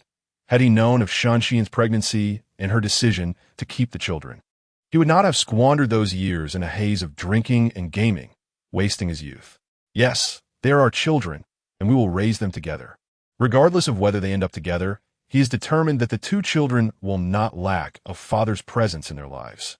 Observing Liang Ziyan's fervent enthusiasm and clear willingness to shoulder responsibility for the children, Sun Xian feels a swell of emotion, turning to wipe her tears. All right, we will raise them together. Liang Ziyan, now ablaze with excitement, feels invigorated as if a beast has awakened within him, each cell brimming with energy. What should I do now? What do they like? What do they want? How should I proceed? The man appeared somewhat foolish, persistently asking silly questions. Sun Xian couldn't help but chuckle. Over the past few days, the aunt had generously bestowed numerous gifts upon the two children, nearly relocating a toy store into their home. Children should not be overly indulged, lest they become spoiled. Indeed, boys ought to be raised to be robust. Liang Ziyan expressed this sentiment aloud. Yet he stepped out of the room and directly into the children's bedroom. The two little ones would not awaken until 3 o'clock. He moved a chair to the side of the bed and sat, gazing intently at the two children.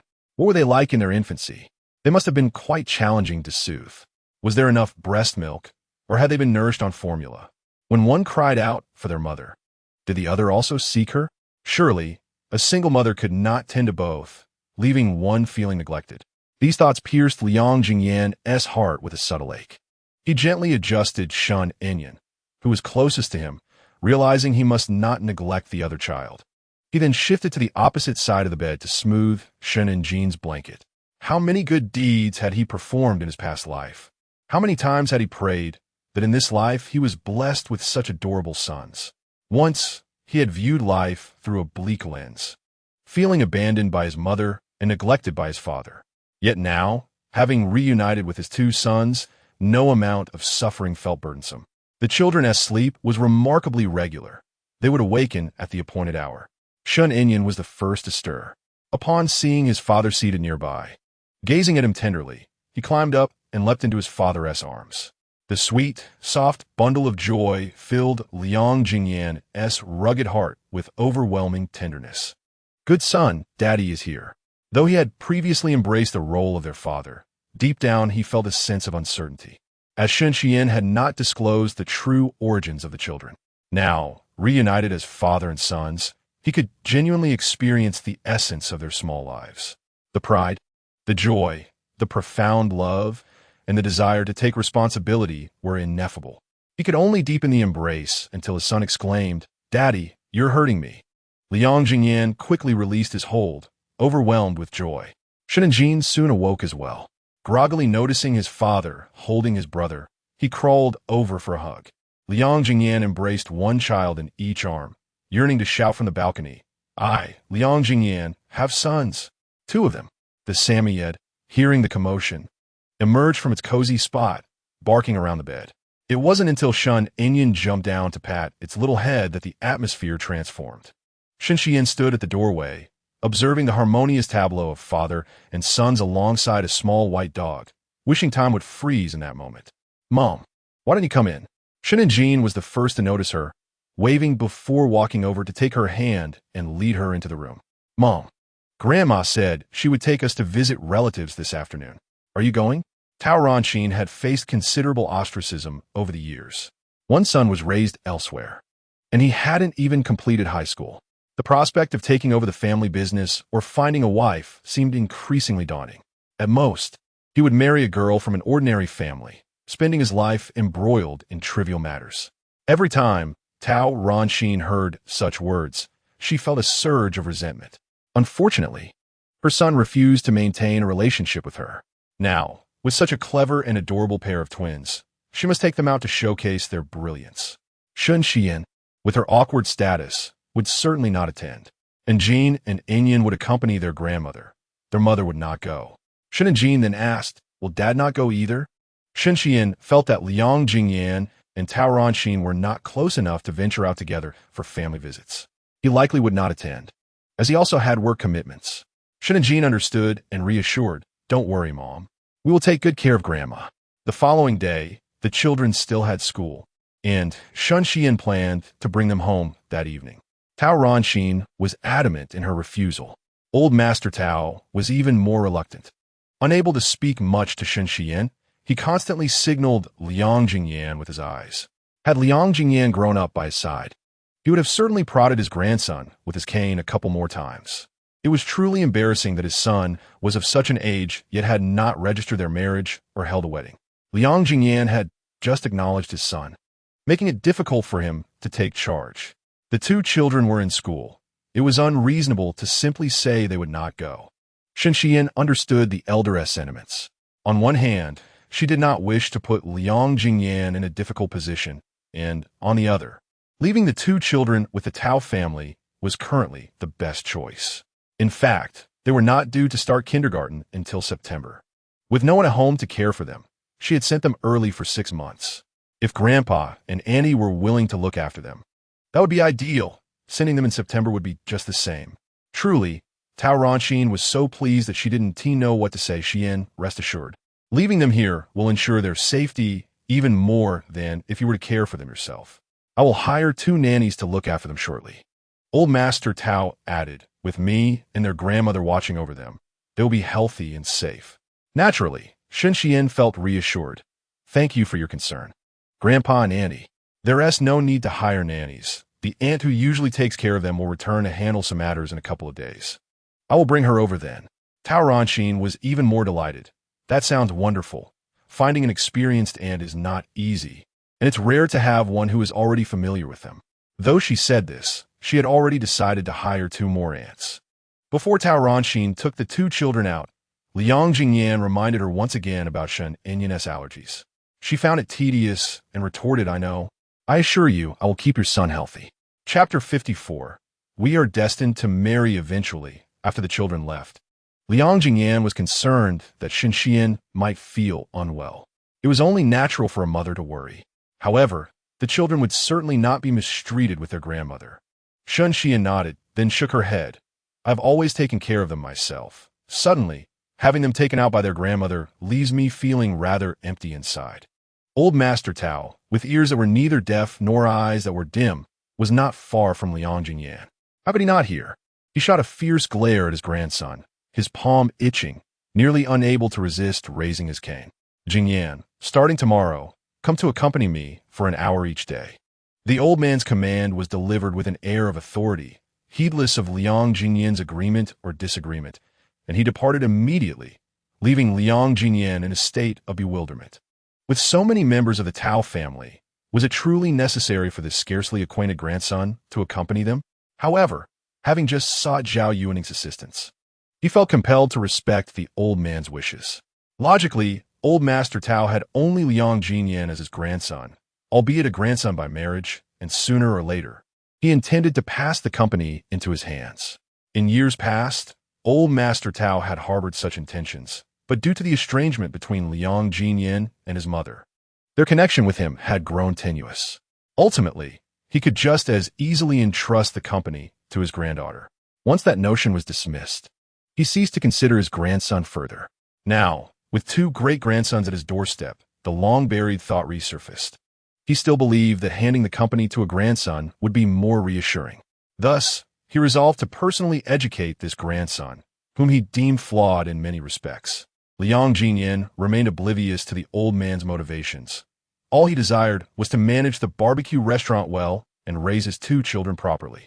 Subsequently, he went to assist at the barbecue restaurant.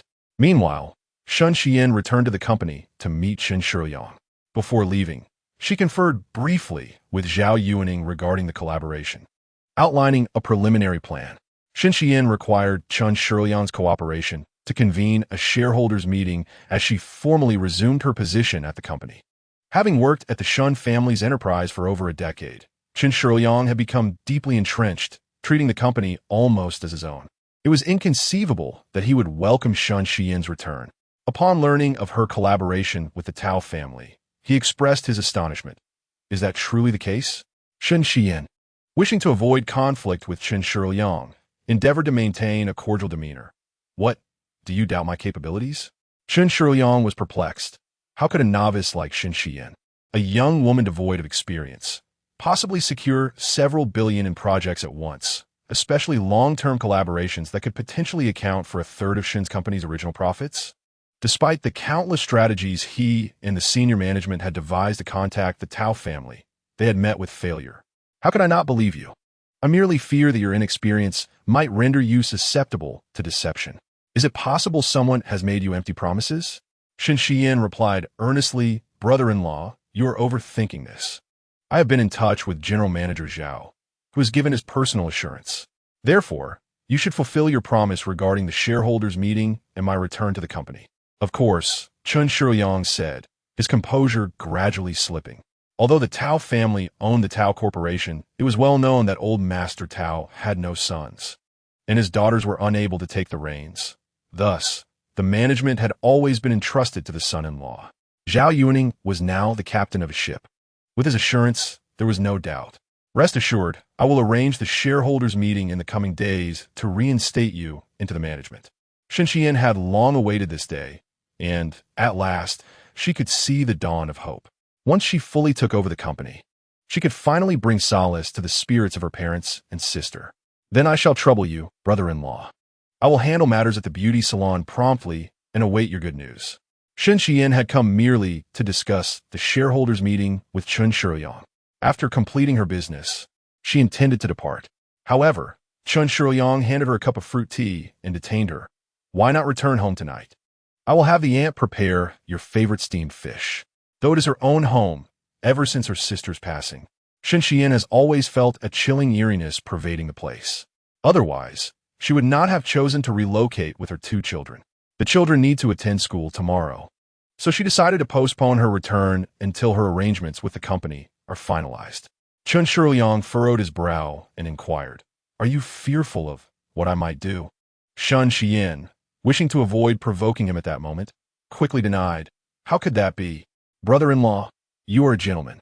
Haven't we always gotten along splendidly over the years?" Chen Shiyang nodded thoughtfully. "You would do well to think so.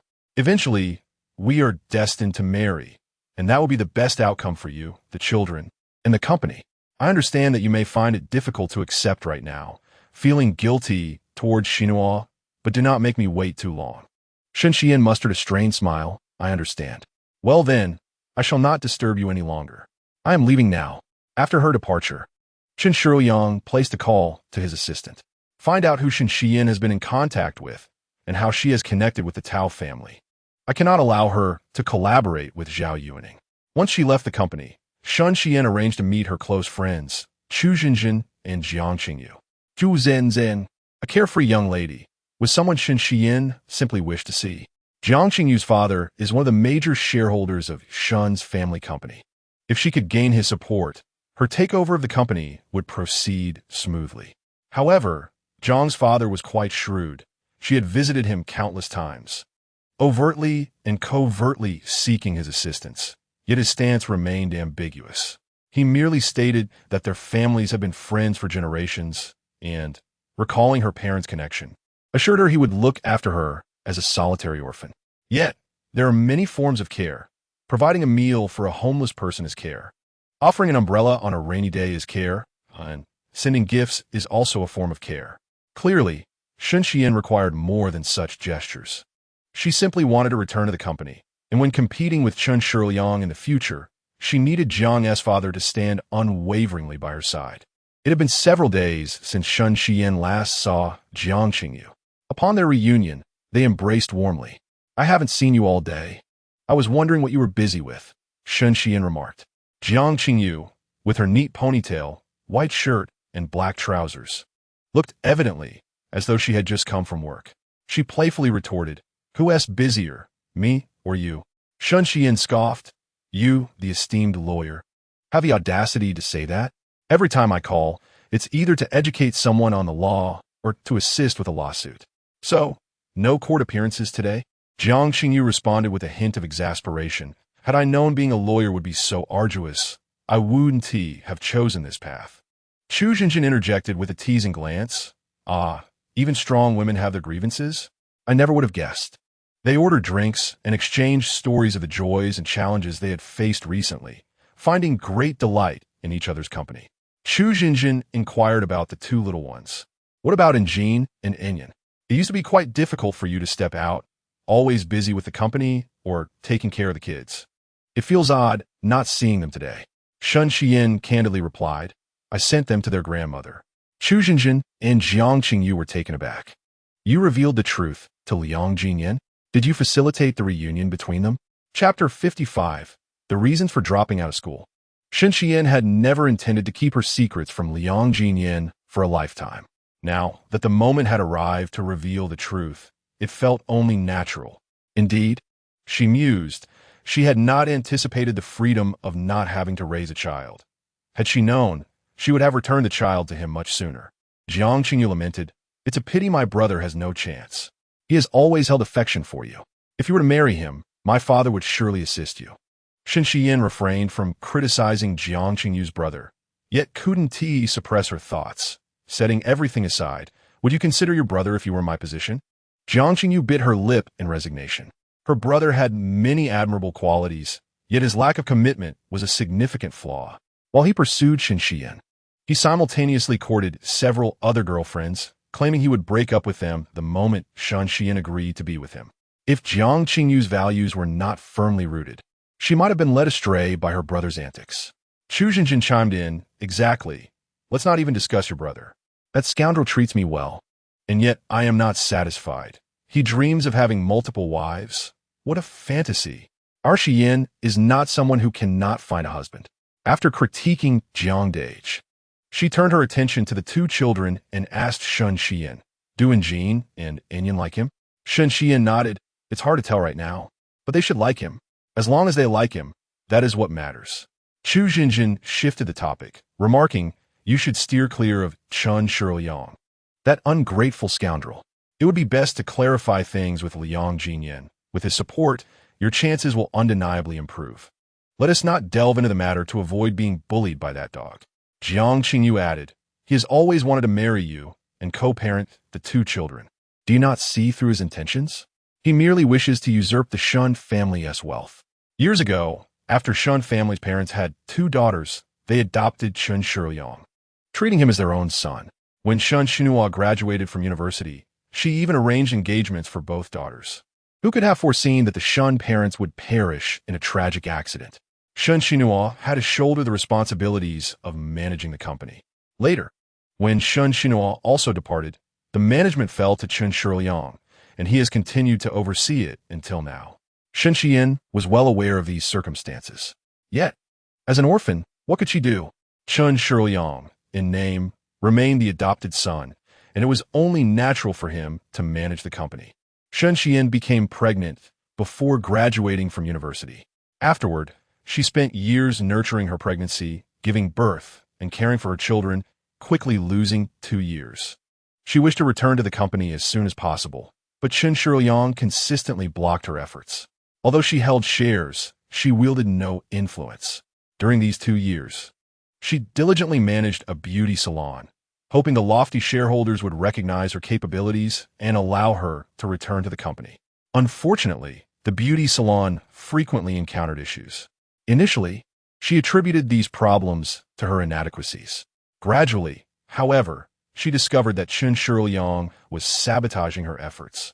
At this moment, she could not afford to confront him directly, otherwise, she would have already presented her evidence against him. There was no choice. He had been running the company for over a decade, while she had yet to even cross the threshold. Given the current situation, she could only bow her head. Chu Jinjin could not help but voice her complaints. "I find it perplexing how your parents thought back then. With 2 daughters already, why did they choose to adopt a wild wolf cub that could not be nurtured?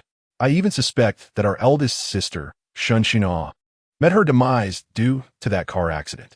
Both Chu Zhenjin and Jiang Qingyu harbored doubts regarding the simplicity of the incident. Shen Xian, too, had her suspicions, yet lacked the evidence to substantiate them. Frustrated, Chu Zhenjin remarked, never mind. Why dwell on such matters? Xian should focus on finding a way to enter the company and reclaim the management rights." Jiang Qingyu, equally vexed on behalf of her dear friend, voiced her confusion. "I have always wondered why you are infatuated with Liang Ziyan. He possesses neither capability nor credentials and likely has no comprehension of what it means to be in a publicly listed company. How do you expect him to assist you? As a woman, how can you compete against that ferocious wolf?" Chu Jinjin shared these concerns. "By the way, isn't Liang Ziyan a city dweller? How did his mother come into the picture? How can she help you with the children? Are you all living together?" It was only in recent days that Shen Xian learned of Liang Ziyan's connection to the Tao family. No, his biological mother is Zhao Yuning's wife. Zhu Zenzhen, uninterested in business affairs, was unfamiliar with the name Zhao Yuning. Jiang Qingyu, as a lawyer, had heard of him. In fact, their law firm had been communicating with the Tao family. "Are you referring to Zhao Yuning of the Tao Group?" Shen Xian nodded. Jiang Qingyu, pondering, nodded in response. "So he is not completely devoid of utility. However, I have more faith in Feng Xuening. He has harbored feelings for you since childhood. Although he has not ventured into the business world, he possesses considerable renown and capability, which should prove beneficial. When Feng Shuining was mentioned, Chu Zhenjin scoffed disdainfully. Do not bring him up. Although his parents are shareholders and maintain a good relationship with the Shun family, you know their character. They would never accept a daughter-in-law with children unless Xian were to abandon the two kids. Jiang Qingyu sighed. In any case, let me remind you to be discerning when seeking a partner, especially at this juncture. Should he turn out to be yet another insatiable wolf cub, both you and the children would be in peril. Just a few days ago, I heard of a case concerning an only daughter who, after choosing a man, meta tragicant. Currently, Shun Xian resembled a piece of succulent meat amidst a pack of wolves, under the watchful gaze of countless eyes. The moment she let her guard down, she would be devoured to the bone. I am aware. You both need not worry. I will exercise caution. Thus far, the only man who has instilled a sense of security in her was Liang Ziyan. Without even considering the wealth of the Tao family, he was unwilling to return. His expulsion was a testament to his principles and kindness, stemming from an incident in the second semester of their first year of high school. Zhao Yongming was beaten by several students from the same school, and Liang Ziyan, upon witnessing the event, immediately intervened, inadvertently causing harm to one of the assailants, which led to his expulsion. This account was not relayed to her by Liang Ziyan. Initially, when she and Liang Ziyan had just begun their relationship, they had dined with Zhao Yongming, who, after consuming too much alcohol, lamented in her presence about Liang Ziyan's reasons for not pursuing education while imploring her not to belittle him due to his lack of credentials. The student whose injury Liang Ziyan had caused required 3 stitches, which was not particularly severe. Once again, circumstances have conspired against Liang Ziyan, who is far from deserving expulsion. However, the other party's parents have caused quite a commotion, demanding 5,000 yuan from the Liang family. Liang's father and Yao Meiyan have completely ignored their calls, let alone entertain the notion of parting with money. In a fit of anger, Liang Ziyan chose to leave school. Zhao Yongming accompanied him in dropping out. The two boys, merely 16 or 17, have toiled in a car repair shop as apprentices and served as assistants in a barber shop. Later, they ventured into the fast-moving consumer goods sector, moving goods and delivering takeout. Step by step, they have arrived at their current situation. At times, Shen Xian finds herself admiring Liang Ziyan. Despite the hardships he endures, he has not sought out his mother. Accepting assistance from Tao Ranxin would have undoubtedly altered his present circumstances. Chapter 56. A heart in pain after parting ways with Chu Zhenjin and Jiang Qingyu, Shen Xian made her way to a barbecue restaurant. The evening was bustling with patrons, and having just sent off a large wave of customers, the place had momentarily quieted down. Liang Ziyan took stock of the evening's accounts. Starting tomorrow, he had added another task to his responsibilities, spending an hour each day with the elderly gentleman. Though it was labeled as an hour, the journey back and forth would likely consume 2 hours. Fortunately, his son was there, allowing him to keep an eye on both. Zhao Yuning had also invited him to the company. He found himself with little energy to manage the barbecue restaurant. If only Zhao Yongming were more responsible, he could entrust the establishment to him. Yet he feared that, in his absence, Zhao Yongming might be deceived and lose even the restaurant sign. As Liang Ziyan pondered these concerns, Shen Xian's delicate figure entered through the door. He was momentarily taken aback and glanced outside at the sky. The streetlights shone brightly, but the moon had shifted westward, indicating that it was quite late. Why are you still out? Have you eaten? Shall I prepare something for you? Shen Xian had just finished her meal and declined the offer. Leaning over the bar, she glanced at his accounting notebook. Were you doing calculating accounts? Liang Ziyan smiled sheepishly. What accounts? I haven't earned as much as you in a single day for the entire year. Shen Xian noticed his handwriting was messy yet stylish. Like him, it appeared rough at first glance, but upon closer inspection, one could perceive an inherent elegance. Your handwriting is quite good, she remarked. Liang Ziyan felt a surge of pride at the compliment. In my childhood, I was recognized as a little calligrapher in our class every time. Shen Xian secretly lamented, pondering that if Liang Ziyan had not dropped out, he would have at least obtained a master's degree. You are quite remarkable. My handwriting is terrible. I hope our son inherits your ability to write beautifully. Under the soft glow of the lights, Shen Xian tilted her head, gazing at the scrap of paper in Liang Ziyan's hand. His long, slender neck was as fair as jade, evoking an irresistible desire to embrace him. Liang Ziyan struggled to restrain himself, knowing that his temperament could be volatile, but he believed Inyan would undoubtedly turn out well. When Shen Xian heard him praise their son, she averted her gaze. What about the two of them? Would you harbor any bias? For instance, if one excels academically while the other does not. If one is obedient and the other is always causing trouble, would you come to resent them? Liang Ziyan was momentarily at a loss for words. How could I? They're my own sons. As long as they don't cause any catastrophic trouble, I can endure anything, even if the heavens were to be torn asunder. What could be done? After all, we are parents and must find a way to take responsibility. Shen Xian scoffed. You are quite optimistic. At around midnight, it was unlikely that any guests would arrive, especially on Sunday, when many would have to work or attend school the following day. Only 2 tables remained occupied in the establishment. Liang Ziyan calculated that he should be able to finish work by 1, with Zhao Yangming and the waitstaff keeping watch. He need not remain there the entire time. It's getting late.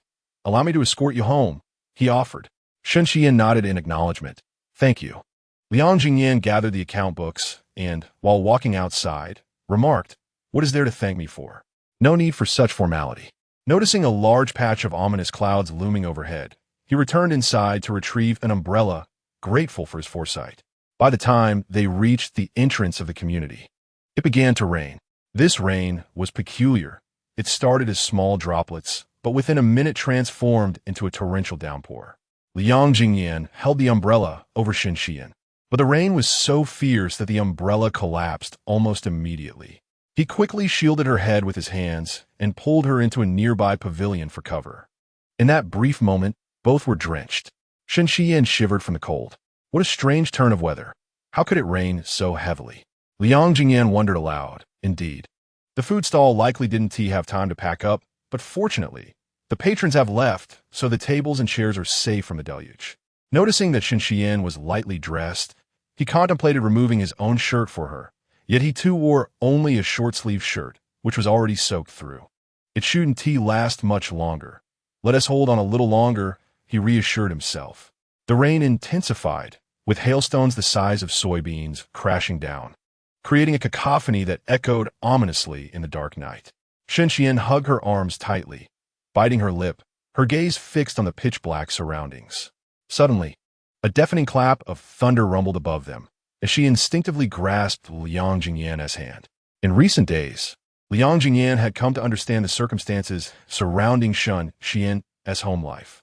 He had always believed himself to be pitiable, with a father who cared little and a mother who showed no affection, unable to even complete high school, languishing at the very bottom of society. Yet, in comparison to Shen Xian, his struggles seemed trivial. This young girl, scarcely an adult, had lost her parents and, after just 6 years, her only sister as well. He could hardly fathom how she had endured such trials. At that moment, Liang Ziyan felt an overwhelming sense of compassion for Shen Xian. He suddenly enveloped her in a tight embrace, wishing to convey all his strength to her, urging her to be resilient. Xian, here, you can lean on me anytime. Outside the pavilion, the wind and rain lashed fiercely, but within, it was a sanctuary of warmth. Shen Xian returned the embrace, tears streaming down her face, more tumultuous than the torrential rain outside. Liang Ziyan, you have no idea how much I miss you. I think of you every day, to the point that my heart aches. With her words, Liang Ziyan felt that all his efforts had been worthwhile. It had been ages since Shen Xian had cried so freely. Why haven't you come to find me all these years? Why can't you be a little more accommodating and come to my side? Why must I bear the burden of both of them alone for such an extended period? 4 years ago, Liang Ziyan suffered a devastating breakup with Shen Xian, leaving him dejected and despondent, almost like a shell of his former self. If it weren't for Zhao Yangming encouraging him to open a barbecue restaurant, he would likely still be languishing in that rented apartment, subsisting on sporadic meals. How could he have anticipated the myriad experiences Shen Xian has endured? It is all my fault. He cradled the girl in one arm while gently wiping away her tears with the other. It was my mistake. I should never have let you go. Even if I had, I should have pursued you to see how you were faring. My immaturity led me to oversimplify our circumstances. I offer my sincerest apologies.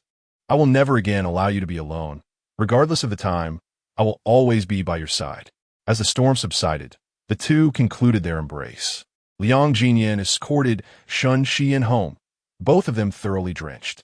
He intended to return to the barbecue restaurant to change into dry clothes, but was halted by Shun Xian's grasp. Yin, I'm completely filthy. I'll come back later. He protested. Shun Xian's eyes were swollen, and she shyly averted her gaze, turning slightly as she urged, You should come in and wash up. We want you to catch a cold. Liang Ziyan hesitated to use Shun Xian's bathroom, feeling it was inappropriate. Chapter 57. The Awakening of Wildness. Shun Xian pulled him inside, saying, There are 2 bathrooms in the house. You can use the one in my son's room. The bath towel is in there too. Liang Ziyan could hardly refuse. Otherwise, with Shun Xian's strength, he would have been dragged in regardless. He stood there, momentarily stunned, a smile creeping onto his face at the thought of being alone with her. The house lacked men's clothing, so after a hot shower, Liang Ziyan emerged wrapped in his son's cartoon-themed towel. This was his only garment, and the situation felt inherently awkward. Fortunately, they had cohabited in the past, and all that was meant to happen had already transpired. Shun Xian took longer to wash her hair, emerging a few minutes later, also wrapped in a towel, revealing her delicate and beautiful collarbone. Water droplets cascaded from her face, tracing an elegant path down her neck and into the towel. Liang Ziyan found himself captivated, unable to suppress a swallow. Shun Xian's cheeks flushed as she noticed the comical blue towel he wore, tied only at his waist, complete with a hood adorned with 2 ears, which elicited a laugh from her. Liang Ziyan, tall and long-legged with broad shoulders and a narrow waist, possessed a physique that appeared lean in clothing yet robust when undraped. The muscles of his abdomen conveyed strength without being overly defined, his sun-kissed skin radiating health. As Shun Xian laughed, thoughts of their past together began to cloud her expression, her smile gradually fading. Her cheeks flushed deeper as a hint of longing flickered in her eyes. Those accustomed to physical labor possess remarkable strength, and Liang Ziyan could effortlessly lift her with one arm while moving about the room. In those days, her favorite pastime was to cling to him, supported by a strong hand beneath her. The towel was somewhat insufficient, and Shun Xian felt a twinge of embarrassment, diverting her gaze as she spoke. I'll fetch you a blanket. Liang Ziyan had just washed his clothes and used a hairdryer. They should be nearly dry now. No need, he replied. I can just get dressed. Shun Xian expressed her surprise. Is it dry already? Liang Ziyan reassured her it was a bit damp earlier, but should be fine now. As time was slipping away, he urged, You should rest early. I'll manage on the sofa for a while. The heat of his gaze was intense, and Shun Xian dared not meet his eyes, keeping her head bowed. Oh, the sofa is rather small. Why don't you sleep in my bedroom? I can make do on the sofa, since I'm short. The girl from 4 years ago was still somewhat innocent, but now she exuded allure and sensuality, her entire being enveloped in an intoxicating fragrance. Liang Ziyan's eyes were fixated on the contours enveloped by the towel, and he could vividly imagine the beauty concealed beneath. A warm tide surged through him, causing his breath to quicken and his chest to heat up. Xian, he tentatively grasped the girl's wrist, noticing her lack of resistance. He boldly drew her closer. Did you truly say you miss me? In the midst of the thunder and rain, he had faintly heard Shun Xian express her longing, a sentiment that pierced his heart. He feared it might merely be a figment of his imagination. Now, with the bright lights illuminating the room, he could see the clarity in Shun Xian's eyes, yearning for confirmation. Shun Xian did not respond to his question. Instead, she wrapped her arms around his neck and tiptoed to press her lips against his. Her lips were soft and delectable. Liang Ziyan's breath hitched, as if struck by a powerful force, leaving him momentarily devoid of thought. For years prior, they had cohabited for 3 months, youthful and eager to explore uncharted territories together. The girl had always been accommodating, her imagination sometimes surpassing his own. He had always believed no one else could be more suited to him than Shun Xian. Now, After 4 years, feeling her soft lips again awakened the primal instincts within him. Initially, Shen Xian initiated the kiss, but soon he took charge, gradually deepening their embrace. Oblivious, too, when the towels slipped away. Shen Xian had emerged wearing safety shorts, something Liang Ziyan hadn't initially noticed. It was only when someone called out an alarm that he stared with flushed eyes, lingeringly asking, "Is that not permissible?" The youthful man exhaled heatedly. Shen Xian evaded his breath, her small hands threading through his short hair, playfully declaring, "I've got my period. It's not convenient." The man harbored a disdain for that time of the month. Liang Ziyan slowly relinquished his grip, his voice gravelly. "Are you trying to drive me mad?" Shen Xian laughed lightly. "I didn't do it on purpose." Liang Ziyan, in a fit of frustration, pulled her into his embrace, pressing her against him. "If it wasn't intentional, then why are you teasing me?" Shen Xian urged him to stop. "Be honest. How many women have you been with besides me?" Liang Ziyan was reluctant to respond to such meaningless inquiries. However, Shen Xian, fixated on his eyes, insisted that he reveal the truth. "What is the purpose of your question?" Shen Xian felt a twinge of jealousy, wondering if there were indeed many. If Liang Ziyan had ever been with 2 women, he would not have ended up in this predicament. He steadfastly refused to answer. After a moment's hesitation, Shen Xian proposed, "Tell me the truth, and I shall reward you with something delightful." Liang Ziyan, intrigued by her fox-like smile, asked, "What is it?" Shen Xian gently touched his arm. "Will you continue this way?" Liang Ziyan felt a pang of discomfort. After a brief pause, he awkwardly admitted, "You are the only one."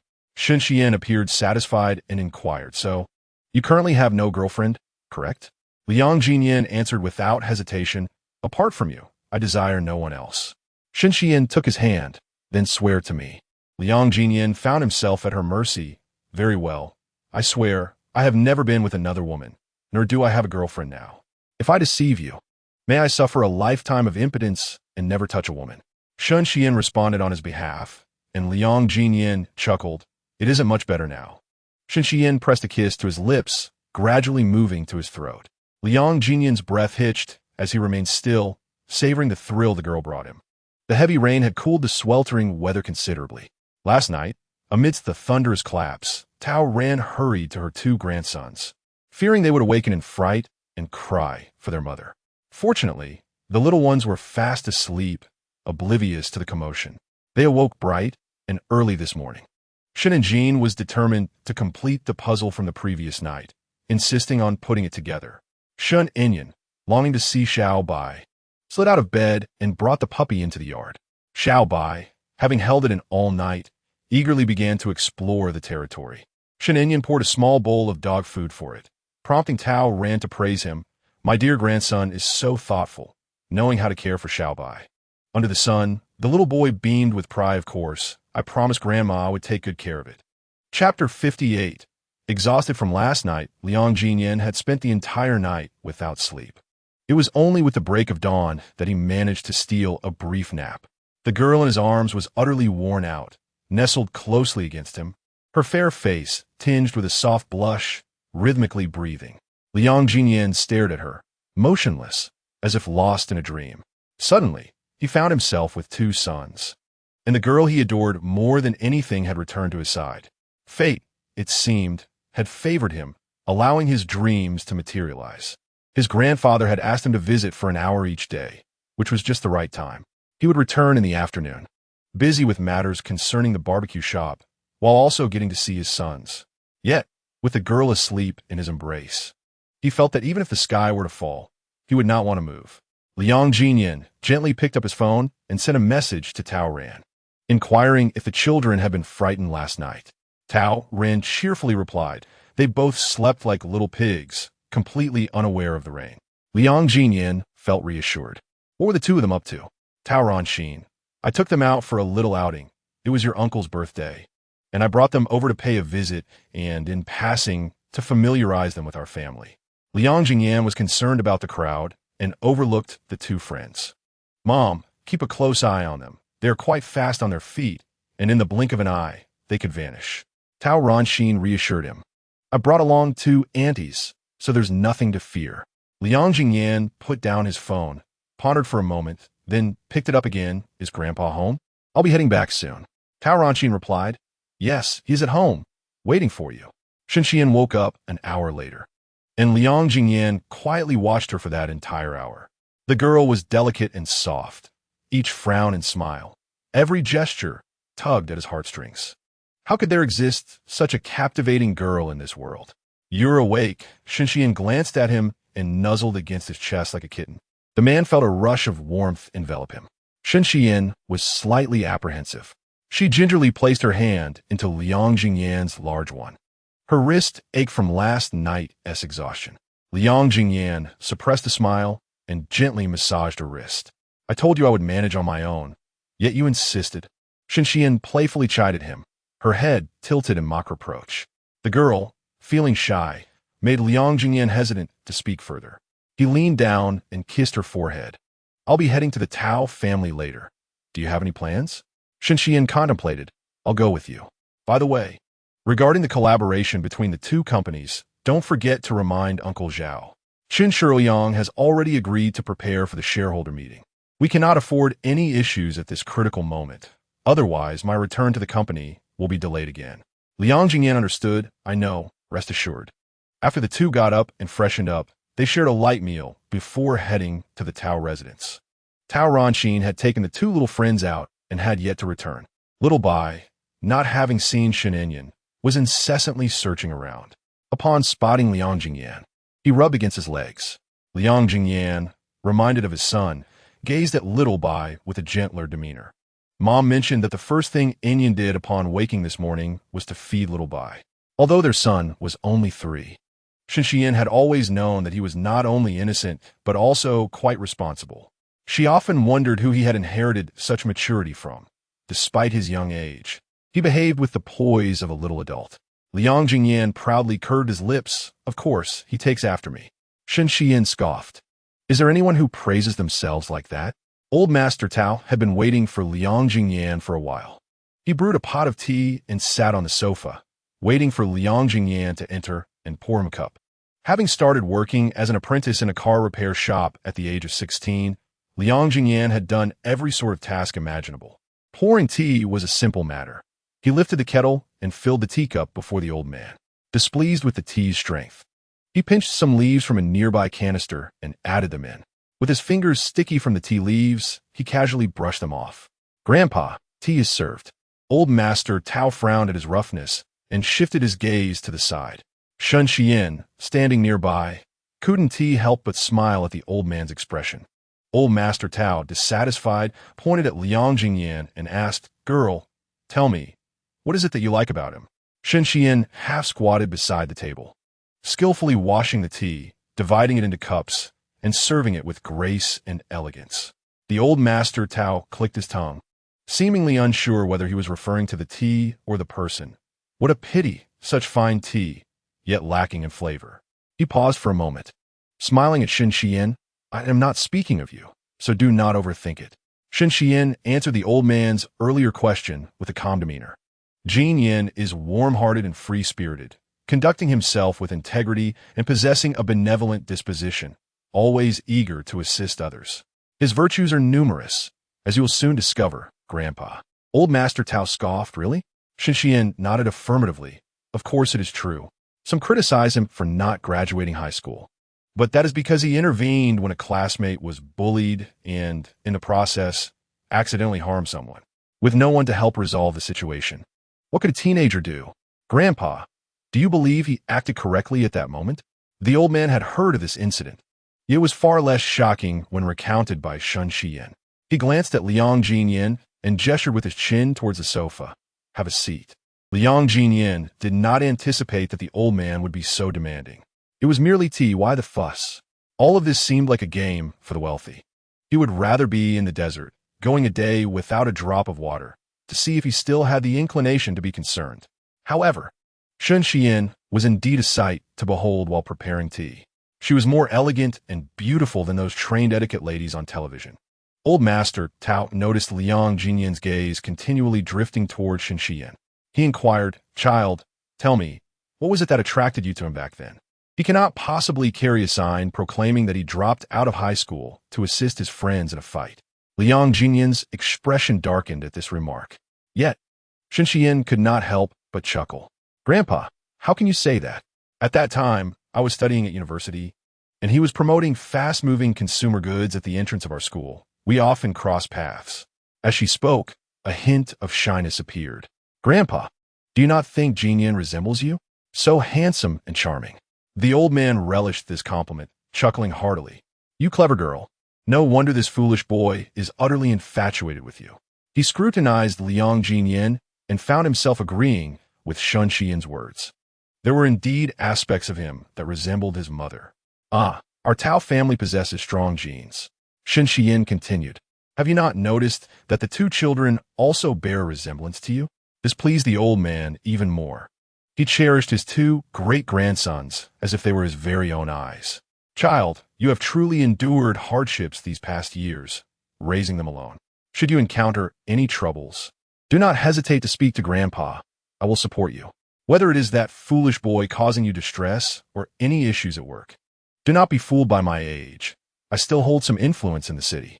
With the old man's words, Shen Xian felt considerably reassured. Grandpa, to be honest, the company has indeed run into some troubles. Old Master Tao declared with authority, First, speak with your Uncle Zhao. If he cannot resolve the matter, then come to me. I shall certainly advocate on your behalf. With just a few words, Shen Xian managed to lift the old man's spirits. Liang Ziyan, seated not far from the elder, observed the girl with keen interest, his heart swelling with pride. The young lady he admired possessed remarkable charm. Her ability to soothe was truly impressive. It was no wonder he had been captivated by her from their very first encounter. Aware that the grandfather and granddaughter had matters to discuss, Shen Xian excused herself after a brief conversation, granting them their privacy. The old man scrutinized Liang Ziyan from head to toe, his expression stern, finding fault in every aspect. Did your Uncle Zhao specify when you are to report to the company? Liang Ziyan answered honestly. He did not mention a specific time frame. The old man frowned. When do you intend to return? Liang Ziyan was reluctant to leave his barbecue restaurant behind. I'm a rough character, lacking both education and capability. My presence at the company would only hinder him and bring shame. How can you speak such nonsense? The old man could no longer contain himself, striking Liang Ziyan's shoulder with his cane from a distance. What is education but a stepping stone? You possess the blood of determination. That is your true foundation. How dare you claim to lack ability? Did your teachers not instruct you? Have you not the initiative to learn on your own? If only you were as diligent in pursuing your beloved as you are in making excuses, you would excel beyond measure. At over 70 years of age, the old man's rebuke carried a vigorous authority. Liang Ziyan dared not argue, fearing it might provoke the elder's ire. Understood. Even if these matters are trivial, there's no need to strike me. At your age, such violence is rather unbecoming. The old man raised his cane again, prompting Liang Ziyan to quickly fall silent. Attend to your barbecue restaurant promptly. Return to the company by next month. Your return is essential for the collaboration with the Shen family to commence. Liang Ziyan, acutely aware of Shen Xian's challenges, wished to assist her immediately. Grandfather, may I head to the company today? Old Master Tao regarded him with disapproval. If you wish to go, then do so. I will contact your Uncle Zhao. When he sees you at the company, the collaboration process will be set in motion. Then I shall go at once. But what shall I do there? Old Master Tao had come to understand Liang Ziyan's capabilities. You may either shadow Uncle Zhao or rotate through various departments. The choice is yours. Liang Ziyan nodded in comprehension. After a moment's reflection, he inquired, Surely the company has positions that require mere effort rather than extensive expertise? Please arrange one for me. Ideally, it should allow for ample time off, as I still have a son to care for. Old Master Tao urged him to leave quickly, stating that even the sight of him was a source of headache. However, as he prepared to depart, he admonished, You must come by to spend an hour with me daily, regardless of your commitments. That cannot change. Liang Ziyan acknowledged this with a sound from the doorway. Eagerly, he rushed off to find Shen Xian, eager to share this promising news with her. Although he lacked the ability to assist Shen Xian in reclaiming her company, he hoped for her success with the Taos, the grand tree under which she could flourish. Yin Yin, The old man has granted his approval. I am returning to the company now. Please prepare for the collaboration. Best of luck to you. In an unexpected moment of intimacy, he suddenly enveloped her in his embrace and planted a firm kiss upon her forehead. Shen Xian, feeling bashful in the presence of the Taos, could not help but blush. What are you doing? It would be quite improper if someone were to see us. Liang Ziyan, with an air of pride, replied, My son is already quite grown. Who and T know the situation? The two of them exited hand in hand. Liang Ziyan, without a vehicle, requested Shen Xian to drive him to the company entrance. As they settled into the car, he suddenly remembered, I forgot to ask the old man where the company is located. Shen Xian smiled gently and replied, I know. The old man mentioned that as long as you appear at the company, Zhao Yuning will initiate the collaboration. He did not genuinely intend to stay at the company. He merely planned to make a brief appearance before concocting an excuse to leave. Zhao Yongming was unreliable, having neglected the barbecue restaurant recently, and he hoped not to let it fall into disrepair. Fortunately, Zhao Yuning was currently in a meeting. He sent a message implying that it was not his absence, but rather Zhao's lack of time that had prevented their meeting. Concerned that Zhao Yuning might neglect his duties, he followed up with another message. Do not forget the collaboration with the Shun family. Liang Jinyan's tone when conversing with Zhao Yuning was not particularly cordial. It was not due to a lack of manners, but rather the awkwardness stemming from their intertwined identities. His mother as husband, effectively his stepfather, yet they had never truly interacted. If not for Shen Xian, he would have never engaged in conversation with Zhao Yuning at all. Returning to the barbecue restaurant, Liang Jinyan first took stock of the ingredients needed for the evening. Whatever was lacking, he instructed Zhao Yongming to procure promptly.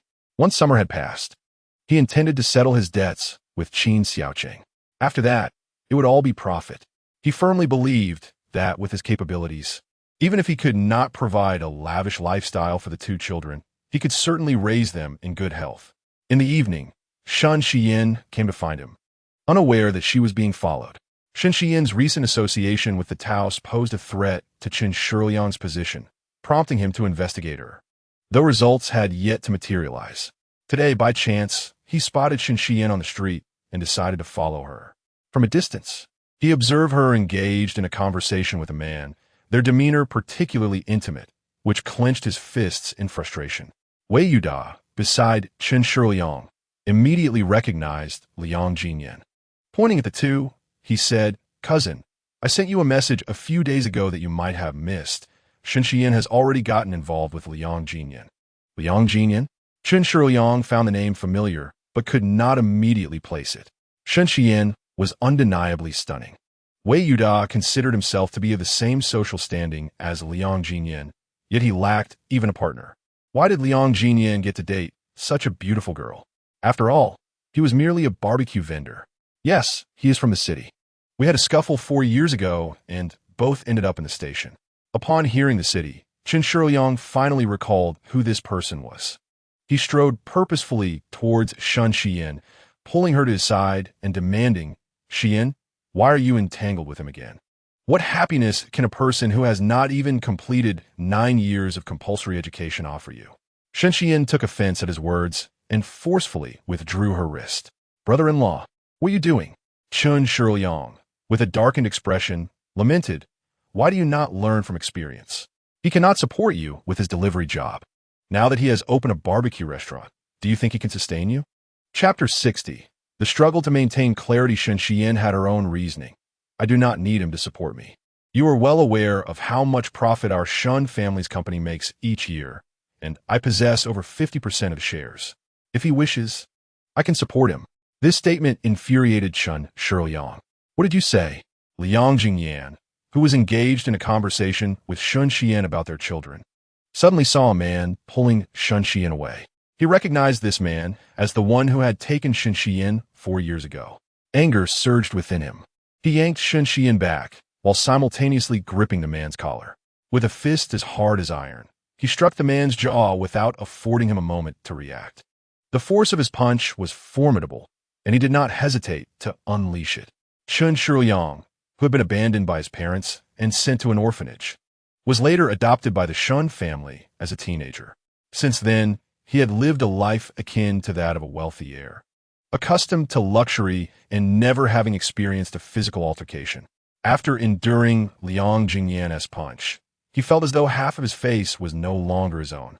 If Liang Ziyan had not held on to him, he would have undoubtedly collapsed to the ground in utter disgrace. 4 years ago, Liang Ziyan had harbored a deep-seated resentment. If not for Shen Xian, he would have settled the score with his fist back then.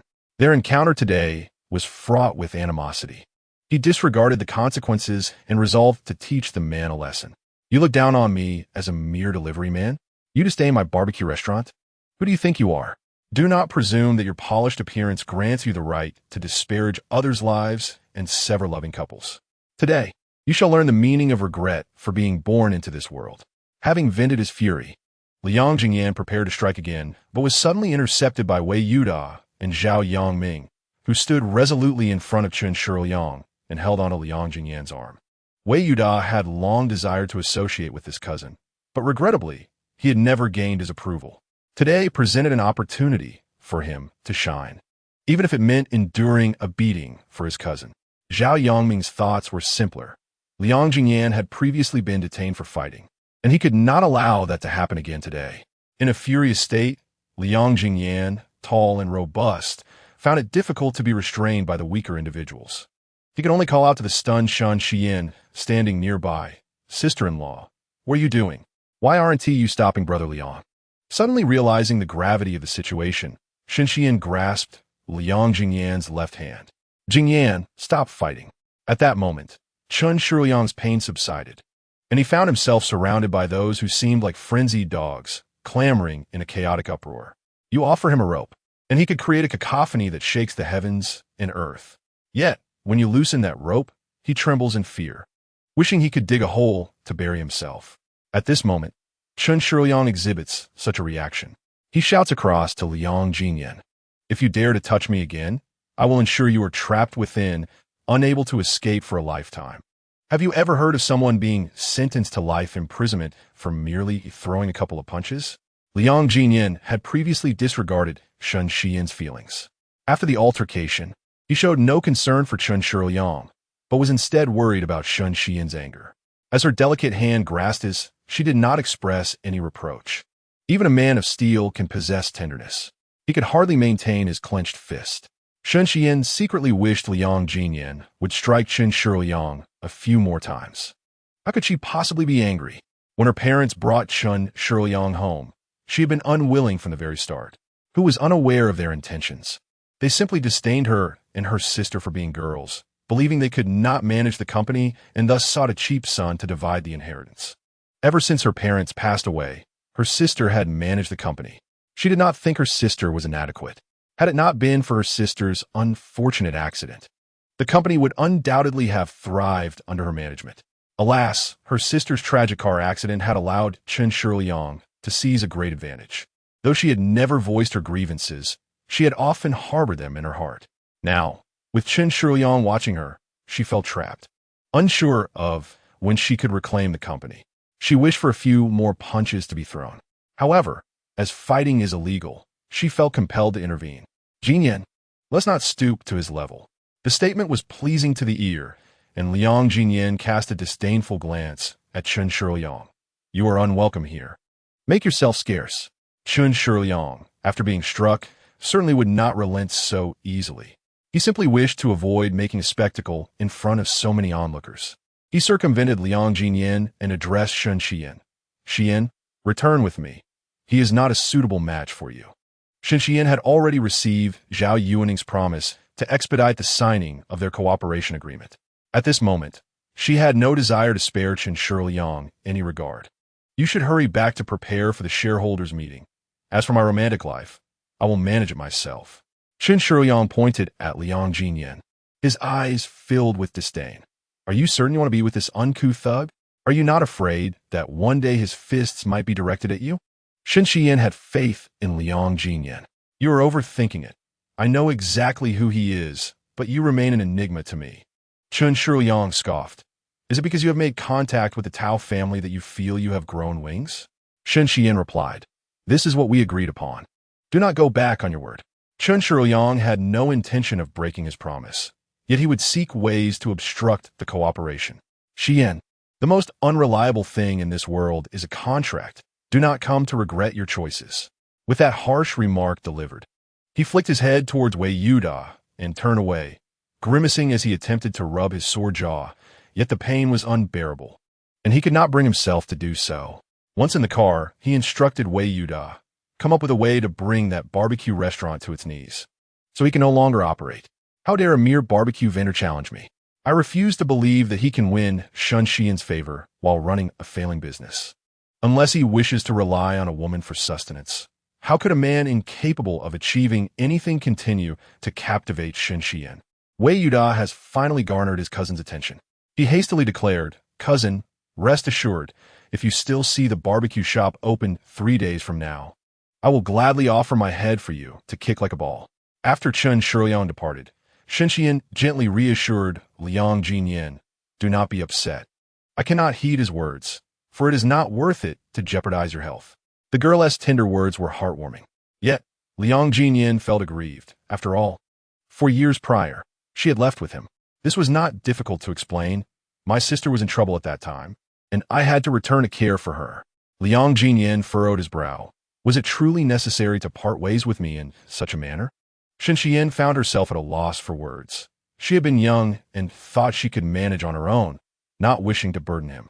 However, a rational Liang Ziyan would not believe a single word of such an explanation.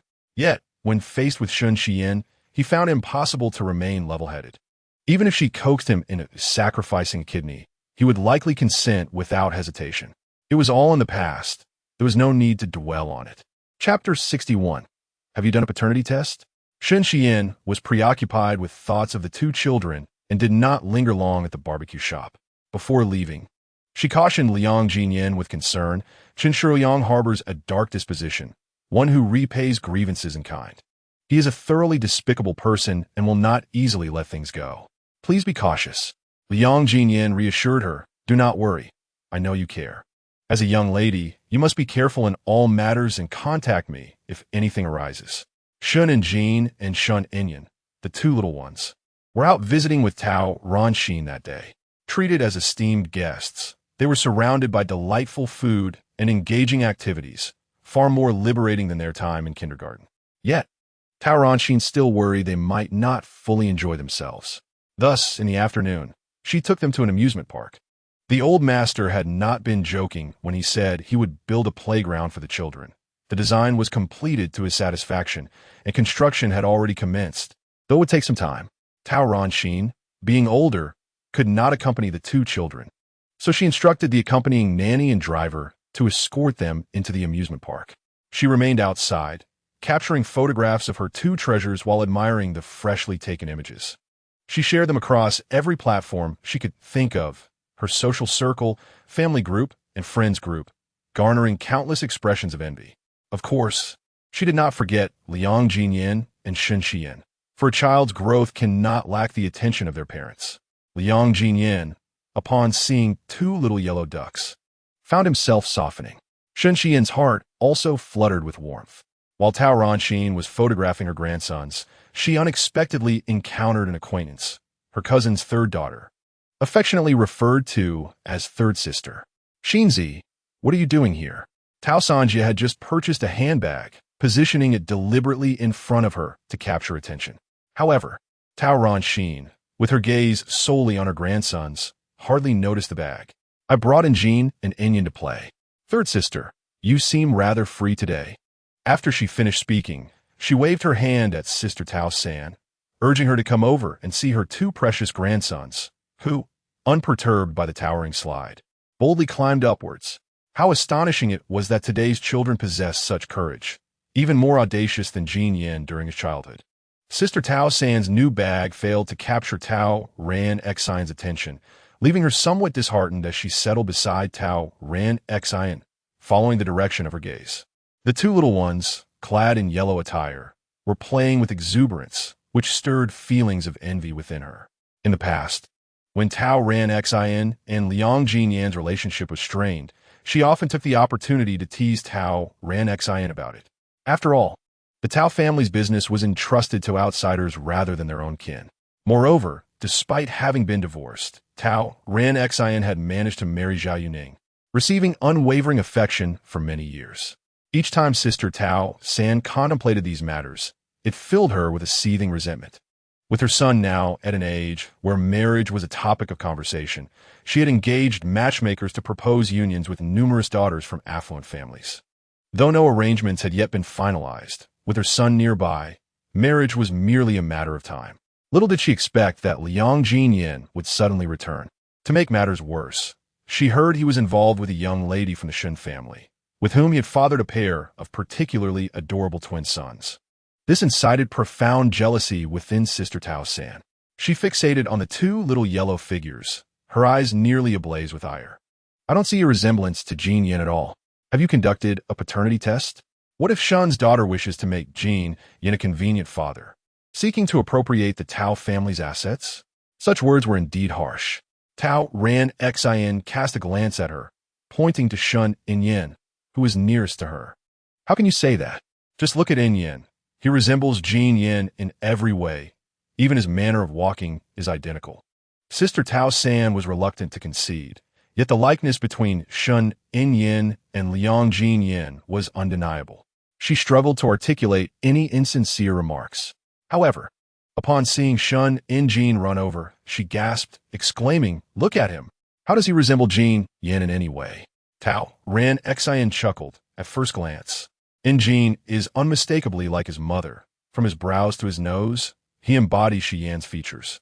I've heard that fraternal twins often lack resemblance, which is scientifically substantiated. Today, Tao Ran Xian was in high spirits, finally seizing the chance to provoke Sister Tao San. Of course, it's understandable that you wouldn't know, especially since Ying still lacks a partner. Sister Tao San rolled her eyes at Tao Ran Xian behind her back. Xinzi, you truly are fortunate. Your brother-in-law treats you so well. Jin Yin has returned, bringing along this delightful pair of twins. Truly, you are blessed.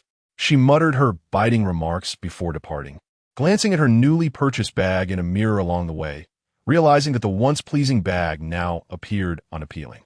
After Sister Tao San left, Tao Ran Xian allowed the children to play for a while longer, but as time slipped away, she decided to return to the Tao residence with them. When Shun Xiyan arrived at the Tao family home, Tao Ran Xian had just returned. The two children, upon seeing their mother, rushed eagerly towards her. "Mama, why did you take so long to come? We missed you all day." It was Shun Jin who spoke. Shun Xiyan bent down to wipe the sweat from her son's little face, incredulously asking, "Did you truly miss Mama?" Shun Jin felt a twinge of guilt as he glanced at Shun Yin, silently challenging, "Ask your brother if you don't believe me." Shun Yin nodded earnestly, deep in thought.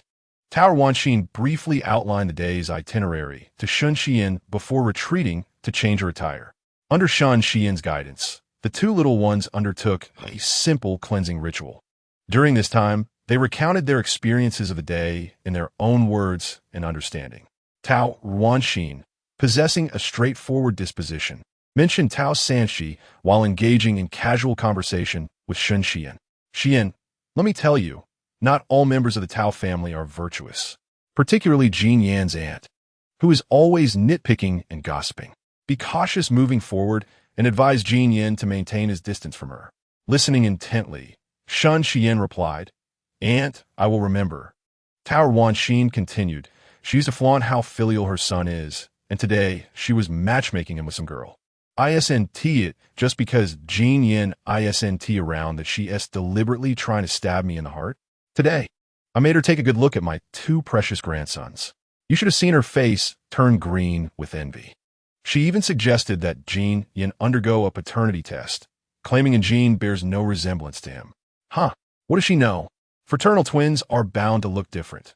One resembles the father, the other the mother. It's perfectly normal." Shen Xian handed her son 2 oranges, and upon hearing Tao Wanxin's words, her expression shifted to one of concern. Tao Wanxin, thinking she might have spoken too much, reassured her, "Xian, I'm not referring to you. I merely wish for you to understand the dynamics of the Tao family. Jin Yin will be joining the company soon, and it's essential to discern whom he should associate with." Shen Xian indicated her understanding. Chapter 62. He dares to harbor feelings for my woman. Does he wish to court disaster? After conversing with Shen Xian for a while, Tao Ruanxin called her son.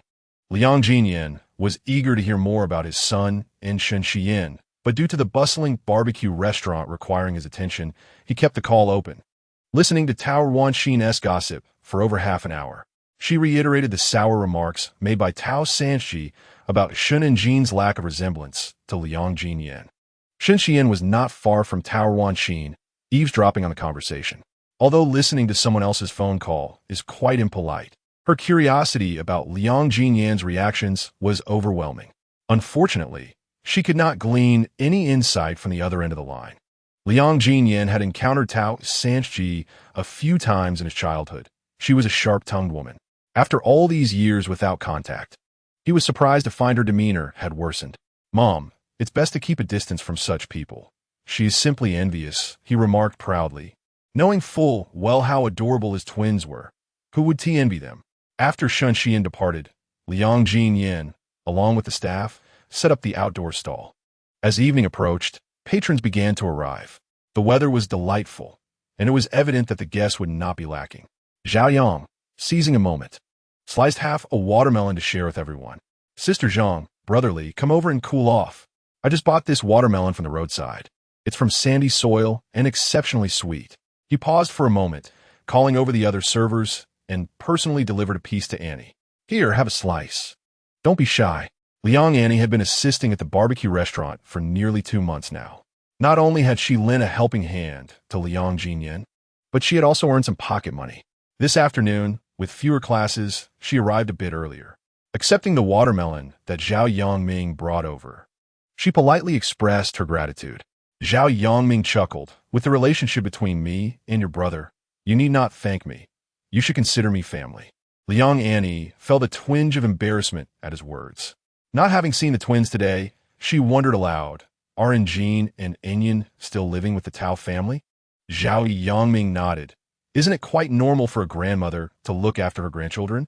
Your sister-in-law is so busy and your brother has little time. It's surely more reassuring for them to stay at the Tao household." Liang Annie felt a pang in her heart. Her brother was truly her family. She had met Zhao Jinyao, who didn't even share the same surname as her brother. What right did she have to claim the Jin character? In truth, her mother had often been idle. Wouldn't it be better if her mother came to take care of the children? She dared not voice this directly to Liang Ziyan, hoping Zhao Yangming might convey the sentiment. However, Zhao Yangming was no gossip monger. He chuckled awkwardly. "Well, the customers are arriving.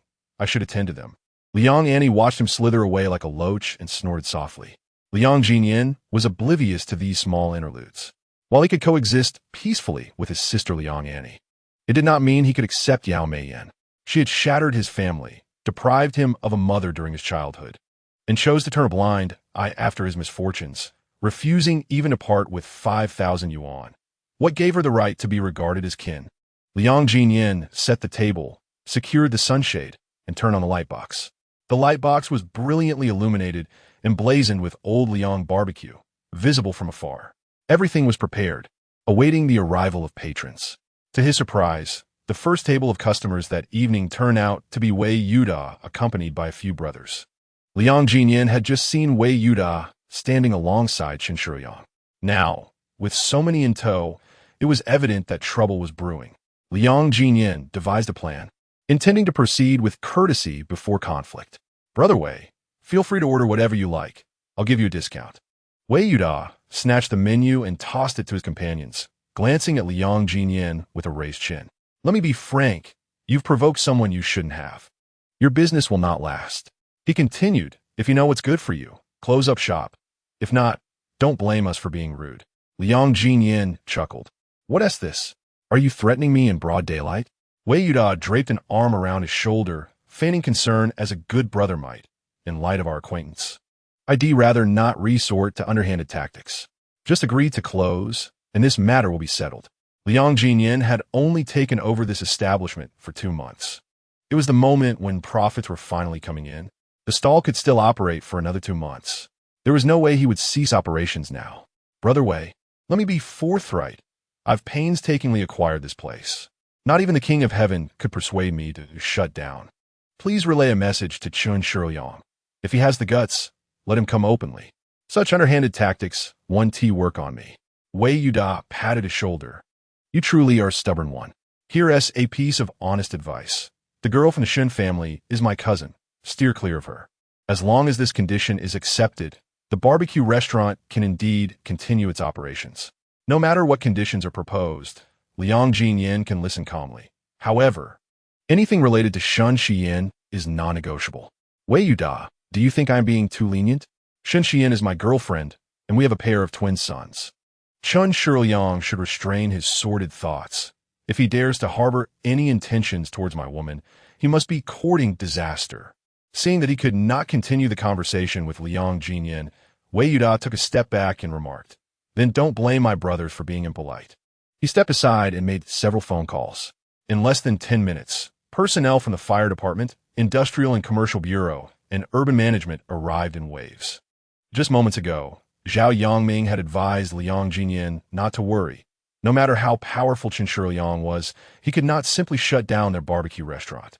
However, upon seeing the uniformed officials, he could not help but break into a cold sweat.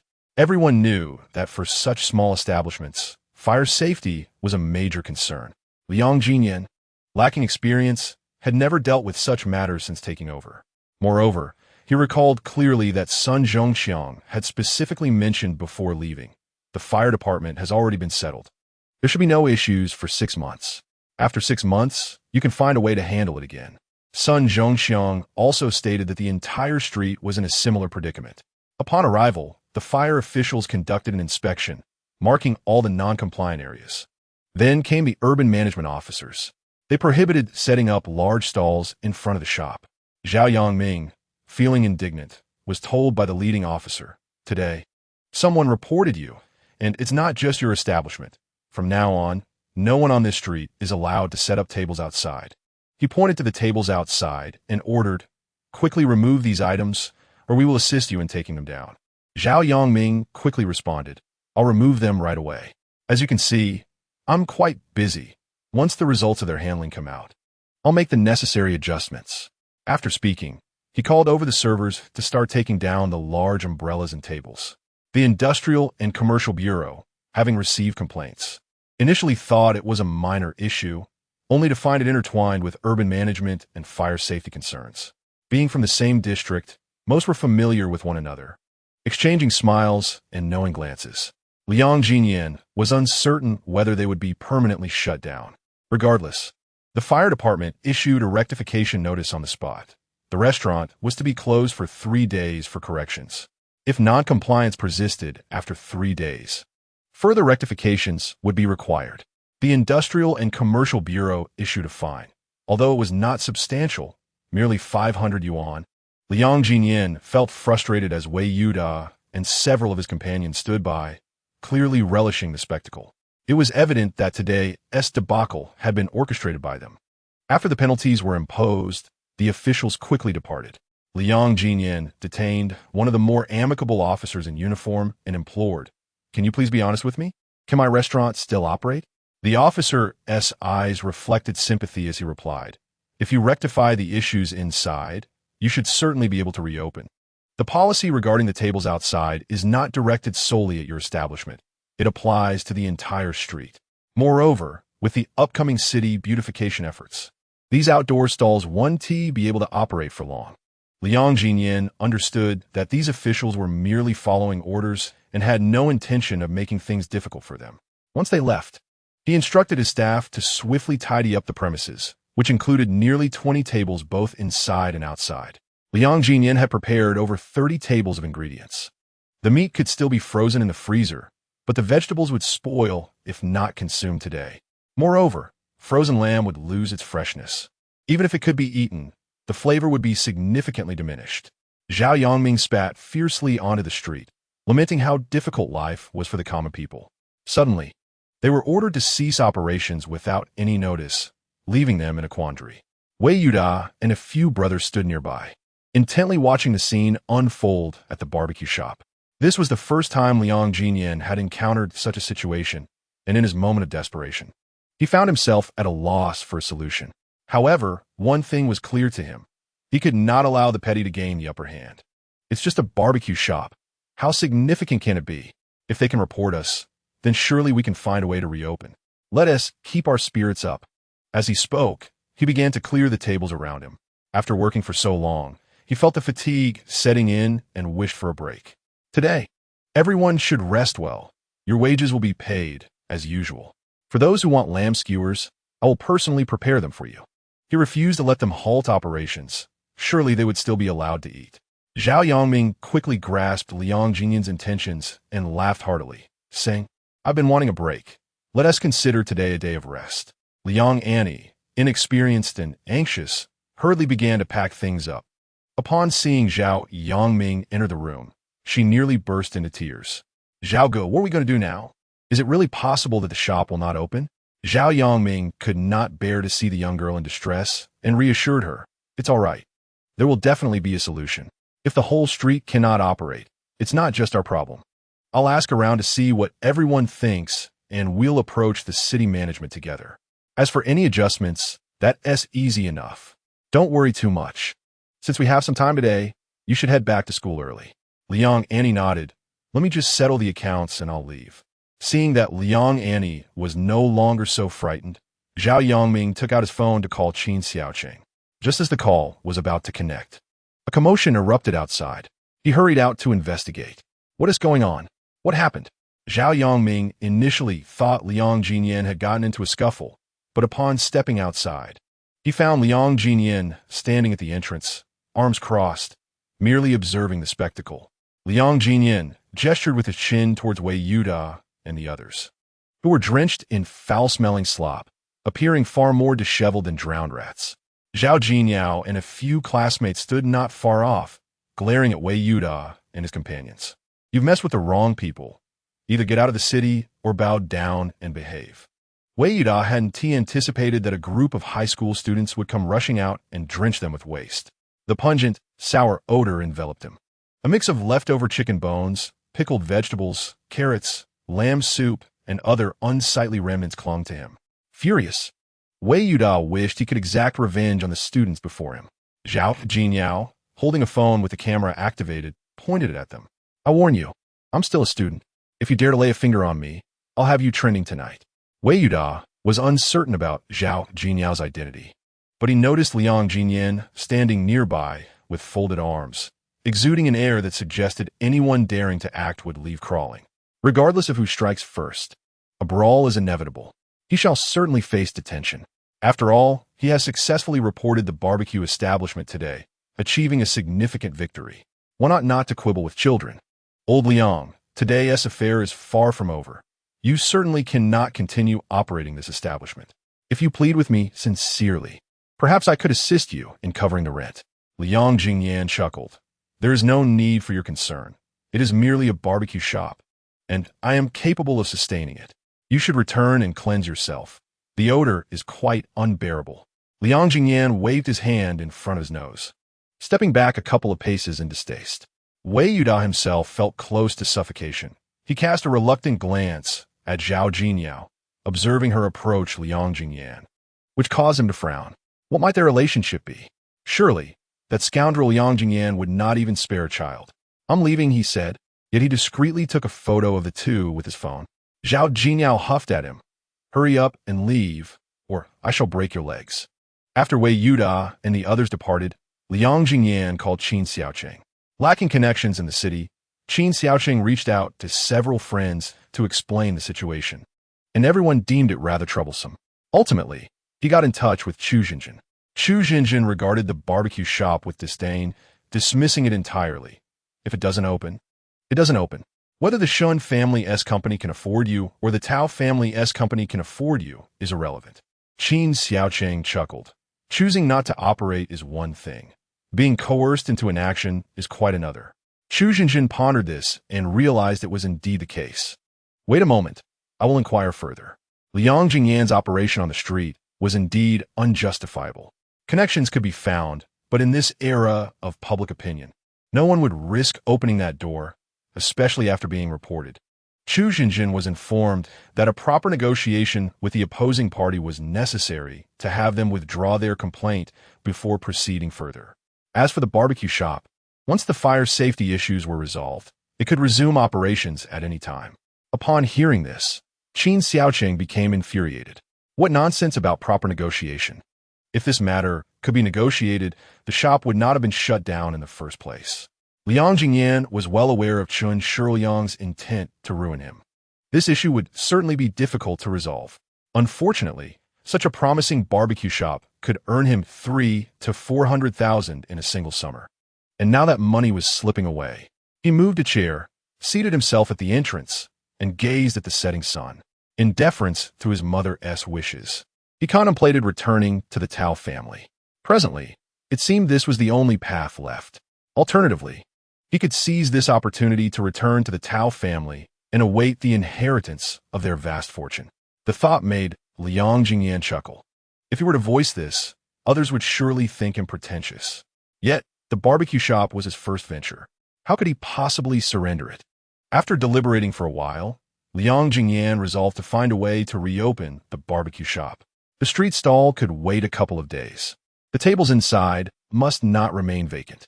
As he was lost in thought, he noticed a call from Shun Shi coming through. After a moment's hesitation, he answered, "Jingyan, is your barbecue shop not open today?" Chapter 64 em Soru. Shen Xian had learned from Chu Jinjin about the rectification of the barbecue shop today. She had just spent some time playing with the two children and was preparing to seek him out once they had fallen asleep. In the presence of Shen Xian, Liang Ziyan inherently felt a tinge of inferiority. He had never attended university and was a rough man. The most accomplished feat of his first 27 years had been winning her affection and fathering a pair of adorable twins. The rest of his time had been squandered in a haze of aimlessness. This barbecue restaurant represented the nascent step of his entrepreneurial journey. Yet after merely 2 months, he had been notified of a required rectification. Such setbacks left him feeling profoundly embarrassed. Upon hearing Shen Xian's voice, this burly man felt an unexpected urge to weep, overwhelmed by a sense of grievance. However, he could never allow himself to cry in front of a woman. There had been a minor issue, and today was a day of rest. He had just given everyone the day off. "Are you with the boys? Perhaps once they have fallen asleep, I could come over for a chat?" After a prolonged silence, he continued, "Alternatively, I could attend to some matters here and then come find you. It would be a great opportunity to take the children out for some fun, since I have a few days free." "I'm sorry." Shen Xian's voice suddenly came through the phone. Liang Ziyan furrowed his brow. "Why would you say that?" Her tone was laced with regret. "It's all my fault, otherwise Qin Shiliang would not have been able to report you. I've caused you trouble."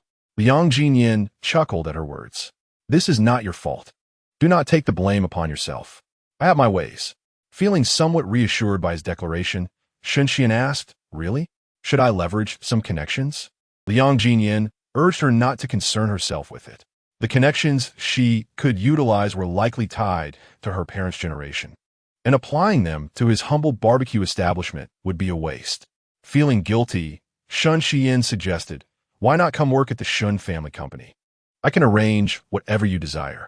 Liang Ziyan jokingly replied, "Let us not go there. I lack both qualifications and capability. Besides, I would struggle to adapt to a 9-to-5 job." After a moment's thought, Shen Xian proposed, "What if you simply stay home to care for the children? I have shares. Supporting the 3 of you would be quite manageable."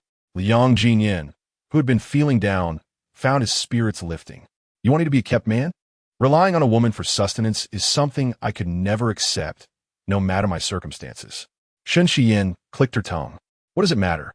One of us must make sacrifices for the family." Liang Ziyan's heart leaped with joy. "Will we become husband and wife?" Shen Xian faltered, unsure how to respond.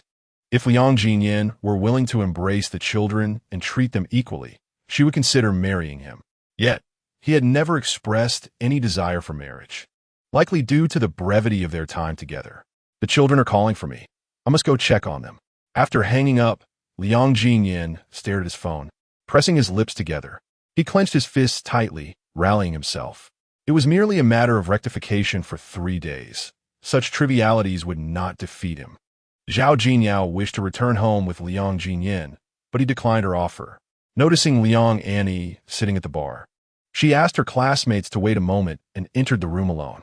She grasped the straps of her bag with both hands, standing just outside the bar. The aura of a privileged heiress seemed to radiate, illuminating the atmosphere above the entire bar. Liang Annie sensed something amiss and lifted her gaze to meet hers. Recognizing her as Tao Ronxin's daughter, she furrowed her brow. Zhao Jinyao scoffed, "Are you Liang Annie? My half-brother's sister?" Liang Annie, with her gentle disposition, felt her inherent insecurities awaken under such scrutiny. She bit her lip and retorted, "What do you want?" Zhao Jinyao had no ulterior motives. "I merely wish to express my gratitude." Liang Annie frowned. "What could you possibly thank me for?" Zhao Jinyao revised her statement. "Or perhaps I should thank your mother. Without her, my mother would never have married my father, and I would not exist." Upon uttering these words, she scrutinized Liang Annie from head to toe, her lofty princess demeanor fully on display. "Make sure to manage your accounts well. Don't squander my brother's money." With that, she stepped out of the room, spotting Liang Ziyan on the phone. She waved from distance, "Brother, I'm heading home." Over half an hour later, Shun Xian arrived at the barbecue restaurant, which was closed for the day, with all the staff having clocked out. Liang Ziyan and Zhao Yangming were tidying up the kitchen. One sat at the entrance, soaking in the evening glow, while the other was engrossed in a video game inside. Qin Xiaoqing had just called them, inviting them out for drinks. Even with the rectification underway, finding a chef at such a late hour was futile, and they couldn't let such a splendid evening go to waste. Liang Jiyan urged Zhao Yangming to go ahead, estimating that Shun Xian would soon arrive, and decided to wait a little longer. Suddenly, the urban management issued an order prohibiting street stalls along the entire road, affecting not just their establishment. Neighbors came over to inquire about the situation. Their restaurant could still operate normally, as only the outdoor stalls were affected. The owner of East Brother Barbecue, from a couple of shops down, approached and squatted beside Liang Jiyan, offering him a cigarette. "What exactly is going on? Why are they shutting down the street stalls? I rely on these 3 months of outdoor business each year. The rent is steep, and we can hardly fit a few tables inside, not to mention staff wages, utilities, and various other expenses. I just spoke with a friend who works in urban management. He mentioned someone offended the wrong person and got reported, resulting in this street-wide closure. Have you heard anything, Lao Yang?" As soon as East Brother finished, Yao Ge, the owner of a barbecue shop several doors down to the west, spat in disdain and exclaimed, "Where can we common folks seek justice? A decree each day, how can we comply?" He glanced at Liang Jinyan's barbecue shop sign and added, "I heard Lao Yang's shop offended someone. I say, Lao Yang, who did you upset? Can't you discuss it with them?" It was evident Yao Ge was reproaching Liang Jinyan, suggesting he shouldn't have made enemies, as it affected the entire street. Liang Jinyan cast him an irritated glance. The outdoor stalls had been operating outside the regulations, which was why they were prohibited. His cold demeanor was quite imposing. East Brother, concerned about a potential altercation, quickly interjected, "Discussing this now is futile. We should brainstorm solutions together." The outdoor stalls on this street had existed for many years, and the rent included allowances for them. Otherwise, the rental price would be unfeasible. In contemporary times, the notion of prohibiting street vendors has become quite prevalent. We should seek the intervention of the urban management authorities to explore the possibility of leniency. After all, these bustling food stalls contribute to the vibrant atmosphere of the city. Yao Ge was taken aback by Liang Jinyan's cold glare, pressing his lips together in a gesture of agreement with Dong Ge, expressing that he shared the same sentiment, that Liang had misunderstood him. They resolved to approach the situation collectively, believing the united front could yield favorable results. Chapter 65. The Barbecue Shop Dilemma. Chen Shiliang harbored intentions to thwart Liang Jinyan's endeavor to establish a barbecue shop. He deliberately spread rumors suggesting that Liang had offended someone, leading to complaints that effectively obstructed all street vendors. This would inevitably incite animosity towards Liang from the entire street community. Indeed, reality unfolded as Chen predicted. The moment the news broke, many began to castigate Liang. Some even suggested that for the sake of financial gain, Liang should humbly kneel and seek forgiveness, allowing the street vendors to resume their operations. However, no one dared to confront him directly. Only Dong Ge and Yao Ge lingered by his side for a brief conversation, urging him to devise a solution swiftly to avoid hindering their business. Zhao Yongming inquired about Liang's plans, to which Liang responded by retrieving his electric scooter, instructing him to close the door and prioritize a meal, postponing further discussion until the following day. Since arriving in the city, Liang had not had the chance to truly appreciate its scenery. Although he had dined out before, Zhao Yongming had been preoccupied, confined within the barbecue establishment. Today presented a perfect opportunity to unwind. He had contemplated inviting friends over to grill lamb together, but upon realizing his predicament, his employees had all found excuses to leave. Having grown weary of lamb, he decided to change flavors and sent a message to Sun Xian, instructing her to meet him at the restaurant. Once Zhao Yongming secured the door, the two of them rode a single electric scooter to the eatery. Brother Liang, what is the story behind Chen Shiyang? Why is he so intent on targeting you? Zhao Yongming inquired. Liang corrected him. It's Chen Shiyang. Zhao Yongming scoffed. With a face like that, it's no wonder he has such a name. I heard he is the adopted son of the Shen family. What is the deal with him and your sister-in-law? Liang's understanding was merely speculative, as Sun Xian had not divulged much detail. With the parents of the Shen family deceased, it was evident that Chen Shiyang sought to usurp their fortune, and marrying Sun Xian appeared to be the simplest route. His feelings towards her were uncertain. But who could resist the allure of immense wealth? Unclear, Liang replied. Zhao Yongming scoffed again. I heard your sister-in-law's parents died in a car accident, and her sister met a similar fate. Why do such tragedies befall their family so frequently? I suspect this scoundrel Chen Shiyang might have a hand in it. Liang, lacking any supernatural insight, could not ascertain the true circumstances surrounding the accidents. However, Zhao Yongming's conjecture aligned well with Chen Shiyang's dubious character. Yet, without evidence, one must refrain from making baseless claims. You may express your thoughts in my presence, but be cautious, Zhao Yongming warned. Understood. Just don't let me catch him, or I shall ensure his demise. Qin Xiaoqing had gathered a few newly acquainted friends, including Chu Jinjin and Sun Xian, who had arrived before Liang Ziyan. Sun Xian placed her handbag on a nearby chair, and as Liang Ziyan entered the room, she greeted him with a smile and waved, retrieving her bag in the process. Chu Jinjin sat beside Sun Xian and scoffed lightly, teasing her, "You even save him a seat. How excessive." While it was quite natural for Sun Xian to occupy a seat, Chu Jinjin's comment quickly brought a blush to her cheeks. She quietly defended herself. I only wanted to ask him something. Chu Jinjin pouted. No need to explain to me. Earlier, Liang Ziyan had felt a sense of gloom, but upon seeing Sun Xian's radiant face, any displeasure dissipated. He sat next to her and inquired, "Are the children asleep?" Sun Xian nodded. "Yes, even if they weren't. They wouldn't come to me. They have their grandmother, aunt, great-grandfather, and Xiaobai to keep them company, leaving us quite neglected." The thought of the two adorable children erased the last remnants of Liang Jingyan's worries. After all, it was just a barbecue restaurant. He aspired to greater ambitions, such as opening a much larger establishment. Zhao Yongming had intended to sit beside Liang Jingyan, but as the seat to his left was already occupied, he found himself between two strangers. Qin Xiaoqing introduced everyone. To Zhao Yongming's left sat Zhao Shilai, a peer, and to his right was He Kaiwei, a strikingly beautiful woman. Zhao Yongming exchanged greetings and, with Qin Xiaoqing in between, struck up a conversation with Chu Jinjin.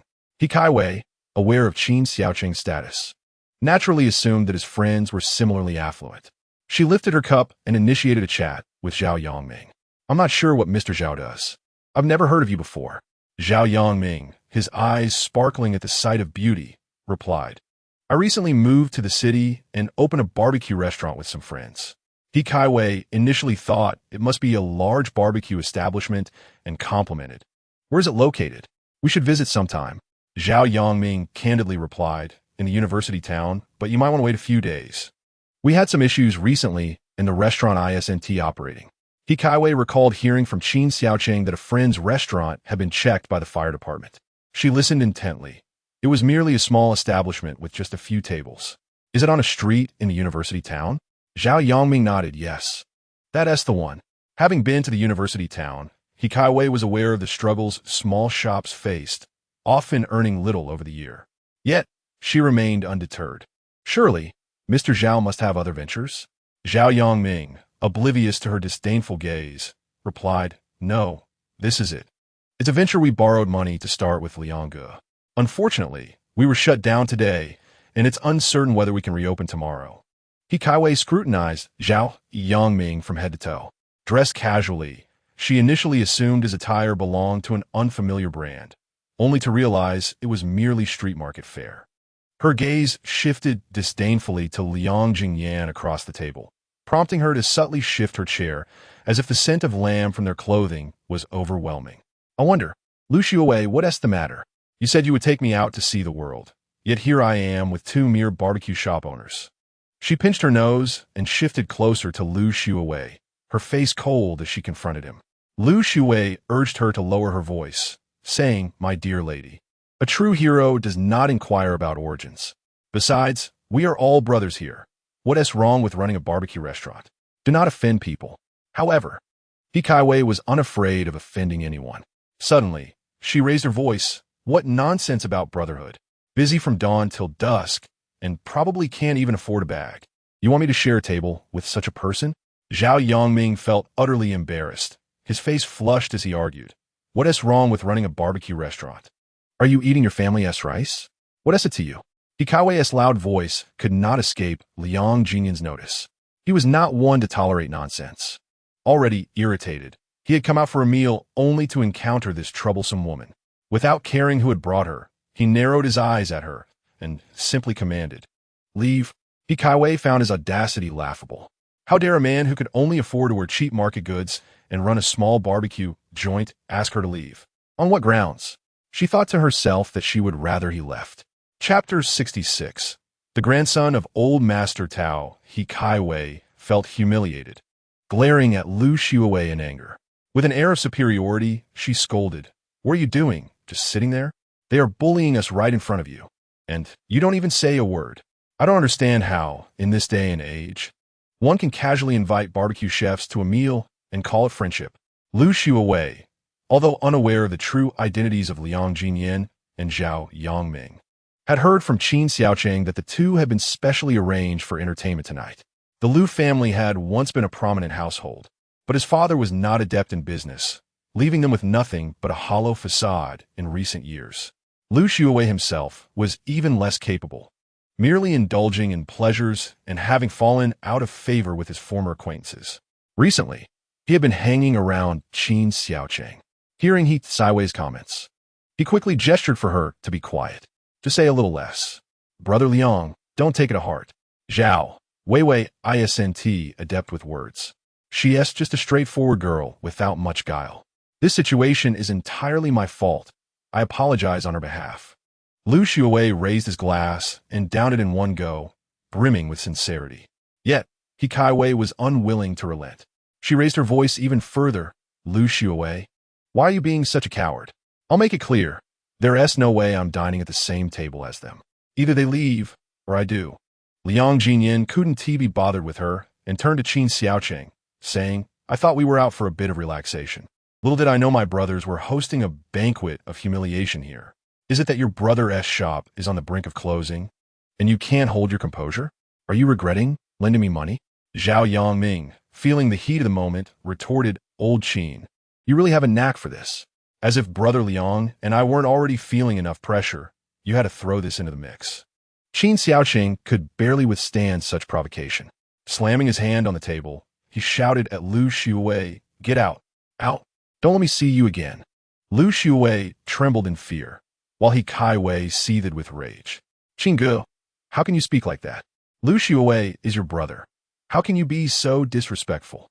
Qin Xiaocheng, losing patience, interrupted, "Let me tell you, my life was saved by Lao Yang.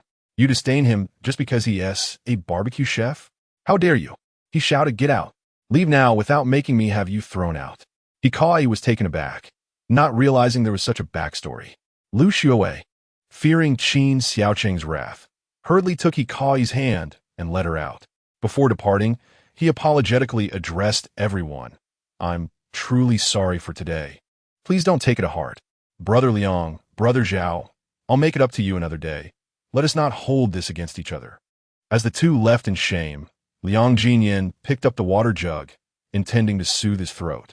Unexpectedly, a soft hand suddenly pressed down on his large one. Shen Xian took the jug and poured him a glass, gently saying, "Take a sip. It's not worth getting upset over such people." Liang Ziyan felt that these past few days had been particularly unfortunate, as everything seemed to go awry. Even a simple meal out had turned sour. However, Shen Xian's words had calmed him considerably. "Let us eat, everyone. Don't let my mood ruin the fun." Chu Jinjin reproached Qin Xiaoqing. "Look at the kind of friends you have." Qin Xiaoqing was even more infuriated than Liang Ziyan. He had hoped to lighten the mood for his brothers. But now everyone looked quite disheartened. He lifted his glass and downed its contents in one go. "Brothers were careless. Brother Liang, please don't be angry." Liang Ziyan didn't hold it against Qin Xiaoqing. Aware that his earlier words had been too harsh, he sought to ease the atmosphere. He raised his glass and addressed the table. "Today hasn't gone well, and I've dampened everyone's spirits. Let us forget what just happened. Kulme, let us drink to our brotherhood from this day forth." Qin Xiaoqing leaned in and clinked glasses with him. Chu Jinjin noticed the frustrated look on Qin Xiaoqing's face and understood that he had meant well but acted poorly. She patted the back of his hand, reassuringly saying, "We all have our blind moments. Such trivial matters are not worth holding on to." For the first time, Qin Xiaoqing thought that Chu Jinjin had made a valid point. If he can articulate, do so more often. Hikai, having been expelled from the restaurant, vented her frustrations entirely on Lu Xiuwei. "What is wrong with you? Didn't you say Qin Xiaoqing is your good brother? When it mattered most, you showed your true colors, unable to utter a single strong word. How did I end up with such a friend?" Lu Xiuwei was seething with anger. However, Hikai was beautiful and was at the moment his most attractive girlfriend. Despite mentally chiding her for her lack of understanding, he went along with her tirade. Hikai complained all the way until they spotted a Western restaurant nearby. Pointing, she demanded, "Treat me." Lu Xiuwei was already low on funds, but in an effort to maintain some face, he gritted his teeth and agreed, "All right, just calm down." As they entered the restaurant, they unexpectedly encountered Chen Shiyang. He was alone, seated by the window, absent-mindedly eating steak. The head of the Shun family conglomerate. Lu Xiuwei was only vaguely acquainted with him. After a moment's hesitation, he nodded slightly in acknowledgement. The other party offered him not even a glance, leaving him feeling somewhat awkward as he pulled Hikai Wei to a neighboring table. Hikai Wei, still simmering with anger, ordered a steak and continued her tirade. Why did Qin Xiaoqing show such deference to someone as trivial as a barbecue vendor? Surely, there must be another identity at play. Lu Xiuwei found this hard to believe. Hadn't Qin Xiaoqing claimed that he had saved his life? Hikai Wei dismissed such notions. Would he invite a beggar who saved him on the street to dine together? Perhaps there were undisclosed connections. At the barbecue restaurant, the familiar terms drifted into Chen Shiyang's ears. He furrowed his brow and turned to Hikai Wei. "You too. Come over here." Hikai Wei, unfamiliar with the individual, noted that despite his refined attire, she had no intention of yielding. "Why should I go just because you say so? Who do you think you are?" Lu Xiuwei, realizing the gravity of the situation, quickly intervened. "This is Mr. Chen from the Shen family. Perhaps you should temper your words." The two hastily took their seats opposite Chen Shiyang. Chen Shiyang requested a clear account of the recent events. Hikai Wei, still indignant, recounted the entire story. Chen Shiyang fell into silence and, after a moment, inquired of Lu Xiuwei, "Do you know if that barbecue vendor has any other identity?" He had always doubted that Shen Xian would choose a mere courier as a partner, let alone bear his child. If the individual indeed possessed a significant background, it would elucidate the circumstances. Lu Xiuwei racked his brain, recalling his interactions with Qin Xiaoqing over the past few days. Suddenly, he slapped his forehead and exclaimed, "I know who he is. I heard Qin Xiaoqing mention it before, but I didn't think much of it." Chen Shiyang instinctively asked, "Who is it?" Lu Xiuwei replied, "He is the only grandson of the Tao family patriarch." Chapter 67. I am the biological father of 2 children. Liang Ziyan had refrained from alcohol for some time. Tonight, however, he indulged, drinking until the early hours. Red, white, and beer, he sampled them all. Despite consuming such quantities, he found himself merely tipsy. Qin Xiaoqing was utterly inebriated, while Zhao Yangming began to speak nonsensically. Others had succumbed to slumber on the sofa. The ladies, having drunk little, remained alert. Shen Xian needed to prepare for an important meeting at the company the following day, aiming to finalize a collaboration with the Tao family. Once the shareholders' meeting concluded, she would officially assume her role in the group. Chen Shiliang would certainly not entrust her with any significant responsibilities, but gaining entry to the company marked her first step into the realm of power.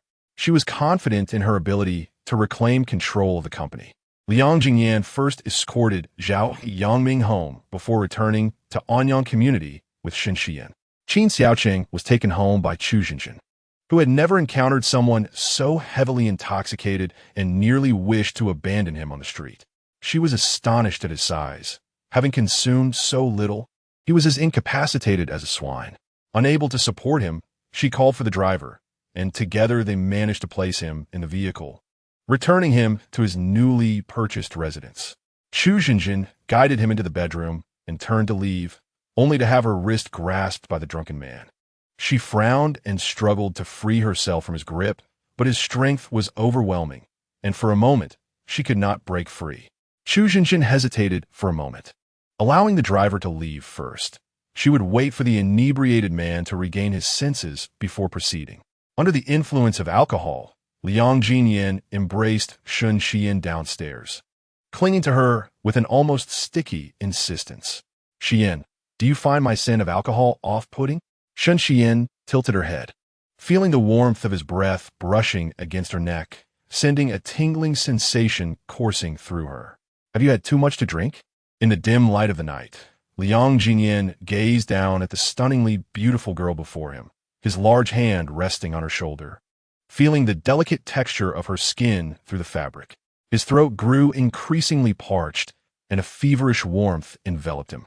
Without hesitation, he denied it, leaning closer to her fair, delicate neck and gently biting down. The sweet taste penetrated to his very bones. He had no desire to pull away, inhaling the fragrant softness of her skin, trailing along the graceful curve of her neck and descending further.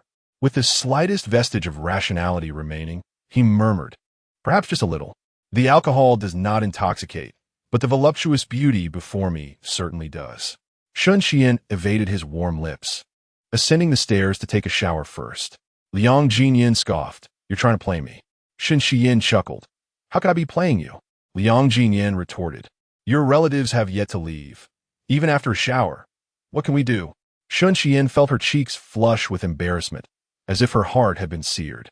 She tiptoed and whispered into the man's ear, "What do you think about something like last night?" Liang Ziyan gradually lifted his head, his crimson eyes fixated on her luscious, cherry-like lips. After a brief pause, he playfully tapped her lips with his fingertip. Shen Xian understood perfectly, feeling flustered and unsure of how to respond. Shameless. After they ascended the stairs, they took turns showering. Following that, Liang Ziyan found himself residing in Shen Xian's home. As a grown man, he felt discomfort at the thought of living in a woman's space. No matter how indifferent Shen Xian appeared to be, he struggled to come to terms with it. The following morning, upon awakening, Liang Ziyan found the soft woman nestled in his embrace. Recollections of the tender moments shared the previous night ignited a fiery warmth within him. Gazing at her rosy lips, he hesitated for a moment before succumbing to an almost magical impulse to kiss her. Perhaps it was indeed wise for the Tao family to summon him back to the company.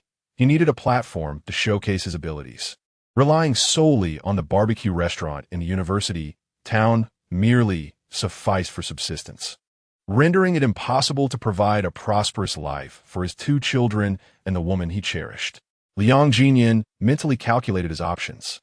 He could entrust the barbecue restaurant to Zhao Yangming, hiring just 1 grill master and a single server, ensuring an effortless profit of over 100,000. For Zhao Yangming, this should prove to be a favorable arrangement. Should he be unwilling and wish to join Liang Ziyan at the company, it would not pose a significant challenge. He could simply transfer the restaurant to someone else. Liang Ziyan recognized his lack of education and capability. However, he was eager to learn. The elder was willing to teach him, and he did not consider himself incapable of grasping the concepts. Given time, he was confident he could achieve something noteworthy. Liang Ziyan had endeavored to be gentle, yet he still inadvertently roused Sun Shiyin from her slumber with a kiss. The two shared a lingering embrace, reluctant to part, until Sun Shiyin, mindful of her responsibilities at the company, gently pushed him away and dressed. After breakfast, they departed together. Sun Shiyin headed to the company, while Liang Ziyan planned to visit the Shun family to attend a lecture by the elder and, coincidentally, check on his two precious sons. Last night, Tao Ranxin had meticulously arranged the day's activities. First, a trip to the mall to purchase elegant clothing, followed by a visit to a photography studio. The studio had assigned a dedicated photographer, a charming young man who lavished praise upon the two little ones, causing Tao Ranxin to almost forget her own name in delight. It was at this moment that Shun Shiliang made his entrance. From a distance, he waved to the two children, and Jean, Inyan, come here. Shun and Jean approached him without any defenses, her big eyes sparkling with joy as she greeted him. Uncle Shun. However, Shun Inyan, disliking him, quickly hid behind Tao Ranxin. Noticing this unexpected visitor, Tao Ranxin frowned. Who are you? She pulled Shun and Jean closer to her, her body brimming with vigilance. Chen Shiliang regarded the two children with a gentle smile and corrected her. It's not Uncle Chun. I am their father. I am her father. Shun and Jean was puzzled, looking at Tao Ranxin with confusion. She, too, was taken aback, unsure of where this man had come from, boldly claiming to be the father of her children. Meanwhile, Shun Inyan displayed remarkable composure. With a serious expression, he stated, You are not our father. Our father is Liang Ziyan. A flicker of severity crossed Chun Shiliang's face, but he chose not to stoop to the level of a child. Standing tall, he addressed Tao Ranxin with conviction.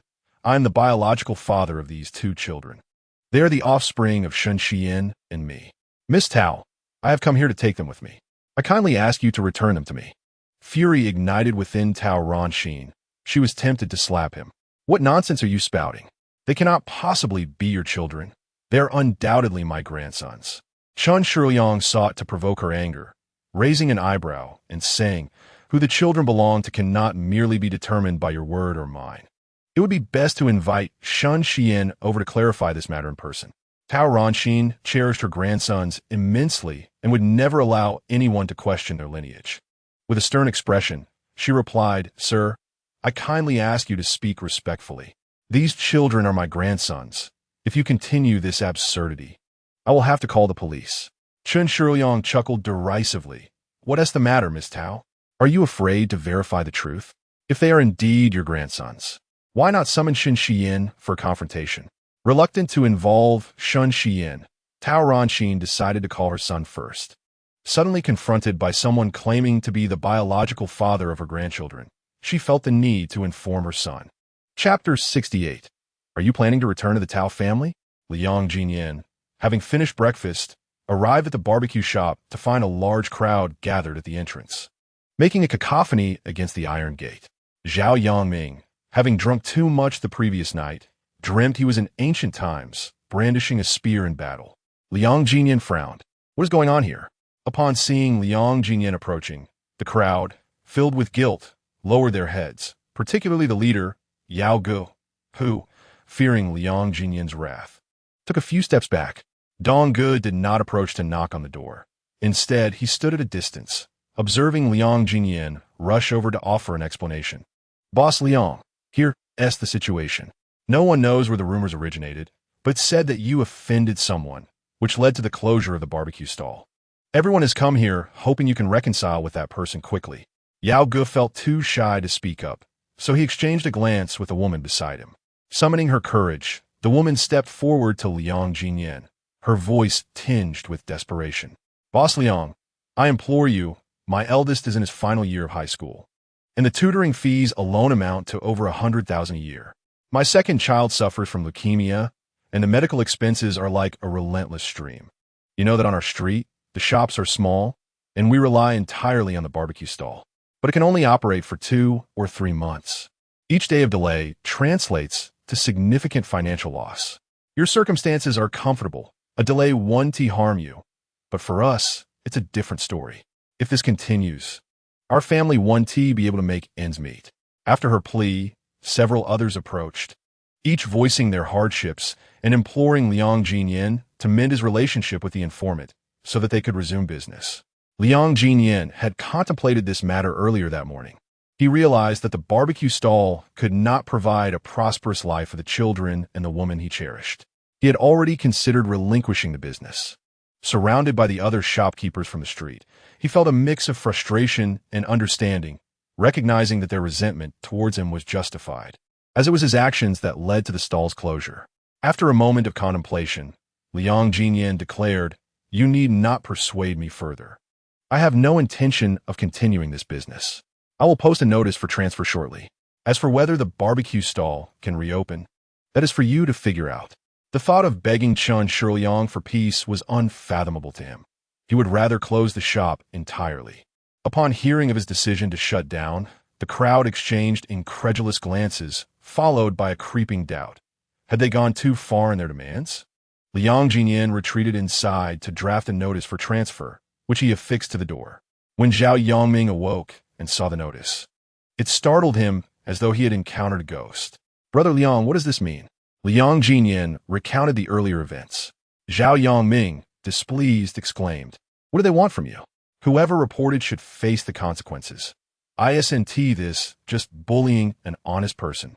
Even if we assume that the barbecue stall cannot operate on this street, after all these years of earning, shouldn't they be content?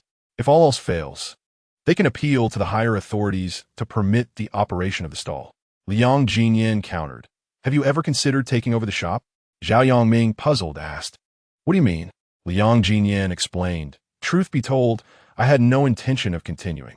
Being scorned for running a barbecue stall does not affect me personally. If Shen Xian were an ordinary person, it would not matter much. However, given her life and the circles her children move in, I would be subjected to greater scrutiny, which could cast a negative shadow on them." Upon hearing this, Zhao Yongming paused, then quickly grasped the implication. "You intend to return to the Tao family, don't you?" Liang Ziyan hesitated but eventually nodded. Zhao Yongming chuckled. "Returning is a good choice. It surely holds more promise than this barbecue stall." Liang Ziyan inquired again, "So, I must ask you, do you truly wish to manage the barbecue restaurant, or would you prefer to accompany me to the company?" Zhao Yongming had never contemplated this matter. He scratched his head and chuckled foolishly. "I lack both the qualifications and the experience. Can I really succeed at the company?" Liang Ziyan responded with amusement. "What do I possess? The old man claims that the bloodline I carry serves as a stepping stone, but no, it is our brotherly bond, or rather, your debt of 180,000 that serves as a stepping stone." This made Zhao Yongming laugh heartily. Let me think about it. In truth, he still leaned towards the barbecue restaurant, for it was his first venture. Do you think this barbecue restaurant can still thrive? Liang Ziyan was well prepared. He had already posted a notice regarding the transfer of ownership, planning to resume operations in a couple of days, solely managing the tables within, while others could still provide takeout. Zhao Yongming acknowledged this understanding. Liang Ziyan continued, "You can reduce your staff, retaining only one barbecue chef and one server, perhaps hiring an additional part-time worker to manage the few tables inside. As for the outdoor stalls, you need not set up too many. 5 or 6 tables would suffice. If it becomes too overwhelming, you can even sublease the outdoor stalls. Such is the situation, so consider it carefully." Once the transfer notice was posted, numerous inquiries flooded in. Liang Ziyan promptly erased the contact number from the notice. After completing these tasks, he went to the Tao family's villa to accompany the old man. Today, the old man did not require him to brew tea, complaining about his lack of refinement, and presented several books before him. Do not behave like a crude vagabond. From this day forward, dedicate yourself to reading and self-cultivation. Liang Ziyan casually picked up a book and nearly laughed with exasperation. "Are you showing me Kai Jin Tan?" The old man, displeased, retorted, "What of it? Is it too much for you?" Liang Ziyan chuckled. "I read this in middle school." The old man did not doubt his words, asking if he had not submitted it to a teacher. Liang Ziyan closed the book and randomly selected 2 pages to recite for him. The old man quickly turned to the pages he had recited, finding them verbatim. A glimmer of amusement flickered in his eyes. "Well, you actually remember." Liang Ziyan felt a sense of pride. "Of course, although I have not attended university." I have undergone 9 years of compulsory education. The old man scoffed. Look at how capable you are. Have you read all of those? Liang Ziyan flipped through the books, admitting he had read some, but not all. The old man instructed him to take them all, declaring that he wanted to hear his insights in a week. Liang Ziyan readily agreed, saying, "Very well. However, if I do not articulate it well, you must not be critical." Liang Ziyan spent the entire morning reading at the Tao residence, forgoing lunch, and in the afternoon he dozed briefly in the old man's study. Upon receiving a phone call from Tao Ranxin, he thought he was dreaming. "Mom, please do not rush. Explain what is happening." Tao Ranxin, raised with impeccable manners, found it difficult to contain her frustration. An outrageous individual appeared from nowhere, claiming to be the father of her 2 children, insisting they call him dad, and demanding she confront Shen Xian. "You need to come here quickly. Also, please inform Xian to clarify this matter." Chapter 69. She has never loved you. Liang Ziyan did not call Shen Xian. It is evident without a second thought who is obstructing the mother from acknowledging the 2 children. Chen Shiliang is indeed exhausting great efforts for the sake of the Shun family's fortune. Such matters are well within his capacity to handle alone. Liang Ziyan is not mistaken. Chen Shiliang's avarice for the Shun family's wealth knows no bounds. He is determined to take the 2 children today, come what may. Upon arriving at the photography studio, Liang Ziyan observed the 2 children cowering behind Tao Ranjin, visibly shaken and distressed. Unable to bear the sight of his son's suffering, his eyes reddened with fury. He strode purposefully towards Chen Shiliang, his fists clenched, holding back the urge to strike him, mindful of the children as presents.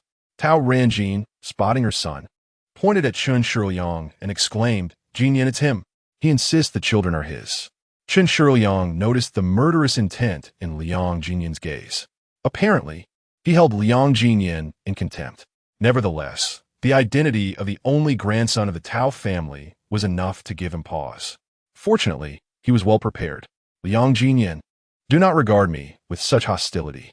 They are my sons, and I possess the right to take them," he declared. Liang Jinyan, finding the statement ludicrous, retorted, "Have you not slept well last night, dreaming too extravagantly? Or perhaps you are feverish today. Anjin and Inyan are the sons of Shun Xian and me. Speak any more nonsense, and I shall not be so accommodating." Chen Shiliang was unfazed by his words. "Are you so certain they are yours?" he challenged. Liang Jinyan was indeed certain.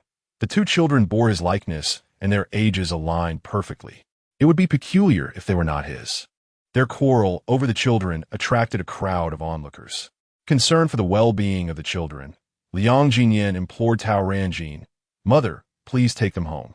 Chen Shiliang refused to relent, and Liang Jinyan stood before him like a fearsome guardian, helplessly watching as the 2 children were led away. "Liang Jinyan, do not presume that taking the children means you have triumphed. Do you know how Shun Xian's sister met her demise?" Liang Jinyan had only heard of a car accident involving her, but was unaware of the specifics. Noticing his frown, Chen Shiliang smirked triumphantly. "If you do not wish to be overheard, let us find a quiet place to converse." Liang Jinyan agreed, spotting a nearby CAF. "Very well, let's go there. I am curious to hear what you have to say." The 2 entered the CAF and chose a table. Chen Shiliang wasted no time to speak plainly. "The reason Shan Xinhua had her accident was that she could not accept my relationship with her sister. She went out and drove recklessly, leading to the incident. Since then, Shun Xian has been plagued by guilt, believing she caused her sister's death, which is why she has been unable to accept me. Otherwise, we would have married long ago. The children are unequivocally mine." Liang Jinyan did not believe a single word of Chen Shiliang's claims. "Do not tarnish Shun Xian's reputation. You cannot conduct yourself with integrity and then drag others down with you." Chen Shiliang smirked knowingly. "I anticipated your disbelief, yet I possess evidence." While Liang Jinyan trusted Shun Xian wholeheartedly, he could not dismiss the mention of evidence. Nonetheless, he remained convinced that Chen Shiliang was lying. Chen Shiliang raised an eyebrow and said, "Liang Jinyan, I just contacted Shen Xian, and she will arrive shortly. The question of whether the 2 children are yours or mine need not be debated. We will simply observe Shen Xian's stance." Liang Jinyan frowned. "What exactly are you trying to say?" Chun Shuyang replied, if you are so certain the children are yours, why not propose to Shun Xian that you take both children for a paternity test? That seems reasonable, does it not? Should she agree, I shall willingly withdraw and wish you well. However, if she does not, you should be able to deduce whose children they truly are. Chun Shuyang paused momentarily before adding, from the very beginning, she has been manipulating you. You have never been her true love. You are merely her preferred option. Liang Ziyan underestimated Chun Shuyang. Surprised by his despicable nature and deep cunning, willing to utter whatever nonsense for the sake of the Shun family's fortune. Had he possessed any self-doubt, he might have fallen for Chun Shuyang's trap. Chun Shuyang, such divisive tactics are hardly sophisticated. I will not be deceived by you. With an expression of assured victory, Chun Shuyang turned towards the door. Shun Xian has arrived. You may verify with her. Liang Ziyan had just parted ways with Shun Xian that morning. The previous night, they had shared tender moments, and he refused to believe that Shun Xian harbored no feelings for him. Yin Yin, Liang Ziyan rose and gestured for her to take a seat. Shun Xian, clad in a white shirt and black trousers, her hair styled in glamorous waves and held back, entered the CF looking like a star walking the red carpet. Despite minimal makeup, her gaze briefly lingered on Liang Ziyan before shifting to Chun Shuyang. What you told him? Chun Shuyang displayed no signs of guilt in response to her inquiry. Instead, he chuckled and said, I have come today to reclaim my children. Just now, I made it clear to Mr. Liang that the two children are mine, our biological offspring. Observing Shun Xian's panic, he felt a sense of triumph. Of course, Mr. Liang does not believe me, so why not let you tell him whose children they are? Shun Xian clenched her fists tightly, ignoring Chun Shuyang's words. She turned to Liang Ziyan and asked, do you believe him? Liang Ziyan, of course, did not believe him. I only trust you. Shun Xian exhaled in relief and reached for Liang Ziyan's hand. There is nothing more to discuss. Let us leave. However, Chun Shuyang was unwilling to let them depart. He grasped Shun Xian's arm, only to be swiftly intercepted by Liang Ziyan. Undeterred, he took a step forward, blocking Shun Xian's path. Shun Xian, in front of Liang Ziyan, do you dare to take the two children for separate paternity tests today? Let's see whose they truly are. Shun Xian was nearly infuriated. Chun Shuyang did not go too far. With an expression of knowing the outcome beforehand, Chun Shuyang looked at Liang Ziyan. Did you see that? She dares not take the children for a paternity test. Are you still unclear about whose they are? If murder were not a crime, Shun Xian would have unhesitatingly sought the sharpest knife to plunge into Chun Shuyang's heart. Chun Shuyang, they are my children. Whether to conduct a paternity test is my decision alone. Do not think that such trivial schemes can drive a wedge between us. Liang Ziyan is free to acknowledge them if he wishes, or to deny them if he prefers. I do not coerce him, for he possesses his own judgment. With these words, she cast a glare filled with animosity at Chun Shuyang before turning to leave. Liang Ziyan felt it unnecessary to engage further with Chun Shuyang and hurried after Shun Xian. Just as he was about to exit, he heard Chun Shuyang mockingly say, Liang Ziyan, you are nothing but a live turtle. If you truly wish to raise someone else's son, then do so. Shun Xian is only interested in your status. If you are not the grandson of the Tao family, do you think she would choose you? Chapter 70. Isn't Jean truly unlike him? After Shun Xian left the room, she stood at the door waiting for Liang Ziyan. Upon seeing him, she looked up and asked, what are your thoughts? Liang Ziyan had indeed placed his full trust in Shun Xian moments ago. However, the abrupt breakup 4 years prior left him without a reasonable explanation. Moreover, Chun Shuyang was not entirely incorrect. He was indeed the grandson of the Tao family, capable of assisting Shun Xian. Otherwise, would she truly choose a mere barbecue shop owner? What perplexed him the most was that, despite having borne his child, Shun Xian had not contacted him even once in the course of 4 years. Yet, upon their reunion, she undeniably exhibited affection for him. Liang Ziyan absent-mindedly replied, what do you mean? His mind was in disarray, devoid of coherent thoughts. Sensing his hesitation and doubt, Shun Xian scoffed, if you still consider the two children to be yours, then let them remain with the Tao family. If you believe I have deceived you, then I shall take them away. Although Liang Ziyan had not fully resolved his thoughts, He would not easily allow her to take the two children away. They were enjoying themselves with their grandmother, and there was no need to disrupt that. It was best for them to stay. Shen Xian was dissatisfied with this response. Liang Ziyan, if you have doubts, voice them. I will understand, and even if you wish to conduct a paternity test, I shall not hold it against you.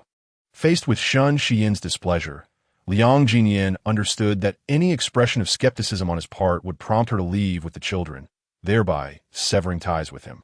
While a paternity test would be ideal, silencing the gossip and alleviating his uncertainties, the words lingered in his throat, ultimately swallowed.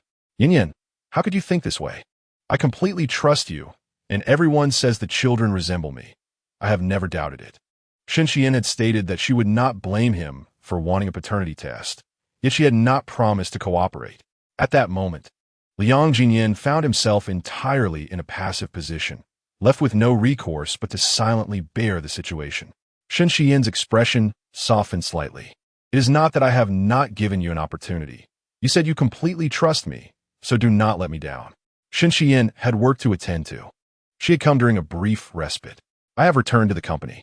By the way, could you please urge Mr. Zhao once more?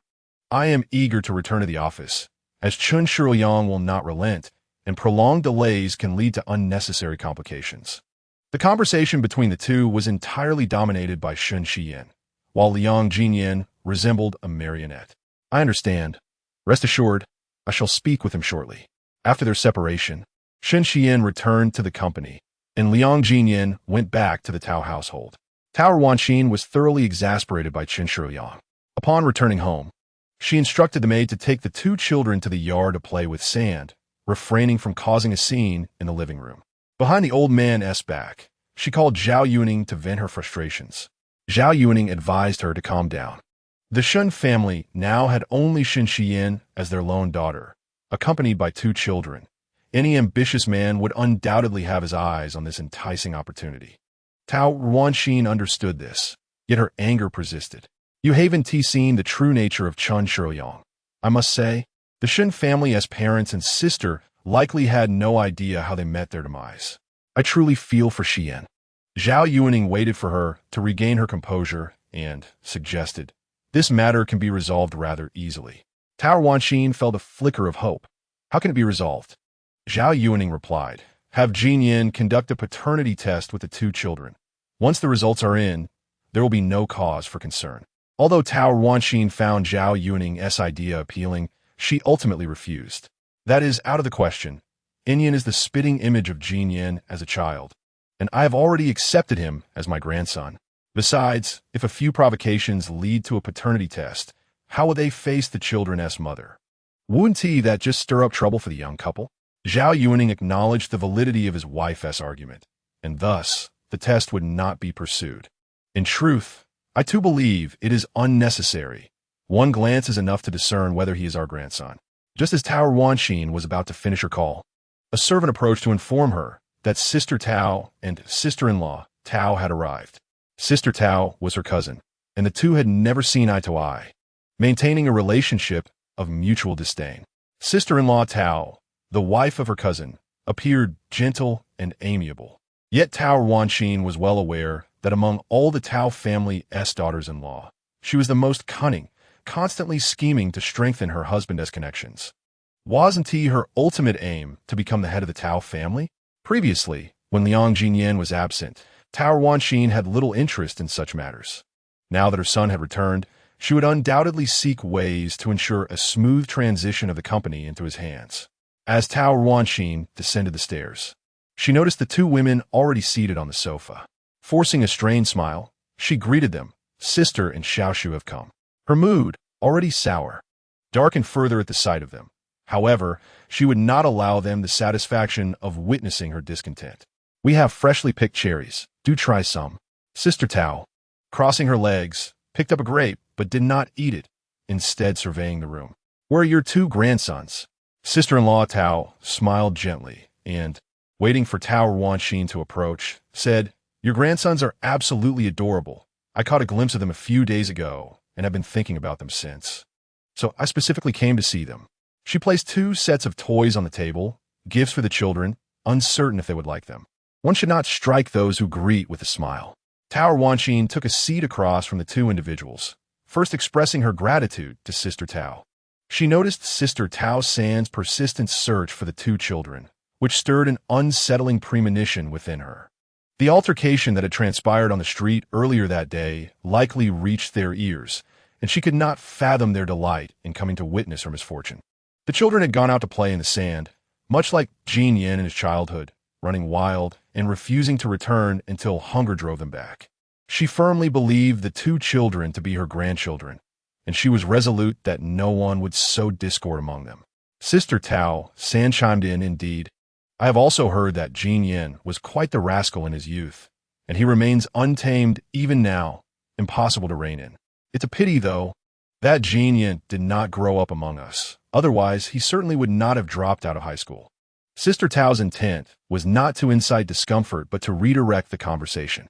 "Sister San, whether one pursues education or not is of little consequence. I have heard that Liang Ziyan is exceptionally intelligent and possesses good character. He will undoubtedly fare well in the future." Tao Wanxin took a cotton swab to her ears, listening to their back and forth. Sister Tao San disagreed with Sister Tao's sentiment. While that may be true, one should indeed read more. Otherwise, one may fall prey to deceit. Those two children, in my eyes, bear no resemblance to Liang Ziyan. Just look at Liang Ziyan's eyes, the quintessential Danfeng eyes. But what about in Jin's eyes? And as for their facial features, Liang Ziyan's face shape is unmistakably akin to the Tao family. Yet in Jin's, forgive my lack of discernment, but I truly cannot see even a semblance of resemblance. Liang Ziyan stepped into the doorway, just in time to overhear this conversation. He could not help but turn back and gaze at the two children playing in the sandbox. Did Shun and Jin truly not resemble him at all? Chapter 71. Doubt Liang Ziyan did not enter the house, but instead found a shaded spot to sit for a while. Once the seed of doubt is sown in one's mind, it requires no watering to take root and flourish. Indeed, Shun and Jin bore no resemblance to him. Yet Inyan did. Only identical twins share such striking similarities. Liang Ziyan felt an urge to retrieve his middle school biology textbook and revisit its chapters. Zhao Yangming had been busy all day, finally resolving matters concerning the fire department. The establishment was ready to resume operations at any moment. However, Liang Ziyan requested he wait 2 days to take advantage of this opportunity for rest. Upon hearing that Liang Ziyan was at the Tao residence, he purchased gifts and made his way over. Although it was his first visit, he appeared far more at ease than Liang Ziyan. After greeting the elder and Tao Wanxin, he devoted his attention to the two children. Liang Ziyan sat in the pavilion, his mind adrift. Did Xian love him? If so, why did they part ways? And why had she not reached out to him even once in the 4 years since? A tumult of disordered thoughts crowded his mind. He longed to confront Xian and seek clarity. Yet deep down, he understood that he had invested far more in their relationship than she ever had. Thus, he could not afford to lose. Zhao Yangming spent some time with the children before approaching Liang Ziyan and offering him a cigarette. "What's wrong? Are you feeling tormented again?" Liang Ziyan accepted the cigarette, placing it between his lips without lighting it, nor did he allow Zhao Yangming to ignite it. "Don't smoke, otherwise. Stay away from the children." Zhao Yangming helplessly tucked the cigarette away, acknowledging, "I see, having a son makes you feel so important that you can't even smoke." Liang Ziyan felt a surge of frustration within him and suddenly asked Zhao Yangming, "Do you truly believe that in Jin and I bear no resemblance at all?" Zhao Yangming furrowed his brow, questioning, "What do you mean by that?" Liang Ziyan replied, "It's just that I have heard some suspicions suggesting that the two children are not mine." Zhao Yangming paused momentarily before laughing. "Impossible.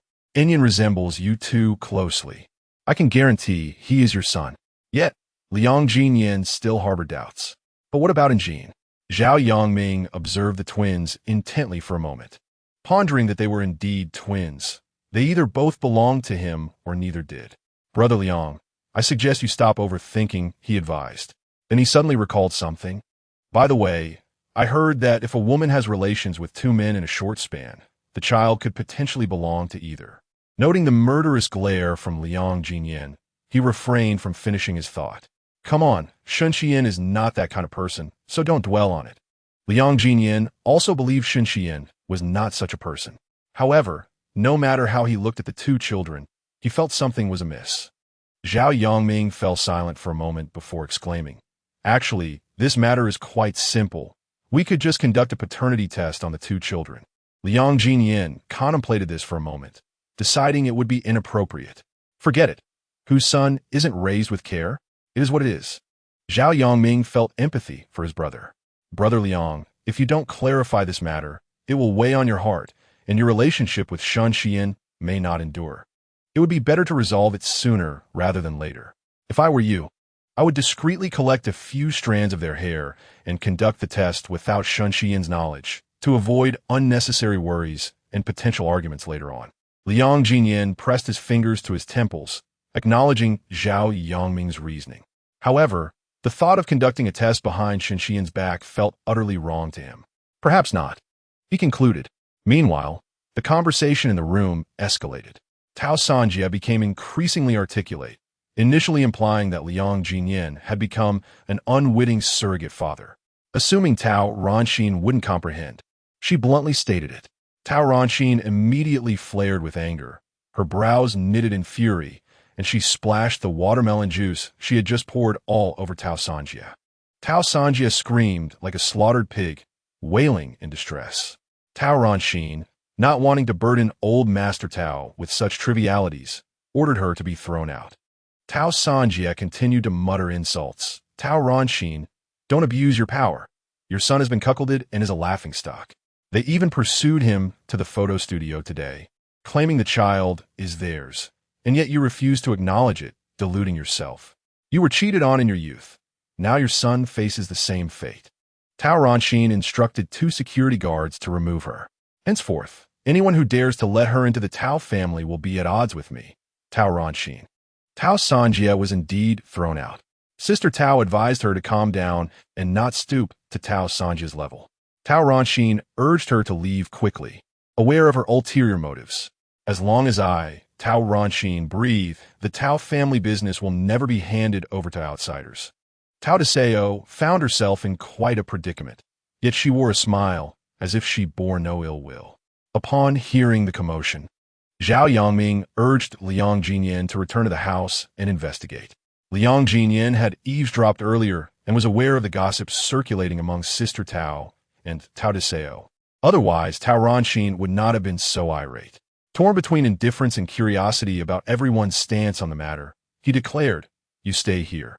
I shall return to the house." The old gentleman had just returned from a game of chess next door and, upon entering, observed Tao Ranxin's anger, chuckling, "At your age, one would think you should be more composed. A few idle remarks have riled you up." Tao Ranxin gulped down a glass of water, still fuming. "I thought they were oblivious to their intentions, hoping Jinyan wouldn't return, as if that would not jeopardize their standing. They ought to reflect on their own worth and capabilities." The elderly man settled onto the sofa, requesting a glass of water from a servant. "Speak your mind. Your words belong to you. What purpose does your anger serve?" Tao Ranxin retorted, "If I were you, I would expel those people from the company." This comment elicited laughter from the old gentleman. "Expel them? With all that needs to be done, are you prepared to shoulder such responsibilities? If only you were more industrious and lent a hand to Aining. You wouldn't have to rely on them. Is your son even ready to take on such a role?" This statement left Tao Ranxin feeling despondent. "Father," she sighed. The old gentleman, feeling for his daughter, chose to refrain from further discussion on the matter. "Let your son gather some courage and take the reins sooner." Liang Ziyan, feeling awkward, lingered at the doorway until Tao Ranxin waved him over. "Jinyan has arrived. Enjoy some freshly squeezed watermelon juice." Reluctantly, Liang Ziyan approached and seated himself opposite the old man. The elderly gentleman, seasoned by life as storms, appeared unfazed by the unfolding drama, while Liang Ziyan struggled to regulate his emotions after absorbing a few provocative remarks from outsiders throughout the afternoon. "Grandfather, have some grapes." The old man, somewhat disdainful, declined the grapes offered. "Jinyan, listen closely. What transpired today is merely a small affair. Far greater challenges lie ahead. You must learn to grow." Chapter 72. Not wishing to hurt her feelings. Growth takes time, and is not the most pressing concern at present. Liang Ziyan pondered the old man's thoughts. Did he not doubt that the two children are not his? Regardless, he acquiesced to whatever the old man said. After an exhausting half-hour of admonitions, the old man, leaning on his cane, retired to his bedroom. Liang Ziyan bid farewell to Tao Ranxin, preparing to leave, but she hesitated. Ultimately, she called out to him, "Regardless of your feelings, treat Xian well. She has no parents or siblings. It is difficult for a woman in her position." Liang Ziyan acknowledged her words. In truth, regardless of whether the two children were his, he would gladly care for Shen Xian. However, he wished to avoid any confusion. A paternity test would undoubtedly wound her heart. Yet, without it, he felt aimless. Thus, Liang Ziyan decided to invite Zhao Yongming and Qin Xiaoqing for a drink. The three men sat at the table, each lost in their thoughts, downing glass after glass without uttering much. First, Qin Xiaoqing let out a sigh, followed closely by Zhao Yongming. The two seemed to be competing, each sighing with increasing frequency. Liang Ziyan looked at them in confusion, asserting, "Shouldn't I be the one sighing? What do you two mean by this?" Zhao Yongming sighed deeply once more, responding, "It's just that women are causing a ruckus." This remark incited laughter. "Do you have a woman?" Zhao Yongming replied, "It's precisely because I don't that I'm sighing." Liang Ziyan then turned to Qin Xiaoqing, asking, "What about you? Is it also because you lack a woman?" Qin Xiaoqing downed a large cup of liquor and leaned closer to Liang Ziyan, saying, "Buddy, help me analyze my situation and see if it's still worth persisting." Liang Ziyan also downed a sizable mug of beer, prompting, "Speak." Despite being a man nearing 30, Qin Xiaoqing still felt a twinge of embarrassment. He ran a hand through his hair and, just as Liang Ziyan was about to lose patience, finally spoke. "Well, a few days ago, I was with that person you should understand." Liang Ziyan was perplexed, but Zhao Yongming appeared to have an inkling, guessing, "You two slept together, didn't you?" Qin Xiaoqing shot him a disapproving look, urging, "Could you be more civilized?" Zhao Yongming scoffed, "What does civilization matter? It all boils down to that one thing. You're a grown man, not a virgin. Why the hesitation?" Qin Xiaoqing shot him a cold glance, replying, "What do you know?" Zhao Yongming chuckled, "I don't understand. It's your coy demeanor that's puzzling." Qin Xiaoqing told him to be quiet, and Liang Ziyan echoed the sentiment. Zhao Yongming mimicked a zipper motion, saying, "All right, I'll zip it." Qin Xiaoqing took another hearty drink, reiterating, "Well, a few days ago, I was with that person you should understand." As someone with experience, Liang Ziyan could no longer feign ignorance after hearing it twice. "And then? What do you wish to convey?" Qin Xiaoqing sighed. It's hard to articulate." Liang Ziyan frowned. "What is the matter? Is she not satisfied?" His gaze wandered downward towards Qin Xiaoqing. Qin Xiaoqing was at a loss for words. "Can you be serious? With a physique like this, how could a woman not be satisfied?" Liang Ziyan asked, perplexed. "Then what exactly troubles you? You've already slept together, just continue." However, Qin Xiaoqing's discontent stemmed from a different issue. As for her, how should I put it?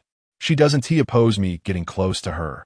She allows me to do as I wish, but when I mentioned defining our relationship, she flatly refused, leaving no room for negotiation. "Can you help me figure out if she looks down on me or is concerned about my status?" Qin Xiaoqing's mother had failed to secure her place as a mistress, and although he was well provided for, everything related to the Qin family was disconnected from him, lacking even the elders' approval. Xu Jinjin came from a respectable background, having been raised in privilege, accustomed to a life of luxury. Marrying a man of no status, a mere illegitimate son, would likely not sit well with her. Liang Ziyan found it difficult to pass judgment. While Qin Xiaoqing was indeed a victim, his existence had inflicted pain upon the legitimate wife and her children. From the moment he was born, he was destined to be unaccepted by certain individuals. Yet, as a brother, he sincerely hoped for Qin Xiaoqing's happiness. Consider your feelings. If you believe you cannot live without her, then let it be. However, if you can cut your losses in time, you may widen your perspective, for there are certainly more suitable options available. Liang Ziyan's words were akin to mere empty rhetoric. Qin Xiaoqing felt no resolution to the matter at hand. His gaze shifted to Zhao Yongming. "What are your thoughts?" Zhao Yongming remained silent for a moment before nodding at himself. "Should I speak?" Qin Xiaoqing chuckled. Can you keep it in? Zhao Yongming could no longer contain himself. This situation is rather simple. Like old Liang, you should consider having child. Unless she possesses no sense of responsibility at all, for the child's sake, you both must reevaluate your relationship. Zhao Yongming harbored ill intentions, while Qin Xiaoqing wore a look of disdain. What a preposterous notion. What if we do not end up together? What then for the child? A single-parent household? Having grown up without a father, witnessing other children basking in familial affection was heart-wrenching. He did not possess a proclivity for suffering. How could he allow his child to tread the same path? Zhao Yongming had only this one suggestion. Then I wish you luck. The predicament of Qin Xiaoqing remained unsolved. Liang Ziyan turned to Zhao Yongming. What exactly is going on with you? Zhao Yongming felt too ashamed to divulge. For years prior, he had borrowed 180,000 from Liang Ziyan, all of which went to a woman.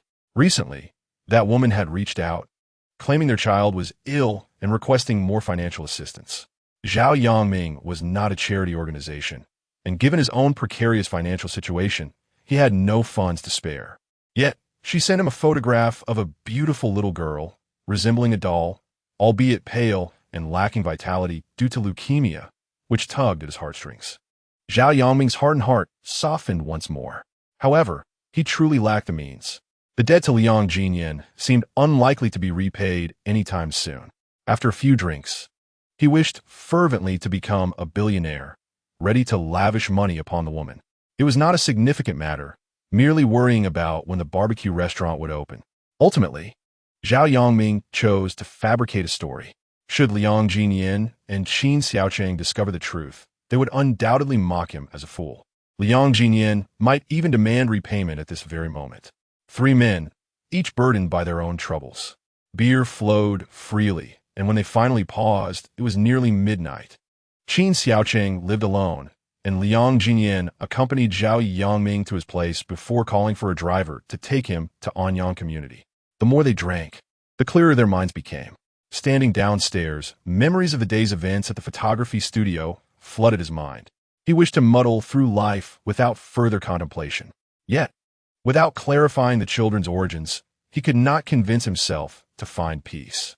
Chapter 73. Paternity Test. Liang Ziyan stood below, replaying the day's occurrences at the studio in his mind. Shen Xian had yet to provide him with any explanation. He found it impossible to calm his restless thoughts. The weather in June and July was unpredictable.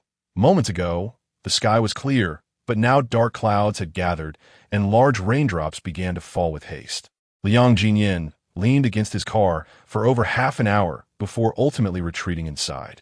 Not long ago, Shen Xian sent him a message inquiring whether he would join them tonight. He fabricated an excuse, promising to accompany the two children instead, thereby declining the invitation. He found himself at a loss, unsure of how to confront the situation. How could Shen Xian not perceive his deception? Qin Xiaoqing had long since reported his whereabouts to Chu Jinjin. It was implausible that they had dined together in the evening and remained oblivious to the fact that three people had gone out for drinks. Yet, she chose not to expose him. 4 years ago, when they parted ways, she had never anticipated they might reunite, let alone rekindle their relationship. Now, whether they could successfully navigate this significant obstacle did not rest in her hands, but rather in his. All she could do was wait. Liang Ziyan spent the better part of the night in his car, catching only a brief moment of sleep just before dawn, only to be roused by a phone call. Zhao Yongming requested that he report to the company today.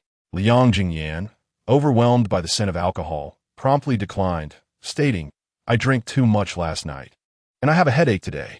Besides, with my level of education, what could I possibly contribute? Perhaps I should first pursue a diploma, or if that fails, seek a degree completion program. If all else fails, I could study for 2 years and attempt the adult college entrance examination." The more he spoke, the more absurd his suggestions became, yet Zhao Yongming patiently listened without interrupting. Once he finished, she replied, "Ziyan, you are a father now. Do you intend to squander your potential indefinitely? Being a father was a matter of yesterday. Today, I am uncertain of my circumstances," Liang Ziyan retorted, feeling utterly devoid of energy. "I have always been a failure, a hopeless case. You should focus on nurturing Yao Yao. I'm simply not cut out for this." Zhao Yuaning sighed in resignation. What about the collaboration with the Shun family? Are you disregarding that as well? Liang Ziyan rubbed his ears and replied, let's discuss it tomorrow. I'll report to the company then. Please refrain from assigning me any special position. I am willing to take on any undesirable tasks, provided the salary is reasonable. I can even manage the front gate, just don't mention my family ties or provide me with any preferential treatment. Please arrange something for me. Zhao Yuaning pressed her temples and said, since you insist, you may go to the workshop. Tomorrow, when you arrive at the company, I will send you the contact details, and you can approach him directly. After hanging up, Liang Ziyan made a brief visit to the Tao family home, where he had to endure the old gentleman's lectures and spend some time playing with the two children. Strangely enough, he usually felt immense joy upon seeing them, embracing one and then the other, reluctant to let go. However, today, when the two children joyfully rushed towards him, he instinctively recoiled. It wasn't until he noticed their radiant smiles morphing into expressions of confusion that he realized his behavior was quite abnormal. And Jean, Inyan, where's Grandma taking you to play today? One child asked. Grandma seems different today, not as enthusiastic as she was a couple of days ago. Shun and Jean, being more easygoing, did not dwell on it. Dad, we haven't played with Mom in a long time. How about you take us to see her? Shun Inyan, being more sensitive since the unusual atmosphere at home over the past few days. Yesterday, Uncle Chun even suggested taking them away in front of their father. He was uncertain of his father's thoughts. However, he had felt the distance his father had attempted to create, and his little heart ached with the realization. He furrowed his small brow, hesitating for a moment before speaking. Dad, what Uncle Chun said yesterday was all a lie. We are both your sons. Shun Inyan, always sensible, uttered words that tugged at Liang Ziyan's heartstrings. Grasping his son's soft little hands, his voice trembled slightly. Of course, both of you are my sons. Your father knows that. A faint smile finally graced Shun Inyan's tense little face. Dad, then you should be happier. All right. Liang Ziyan managed to force a broad smile. The innocence in the children's eyes made him increasingly uneasy. The fear of close relationships loomed large, even if they were not biological father and sons. Prolonged interaction would inevitably forge bonds. While having his own children was undoubtedly a blessing, the uncertainty lingered. In that moment, Liang Ziyan resolved to cut through the confusion and swiftly proceed with a paternity test for both children. Even if he were to take on the role of a surrogate father, he wished to do so transparently, having just assured the two little ones. It was not appropriate for him to take them directly to the hospital. Collecting a few strands of hair was straightforward, yet he found himself unable to proceed. If Shun Xian were to find out, it could lead to misunderstandings. This task was best suited for Zhao Yangming. Upon receiving the call, Zhao Yangming readily agreed. Brother Liang, leave it to me. If anything goes awry, you can shift the blame onto me.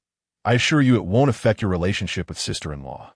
That afternoon, Zhao Yangming arrived with two gifts, first entertaining the children by unwrapping toys and playing games with them. Seizing a moment of distraction, he discreetly plucked a strand of hair from Shannon. He later found another opportunity to extract a hair from Shun Inyan. Mission accomplished. He quickly secured the samples and handed them over to Liang Ziyan. Shin En, having felt the tug of hair being pulled, turned around in discomfort, searching for the culprit. Fortunately, Zhao Yangming was swift, evading detection. Otherwise, Shin would have certainly informed their mother. However, unexpectedly, as he turned back and picked up his brother's toy, he felt another hair being pulled. Brother, someone just poked me, he complained, cradling his head, feeling aggrieved as he approached Shun Inyan, who was squatting on the ground playing with a little white toy. Shun Inyan stood up and leaned closer, offering, let me blow on it. Indeed, Shun En's pain dissipated. Show me the little white one. Is he hungry? Zhao Yangming, embarking on such a significant task for the first time, felt his heart racing. He hurriedly ran to Liang Ziyan, presenting the sealed bag to him. Here, quickly take it to the hospital. Having never engaged in any illicit activities, Liang Ziyan found this endeavor far more complicated than thievery. Without examining the sealed bag, he simply tucked it into his pocket. The two exited the Tao residence and made their way to the hospital. Upon handing the items over to the doctor, Liang Ziyan noticed that the sealed bag contained only one strand of hair. Why is there only one? Zhao Yongming had clearly pulled twice. It might have fallen out. It's such a fine thing, and my hands are rather large. Yet, he did not consider this a significant issue. One strand was sufficient, as they were twins. Whether one was the biological child or neither mattered little. Liang Ziyan reflected on this logic and inquired with the doctor regarding the usability of the hair sample. After a brief examination, the doctor replied, "It can be used. The results will be available in a maximum of 3 days." Liang Ziyan handed 2 strands of hair to the doctor, eagerly awaiting the results. Chapter 74. Do not let others think the Tao family is incompetent. 3 days passed swiftly. Liang Ziyan had initially promised Zhao Yuaning to start working at the company. However, after accompanying the elderly Tao for a brief outing, the commencement of his employment was postponed. Initially, the elderly Tao found much to criticize in Liang Ziyan. Yet, after 3 days of interaction, he discovered that this grandson was not only bold and meticulous, but also exceptionally filial. With 2 great-grandsons to boot, his discontent vanished completely, and he began to show concern for this grandson. Upon returning home, he presented Liang Ziyan with a bank card, saying, "Take this, and do take care of yourself. We must not let anyone think the Tao family is incapable." Liang Ziyan did not accept it. He glanced down at his attire, which totaled less than 500 yuan. Yet it did not diminish his charm in the slightest. "I have hands and feet. Why would I need your money?" The elderly man chuckled. "At my age, why do I earn money if not for my descendants? You and Yao Yao are my only grandchildren. Since Jin and Enyan are still young, who else should I spend it on?" Since dropping out high school, Liang Ziyan had not taken a single penny from his parents. Even when faced with hunger and begging, he persevered. Now, nearing 30, it was quite a novelty for an elder to offer him money. He wiped his hands and extended them toward the elderly man, still somewhat puzzled. Is it really permissible?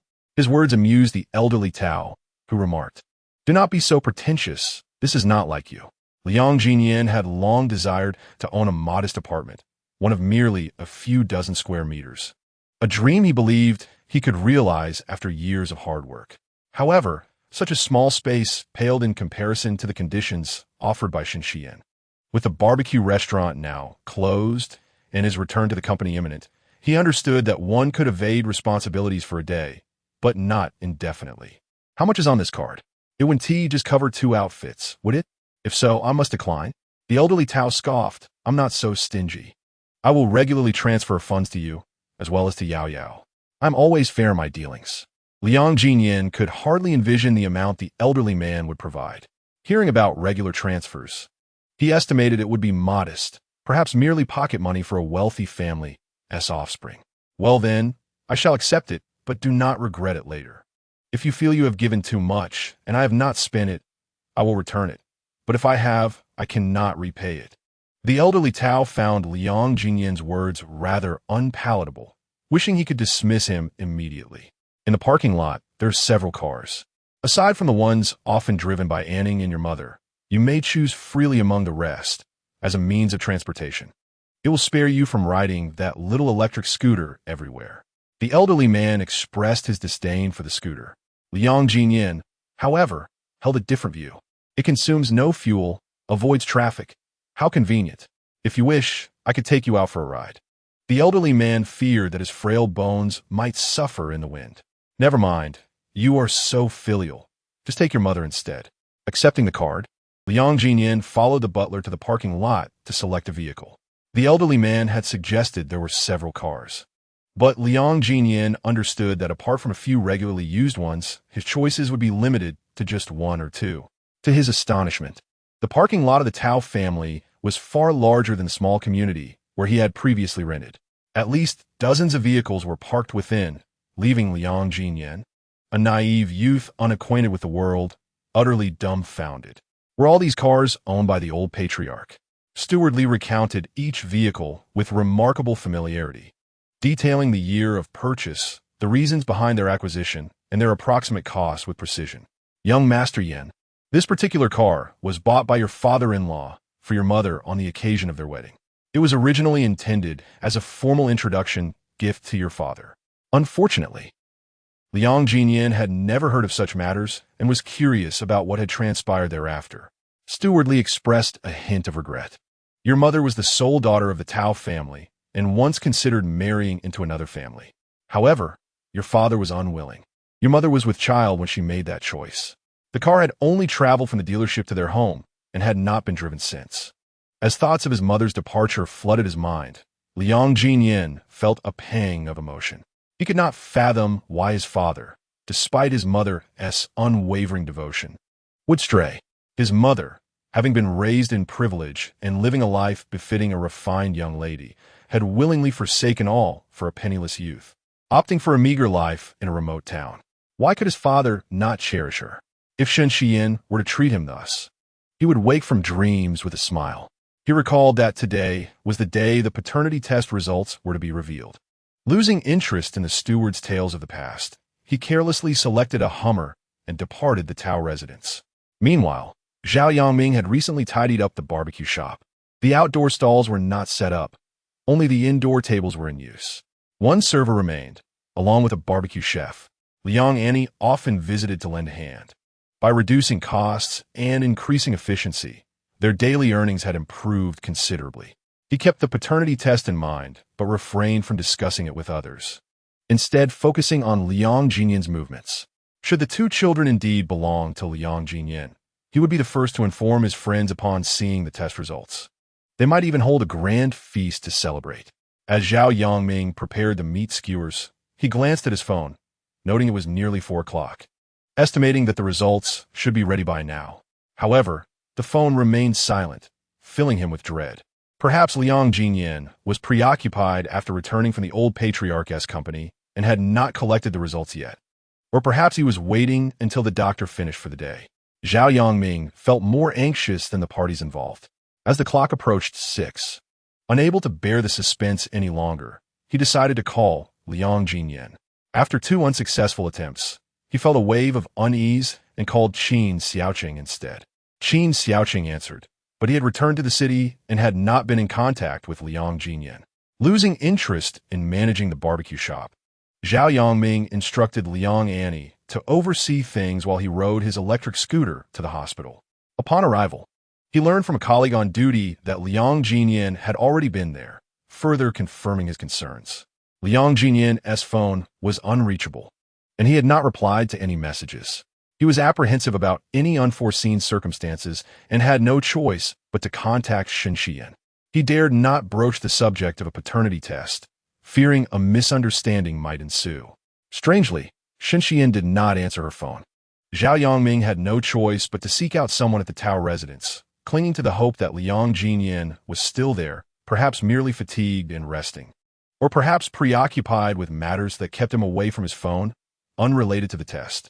However, upon arriving at the Tao household, the butler merely informed him that the individual had left in a car and was untraceable.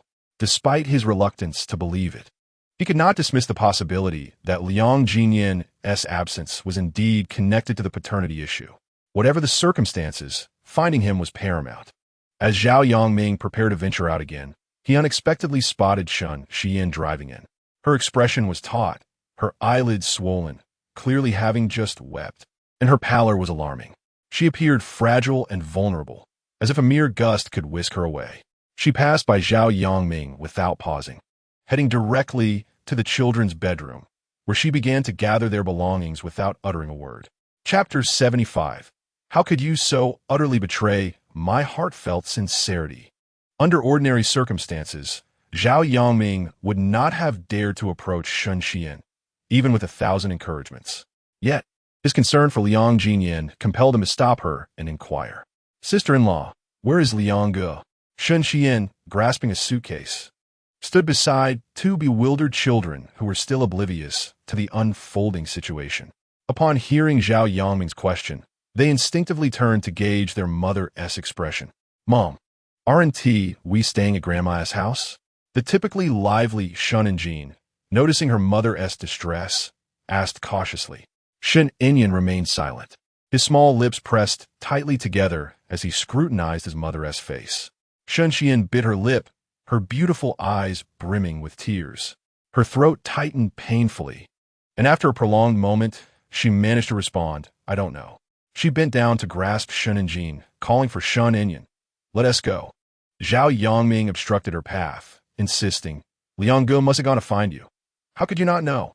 His phone is unreachable, and he hasn't replied to any messages. Aren't you worried about him? Faced with Zhao Yongming's relentless questioning, Shen Xian found herself at a loss for words. Just then, Tao Wanxin arrived, drawn by the commotion, and saw Shen Xian had already packed the children's things. A sharp pang of anguish pierced her heart. Rushing to Shen Xian, she instinctively seized her wrist. Xian, what are you doing? The children were doing just fine here. Why would you take them away? Did you have a quarrel with Jinyan? Don't worry, Annie will handle him for you. Although Shen Xian had spent only a few days with Tao Wanxin, she could sense the latter's genuine kindness. She found no fault with the children. If circumstances permitted, she would not wish to take them away. Auntie, sorry. And Jean and Enian have caused you a lot of trouble during this time. Starting today, they simply cannot stay here any longer. I'm truly sorry. Tao Wanxin could not comprehend or accept this, and she had no desire to hear apologies. Shi Yuan, please remain calm. Regardless of Jin Yan's faults, the children are innocent. You are preoccupied with work and cannot tend to them. Isn't it better for them to stay here? I assure you, no matter what Jin Yan has done, he will provide you with an explanation, all right? Shen Xian remained resolute in her departure, while Tao Wanxin gazed at the two children, her heart nearly shattering. The elder had just stepped out, unaware of the turmoil that had unfolded at home. At such an advanced age, how could he possibly endure this? Zhao Yongming could no longer contain himself. With a stern expression, he confronted Shen Xian. Are you still intent on concealing the truth?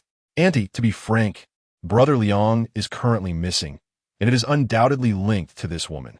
Tao Wanxin found it difficult to absorb so much information at once. Please, take your time and explain what is happening. Zhao Yongming inhaled deeply, harboring a deeper resentment than even Liang Ziyan, the principal party involved. 3 days prior, Brother Liang underwent a paternity test, and today the results were revealed. How coincidental that once the results emerged, he became unreachable, and she still intended to take the children with her. Is it not true that these two children are not Brother Liang's at all? This woman, Shen Xian, merely seeks to have Brother Liang assume the role of an unworthy father for these children while expecting assistance from the Tao family. Zhao Yongming, now thoroughly exasperated, glared at Shen Xian and exclaimed, You woman, do not care for Brother Liang, yet still wish to exploit him. Your heart is filled with scheming. Zhao Yongming was stopped by Tao Wanxin, who prevented him from continuing. Her gaze fell upon Shen Enyan's small face, convinced that the little one was her grandson. Even after viewing the paternity test, she remained unconvinced. Shi Yuan, heed my words. Regardless of what has transpired, I believe in you. Just tell me that they are Enyan's children, and I shall trust you. Shen Xian found herself unable to utter a single word. She released her grip on the suitcase and embraced the two children, forcing herself to provide an explanation to the Tao family. I am sorry, Annie. I have exploited Jin Yan. I have wronged him and you. These two children have no connection to him whatsoever. After uttering these words, Shen Xian took the children and departed. Tao Wanxin suddenly felt a wave of dizziness wash over her, nearly losing her balance, but was fortunately steadied by Zhao Yongming. Annie! Annie! Shen and Jean and Shen Enyan stood like two timid quails, cautiously by Shen Xian's side. They were utterly bewildered, unable to comprehend the situation. As Shen Xian pulled them out of the house, they heard Zhao Yongming call out for Auntie and instinctively halted, looking up at Shen Xian. Upon seeing her nod, they broke free from her grasp and returned to seek Tao Wanxin. Grandma! Grandma! Tao Wanxin regarded the two children as if they were her very lifeline. Grasping one by each hand, unwilling to let go, Zhao Yongming, filled with frustration, forcefully pried the children apart. You two are not members of the Tao family. Quickly find your mother. After speaking, he encountered the innocent gazes of the children, and his heart felt as though it were being wrenched. Shen Xian returned to take the children, and this time they vanished entirely from the Tao family's doorstep. An hour prior, Liang Ziyan had found Shen Xian with the freshly minted paternity test results in hand. He could hardly believe that the two children were in no way related to him. Yet, the report was unequivocally clear, leaving him no room for doubt. He was uncertain of the emotions that had compelled him to seek out Shun Xian. Nor did he know what kind of explanation he desired. The car stalled twice, and once it failed to restart, nearly causing a collision with the vehicle behind him, resulting in an outburst of curses directed at him. The moment he laid eyes on Shun Xian, his foot pressed down on the accelerator, wishing fervently to drive them both to oblivion. Only a sliver of rationality held him back. He thrust the paternity test report in front of her. He watched as her initial delight upon seeing him transformed into bewilderment, then shock, and finally culminated in sheer fury. Shun Xian was filled with disappointment, incredulous as she confronted Liang Ziyan, demanding to know if he had conducted a paternity test behind her back regarding their children. In Liang Ziyan's eyes, her expression resembled that of a person caught in the act, seething with indignation. He struggled to suppress the trembling of his fingers as he shoved the report into her arms. Shun Xian, do you intend for me to support your illegitimate son for a lifetime if I hadn't conducted this report? Shun Xian's face turned a deep shade of purple with rage. Her lips quivered, rendering her speechless. Liang Ziyan recognized her guilt. He repressed the urge to eradicate her with hatred, forcing a self-deprecating smile. You, Shun Xian, are the exalted young lady of the Shun family, while I, Liang Ziyan, am merely a scoundrel grappling at the bottom of society. I deserve to be toyed with, to be played, to be forsaken, and to raise your son. At this point, he felt utterly despondent, his voice choked with emotion, as if his throat had been filled with pepper water. He pounded his chest with a clenched fist, lamenting to Shun Xian. But damn it, I am a person. A person. Shun Xian, how could you so profoundly betray my sincere heart? Chapter 76. The kindness of a stranger. Liang Ziyan felt particularly unfortunate that day. Barely 2 kilometers from Shun Xian's home, his car ran out of fuel. Fortunately, there was a parking lot not far off, where he decided to abandon the vehicle. After walking for less than 10 minutes, he stepped on a nail, piercing the sole of his $20 pair of cloth shoes, driving the rusted nail directly into his foot. Gritting his teeth, he pulled out the nail and discarded it in a trash bin. Who says there is no kindness in times of need? Coincidentally, across the street was a small clinic. He limped inside to seek disinfection and bandaging. The nurse suggested he should get a tetanus shot, but he dismissed the notion as overly fussy. He had sustained far worse injuries since entering the repair shop at 16. He wouldn't even let out a whimper. Had today his injury not been on his foot, hindering his ability to walk, he wouldn't have bothered with a bandage at all. Upon leaving the clinic, he hobbled along the main road in his cloth shoes towards the bus station. The city was not his sanctuary. He longed to return to his hometown. There was still one last bus. At this pace, he could make it. However, standing at the ticket counter, he patted himself down only to realize he had forgotten his identification. Liang Ziyan pressed his tongue against his cheek, refusing to believe he would not return home today. The buses at the station were out of the question, but there happened to be a private car offering rides. The usual fare of 60 was being charged at 120 per seat. He only needed one more passenger to leave. Without hesitation, Liang Ziyan followed the intermediary into the private vehicle. Without air conditioning, the passengers inside were sweltering like dogs. The front passenger seat was occupied. He opened the rear door, and the occupant shifted slightly in response to the sound. He paid little attention to who was inside, first inserting his foot, which had just stepped on a rusty nail, and then settling into the seat, casually pulling the door shut behind him. His rental lease in the city had not yet expired. Initially, Zhao Yangming had suggested he sublet the place to mitigate his financial loss. Fortunately, he had been too preoccupied with his work to find the time. Otherwise, upon returning, he might have had to stay in a modest inn. About half an hour after the car set off, he felt an unexpected weight on his left arm. The woman beside him had dozed off and leaned against him. The air in the vehicle was stifling, infused with the cloying scent of cheap perfume, which was both pungent and unpleasant. Liang Ziyan furrowed his brow and attempted to push the slumbering woman away. To his surprise, she resembled a weeble. After he nudged her aside, she soon toppled back onto him. He made an effort to shift closer to the car door, frowning as he tried to displace her yet again, but she merely returned to her previous position. This cycle repeated several times, and Liang Ziyan's patience began to wear thin. At that moment, the car suddenly emitted a deafening noise, followed by the screech of tires against the pavement as the vehicle veered wildly, losing all control on the national road. Several sleeping passengers were jolted awake, gripping anything they could find in terror, their faces etched with fear. Liang Ziyan had remained awake throughout. In that fleeting instant, the image of Sun Xian's delicate face flashed through his mind. If he were to vanish into the night, would she feel even a tinge of sorrow? Aside from being utilized, how could she possibly mourn his absence? Once the car had stabilized, and everyone was shaken but unharmed, he felt an overwhelming sense of confusion. I apologize, everyone. The vehicle has broken down. We will need to arrange for a tow back. We cannot proceed to the city, so you'll need to find your own way, the driver expressed with genuine regret. Some passengers were reluctant, exclaiming, "How can we traverse this inky darkness? Besides, we have paid for the entire journey."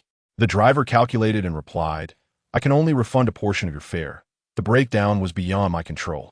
If you disagree, you may wait for me to repair the vehicle and return for you." Liang Ziyan was not inclined to waste time arguing with the driver. Given the circumstances, it was clear they could not continue. Under normal conditions, he would have offered to inspect the vehicle. However, today, he lacked the inclination. Moreover, they were not far from the urban area, and assistance could arrive swiftly. He opted against a refund, limping along the roadside, determined to hail a passing vehicle. The remaining 3 passengers, seeing him depart, were at a loss and hurriedly sought a refund from the driver to follow him. "Hey, wait up! Let us go together," they called out. Liang Ziyan preferred solitude, yet he did not reject their company as they caught up with him. During daylight, a benevolent driver might have stopped to offer them a ride, but in the oppressive darkness, who would risk their kindness to accommodate 3 strangers? After walking for approximately half an hour, they reached a small town. Liang Ziyan's foot throbbed painfully. He had previously resolved to crawl back to the city if necessary. Having traveled this far, his mind gradually cleared, and he wondered why he was subjecting himself to such torment. Just then, he spotted an inn in the town and decided to take a respite there. "I shall not leave. You may carry on," Liang Ziyan declared before stepping into the inn. Without an identification card, he was fortunate that the small establishment did not enforce strict checks and did not inquire. He booked a standard room for 81 per night. Upon entering, he activated his phone to complete the payment, then promptly switched it off. Moments prior, a woman seated nearby had approached him, pleading, "Sir, I find myself without funds. Might I share your room for the night?" After closing the door behind him, Liang Ziyan effectively isolated her outside. The inn's poor sound insulation allowed the echoes of footsteps and conversations to permeate even through a closed door. After a few minutes, the sound of her high heels faded away, signaling her departure. The room fell into a profound silence as he reclined on the bed, which appeared relatively clean. His mind enveloped in numbness. He lost track of the passage of time, oblivious to when day turned to night or vice versa. His stupor was abruptly interrupted by a knock at the door. The innkeeper, concerned by his prolonged absence since check-in, had come to check on him. "Sir, noticing you haven't ventured out or requested any meals, are you well? Our inn does not provide food, but my husband has just prepared some chicken. Would you care for a bowl? I can adjust the price for you." The innkeeper, seemingly in her 30s and visibly pregnant, stood before him. After a brief moment of hesitation, Liang Ziyan nodded in agreement. "I shall have a bowl." A few minutes later, she returned with rice and chicken pieces. "My husband's culinary skills are modest. If you find it satisfactory, it shall be 15 yuan. If not, merely 10. Every individual striving to live deserves respect." Liang Ziyan sensed the warmth of their relationship and the anticipation of new life, filling their future with hope. A wave of emotion washed over him as he nodded. "Deduct it from my deposit. The aroma is promising." The innkeeper left, satisfied, reminding him, "I will collect the dishes shortly." Though lacking an appetite, he perceived the meal's worth at 15, thus consuming every morsel. When the innkeeper returned to clear the dishes, her delight upon seeing the empty bowl was evident. "I shall deduct 15 from your deposit." Noticing his foot injury, she added with a smile, "The pharmacy is next door.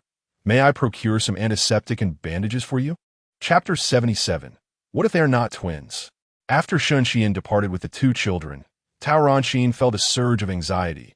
Her blood pressure rising alarmingly. Dazed, she collapsed onto the bed, unable to rise. Zhao Yuaning, concerned for his wife, postponed his company matters to return to her side. At that moment, Tao Ranxin lay weakly in bed, while Zhao Yuaning sat beside her, holding her hand gently. Take heart. Jin Yin is still young. The prospect of grandchildren is merely a matter of time, he comforted softly. Tao Ranxin, however, was not of the same mind.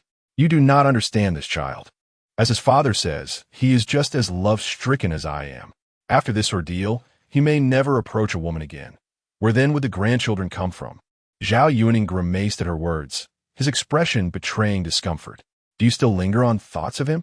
Tao Ranxin paused, momentarily stunned, and upon grasping his implication, her mood soured further. So you are angry with me too? I bear no ill will towards you, Zhao Yuaning declared, rest assured. There are plenty of exceptional young ladies around us. Tomorrow, I shall arrange for introductions. I refuse to believe he cannot find someone to his liking. However, Tao Ranxian remained unsettled. Even if he were to find someone now, they would still need time to nurture their relationship, and the gestation period would further prolong the arrival of a grandchild. Moreover, she was uncertain of Jin Yan's whereabouts, making the prospect of matchmaking seem futile. Zhao Yuaning reassured her, I have already dispatched someone to seek him out. I just received news that he has taken a room in a town 50 kilometers outside the city. I shall go to him shortly. Tao Ranxian interjected, please, do not rush. Just ensure his safety for now. He requires some time. Zhao Yuaning acquiesced, then do not dwell on it. The collaboration with the Shun family has been terminated. I will ensure you find solace. Tao Ranxian's heart softened, despite her anger towards Shun Shiyin for deceiving her son. Yet, considering Shun's plight, an orphan raising 2 children, she found it difficult to be cruel. Let be, she thought. The 2 children had called her grandma for several days. There was no need to bully a motherless family. Zhao Yuaning sighed in resignation. Very well, I shall heed your wishes. With his comforting words, Tao Ranxian's spirits lifted, though she still found herself perplexed. Tell me, how can Yin and Jin Yin resemble each other so closely if he is not Jin Yan's child? You have not seen Jin Yin as a child. Their facial structure, nose, and eyes, even their manner of walking, are identical. I refuse to believe he is not Jin Yan's son. Zhao Yuaning also perceived the striking resemblance between Shun Yin and Liang Ziyan, with some traits reminiscent of Tao Ranxian herself. Not to mention, the food allergies were undoubtedly hereditary. This situation is indeed peculiar, Zhao Yuaning mused. But didn't Zhao Yongming claim the paternity test confirmed it? Tao Ranxian pressed her fingers against her temples in exasperation. Is it possible that the test was flawed? Gripping Zhao Yuanning's hand tightly, she urged, please, investigate the hospital where Shun Shiyin gave birth and locate the doctor in charge at that time. We must inquire about the circumstances. Even if the child is not Jin Yan's, I want to know whose they truly are. And did Shun Shiyin discover Jin Yan's lineage recently? Or had she known for 4 years? Has she been plotting to exploit Jin Yan since then? Zhao Yuaning readily agreed. I shall send someone to investigate immediately. Due to Tao Ranxian's illness, Zhao Jinyao returned home early from school, skipping evening classes. Seeing her mother resting in bed, she was filled with concern. Mom, how are you? Tao Ranxian, pale-faced, replied weakly, I am fine, just a bit of high blood pressure. Zhao Jinyao turned to Zhao Yuaning, is that true? Zhao Yuaning nodded, it was just a moment of distress. Everything is fine now. Zhao Jinyao sighed in relief. What exactly happened? I heard that my sister-in-law took the child away. Where is my brother? Zhao Yuaning and Tao Ranxian exchanged glances, both uncertain of how to respond to their daughter's inquiry. Zhao Jinyao had overheard the servants discussing it. Her conviction was unwavering. She would not easily be swayed from her beliefs. I have not seen the test results, but Yin and my brother are cut from the same mold. How could he not be my brother's son? Their names are Yin and Yin, distinctly reminiscent of my brother's name. If there is no connection to my brother, why would Shen Shiyin act in such a manner? Mother, do not fret. I shall uncover the truth. Zhao Jinyao did not afford Zhao Yuaning and Tao Ranxin an opportunity to intervene. She departed from the bedroom in search of Zhao Yongming. inquiring about the circumstances surrounding the paternity test. Zhao Yongming had no intention of running the shop. He sat in a chair at the entrance, a towel draped over his shoulder, his countenance dark as if he were owed millions. When 2 tables of guests arrived, he dismissed them for lack of skewers, inciting considerable discontent among the customers. If he was unprepared to serve, perhaps closing early would be prudent. Zhao Yongming remained silent. His sole desire was to locate Liang Ziyan. They had grown up together, closer than many biological brothers. At 16, they dropped out of school, enrolled in a car repair course, apprenticed together, and even worked as street vendors and delivery men. Eventually, they opened a barbecue restaurant, hardly ever apart. He lamented that if only Liang were a woman, their bond would not be so complicated. Upon noticing Zhao Jinyao's arrival, he merely lifted his eyelids to glance at her. "You've come?" Zhao Jinyao, disliking indirectness, proceeded straight to the point. "Tell me, what is the situation with the paternity test?" When this matter was raised, Zhao Yongming appeared more distressed than Liang Ziyan. The results were already in. What purpose did further inquiries serve? Zhao Jinyao, uninterested in his ramblings, pressed on. "My brother wishes to conduct the test." And Shen Xian agreed? Is the accuracy of the paternity test truly 100%? There can be no errors? Although Zhao Yongming had only recently completed 9 years of mandatory education, he understood the implications of a paternity test. Shen Xian would certainly disagree, but I personally plucked hair from both children as heads. How could there be a mistake? He grew increasingly incensed, unable to restrain his profanity. How could I not have realized how cunning Shen Xian is? Fearing an error, she sent the hair of both children along with your brothers in a sealed bag to the hospital. Upon hearing Zhao Yongming's words, the likelihood of error diminished. Zhao Jinyao, having gleaned little, decided to return. Zhao Yongming's tirade grew increasingly harsh, rife with complaints and self-reproach. He could not fathom how a single strand of hair had been lost en route to the hospital. Fortunately, 1 strand sufficed for the test. As Zhao Jinyao took a few steps, she abruptly halted, turning to ask, "What did you just say?" Zhao Yongming paused, perplexed. "What?" Zhao Jinyao, focusing on the crux of the matter, pressed. "What do you mean by 1 strand of hair?" Zhao Yongming exclaimed, "1 strand was lost along the way. But that doesn't affect anything. They are twins. One is either both or neither." Zhao Jinyao disagreed, pondering, what if they are not twins? Chapter 78. An unexpected reunion, a single phrase, can awaken one from a dream. Zhao Yongming had never considered the possibility that the 2 children might not be twins. With Zhao Jinyao's reminder, he suddenly realized, Yao, you might be onto something. From the very beginning, I felt that only Enyin resembled brother Liang, while I never perceived any resemblance between Njin and him. If Shen Xian had brought Njin over alone, no one would have suspected brother Liang.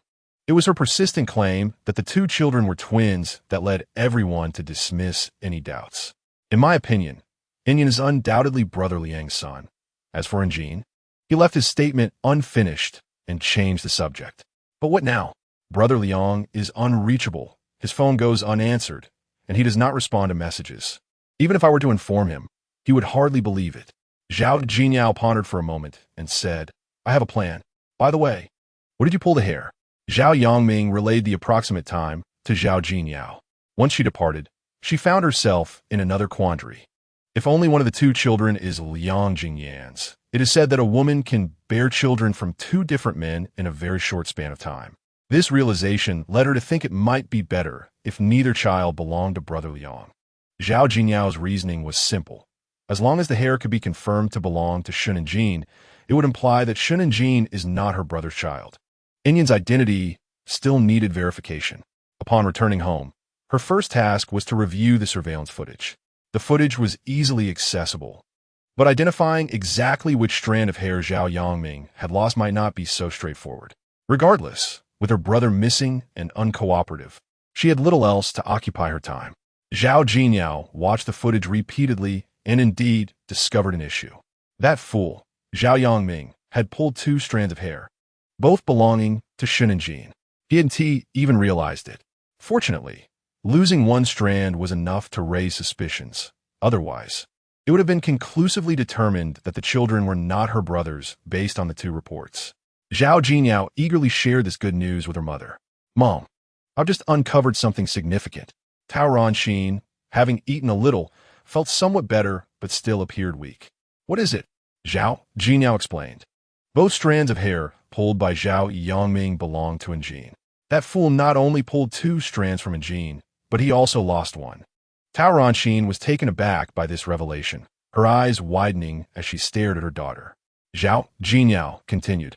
This means the assessment can only confirm that Njin is not my brother's child. Inyan resembles my brother so closely. I am certain he is my brother's son.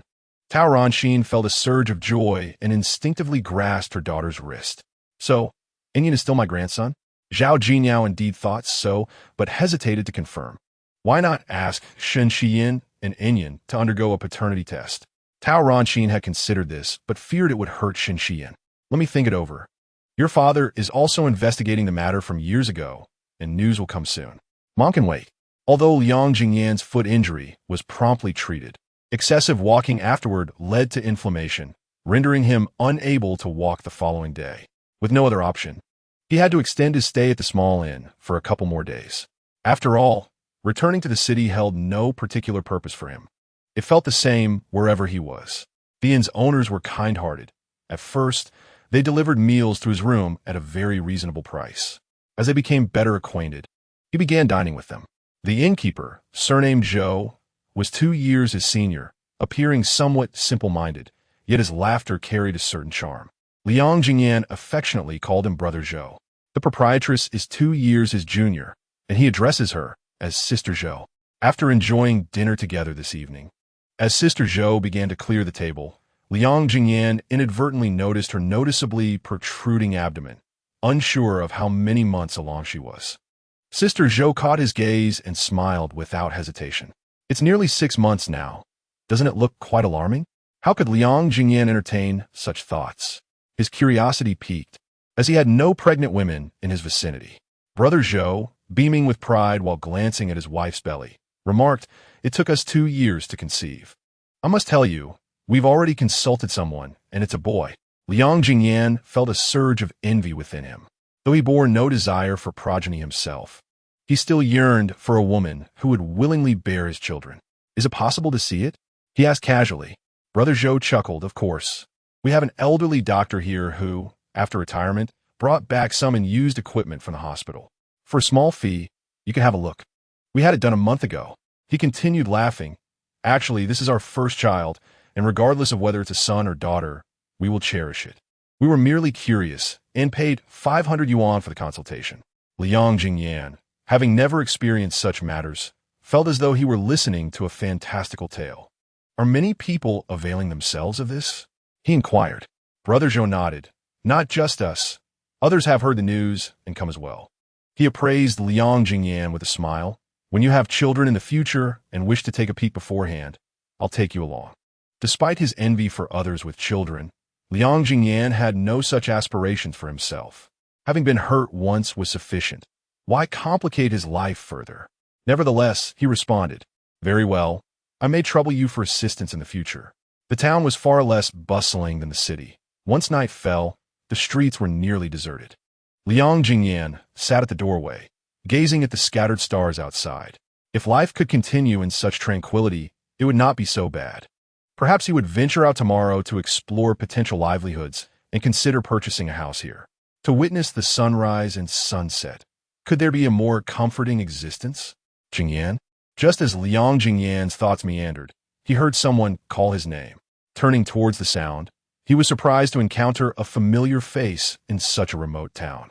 Wang Yanqi, clad in a white shirt and black trousers, her heels clicking on the pavement, stood a short distance away, holding a simple black handbag. Her expression was one of astonishment and delight as she approached him. Wang Yanqi, somewhat incredulous, took a couple of steps closer, bending slightly to scrutinize Liang Jingyan. "I can't be mistaken. It really is you. What brings you here?" Encountering a familiar face in this unfamiliar town stirred a peculiar feeling within Liang Jingyan. "I happened to pass through. What about you? How did you end up here?" Wang Yanqi noticed a chair nearby and dragged it over to sit across from him. After smoothing her hair, she explained, after graduation, I took the civil service exam, and this is where it led me. Liang Ziyan felt a bit dazed. Has it really been 2 years? Wang Yinchi pouted. Is your memory that poor? I even made an effort to find you. Have you forgotten? Liang Ziyan certainly had not forgotten. He just considered it worthy of remembrance. As the years advance, one's mind may falter. What occupation do you engage in now? Why do you finish work so late? Wang Yinchi's gaze lingered on Liang Ziyan's face as she responded to his inquiry. I am taking an examination at the local tax bureau. Today, I was auditing a company, hence my late departure. In Chapter 79, Encounters, Wang Yinchi and Liang Ziyan were contemporaries, having shared their elementary and middle school years as alumni. Both were regarded as the pride of their cohort, often mingling during school events. In Liang Ziyan's eyes, Wang Yinchi was an exceptionally talented junior. However, her perception diverged from his. Whenever she had the chance, she would seek his attention. When Liang Ziyan dropped out, Wang Yinchi generously offered all her pocket money to him, encouraging him to speak with teachers and continue his education. At that time, Liang Ziyan was resolute in not seeking assistance from anyone. He coldly rejected her, urging the young girl to maintain her distance.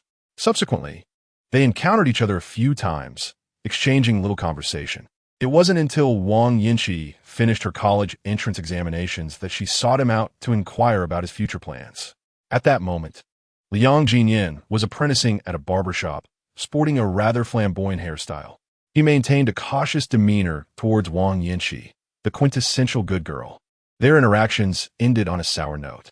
Afterward, Wang Yinchi would reach out during every vacation, inviting him to dine, shop, or watch movies together. Yet, Liang Ziyan was perpetually accompanied by Zhao Yangming, the proverbial third wheel. Moreover, Liang Ziyan's late awakening to romantic feelings prevented him from comprehending Wang Yinchi's intentions. Eventually, he became entangled with Shen Shiyin, who nearly captivated his very soul, devoting his heart entirely to her. Wang Yinchi, in his mind, became a mere passerby in his life. The once youthful junior had blossomed into a mature woman, exuding an alluring charm. Liang Ziyan's gaze wandered over her for a moment before he redirected it inward, pondering what his life might have been had he not dropped out of school. They say that with greater experience comes a clearer understanding of human nature. Perhaps he would not have fallen prey to Shen Shiyin's deceit. A sharp pang of sorrow struck his heart, and he struggled to suppress such thoughts. Yin Yan Yi. Wang Yinchi cautiously observed his expression and ventured, I haven't eaten yet. Since we've fortuitously met, why don't you treat me to a meal? Liang Ziyan chuckled wryly. You're now on the government payroll. How could I, a jobless wanderer, afford to treat you? Wang Yinchi replied playfully. Then let me treat you. You must not frequent this place often. Allow me to introduce you to the local delicacies. As the long night unfolded, with Liang Ziyan adrift in idleness, he conceded, all right. They departed from the small inn, walking for about 10 minutes until Wang Yinchi pointed to a restaurant with a promising fade and declared, this is the place. Their stir-fried dishes are exquisite. Liang Ziyan limped slightly, his foot not yet fully healed. Wang Yinchi inquired curiously, what happened to you? Liang Ziyan recalled his misfortune. Unable to suppress a laugh, I stepped on a nail. Wang Yinchi chuckled in response. How could you not watch your step? At your age, still stepping on nails. Are you feeling better now? Liang Ziyan settled into a seat by the window. Yes, it's better. Wang Yinchi handed him the menu. Whenever I come alone, I feel it's a waste. Ordering 1 dish is rather dull, but 2 is too much for me. Liang Ziyan, it appears you have yet to encounter someone as gluttonous as I. He glanced at the menu, selected 2 appealing dishes, and then handed the menu to Wang Yinchi, stating firmly, just so you know, I lack the funds to cover the bill. Wang Yinchi tucked a strand of hair behind her ear, revealing her slightly flushed cheeks. I already mentioned, I shall treat you. Wang Yinchi ordered 2 dishes as well. During the interlude, as they awaited their meal, she inquired about Liang Ziyan's visit to the small town and his current endeavors. Liang Ziyan, reluctant to delve into such matters, merely remarked that he and a friend had opened a barbecue shop, which had recently been struggling, prompting him to stay in the town for a while to recuperate. However, this was not the information Wang Yinchi was keen to hear. After several indirect attempts, she finally posed the direct question, "Do you have anyone special in your life at the moment? Surely you haven't married already?" Liang Ziyan chuckled self-deprecatingly. "If I were married, I certainly wouldn't be lingering here for so long." Their conversation flowed back and forth, though Liang Ziyan showed little interest in Wang Yanqi's affairs. She hesitated to bring them up herself. Seizing the opportunity in the silence that followed her question, she playfully chided him. "Why don't you inquire about me?" Liang Ziyan, caught off guard, asked about what. Wang Yanqi, somewhat shy, replied, "Whether I have a boyfriend or if I'm married." Liang Ziyan finally understood. "So, do you have anyone you're seeing?" Wang Yanqi admitted she was not in a relationship at present. However, her family was pressuring her to marry. Having arranged several meetings with prospective suitors, none of whom had met her expectations. "My mother would have me married off right away. But finding the right partner is far from simple. The ones I fancy deem my circumstances inadequate, while those who are interested in me I find unsuitable. I truly don't understand why it is so challenging." Liang Ziyan chuckled. "You consider your circumstances inadequate? You're a civil servant. Who could possibly have such lofty standards?" Wang Yanqi sighed in resignation. "It has proven to be much more difficult than I imagined." Liang Ziyan, at first glance, might appear rough around the edges. Yet the more one observes him, the more depth he reveals. Unbeknownst to him, he had always attracted the affections of many girls throughout his life. Yet, due to his oblivious nature and his struggles at the lower echelons of society, he remained unaware of their admiration. At this moment, Wang Yanqi's gaze upon him grew increasingly intense. "Ziyan, have you never considered marriage?" Liang Ziyan certainly had, but that was a fleeting thought from days past. Currently, he wished for nothing more than to shave his head and retreat into monastic solitude. What need have I for marriage? A solitary life is infinitely more liberating. Wang Yanqi stuck out her tongue, teasingly remarking, "You're quite dull. There are so many joys to be found in marriage." Liang Ziyan retorted, "Such as?" Wang Yanqi hesitated to respond, her eyes drawn to Liang Ziyan's thin lips, swallowing hard as her heart raced. "Well, regardless of gender, when one reaches a certain age, desires inevitably arise. How do you manage without a girlfriend? Do you resort to your hand?" Her candid remark left the burly man blushing. The once naive girl before him had transformed into someone entirely different, speaking with such ease about matters between men and women. "How old are you this year?" The night was enchanting, and Wang Yanqi spoke without a second thought. After all, matters between men and women often revolve around such desires, beyond mere attraction. "What else is there? How old am I?" "I graduated from university early and have been working for over 2 years. You and T think I'm still a child. Would you?" Liang Ziyan chuckled. "If I were still a child, that wouldn't be acceptable." Wang Yanqi, with a playful glimmer in her eyes, provocatively suggested, "How about I teach you, sister?" Liang Ziyan had been experiencing a streak of misfortune lately. At that moment, facing the girl in uniform, her well-tailored white shirt accentuating her slender waist, he felt a flicker of hope that perhaps fate was finally smiling upon him. In this unfamiliar town, there might even be a chance for romance. He fixated on the neckline of Wang Yanqi's shirt, deliberately asking, "Teach me what?" To his surprise, Wang Yanqi was far bolder than he had anticipated, simply replying, "To bed." Liang Ziyan was momentarily taken aback, unsure of how to proceed. Chapter 80. Women have no heart naturally. The encounter did not transpire as Zhao Yongming arrived. On the very night Liang Ziyan checked into the town SN, Zhao Yuning had already tracked him down.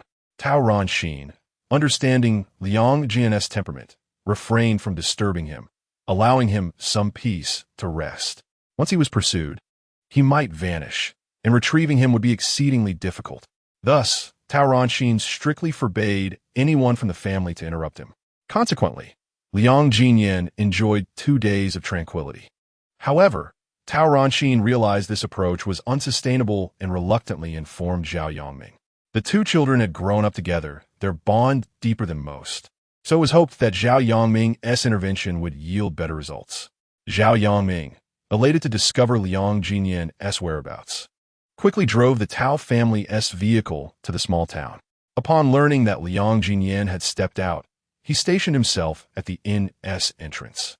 waiting like a loyal dog for its master, his gaze fixed on the road, determined not to let anyone pass by.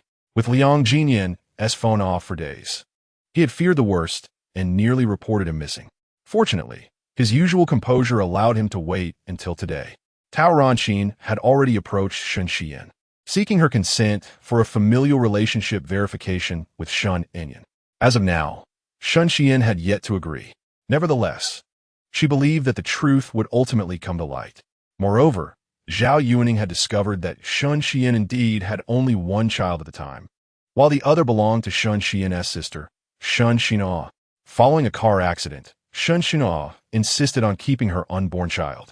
She managed to carry the pregnancy to 6 months, after which the child was delivered via cesarean and placed in an incubator until Shen Xiyan's child was born, at which point they were both registered under her name and raised as twins.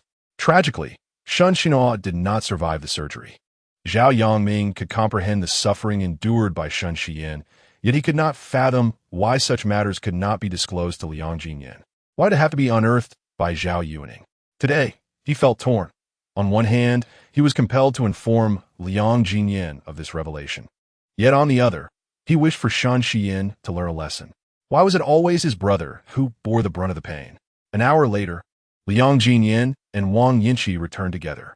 Zhao Yangming, crouching at the entrance, spotted Liang Ziyan's long legs emerging from the darkness, springing to his feet. He knew he had to reveal Shen Enyan's lineage to him. Unexpectedly, Liang Ziyan was holding the hand of a girl. The initial delight on his face gradually morphed into awkwardness. Wang Yinqi? Wang Yinqi had long been aware that Liang Ziyan and Zhao Yangming were inseparable, like a scale and its weights. It was rather peculiar not to have seen him earlier. Indeed, it took only a brief moment before he appeared. It was she who had taken the initiative to grasp Liang Ziyan's hand, and feeling no resistance from him, she continued to hold on. Now, upon seeing Zhao Yangming, although somewhat embarrassed, she still did not release her grip.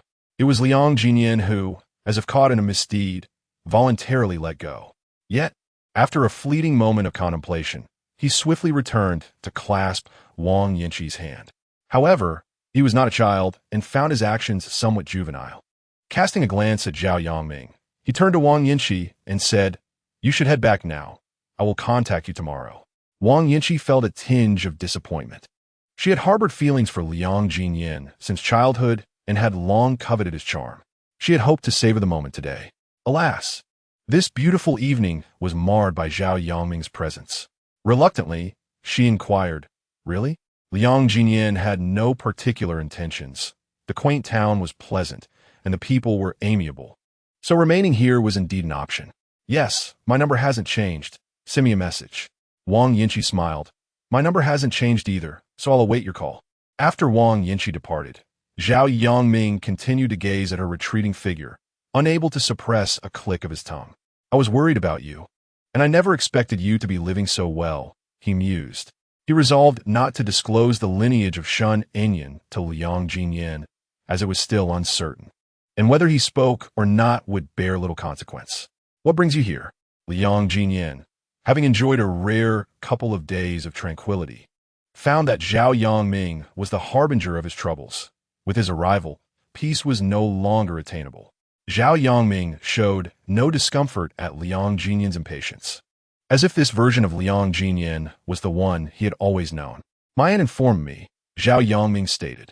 Liang Ziyan frowned. "My mother? Is she well? Well or not? Why don't you return and see for yourself?" Zhao Yangming replied. Liang Ziyan felt too ashamed to return. "What about my grandfather? What is his stance?" Zhao Yangming answered truthfully. "The old man is out and has yet to return. Your aunt's hypertension flared up, but she has been resting for 2 days and is now fine." Liang Ziyan stood in silence for a moment in the darkness before asking Zhao Yangming, "Are you going back tonight, or will you stay here?" Having made the effort to visit, Zhao Yangming had no intention of leaving so soon. "I'm not leaving," Liang Ziyan replied. "Then you should book another room." Reluctantly, Zhao Yangming murmured his objections, but, recalling the earlier scene between Liang Ziyan and Wang Yinqi, realized it might not be convenient for him to stay in the same room. "Fine, I will book another room." The room was secured. Yet Zhao Yangming still followed Liang Ziyan into his room. He recounted everything that had transpired in the city over the past couple of days, except for matters relating to Sun Xian. Qin Xiaocheng had quarreled with Chu Zhenjin and, in a fit of anger, had gone abroad to unwind. Liang Annie was preparing for her final exams and only assisted at the barbecue stall during her free time. Zhao Yuning had terminated the collaboration with the Shun family. After listening for a while, Liang Ziyan realized that the collaboration was the only matter connected to Sun Xian. The woman is truly heartless, showing no concern for his affairs whatsoever. Liang Ziyan unlocked his phone and in an instant was inundated with a flurry of messages and missed call notifications. Upon inspection, he realized none were from Sun Xian. That fateful night, when the car could not come to a safe halt, she likely remained oblivious to the fact that he no longer existed in this world. Liang Ziyan slowly closed his eyes and tossed his phone aside. Sun Xian had unequivocally become a part of the past. He ought to embark on a new beginning. Suddenly, a message notification chimed, prompting him to glance at it. It was from Wang Yanqi, who was draped in a bathrobe, revealing her delicate and fair collarbone. The robe was short, barely reaching the upper thigh, and her long legs exuded an enticing allure.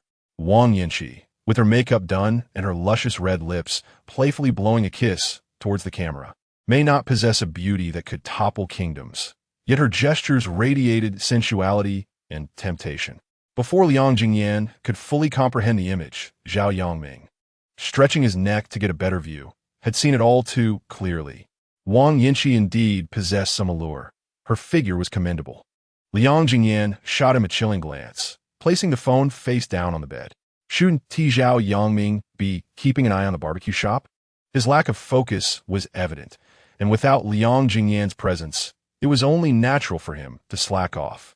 With a chuckle, Zhao Yongming replied, "Oh, a night off 1T hurt. I've given them a holiday today." Liang Ziyan regarded him with a disapproving look. "If you don't manage it well, I'll transfer my shares elsewhere. Don't come crying to me when you can't even cover the rent." Previously, with Liang Ziyan's guidance, Zhao Yongming had been brimming with motivation. Now, with Liang Ziyan's withdrawal, he found himself tethered to a cramped shop, feeling utterly devoid of freedom. "Fine, I'm done with it," he declared. Liang Ziyan scoffed mockingly. No longer in pursuit of a wife? No longer interested in making money? Since being deceived by Lu Qianqian for 5,000 yuan, Zhao Yongming had abandoned any thoughts of pursuing women. Why endure the endless cycle of deceit when he could relish each hard-earned penny? Not pursuing anymore. Living without a woman is still living. I refuse to waste my energy on such futile endeavors. This vow had likely been uttered countless times. Liang Ziyan, uninterested in further conversation, declared, "I'm going to sleep. You should leave as well." Zhao Yongming was reluctant to depart. Why not ask Uncle Zhao to arrange a position for me at the company? Something with regular hours, allowing me time for evening outings. Liang Ziyan laughed. "Do you truly think you have the capability? What would you even do there?" Zhao Yongming fancied himself capable of holding the position of CEO, claiming he merely lacked the opportunity to showcase his talents. Yet, without Liang Ziyan, it would be dull to venture alone. "Forget it. I'll sleep now and discuss this tomorrow." As he took a few steps toward the exit, he pondered Shun Inyan's lineage and felt compelled to share this with Liang Ziyan. However, it seemed Liang Ziyan had already begun a new chapter in his life. "Hey, Liang Ge, what exactly is the situation between you and Wang Yanqi? Is it merely a fleeting dalliance or something more serious?" Liang Ziyan cast him a cool glance. "When have I ever engaged in frivolity?" The tone of his words hinted at seriousness, causing Zhao Yongming's enthusiasm to wane. "Then you should rest. I shall take my leave." Since the quarrel with Liang Ziyan, Sun Xian had brought the two children back home. She secluded herself in the bathroom, weeping profusely. With two children to raise, she had little time to devote to herself. The Tao family had refused collaboration, indefinitely delaying her return to the company. Chen Shiliang would never extend an opportunity to her, as the children required care, entrusting them to anyone else felt perilous. Even the nanny had encountered a family emergency and could not return, compelling her to tend to them personally. Fortunately, the children were well behaved. Upon noticing her distress, they dutifully dressed themselves, attended to their hygiene, and fed themselves. At times, Shen Xian felt she had achieved nothing and felt particularly guilty toward her children. Yet, her capabilities were limited, and she had exerted herself to the utmost. When her parents passed away, the 51 stake in the company was divided between her and her sister. After her sister's demise, the entirety of the shares had been bequeathed to her. Thus, she now possessed the majority of the company's shares, ostensibly granting her considerable authority. However, she found herself unable to return to the company, let alone reclaim managerial control. Innocent individuals often suffer from the burdens of possessing what others covet. Would Chen Shiliang truly allow her to escape unscathed? She had previously believed she could rely on Liang Ziyan. Yet, with a few words of provocation from Chen Shiliang, he abandoned her. Relying on a man was simply untenable. After 2 days of contemplation, she resolved to temporarily relinquish her ambitions for the company and focus on nurturing her children. In a critical moment, Shen Enyan still had an escape route. At worst, she could send him back to his biological father. But Shen Enjin, having lost his mother, was her only living kin in this world. How could such a young child survive alone? Shen Xian had stooped to such depths of concession, yet Chen Shiliang had no intentions of letting her off the hook. He was already aware that Liang Ziyan had undergone paternity testing with the 2 children, confirming they were not his. This revelation brought both surprise and lack of surprise to Chen Shiliang. The lack of surprise stemmed from the knowledge that Shen Enjin was his son, unrelated to Liang Ziyan. However, Shen Enyan was Liang Ziyan's son. With the test results in, it would be expected that Liang Ziyan, despite his anger, would not simply vanish. He was unclear about the specifics, but had heard that Liang Ziyan stormed off after a fierce argument with Shen Xian. Could it be that Shen Enyan was also not Liang Ziyan's son? Chen Shiliang sat at a restaurant with several friends, savoring the sweet taste of victory while pondering the circumstances between Liang Ziyan and Shen Xian. Wei Yuda had recently accomplished a significant feat and was kept close by Chen Shiliang's side, although he was not permitted at the table and stood by as a servant. This was already the greatest honor he could have aspired to. Seizing a moment of distraction, he eagerly relayed to Chen Shiliang, "President Chen, allow me to share a jest. Liang Ziyan went for a paternity test, and neither child is his. I hear he is hiding in a town several dozen miles away, afraid to return, likely too ashamed to face anyone for the rest of his life." Chen Shiliang was already privy to the testing information. He merely lacked knowledge of Liang Ziyan's whereabouts. A small town several dozen miles away? Wei Yudan nodded with a smile.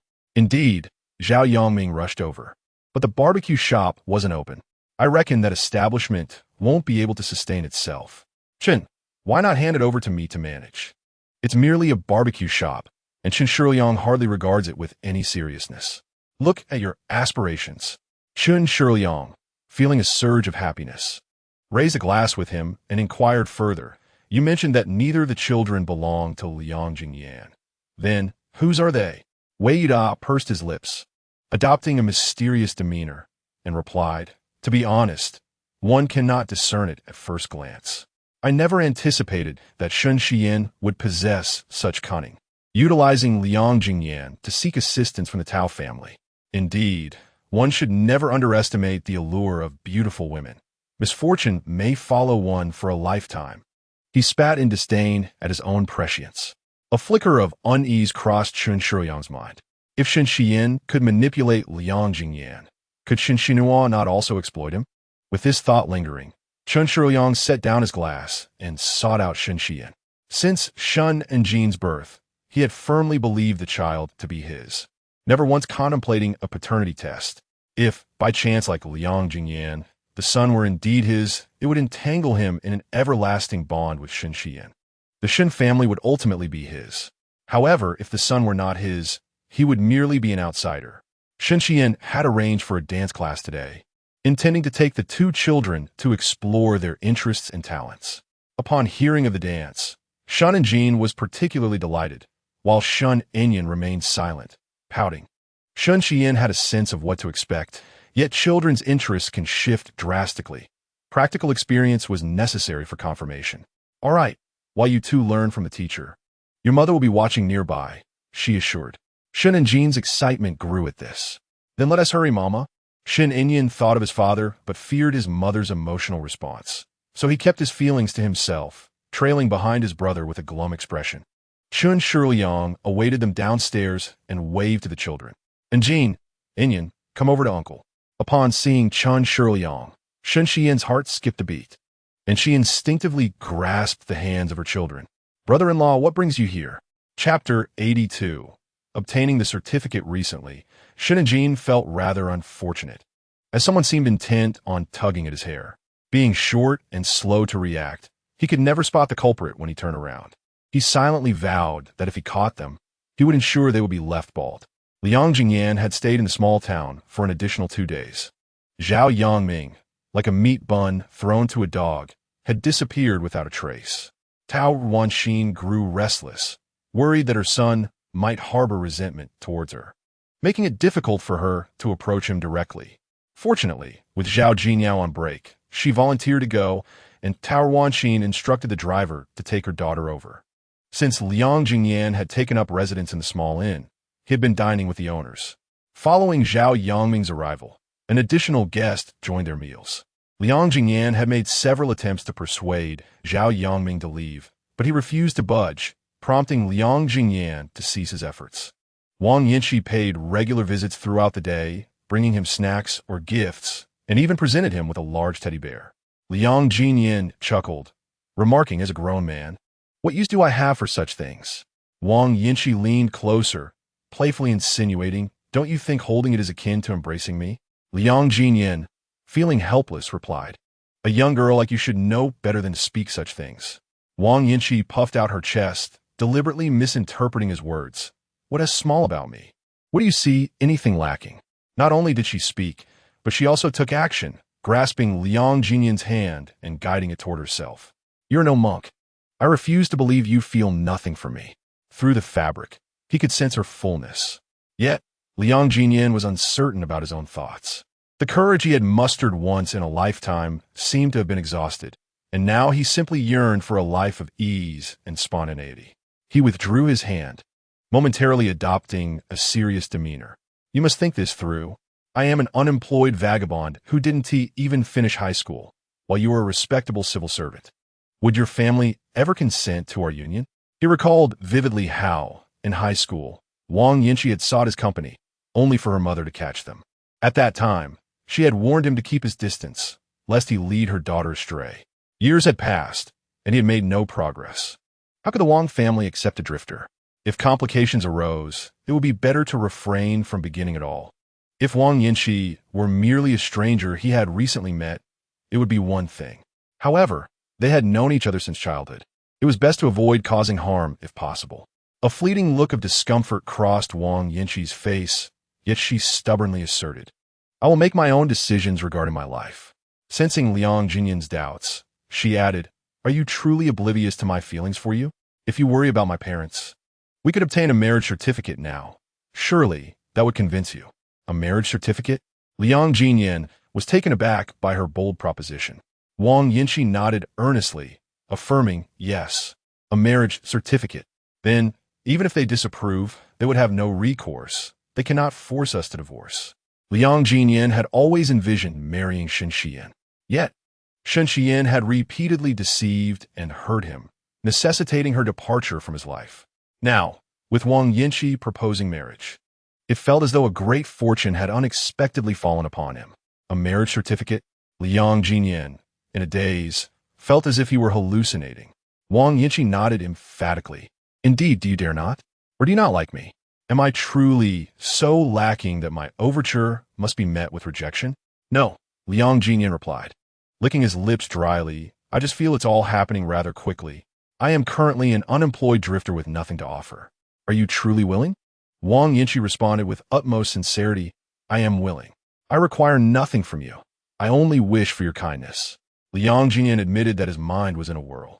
For years ago, he had tirelessly saved for a dowry, yearning to marry the girl he adored. Yet, she had abruptly severed ties, leaving him in despair. Now, for years later, he found himself deceived, with 2 children falsely presented as his sons. Yet here was Wang Yinshi, desiring nothing but him. What more could he hold back? Upon their marriage, He could rightfully request a child from her, whether it be a son or a daughter. He would cherish either. At that moment, he would truly have a family. It must be said that the allure of obtaining a marriage certificate was immense for him. He found it utterly irresistible. All right, let us proceed with the registration, as long as you have no regrets, he stated. Wang Yinchi beamed with joy, affirming, I have no regrets. I certainly do not. Liang Ziyan inquired, shall we go now? Yes, let us go at once, Wang Yinchi replied. Liang Ziyan tidied his attire briefly before following Wang Yinchi out of the house. The town was small, and the Civil Affairs Bureau was not far. They could reach it in merely 10 minutes on foot. Their journey was uninterrupted, encountering not a single red light. In just a few minutes, they would take a photo together, fill out a few pages of paperwork, and receive the red booklet inscribed with their names. Did you bring your ID and household registration book? Asked the staff, who had just settled into their seat and stifled a yawn.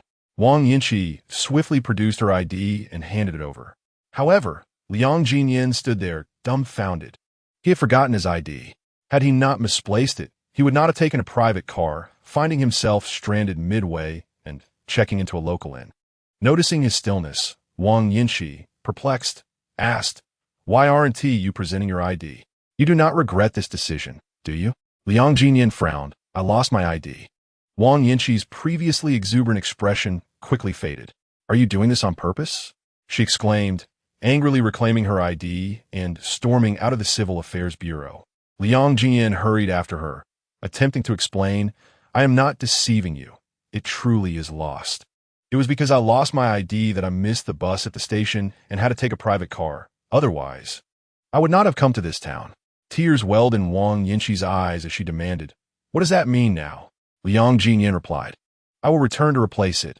Please wait for me a few days while I expedite the process. With no other options, Wang Yinchi reluctantly agreed. But do not deceive me. Liang Ziyan assured her, I will not deceive you, but I must first return to the city to search for it. If I cannot find it, I will go back to the city to replace it. Wang Yinchi, feeling uneasy, insisted, I will accompany you. Since they had already decided to marry, Liang Ziyan had no grounds to refuse her company. All right, tomorrow is the weekend.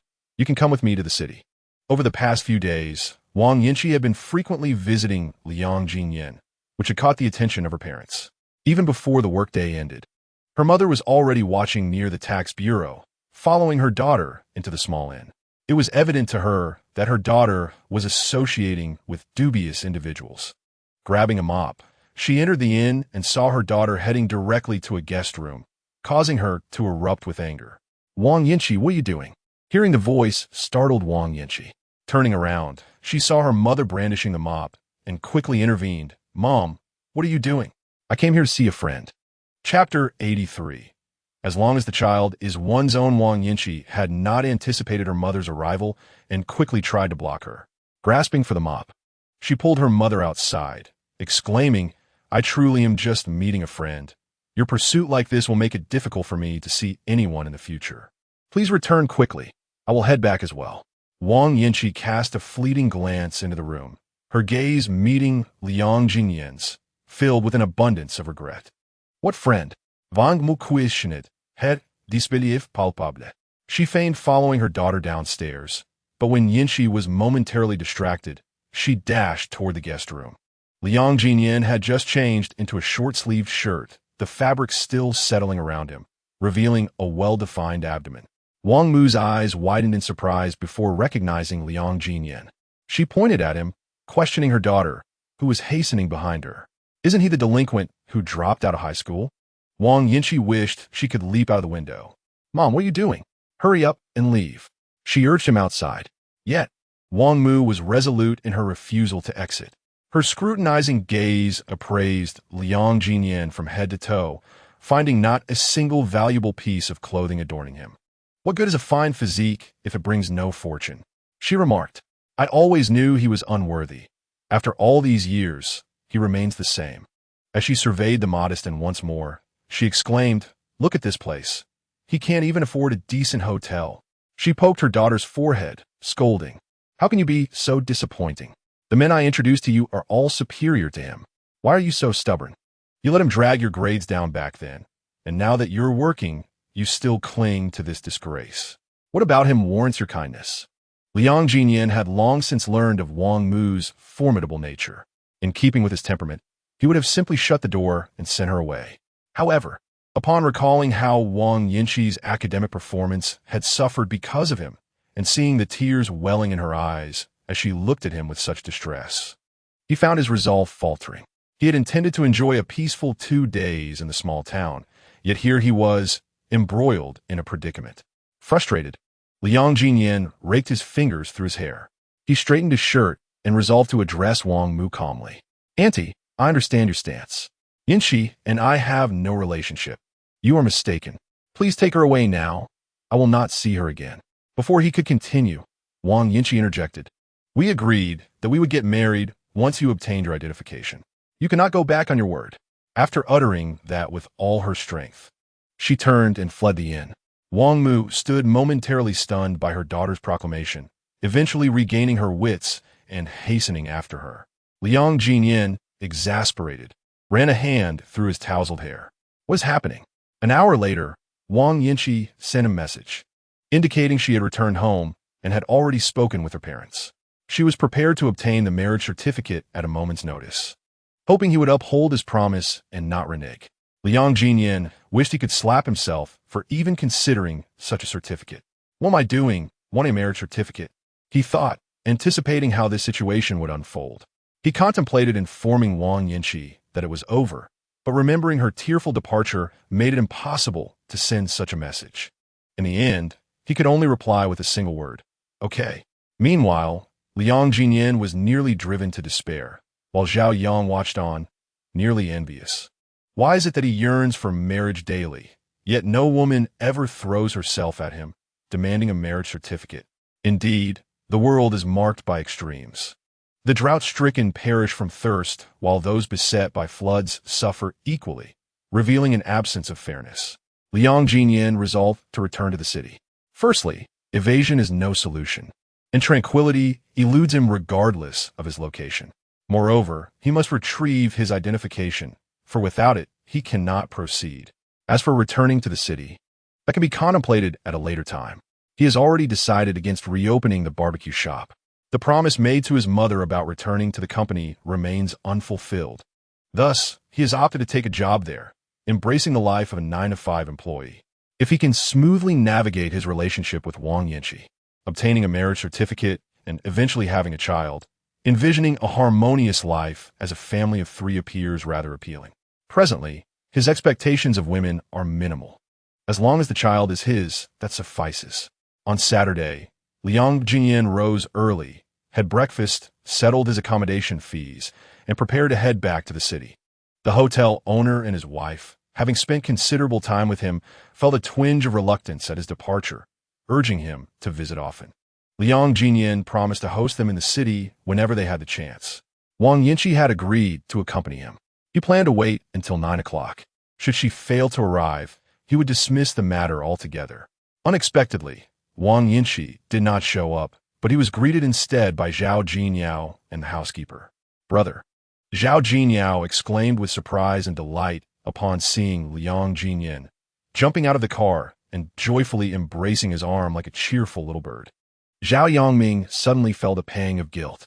He had been entrusted by Tao Ranxin to seek out Liang Ziyan and inform him about Inyan. Yet he had withheld this information. Unable to withstand his sister's exuberance, Liang Ziyan urged her to compose herself. Zhao Jinyao laughed, retorting, "But I'm still a child. Why should I be composed? You haven't thought of me at all since we last met." Liang Ziyan, feeling helpless, replied, "Many people think of you. I am but one among many." Zhao Jinyao pouted, "But you are my only brother." Zhao Yangming wished he could become invisible. Nevertheless, Zhao Jinyao soon noticed him. "Brother Zhao, have you clarified matters with my brother?" Zhao Yangming stammered, Yes, of course I have." In front of others, Zhao Jinyao refrained from reiterating the details. Since Zhao Yangming had already addressed it, she decided to let it rest. "Brother, let us return home. Mother has been suffering from high blood pressure these past few days, constantly mentioning you. Your return would surely do more good than any medication." After evading for so long, Liang Ziyan had come to terms with the situation. "Very well. Let's go." He glanced toward the path where Wang Yinchi was supposed to come from, but seeing no sign of her, he concluded she must have faltered in gaining her parents' approval. Such is the nature of marriage. It is not a trivial matter to simply select a spouse. Liang Ziyan climbed into Zhao Yangming's car, while Zhao Jinyao, reluctant to part from her brother, squeezed in beside him. The housekeeper drove back alone. About 10 minutes into their journey out of the small town, Liang Ziyan received a message from Wang Yinchi. "Jinyan, there are some matters at home today, and it's inconvenient for me to go to the city with you. Please find your identification and come see me. I will wait for you." Holding his phone, Liang Ziyan responded absent-mindedly with a single word. "Okay." Brother, Zhao Jinyao, seated in the back, grasped the front seat's backrest and said, "I want Inyan. Mother wants Inyan too." Grandfather returned home last night, and upon hearing that Injin and Inyan had been taken away, he became quite furious. "Once you return, have a thorough conversation with your sister-in-law and bring the two of them back. Without them, I find little joy in my meals." Little Bai has also been searching for Inyan everywhere and has lost weight over the past few days. Liang Jiyan furrowed his brows. He had assumed that everyone was already aware of the paternity test results, but from his sister's words, it seemed they were still in the dark. Zhao Yangming felt a pang of guilt, his spirit nearly drifting away. Cold sweat trickled down his spine as he dared not meet Liang Jinyan's gaze. Attempting to edge toward the car door, in his distraction, he nearly collided with a large truck. Chapter 84. The betrayal. Liang Jinyan, with a stern expression, instructed Zhao Yangming to pull over.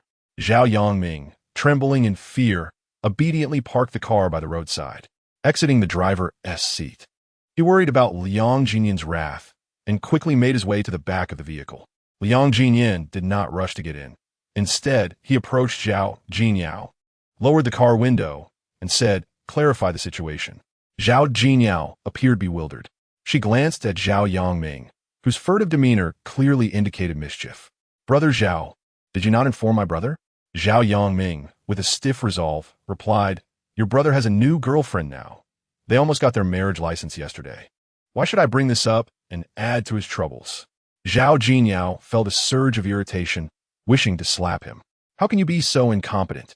Whether my brother has a girlfriend or not, he cannot abandon Inyan."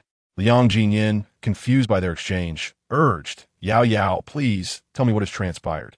Zhao Jinyao shot a fierce glance at Zhao Yangming. Turning to Liang Jinyan, she explained, "It's like this. The hair Zhao Gu found belongs to Injin, and Injin and Inyan are not twins at all. Father has already clarified this matter. Sister-in-law has only given birth to Inyan. The paternity test you conducted was with Injin. Shun Inyan bears such a resemblance to his brother." She refrained from saying more, assuming her brother would grasp the implications. Liang Jinyan clenched his fists against his chin, pressed his fingers to his temples, and ultimately grasped his head in disbelief. He was uncertain how to process this revelation. So, Inyan is indeed his son? Everyone claims Inyan is his spitting image, and he has always believed Inyan resembled him closely. After the test results, he had dismissed both children in a moment of confusion. Thus, only one of them is his son? No, his sister must be deceiving him, exploiting this flimsy tale. If Inyan truly were his son, why hadn't Shen Qian told him? When he confronted her with the paternity test, she had insisted that neither child was his. Liang Jinyan, no matter how naive or starved for affection, could not entertain such delusions any longer. He sharply slapped his face, admonishing Zhao Jinyao, "Do not ever mention this to me again. I know better than anyone whether he is my child." Zhao Yangming was nearly petrified, shrinking his neck and wishing to become invisible. Zhao Jinyao had not anticipated her brother's reaction. She sat quietly, not daring to utter a word. Liang Jinyan started the car, his hands trembling slightly, and his legs uncooperative, resulting in 2 stalls before the vehicle finally set off smoothly. Zhao Jinyao and Zhao Yangming exchanged a glance, instinctively fastening their seatbelts, fearing that in the next moment, Liang Jinyan might accelerate recklessly and hurl them out of the window. Fortunately, despite his anger, Liang Jinyan drove calmly, maintaining a steady speed of 60 miles per hour until they reached the city, at which point the 2 passengers exhaled in relief. Rather than returning to the Tao residence, Liang Jinyan drove to the place where he had parked a few days prior and poured in a bottle of fuel, managing to reach the gas station.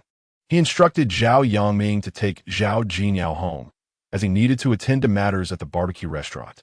After 2 months of running the establishment, he had earned over 200,000, though a portion had been converted into goods and wages for his employees, leaving him with just under 130,000. He had borrowed 300,000 from Qin Xiaoqing and could not simply defer repayment. Gathering the balances from various accounts, he transferred the total amount to Qin Xiaoqing. After several days of silence, Qin Xiaoqing suddenly reappeared, as if resurrected, and inquired, "Old Liang, what are you up to? Preparing for your last rites?" Liang Ziyan had never encountered someone so lacking in conversation. "This is all I have for now. I'll repay the rest gradually." Qin Xiaoqing initiated a video call, appearing disheveled, as if he had just escaped from a refugee camp. "Buddy, money isn't an issue for me. Keep it for yourself." Liang Ziyan disliked being in debt, insisting, "You should take it. I may not continue with this barbecue place. I haven't decided how to handle it yet. If I sell it, I'll give you the remainder." Qin Xiaoqing preferred not to discuss matters over the phone, suggesting, "Where are you? Let me book a place for us to meet." Liang Ziyan naturally accepted. After taking a warm shower and changing into clean clothes, he rode his electric bike to the restaurant, initially believing his streak of bad luck had passed. However, after merely 2 intersections, he was stopped by traffic police, lacking an electric bike license. He faced a deduction of 9 points and a fine of 200. He had never incurred any points on his license, so 9 points was not particularly concerning. However, 200 was a challenge, as he had just given all his money to Qin Xiaoqing and now had only a few dozen left. Fortunately, he was not required to pay on the spot. Subsequently, he pushed the electric bike to the restaurant's entrance. As he gazed at the opulent restaurant before him, he crouched on the ground, unable to suppress his laughter. He recalled 4 years prior when he had delivered food on a modified electric bike, performing an escape act in front of the traffic police. Little did he expect that karma would catch up with him today. "What are you laughing at?" Zhao Yangming, who had arrived earlier, stood beneath a pine tree, smoking a cigarette. Initially hesitant to approach due to a sense of guilt, he was intrigued by Liang Ziyan's uncontrollable laughter.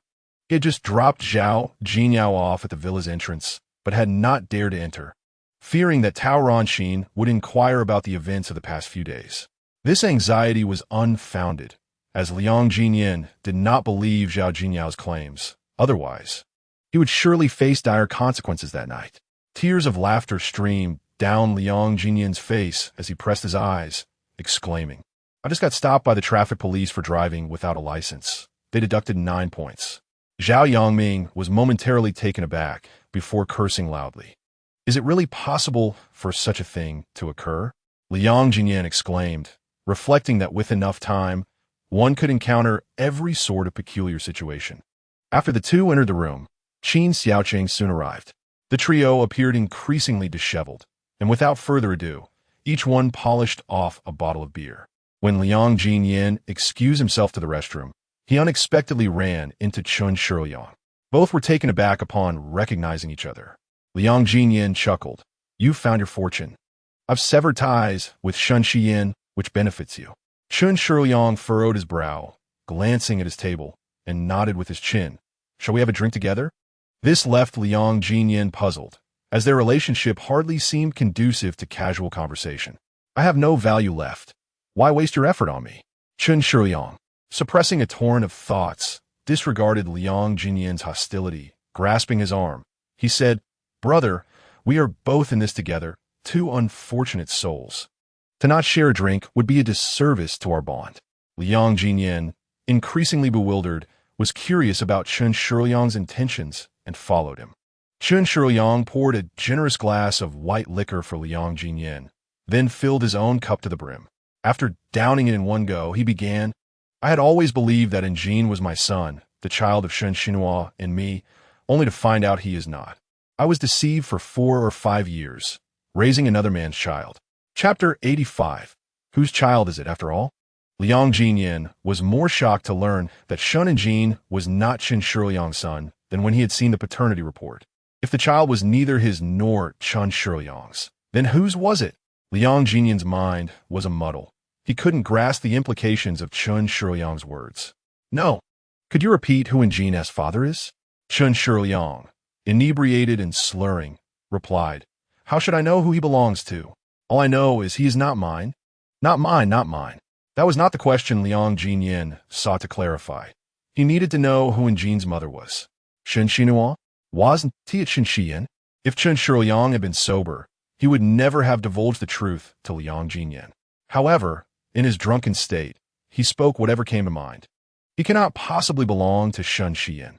She is only one child, not twins. Shen Jin is her sister's child, born via cesarean at just over 6 months.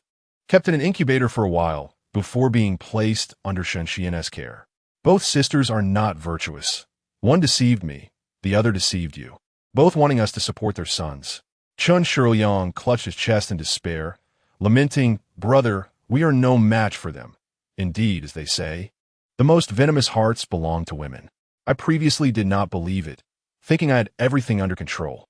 But lo and behold, my fiancée carries another man's child and desires my lifelong support. She will never let me go, not even in death.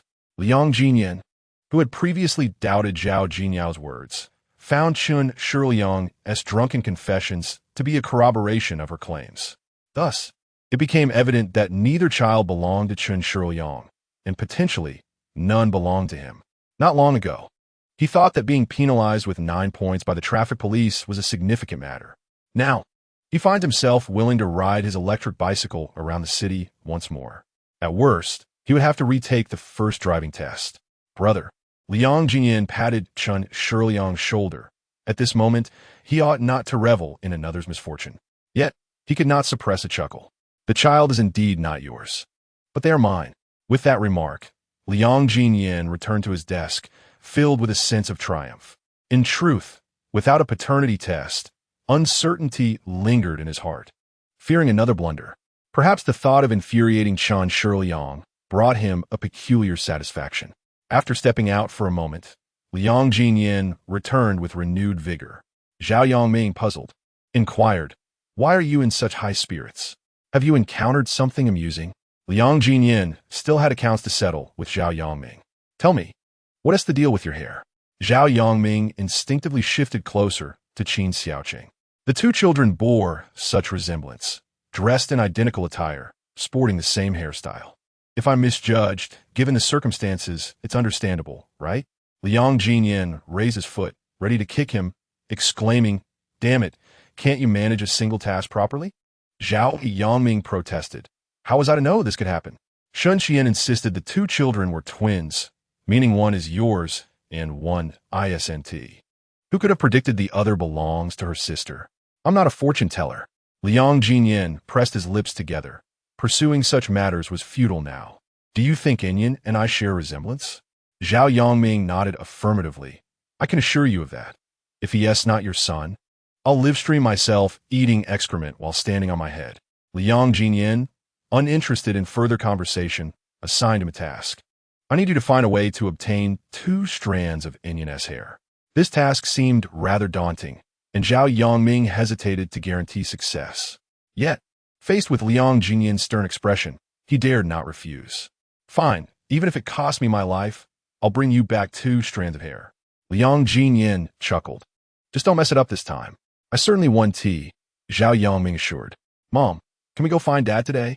Shen Inyan clutched a brochure, cautiously scrutinizing his mother's expression. Shen Xian had witnessed the heated argument between Tao Jian and Tao Ranxin alongside Zhao Yongming.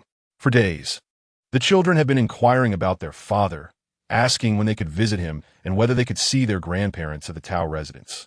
Shen Xian did not tell them the entire truth, only stating that their father had stepped out to handle something very important and should not be disturbed. Shen Jin was forgetful by nature. With company, toys, and treats, he had long cast aside thoughts of their father. However, Shen Inyan had not forgotten. But he noticed his mother crying in secret. The little one, sensitive as he was, refrained from speaking up, connecting his mother's sorrow to the events at their grandmother's house. Today, seeing his mother in a better mood, he summoned the courage to ask. Shen Xian did not answer her son directly, deciding instead to tell the children's story. And Jean, Inyan, today, Mom will tell you the tale of the tadpole looking for its mother. Would you like to hear it? Shun Inyan felt a twinge of disappointment. Mother intentionally refrained from answering his questions. Had it not been for the loss of his phone watch, he would have secretly called his father by now. He wondered where his father was, what he was busy with, and why he had not come to find him. He missed his father, his grandmother, his great-grandfather, and even the little white dog that his grandfather had brought home for him. He had been caring for Little White, and after so many days away, he was anxious about whether Little White had been eating well. As these thoughts crossed Shun Inyan's mind, unshed tears began to swirl in his eyes, and he felt the urge to cry. However, he was a boy and believed he should not cry easily. "Mom, I need to use the restroom." "Wait for me to return," he said. Shun Xian watched her son run off, feeling an unbearable sadness in her heart. She recognized her selfishness in depriving Injin of the opportunity to know his father, all to protect him from the truth of his lineage. It was unfair to her son and a disservice to Liang Ziyan. Yet, she could not abandon Injin. He was her sister's orphan, and in this world, he and Inyan were all each other had. How could he survive after being abandoned? Moreover, she had raised him from such a small size. How could she bear to let him suffer? Shun Inyan took a considerable amount of time in the restroom. When he emerged, his little face was clean, as if nothing had ever happened. Shun Xian pulled him close and began the evening's storytelling session. The little tadpoles searched and searched, and, at first, they found a big fish, for the fish had 2 eyes and a wide mouth. They swam up and called out Mama, but the big fish informed them that they had mistaken her for their mother. Their mother had 4 legs. The tadpoles continued their quest. Shun Xian's gentle voice flowed like the most beautiful melody into the ears of the 2 children, captivating them entirely. They remained enraptured until the story concluded, still lost in its magic. Shun Xian gently ruffled their little heads and softly remarked, "The tadpoles initially mistook their mother, but through their persistent efforts, they ultimately found her." Shun and Jean suddenly comprehended. "Mom, will we eventually find Dad too?" With a smile, Shun Xian replied, "Of course, we will certainly find him. It's just that we made a mistake at the beginning. I thought Uncle Liang was your father. After this, I will surely open my eyes and find your father swiftly and accurately." "Mom, that's not right." Shun Xian felt that her words held considerable wisdom and would surely soothe the 2 little ones into accepting the situation. However, her thoughts were interrupted by a tender voice. She turned in surprise to see her son, his eyes red and fists clenched, a small figure of just over 3 years, seemingly struggling against some strong emotion, glaring at her with palpable anger. Chapter 86. Bringing Little White home. Shun Inyan, with his red-rimmed eyes and clenched fists, appeared to be valiantly suppressing something, directing a particularly furious glare at her. Shun Xian's heart sank. It was the first time she had witnessed such a display from her son. She felt both shocked and somewhat helpless. "Inyan, what did I say that was wrong?" Shun Inyan pursed her lips, striving to suppress the quiver in her voice as she declared, "We are not little tadpoles, nor have we mistaken our father. Liang Ziyan is indeed our father, and our father is Liang Ziyan." Shun Xian felt her eyes welling with tears, pondering from whom her son inherited such stubbornness. While Injin could easily be appeased, Inyan was not so easily swayed. After all, she had nurtured them both equally. "Inyan, regardless of whether he is your father, you too lack a connection with him. We should seek someone who cherishes you, who takes responsibility, someone who prioritizes your well-being. Do you not think that would be better?" "No," Shun Inyan replied with unwavering conviction. "I want Liang Ziyan to be our father." This matter seemed irreconcilable, prompting Shun Xian to decide to soothe her children to sleep first. "All right, we will discuss this tomorrow. Let's sleep now." At merely 3 years old, Shun Inyan could not oppose her mother and complied, lying down in bed. Being a child, he soon fell asleep despite his earlier discontent. Shun Xian tucked the 2 children in with blankets and stepped out onto the balcony. The night sky was serene, having recently been graced by a light rain, leaving the air imbued with a damp aroma. Leaning against the railing, she scrolled through her WeChat messages from Liang Ziyan. The last conversation had occurred before their argument. Days had passed without a single message from him. For years since their separation, they had quickly reconciled upon reuniting, largely due to the bond of their children. Now, however, it seemed that reconciling would not be so simple. As Shun Xian silently put away her phone, she suddenly received a message. Her heart leapt with joy, and she hurriedly opened it, only to find it was from Chu Jinjin. Shin Xian felt a tinge of disappointment. Xian, are you free lately? Shall we go on a trip together?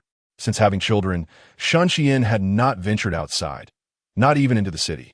Now, with no one to care for the kids and unable to return to work, taking the two children out for a change of scenery seemed a splendid idea. Sounds good, but I'm concerned it might be inconvenient to take them both.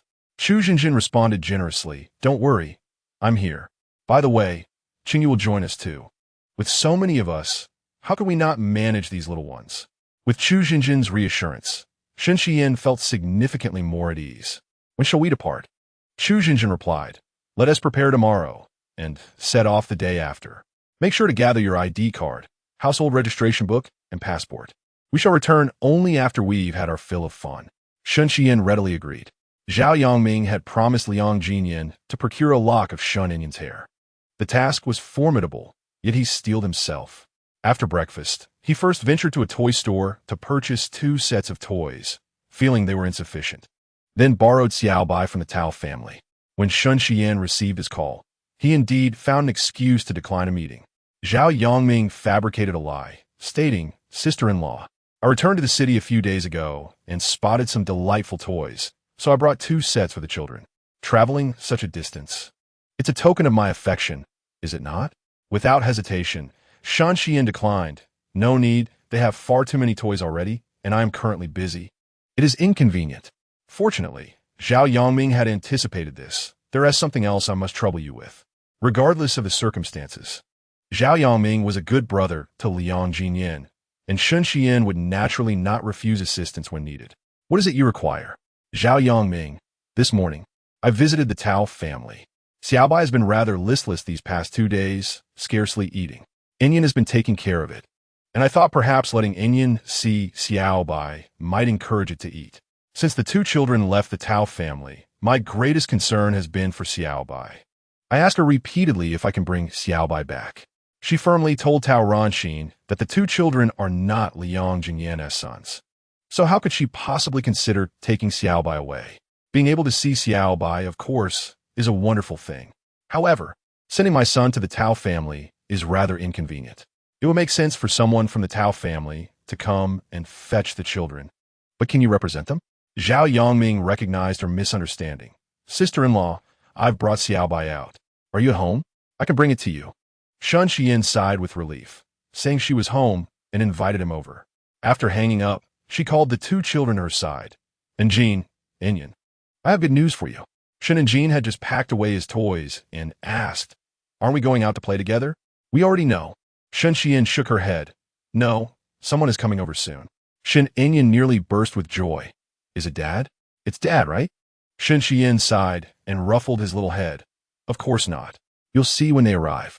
Within 5 minutes of the call, Zhao Yongming was knocking on the door. Shun Xian went to open it, while Shun and Jean and Shun Inyan widened their eyes, staring at the entrance. Without Dad, there was little anticipation. That was until they saw Xiaobai in Zhao Yongming's arms. The 2 children rushed over. It's Xiaobai. Xiaobai. Mommy, my Xiaobai is back. Oh, it's been so long. Xiaobai has lost weight. Shin Xian watched her children excitedly hug Xiaobai, unwilling to let go, and her heart felt warm. Gratefully, she invited Zhao Yongming in to sit. Zhao Yongming had come with a purpose and worried that Shun Xian might not let him in. Upon hearing the invitation, he quickly took off his shoes and stepped inside. As long as he could discreetly pull Shun Inyan's hair while Shun Xian wasn't paying attention, he would consider his task accomplished. Unfortunately, the opportunity was elusive. He watched for a long time, but couldn't approach Shun Inyan alone. Sister-in-law, I'll play with him for a while. You go ahead and do what you need to, don't mind me. Shin Xian had already noticed his sneaky behavior and remained highly vigilant. Now, with him trying to dismiss her, she decided to be straightforward. Zhao Go, I can guess your intentions for bringing the puppy here without you saying a word. If you dare to touch a single hair on either of them without my permission, don't blame me for calling the police. She did not expect Shin Xian to be so sharp-eyed, and she showed him no leniency. Zhao Yongming was left feeling awkward, unsure of how to respond. Sister-in-law, what you're saying is quite unfounded. I care for them both too much to harm them in any way. You're overthinking it. Shen Xian scoffed. Let us hope so. Zhao Yongming realized that completing his task was now impossible. Sitting down felt awkward, so he said, I have some matters to attend to at my shop, so I'll want TB staying to play with them. The puppy can stay here for a couple more days, and I'll come back to pick it up in a few days. Shen Xian, planning to go out tomorrow, naturally would not agree. I am afraid that is not possible. We have already made plans to go out tomorrow. Are you leaving? Zhao Yongming mistakenly thought they were simply going to play nearby, which would not be a problem as he could leave ample water and dog food to last the entire day. Shen Xian explained, No, we are going abroad. We do not know when we will return. Zhao Yongming was taken aback, instinctively assuming that Shen Xian intended to run away. Where are you going? Abroad? Chapter 87. A woman can be discarded, but a son must be reclaimed. For someone like Zhao Yongming, who had dropped out of middle school and was entrenched in the lowest rungs of society, the notion of going abroad seemed like a fantastical dream. In his lexicon, the phrase going abroad was entirely forbidden. Upon hearing Shen Xian mention her intention to take the two children abroad, alarm bells rang in his mind. The only thought that crossed his mind was that Shen Xian, in an attempt to escape Liang Ziyan, planned to take the children and might never return. Shen Xian was unaware that the mere mention of going abroad had stirred a tempest within Zhao Yongming's thoughts. In her social circle, having lost her parents at an early age, her exposure to the world was quite limited. Indeed, they had never traveled, so it seemed fitting to show them around. Zhao Yongming stammered a few words. Going abroad sounds good. Going abroad sounds good, as if he were perched on a pot of boiling oil.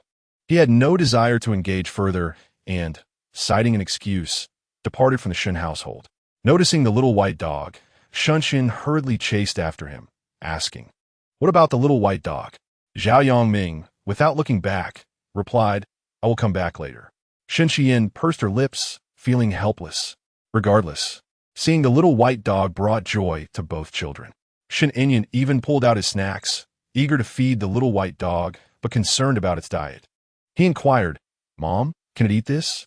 Shen Xian felt the little white dog was too young to be fed treats, suggesting she would consult the veterinarian later about its dietary restrictions. Zhao Yongming raced to Liang Ziyan, who was waiting in a car at the community entrance. Breathless, he leaned against the window, coughing heavily. Brother Liang, something's wrong. Liang Ziyan frowned. What is wrong? Speak clearly. After a few deep breaths and a significant gulp of water, Zhao Yongming finally managed to articulate, Sister-in-law is taking the two children away. Liang Ziyan's brow furrowed. Away? Where to? Zhao Yongming looked at him incredulously. To abroad, of course. From what I observed, it seems she intends never to return. She is even abandoning the little white dog, leaving it for me to take. Brother Liang, she must be terrified that you will take the children away, and she never wants you to see them again. Moreover, when I enter the house, she immediately discerned my intentions and warned me that if I dared to lay a finger on either child, she would call the police. Naturally, I dare not act. Liang Ziyan ground his teeth in frustration. All he wanted was to acknowledge his son, yet it seemed impossibly difficult. Did she think that taking her children abroad would allow her to escape unscathed? A woman can be forsaken, but a son must be reclaimed. With a decisive shove, Liang Ziyan flung open the door and ascended the stairs with resolute strides. Concerned about Liang Ziyan's impulsiveness, Zhao Yongming hurried after him, asking, Brother Liang, what do you plan to do? Liang Ziyan instructed him to mind his own business. Shen Xian had just poured some milk for the puppy, thinking that Zhao Yongming would not return for a while. To her surprise, the doorbell rang after merely 5 minutes. As she approached to open the door, she was confronted by Liang Ziyan, his expression dark and menacing, resembling a debt collector. Without a word, he forcefully pushed her aside, demanding, Shen Xian, where is my son? Where do you intend to take him? Weak and taken aback by his shove, Shen Xian nearly stumbled. Frowning, she glared at him. Liang Ziyan, have you lost your mind? Liang Ziyan was not mad. He had come to reclaim his son. Tell me quickly, where's my son? Hearing the commotion, Shen and Jean and Shen Inyan peeked towards the door. Shen and Jean had already accepted their mother's whimsical tale of the little tadpole seeking its mother. dismissing Liang Ziyan as a mistaken father with no emotional stirring upon his arrival. However, Shun Enyan's eyes brightened at the sight of Liang Ziyan, and he eagerly ran towards him, arms outstretched, calling Daddy. The sweet, innocent voice accompanied his little footsteps as he rushed to Liang Ziyan, who crouched down, ready to embrace his son. "Oh, my good boy." With the sight of his younger brother rushing forward, Shin and Jean hesitated only briefly before joining him, exclaiming, "Daddy." The two children reached Liang Ziyan in succession. He managed to scoop one into his arms just in time, nearly missing his son. The overwhelming sensation of reunion filled him with a bittersweet relief. Noticing Shun and Jean standing nearby, eagerly awaiting a hug, he hesitated for a moment, but then embraced both boys together. "Ah, you're also a good son of Daddy." Shun Xian stood frozen, observing the touching scene of father and sons reuniting, her eyes unwittingly misting over. Had Liang Ziyan rejected Shun and Jean, she would have staunchly prevented any contact between her son and him today. Yet, his impartial acceptance of Jean in such circumstances filled her heart with gratitude. "Daddy, why have you been gone so long without visiting us? Mommy said you were out. Where did you go?" Shun and Jean inquired, brimming with curiosity. Shin Enyan chimed in, "Yes." "Daddy, are you leaving again? When will you take us to see Grandma and Great-Grandpa? I miss them." Liang Ziyan wished to keep his sons close to him. As he gently ruffled Shun Enyan's hair and held him once more, he made sure not to forget Shun and Jean. Regardless of the adults' actions, the children remained innocent. He had promised Shin Xian he would treat both children equally and would not break his word. As long as Shun and Jean called him Daddy, he would honor that commitment. "Daddy has some matters to attend to, and didn't he greet you both before leaving? In the future, I will inform you too before I go out. Soon, Daddy will take you back to see Grandma." With these words, the children were elated. Shin Enyan seized the moment to voice his grievances. "Daddy, I wanted to call you, but I lost my watch, and I haven't been able to talk to you for days. Why didn't you call us?" Liang Ziyan softly apologized. "It was all my fault. I promise such a situation won't happen again." The three of them shared their longing for one another, while Zhao Yongming, feeling as superfluous as a fly by the trash can, silently slipped away from the Shen household. Shen Xian could not bear to witness such a scene and retreated to the balcony alone. Liang Ziyan managed to soothe the two children before approaching Shen Xian. "Regardless of your agreement, I must take Enyan for a paternity test." Shen Xian bristled, furrowing her brow at Liang Ziyan. "And then what? If he is indeed your son, what do you plan to do? Will you snatch him away from me, separate us as mother and child, or will you divide the brothers?" Liang Ziyan had not contemplated the ramifications. He merely wished to confirm his paternity first and address subsequent matters thereafter. Shen Xian firmly disagreed, stating, "He is my son. His father's identity is unknown, and without my consent, you cannot take him for a test." Liang Ziyan, suppressing his anger, questioned her. "So you intend to send the child abroad, deny me the chance to see him for a lifetime?" "Shen Xian, how can you be so cruel?" Shen Xian, filled with fury, laughed bitterly. "Is that truly how you perceive me? Do you consider me so despicable?" Chapter 88. Where is the children's mother? Liang Ziyan was reluctant to quarrel with Shen Xian. "Regardless, I will not permit you to take them abroad." Shen Xian had already devised her plans. With two close friends awaiting her, she could not alter her course. "Why must my travels be subject to your approval? Does having children strip me of my freedom to go wherever I wish?" Liang Ziyan, consumed by rage, found his previous gentleness and tolerance toward Shen Xian had dissipated. His tone grew increasingly assertive. "Who is preventing you from going? I simply will not allow you to take the two children with you. You may go wherever you please, but leave him behind." If Liang Ziyan had mentioned one child, Shen Xian would have certainly objected. However, by referring to the two, it was evident he was willing to accept Jean, which alleviated her concern somewhat. "It was you who said the children could stay. I have no objections." The sudden shift in tone caught Liang Ziyan off guard. "Ah, yes, that was my assertion."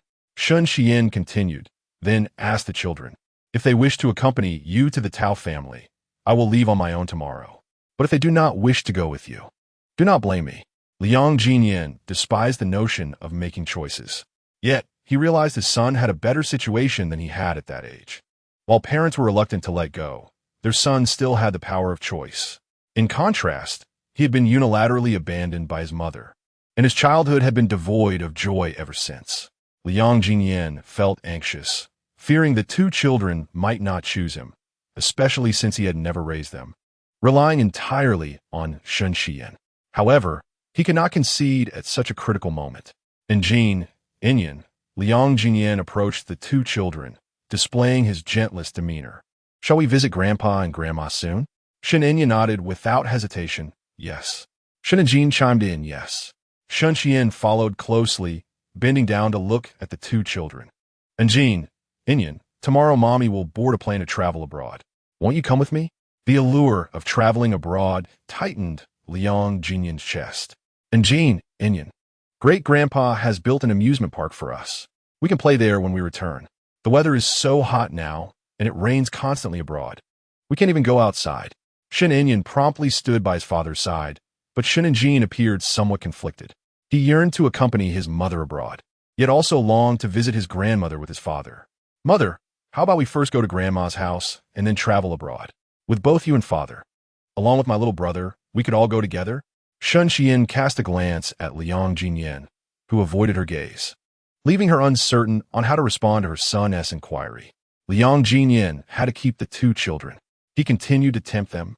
"I heard that great-grandfather has brought back a little red pony, just slightly taller than you two. Would you like to see it?" The allure was substantial enough to sway Shun and Jin's decision. "I want to see it. Can we see it now? Father, please take me to see the little red pony." Shun Inyan, initially inclined to visit Grandma's house, without hesitation opted to stay upon hearing his brother's words. However, he was concerned about their mother's feelings. "Mother, would you come with us to Grandma's house? All our classmates have their parents living together. If you live with father, then we wouldn't have to be apart." Sun Xian's eyes clouded with tears. She could no longer face her two children, turning away to wipe her tears and evading her son's question. She directly told Liang Jinyan, "You take them both. Do not wait for me to regret this." "Oh." Liang Jinyan seized the opportunity and quickly inquired about what to pack for the children, assisting